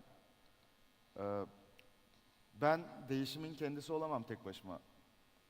Ama gelecekte bu değişimi alıp da geleceğe taşıyacak. Ya bugün bu değişimi alıp da geleceğe taşıyabilecek genç şeflere aslında bir rol model olabilirim. Bunun gerçekleşebileceğini anlatabilirim. Şimdi neolokalin dünyaca belli bir noktaya gelmesi, beraberinde Anadolu mutfağının da dünyaca bu gözle görülebilmesi ve bakılabilmesini sağlıyor. Bunun en büyük amacı şu, en büyük çıkaracağı sonuç şu. Her bir genç şef arkadaşım, vay be biz de bunu başarabiliriz, bir örnek var önümüzde diyebilir. Ve bunu da o cesaretle geleceğe taşıyabilir. Derdimiz aslında enstitü olabilmek, daha fazla öğrenciye, daha fazla yeni nesil şef adayı arkadaşlara bunu aşılayabilmek ve onlar da bu cesaretle gidip aynı şeyi yapmasa da benzerini daha farklı açılarda, daha farklı bakış açılarında kendi içinde dönüştürerek, yenileyerek yapabiliyor olması. Yani inşallah gelecek senelerde irili ufaklı bir sürü Anadolu mutfağını doğru yorumlayabilen, gelecekte kabul görmesini sağlayabilecek restoranlar açan arkadaşlar olacak. Sevgili Ömür, sürdürülebilirlik dünyanın her yerinde konuşuluyor. Ve yerel malzemeleri Anadolu mutfağında nasıl kullanıyorsun? Sürdürülebilirlik ve Anadolu mutfağı. Zaten bunu geçenlerde bunun sohbetini yaptın diye bu soruyu diye yani zaten 12 bin yıl sürdürmüşsün ya. Dünyada en yakın sürdüren de 5 bin yıl sürdürüyor yani. Sen zaten sürdürme genetiğine sahipsin. Bence asıl yaptığı diğer önemli başarı da sadece malzeme odaklı ya da ben dünyayı sürdüreceğim kafasıyla sürdürmüyor. Asıl önemli olan şey şu, sen insanı sürdürebilirsen bütün dünyayı da sürdürebilirsin. Ama sen kendini sürdüremiyorsan zaten dünya için yapabileceğin çok bir şey de yok yani. Aslında tam olarak biz 12 bin yıldır bu topraklarda yaşamı sürdürerek büyük bir direnç kazanıyoruz. Aslında benim de tam olarak kafamda bu yani. Bu zaten benim genetiğimde var diyorum. Bir şeyi sürdürmek istiyorum. Önce ama kendimi de sürdürmek istiyorum. Bu sebeple de biz bu coğrafyada bu genle yaşıyoruz. Mutfak da, kültürümüz de bunun üzerine kodlanmış durumda. Yani dışarıdan bir sürdürülebilirlik paketi almamıza gerek yok. Ben öyle düşünüyorum yani. Evet, şimdi Maksut'a son sorumu soruyorum. Michelin yıldızı, Gomio gibi, işte 50 Best gibi ödüller Anadolu mutfağının algısını bana göre etkiliyor. Sana göre nasıl etkiliyor, nasıl yayılıyor? Ya da Anadolu mutfağı Türkiye dışında sence biliniyor mu? Ben çok bilindiğini zannetmiyorum da işte gerçeği de biraz burada ortaya şöyle bakmakta lazım. fayda var. Bu tür derecelendirme sistemlerinde en fazla saygı görüp belli noktalara gelebilmiş her bir restoranı analiz ettiğiniz zaman bunların büyük bir kısmının kendi ülkelerindeki mutfak kültür ve geleneklerini yorumladıkları, paylaştıkları ve daha fazla insana ulaştırma hedefinde oldukları işletmeler. O noktada da onlar başarılı olduysa biz de başarılı olabiliriz. Ve açıkçası bu tür sistemler sadece zaten içinde bulunduğumuz yolda bizi biraz daha fazla itekleyip daha hızlı oraya ulaşmamızı sağlıyor. Evet. Bir nevi yakıt gibi düşünebiliriz. Bu yüzden de faydaları çok büyük ve yadsınamaz. Bir cümleyle son sözleri alayım. Süre bitti çünkü. Söylüyorum. Miras konusunda. Bir sonraki oturumda Çetin Hoca ile beraber inanılmaz veriler göreceksiniz ekranda. Herkes telefonunu hazırlasın ve görüntüleri çeksin. Yanı sıra da Türk Hava Yolları'nın uçaklarında verdiği business class'ta dünyanın ilk ekmeğini tadacak herkes. Herkes ikram edeceğiz. O yüzden oturumu beklemenizi rica edeceğim. Güzel oldu. Ben herkese bizi dinledikleri için teşekkür ederim. Keşke vaktimiz Vallahi ben bol de çok olsaydı teşekkür da çok konuşabilseydik. Çok sağ olun. Hızlı bitirdin. Teşekkür ediyoruz Gökmen. Çok teşekkürler. Gökmen Bey, çok teşekkür ediyoruz moderatörlüğünüz için. Ömür Bey. Teşekkür ediyoruz. Çok, ama yani bu böyle şey oldu hakikaten böyle bir tadımlık bal oldu. Aynen öyle. Çok teşekkür ederim. 41 saat. Tamam, bir saat. Bir saat. Bir de hani o bir havaya girince daha her şey böyle... Konuşmamız geliyor. Aynen öyle oluyor. Süremiz çok olsa daha böyle görselleriyle farklı. Bir de anılarla 10. yılda falan biraz böyle öyle hazırlanalım ya. İnşallah yaparız öyle bir şey. Bence Gökmen Bey'le konuşalım. Bir sofra konseptinde yapalım seneye. Olursa Böyle herkese çok iyi içe. sevgiler, teşekkürler. Ağzınıza sağlık. Efendim sırada bir videomuz var, izleyelim. Hemen ardından sıradaki konuşmacımızı davet edelim.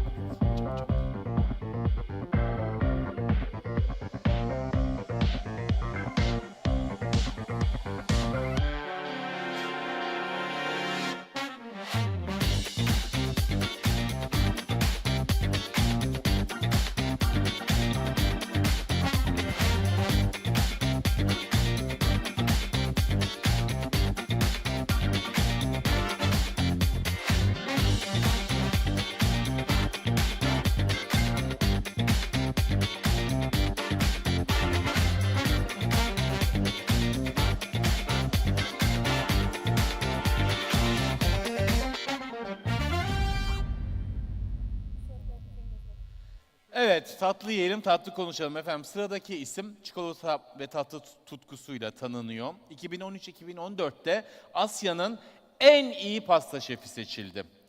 2 AM Dessert Bar'ın kurucusu Janice Wong, No Reference Menu konusunda konuşacak. Burada zaten her şey hazır. Janice, stage is all yours and I'm looking forward to Thank seeing you so you. much. Thank you. And hearing Thank you. Hi, everyone. Thank you so much for staying. But first, before I speak, always a tradition, we'll feed you chocolates. I don't know who has been here the previous years, but if you're back here again, welcome back. This year's topic is very different, very, very dear to all of us chefs, menu and legacy. What is the legacy we want to leave behind, and how do we create our own menu? So, oh, I forgot my clicker. Sorry. So let me play the video. This is a video of basically all our desserts in the last 17 years. I wouldn't say all, but some of the desserts in the last 17 years. Now you're going to enjoy some of the chocolates. We have to bring some across the other side as well. So you have whiskey chocolates. They are vegan, so no dairy. Those are the black ones. The chili chocolates are the ones that are red. And the kaffir lime caramel, my favorite one, which is the yellow and pink one. So, hope you got the colored ones.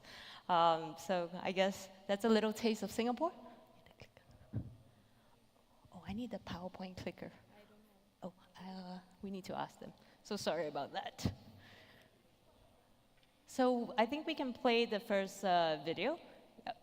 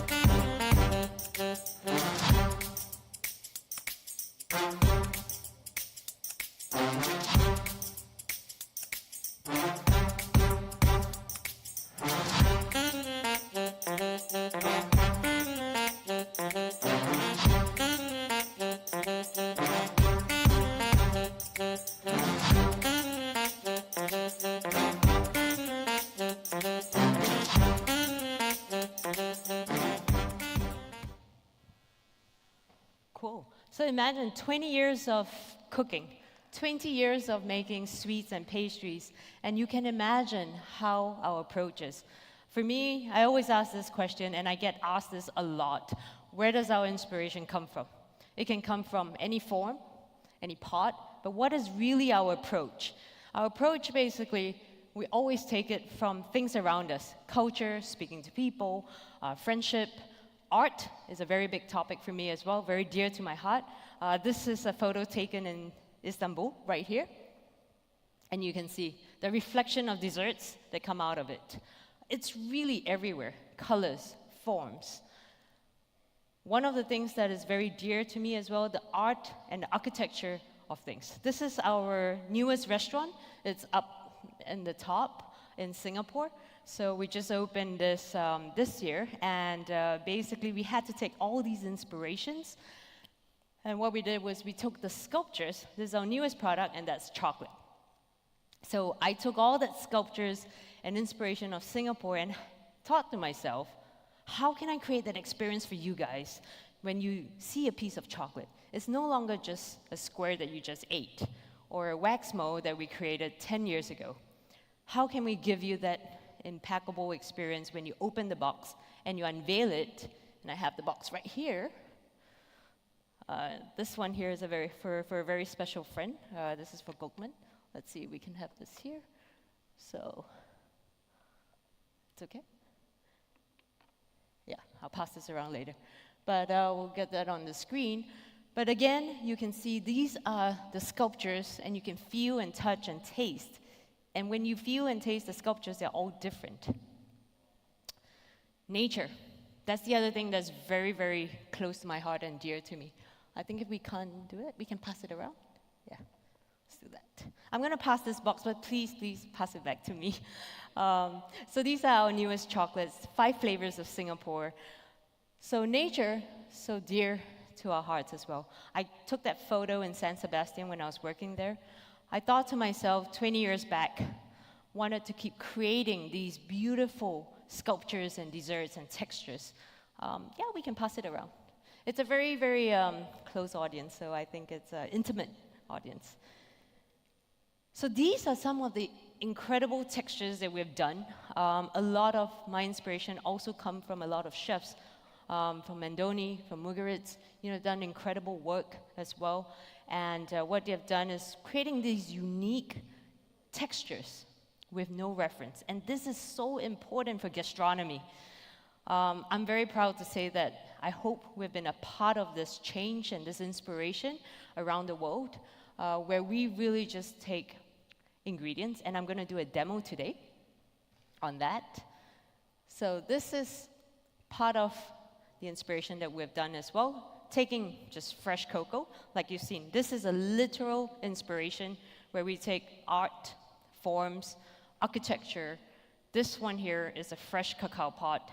This is not new. These are molds that are created from a lot of vendors, a lot of people around the world. They take inspiration from everywhere, and then they make these molds. We, as chefs, see what we want, and we use that, and we create the experience. This is a new mold from Mo Brothers. They make this really beautiful cacao mold. Another part of inspiration, nature. When you walk in a garden, you create these beautiful rocks, forms, organic, all types of ideas you can get. It's extremely limitless, and this is why I want to share this today. This is another inspiration that I have with wood.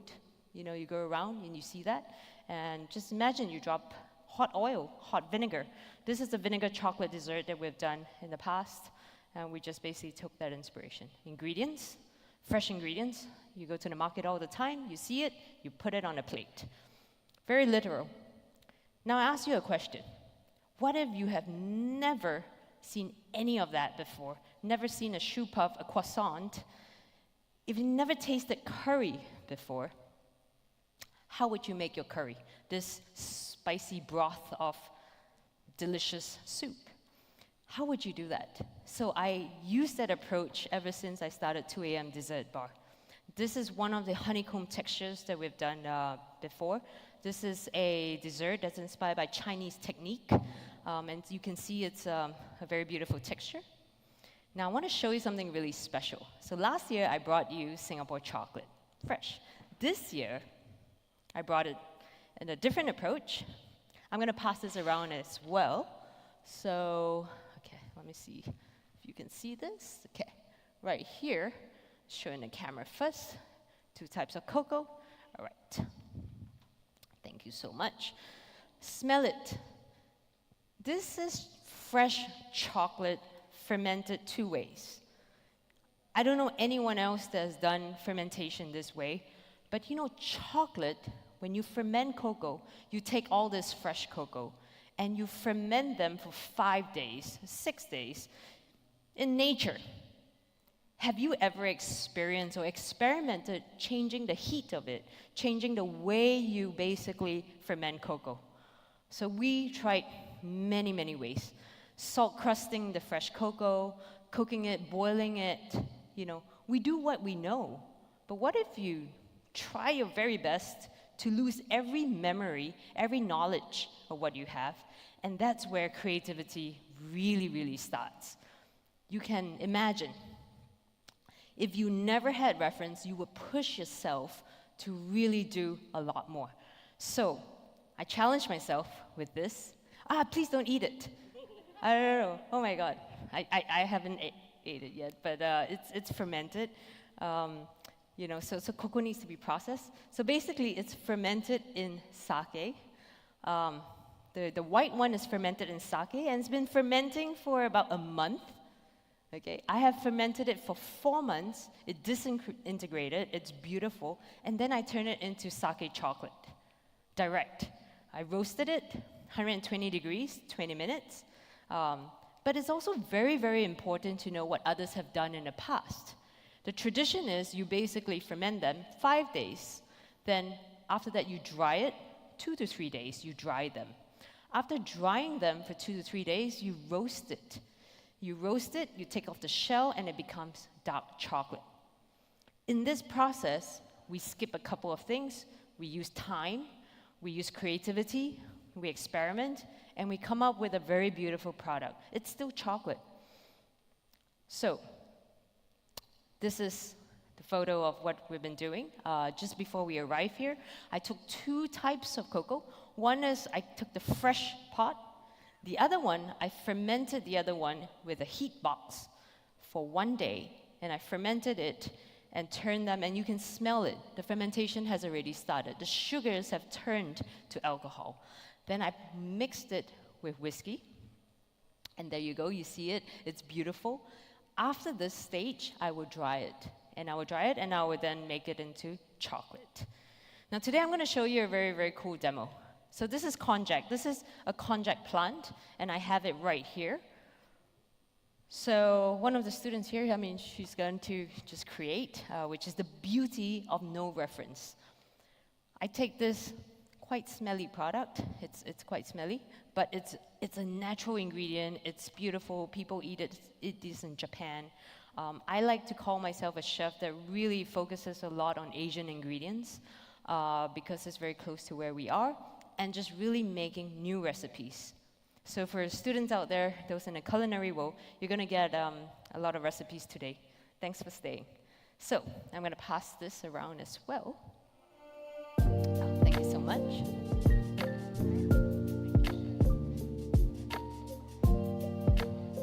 So that's us blending it, just taking this raw ingredient. Oh, she moved too fast. 1 second. I don't blend it. Yeah. So we just blended it. We took some cocoa, and then we aerate it, and then we create a new texture. Now for pastry and food, I think this is so important, to keep pushing the boundary of what you never know and what could be. So today, we're gonna do a demo. So that's the konjac there, and we just poured in this almond milk together with the puree. We took some puree at the back.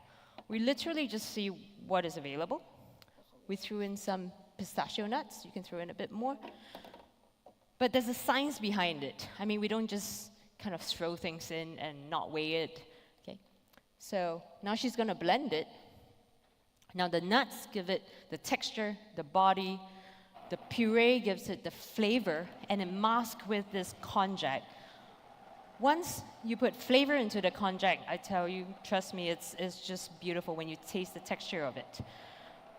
This is one of the things that we did in Japan, just creating this beautiful texture, not knowing what to do about it, but you can see we were playing around with it. And it's the perfect sorbet. I tell you, it's stable, it's creamy, it's icy. You don't have the added sugar in it. In sorbets and ice creams, you have 30% of sugar, and you need that. You need that to stabilize it.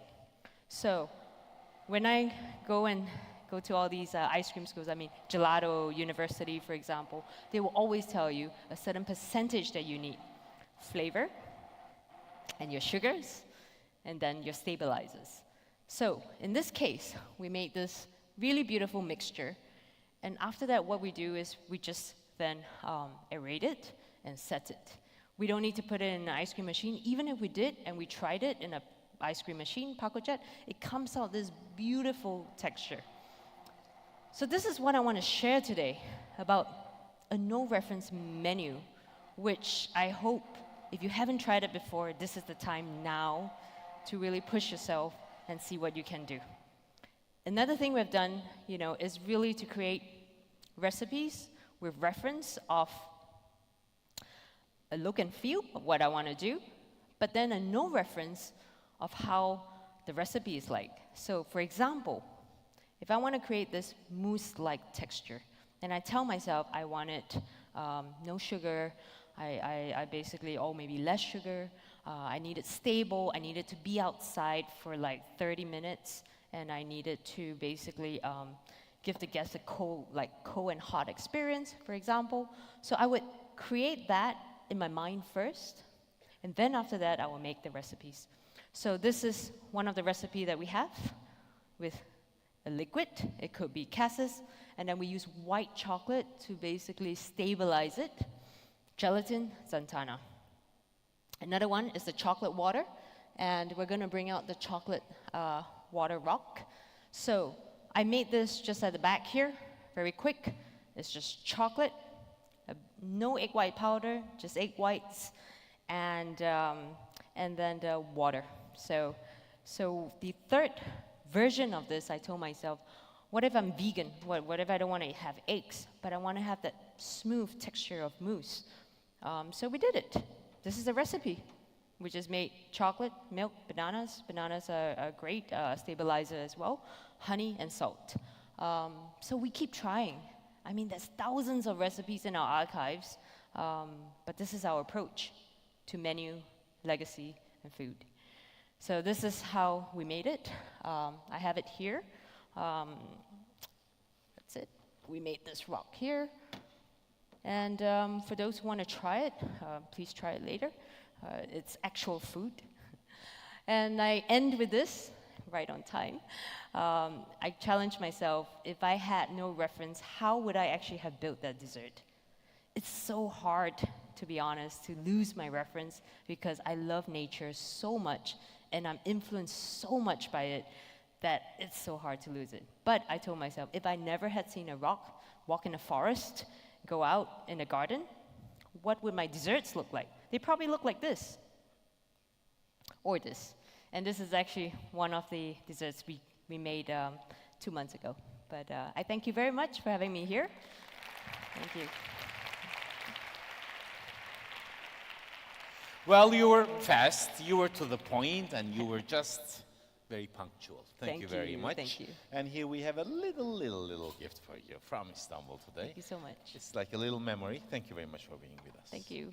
And I thank on behalf of everyone for these wonderful, wonderful tastes Thank you you. brought. My box is still around. I don't know where it is. Yes, of course. Thank you. See you guys. See you. Bye bye. Bir videomuz var. İzliyoruz hemen. It began with a grain of wheat in the heart of Anatolia. It drank from the waters of Mesopotamia and blossomed under the sun. Kneaded with curiosity, 12,000 years ago, the first bread was born in Anatolia. Today we produce the oldest bread from Taş Tepeler with our award-winning chefs and sharing it with the world. Enjoy the oldest bread with Turkish Airlines business class in the skies. 12,000 years old, and it's still as fresh as ever.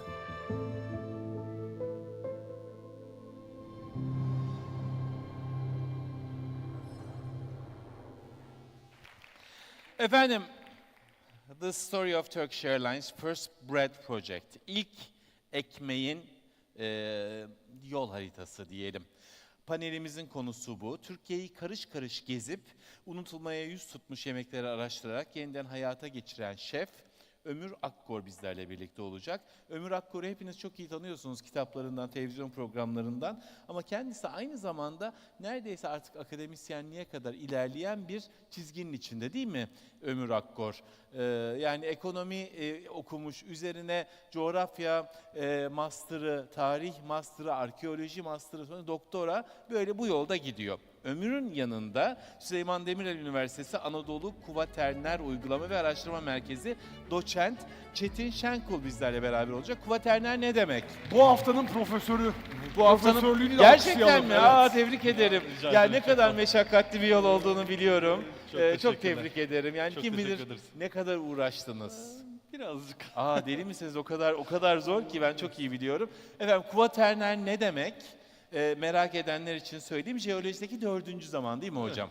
Yanlış olma, günümüze kadar uzanan son zaman dilimi. Dolayısıyla hangi zamandan şimdiye kadar olan zamandan bahsediyoruz? 2.6 milyon yıl önce başlıyor, günümüze kadar devam ediyor. 2.6 milyon yıl yıl. önceden Günüm. biz kimiz ki? Bir insan ömrü nedir ki bu hayatta, değil mi? Çok Efendim, sahne sizin. Çok teşekkür ederiz.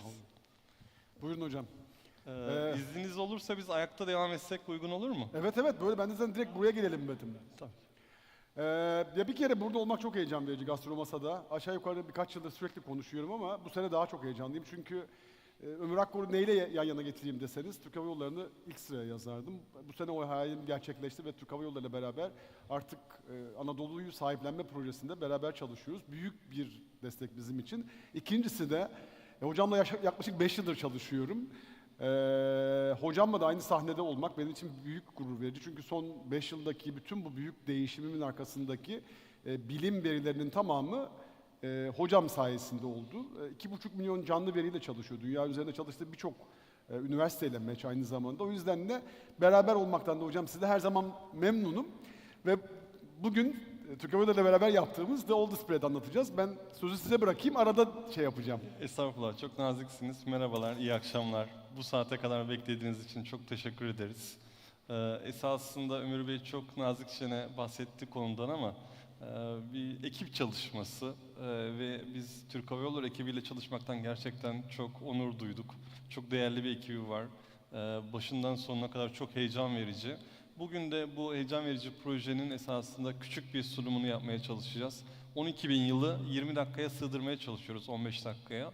Çok kolay değil ama bu Anadolu'nun o kadar çok güzelliği var ki onlardan bir tanesini sizinle paylaşacağız.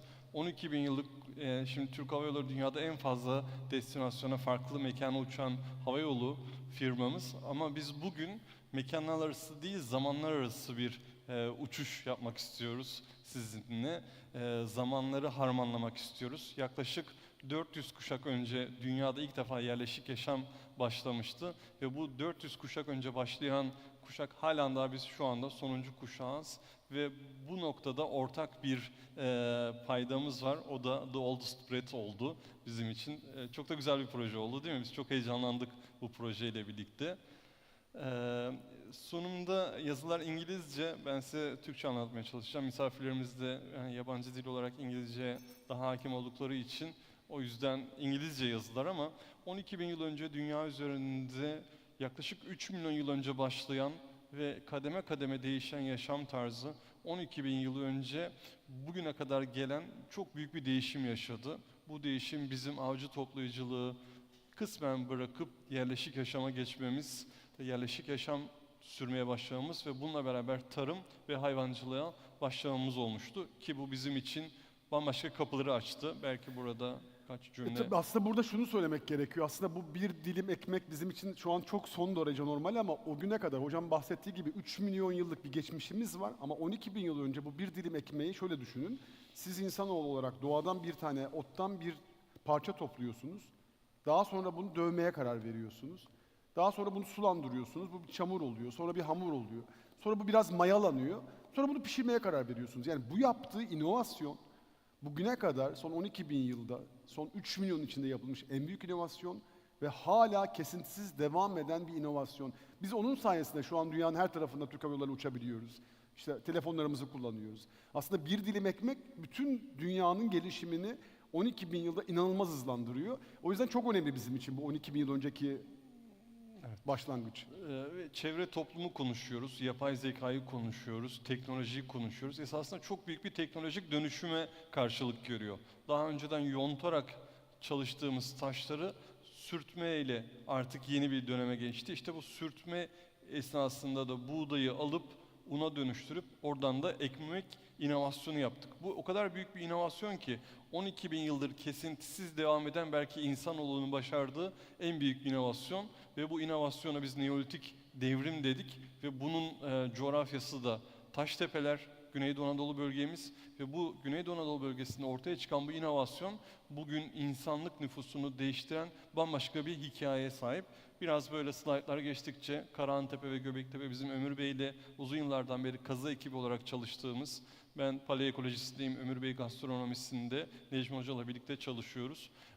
Ve 12.000 yıl önce bu coğrafyadan başlayan, daha sonrasında da beslenme diyetine buğdayın girdiği, teknolojik ürünlerin girdiği, biz teknolojiyi konuşuyoruz bugün günümüz dünyasında ve ilk ilksel teknolojiyi yaptığımız orak ve buradan öğütme taşları, yaklaşık Taştepeler'de 7500 civarında öğütme taşı bulduk ve bu öğütme taşlarıyla günde ortalama 8 saat çalışmayla 5 kilogram un elde ediyoruz. Ve buradan bir küçük hesaplama yapsak yaklaşık olarak 50.000 nüfusu besleyebiliyoruz ki bugünkü gastronominin içerisinde ekmek neyse o dönemde de çok önemliydi ki birazdan bunu da konuşacağız birlikte. Bu arada da kafanızda dünyanın geri kalanının canlanması için şunu söyleyebilirim.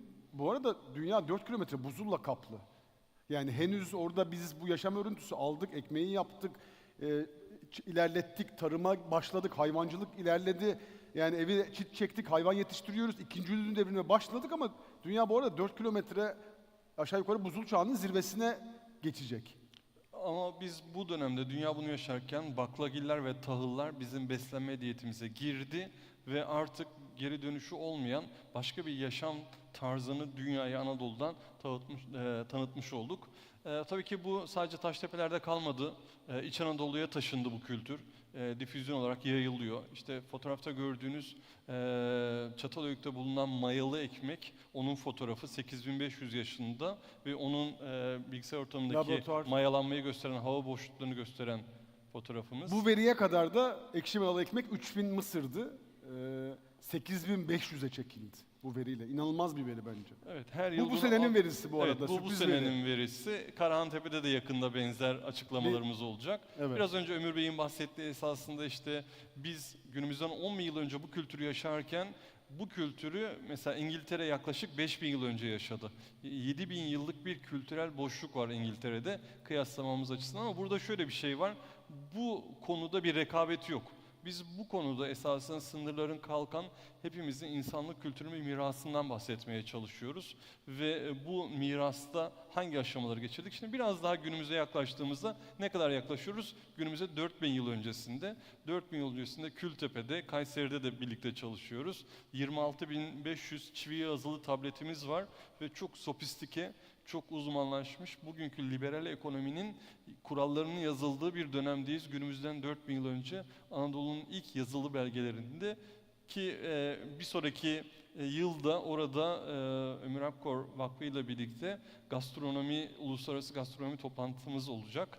Belki orada da birkaç bir şey söylemek Burada da isterseniz. şunu söyleyebilirim. O dönem için şunu söyleyeyim size. Yaklaşık kayıtlı 180 tane hamur işi var. Tabletlerde bize bırakılan. Şu an günümüzde Türk mutfağıyla Anadolu mutfağı üzerine hazırladığımız bizim 180 tariflik bir ekmek ya da hamur iş kitabımız ne yazık ki yok. O dönemlerde tabii biz bütün bu veriler niye sunuluyor? Çünkü en önemli olan şey tanrılara yemek sunmak. En iyi yemeklerini tanrılar için hazırlıyorlar ve bu sayede de onlara götürdükleri her yemekleri de törenlere kaydediyorlar. Bugün bu tören vardı ve bu yemekleri verdik ama o arada bu ekmeği verdik, bunu yaptık. Bütün bu verileri günümüze getirdiğimizde aslında günümüzden 4000 yıl önce Anadolu'da inanılmaz bir yemek kütüphanesini görüyoruz. Yani bir literatürün oluştuğunu görüyoruz. Ve birazcık daha günümüze doğru 2000. yaklaştığımızda, 2000 yıl öncesine geldiğimizde Roma dönemine bakıyoruz. Roma döneminde gastronomi perspektifinde 3 önemli ürün var. Ekmek, zeytinyağı ve üzüm ve şarap. Dolayısıyla 3000 yıl öncesi, 2000 yıl öncesinden itibaren başlayan ve tüm Akdeniz coğrafyasına hakim olan bu bugünkü Akdeniz diyetinin de temelleri yine Anadolu'da atılıyor. Tabii ki burada tüm Akdeniz kıyılarında bu hakim ama zeytinyağının büyük kaynağı yine o dönemde Anadolu. Anadolu'da bugünkünden çok daha fazla yoğun bir zeytin tarımı var ve burada da bu tarımın yani buğday, zeytin ve üzümün ticari olarak yol güzergahlarını görüyorsunuz. Onun ilişkiselliği ki burada tabii ki bahçe kültürü ve sebzeler gastronomiye çok daha güçlü bir şekilde 2000 yıl öncesinde Anadolu döneminde girmiş oluyor. Birazcık daha Osmanlı dönemine yaklaştığımızda ise Osmanlı'da da 50.000 sayfalık bir sadece buğday ve ekmek üzerine arşiv var. Bu o kadar enteresan bir şey ki günümüzden 500 yıl öncesinden yaklaşık 100 yıl öncesine kadar dünyanın en detaylı arşivi dünya üzerinde yine Anadolu topraklarında tutulmuş. Osmanlı'da 100 milyon yazılı belge var. Doğru biliyorum değil mi Evet, hocam? evet, 100 doğru. milyon yazılı belge var. Bunun 50 50.000 bin sayfası ekmek ve un kültürüyle üzerine. alakalı. Evet. Ekmek un Bu üzerine. çok büyük bir zenginlik gerçekten. Burada o kadar ki fırınların nereden kurulması gerektiğine, her bir mahalleye ne kadar fırın düşeceği, ne kadar insanın burada var olacağı bunların hepsi hesaplanmış ve bu hesap üzerine bir kültür inşa edilmiş. Yine bu kültürün temelinde de buğdayın ve ekmeğin olması çok çok da önemli. Şimdi birazcık daha bugünün Türkiye'sine geldiğimizde bugünün Türkiye'sinin arazisinin tarım arazisi, 1/3 Türkiye'nin tarım arazisi yaklaşık %33'ü ve bu %33'lük Türkiye yüz ölçümün %83'ü yine buğday ve baklagillere ayrılmış. Bu da gerçekten esasında 12 bin yıllık datanın bugün de ne kadar baskın olduğunu bize gösteriyor. Bahçe kültürü %14, sebzeler yine %3. Burada da sadece Türkiye'de buğday ekilen alanların dağılımını görüyorsunuz. Yaklaşık 12 bin yıl önce Taştepe'lerde başladı. Bugün tüm Anadolu'da ve aynı zamanda birazdan göreceğiz tüm dünyaya yayılıyor. Sadece buğday değil, aynı zamanda yeni bitirdik bunu Ömür Bey ile birlikte. Ekmek atlası veri tabanımız. Bu veri tabanında Türkiye'de hangi ilimize kaç farklı ekmek yapılıyor? Gerçekten 1000'in üzerinde ekmek yapan bir kültürümüz var bugün de. Nasıl ki 12 bin yıl önce çok güçlüydü, bugün de hala çok güçlü. Ve bu güç sadece Anadolu'yla da sınırlı değil. Bugün 120'nin üzerinde buğday yetişiyor dünya üzerindeki ülkede, 120'den fazla ülkede. Ve 100 farklı dilde ekmek kelimesi aynı duyguları bize çağrıştırıyor. Ortak paydamız. Bu çok ama çok kıymetli. Müthiş. Bilemedim. Yani 100 ülke, 100 ayrı dilde başka anlamlandırmalar ama hepsinde o köken o sıcaklık aynı ekmeğin yani. Evet. Yani ve bunun aslında baktığınız zaman ekmek kültürü deyince hakikaten Anadolu bütün dünya için ortak bir hafızayı ve ortak bir şeyi temsil ediyor. Yani bütün dünya için ortak bir anlam ifade ediyor. Yani o yüzden de çok kıymetli bu gördüğümüz ekran. Belki burada siz şeyi de söylersiniz, her zaman onu çok güzel ifade ediyorsunuz. Dünyanın farklı yerlerinde ortak dili konuşabildiğimiz bir ürün üretmek. Yani bilimsel bilgi Amerika'da 7 yılda günlük hayata giriyor ama bu projeyle birlikte Yani çok hızlı şunu söyleyebilirim, az önce yediğiniz ekmek, biz bunu Karahantepe özelinde başladığımız Taştepe projesiydi. Karahantepe'lerin makalesi yakında yayınlanacak. Çok yeni bir veri, ekmek buluntusunun çıktığıydı. Ama siz az önce onu ısırdınız. Yani bilimsel verinin Amerika'da yayılma hızı, yani halka geçmesi normalde Amerika için değil, bütün dünya için 7 ile 13 sene arasında. Ama biz daha bu sene çıkan bir veriyi çıktısı ya da bir makalesi yayınlamadan az önce Türk Hava Yolları uçağında ısırdık. Şu an Türk Hava Yolları'na gidip 8 saat uçan herkes ısırıyor ve bu makalenin bu dönemde, yani aslında bütün dünya bilimi şu an buna çalışıyor. Yani bilimsel verinin bizden bu kadar geri gelmesi bizim bilimden bu kadar uzak kalmamızı sağlıyor. Bilimsel bilgi için istiyor ki Amerikan üniversiteleri kor olsun ve o an herkes her şeyi öğrensin. İşte tam olarak hocamın dediği, bunu bahsettiniz.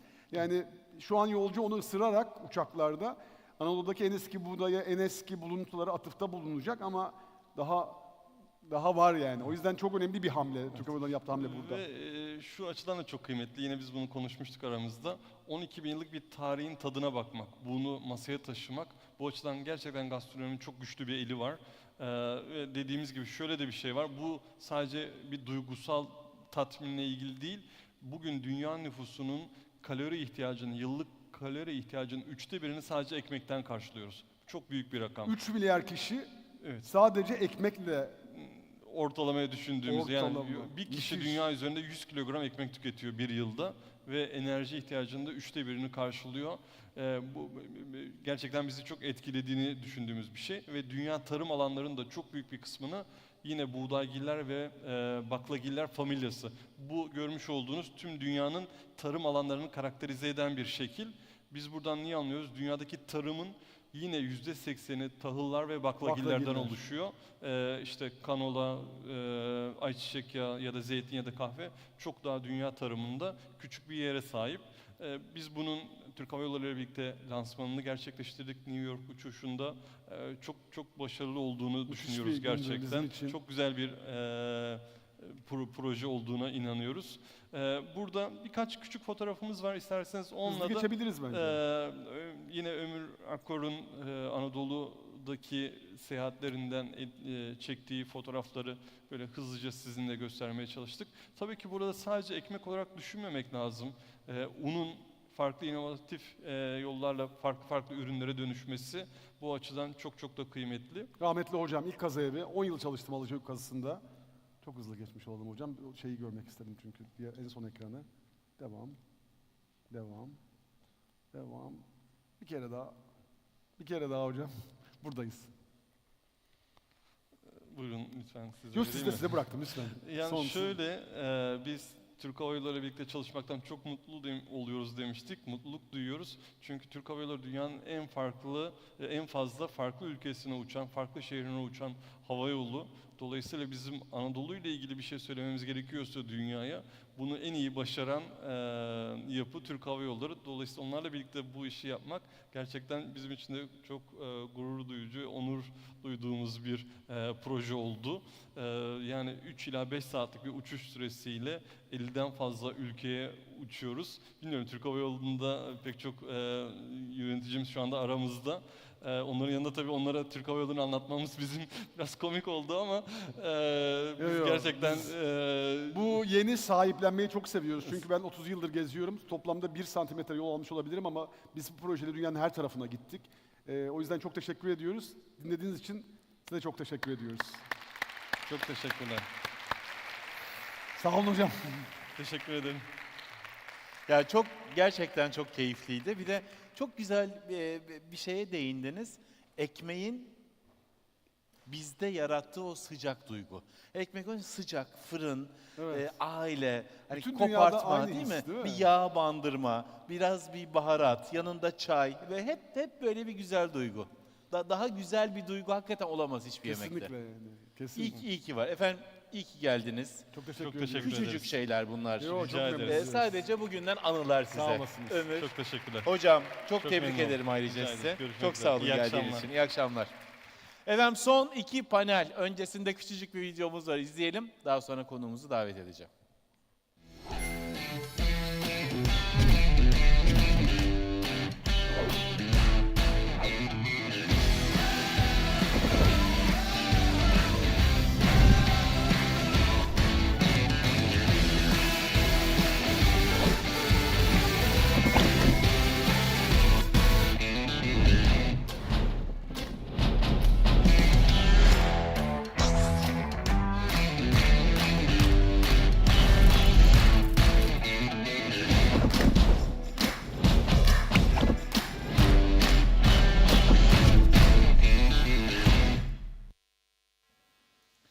Efendim sıradaki şefimiz Şili'nin binlerce yıllık geleneksel yiyeceklerini baz aldı.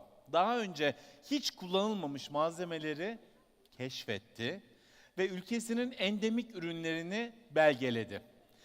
Borago'nun kurucusu ve şefi Rodolfo Guzman, Endless konusuyla Gastromasa ana sahnesinde. Kendisini alkışlarla sahneye davet ediyorum. Mr. Guzman, Rodolfo.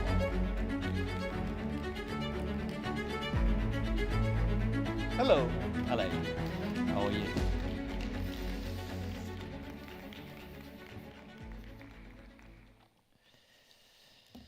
Wow. I'm so excited to be here. Oh, wow. Thank you for the kind invitation. What a subject, legacy. What a subject. I really like it. What if I told you that being uncomfortable can change the world? I know. It sounds a bit of a cliche, but I'm here today to speak about the importance of being uncomfortable in life. English has the greater synthesis compared to Spanish, which is my mother language, to express a situation with less words. But there's some exceptions to the rule. And this one word I'm very fascinated by. We call it la incomodidad. La incomodidad can shape us all, and in a way determines the way we get along with the rest of life in this world.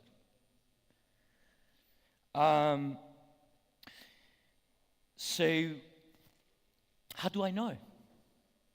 Because she's been around within the entire journey. And I know a lot of people around the world, they've been doing the impossible to avoid to feel uncomfortable.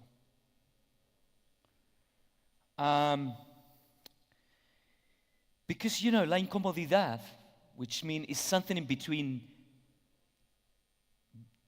discomfort and being uncomfortable. In a way, it represents, like, as we say in Spanish, just walking with the stones in the shoe. Who wants that? No one does it. Anyhow, I wrote a few words for you, and I wanted to share it. I like to change the perception of being uncomfortable. So, what it triggers to be uncomfortable? When we are comfortable, we fall asleep. When we're uncomfortable, it makes us move from one point to another. In being uncomfortable, it is a driving force and a trigger to restless. Dalai Lama has been uncomfortable. Donald Trump has been uncomfortable. The Pope has been uncomfortable. Elvis Presley has been uncomfortable. Martin Luther King has been uncomfortable. Discomfort is crucial. When we conquer our discomfort, we feel free. That's the true freedom. When being uncomfortable, it makes part of our lives. That is when we're truly willing to learn.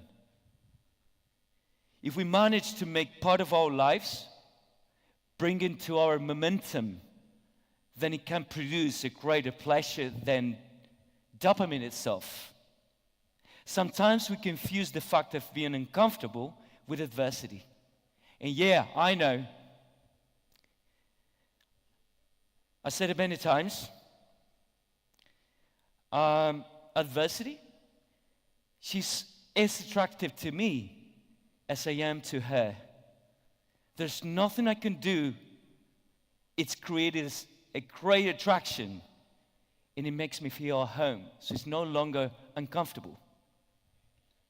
Adversity and discomfort, are never the same.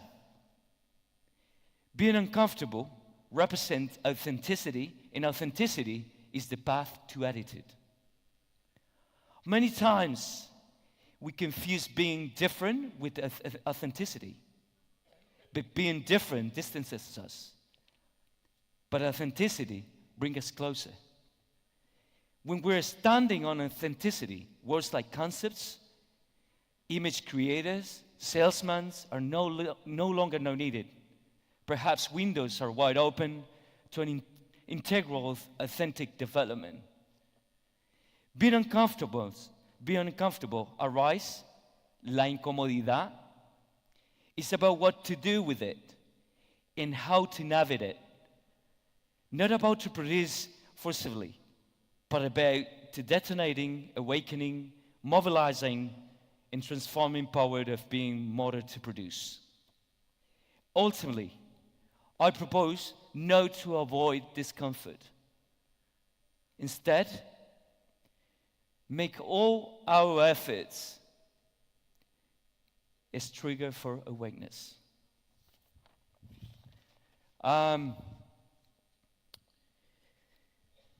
Speaking about legacy, you know, legacy, in a way, before I came here, I thought it would be impossible to think about. Am I too old? I don't know, I feel young at this stage of my life to speak about legacy, but it's much more simple than what I thought. We all are a legacy. We all represent a legacy in every day. And in a way, it's the way we humans, we bring with ourselves to this world to connect with literally everything in life. And I feel that the more we understand all kinds of life in this world, the more we understand our talents and ourselves, of course, which, by the way, our talents are not for ourselves as we normally think, it's for the people that we have in Orion. In a way, also, I got the feeling that talents are connected to our legacy as humans. Perhaps. But this is one thing I really like. And through observation, we can bring perspective.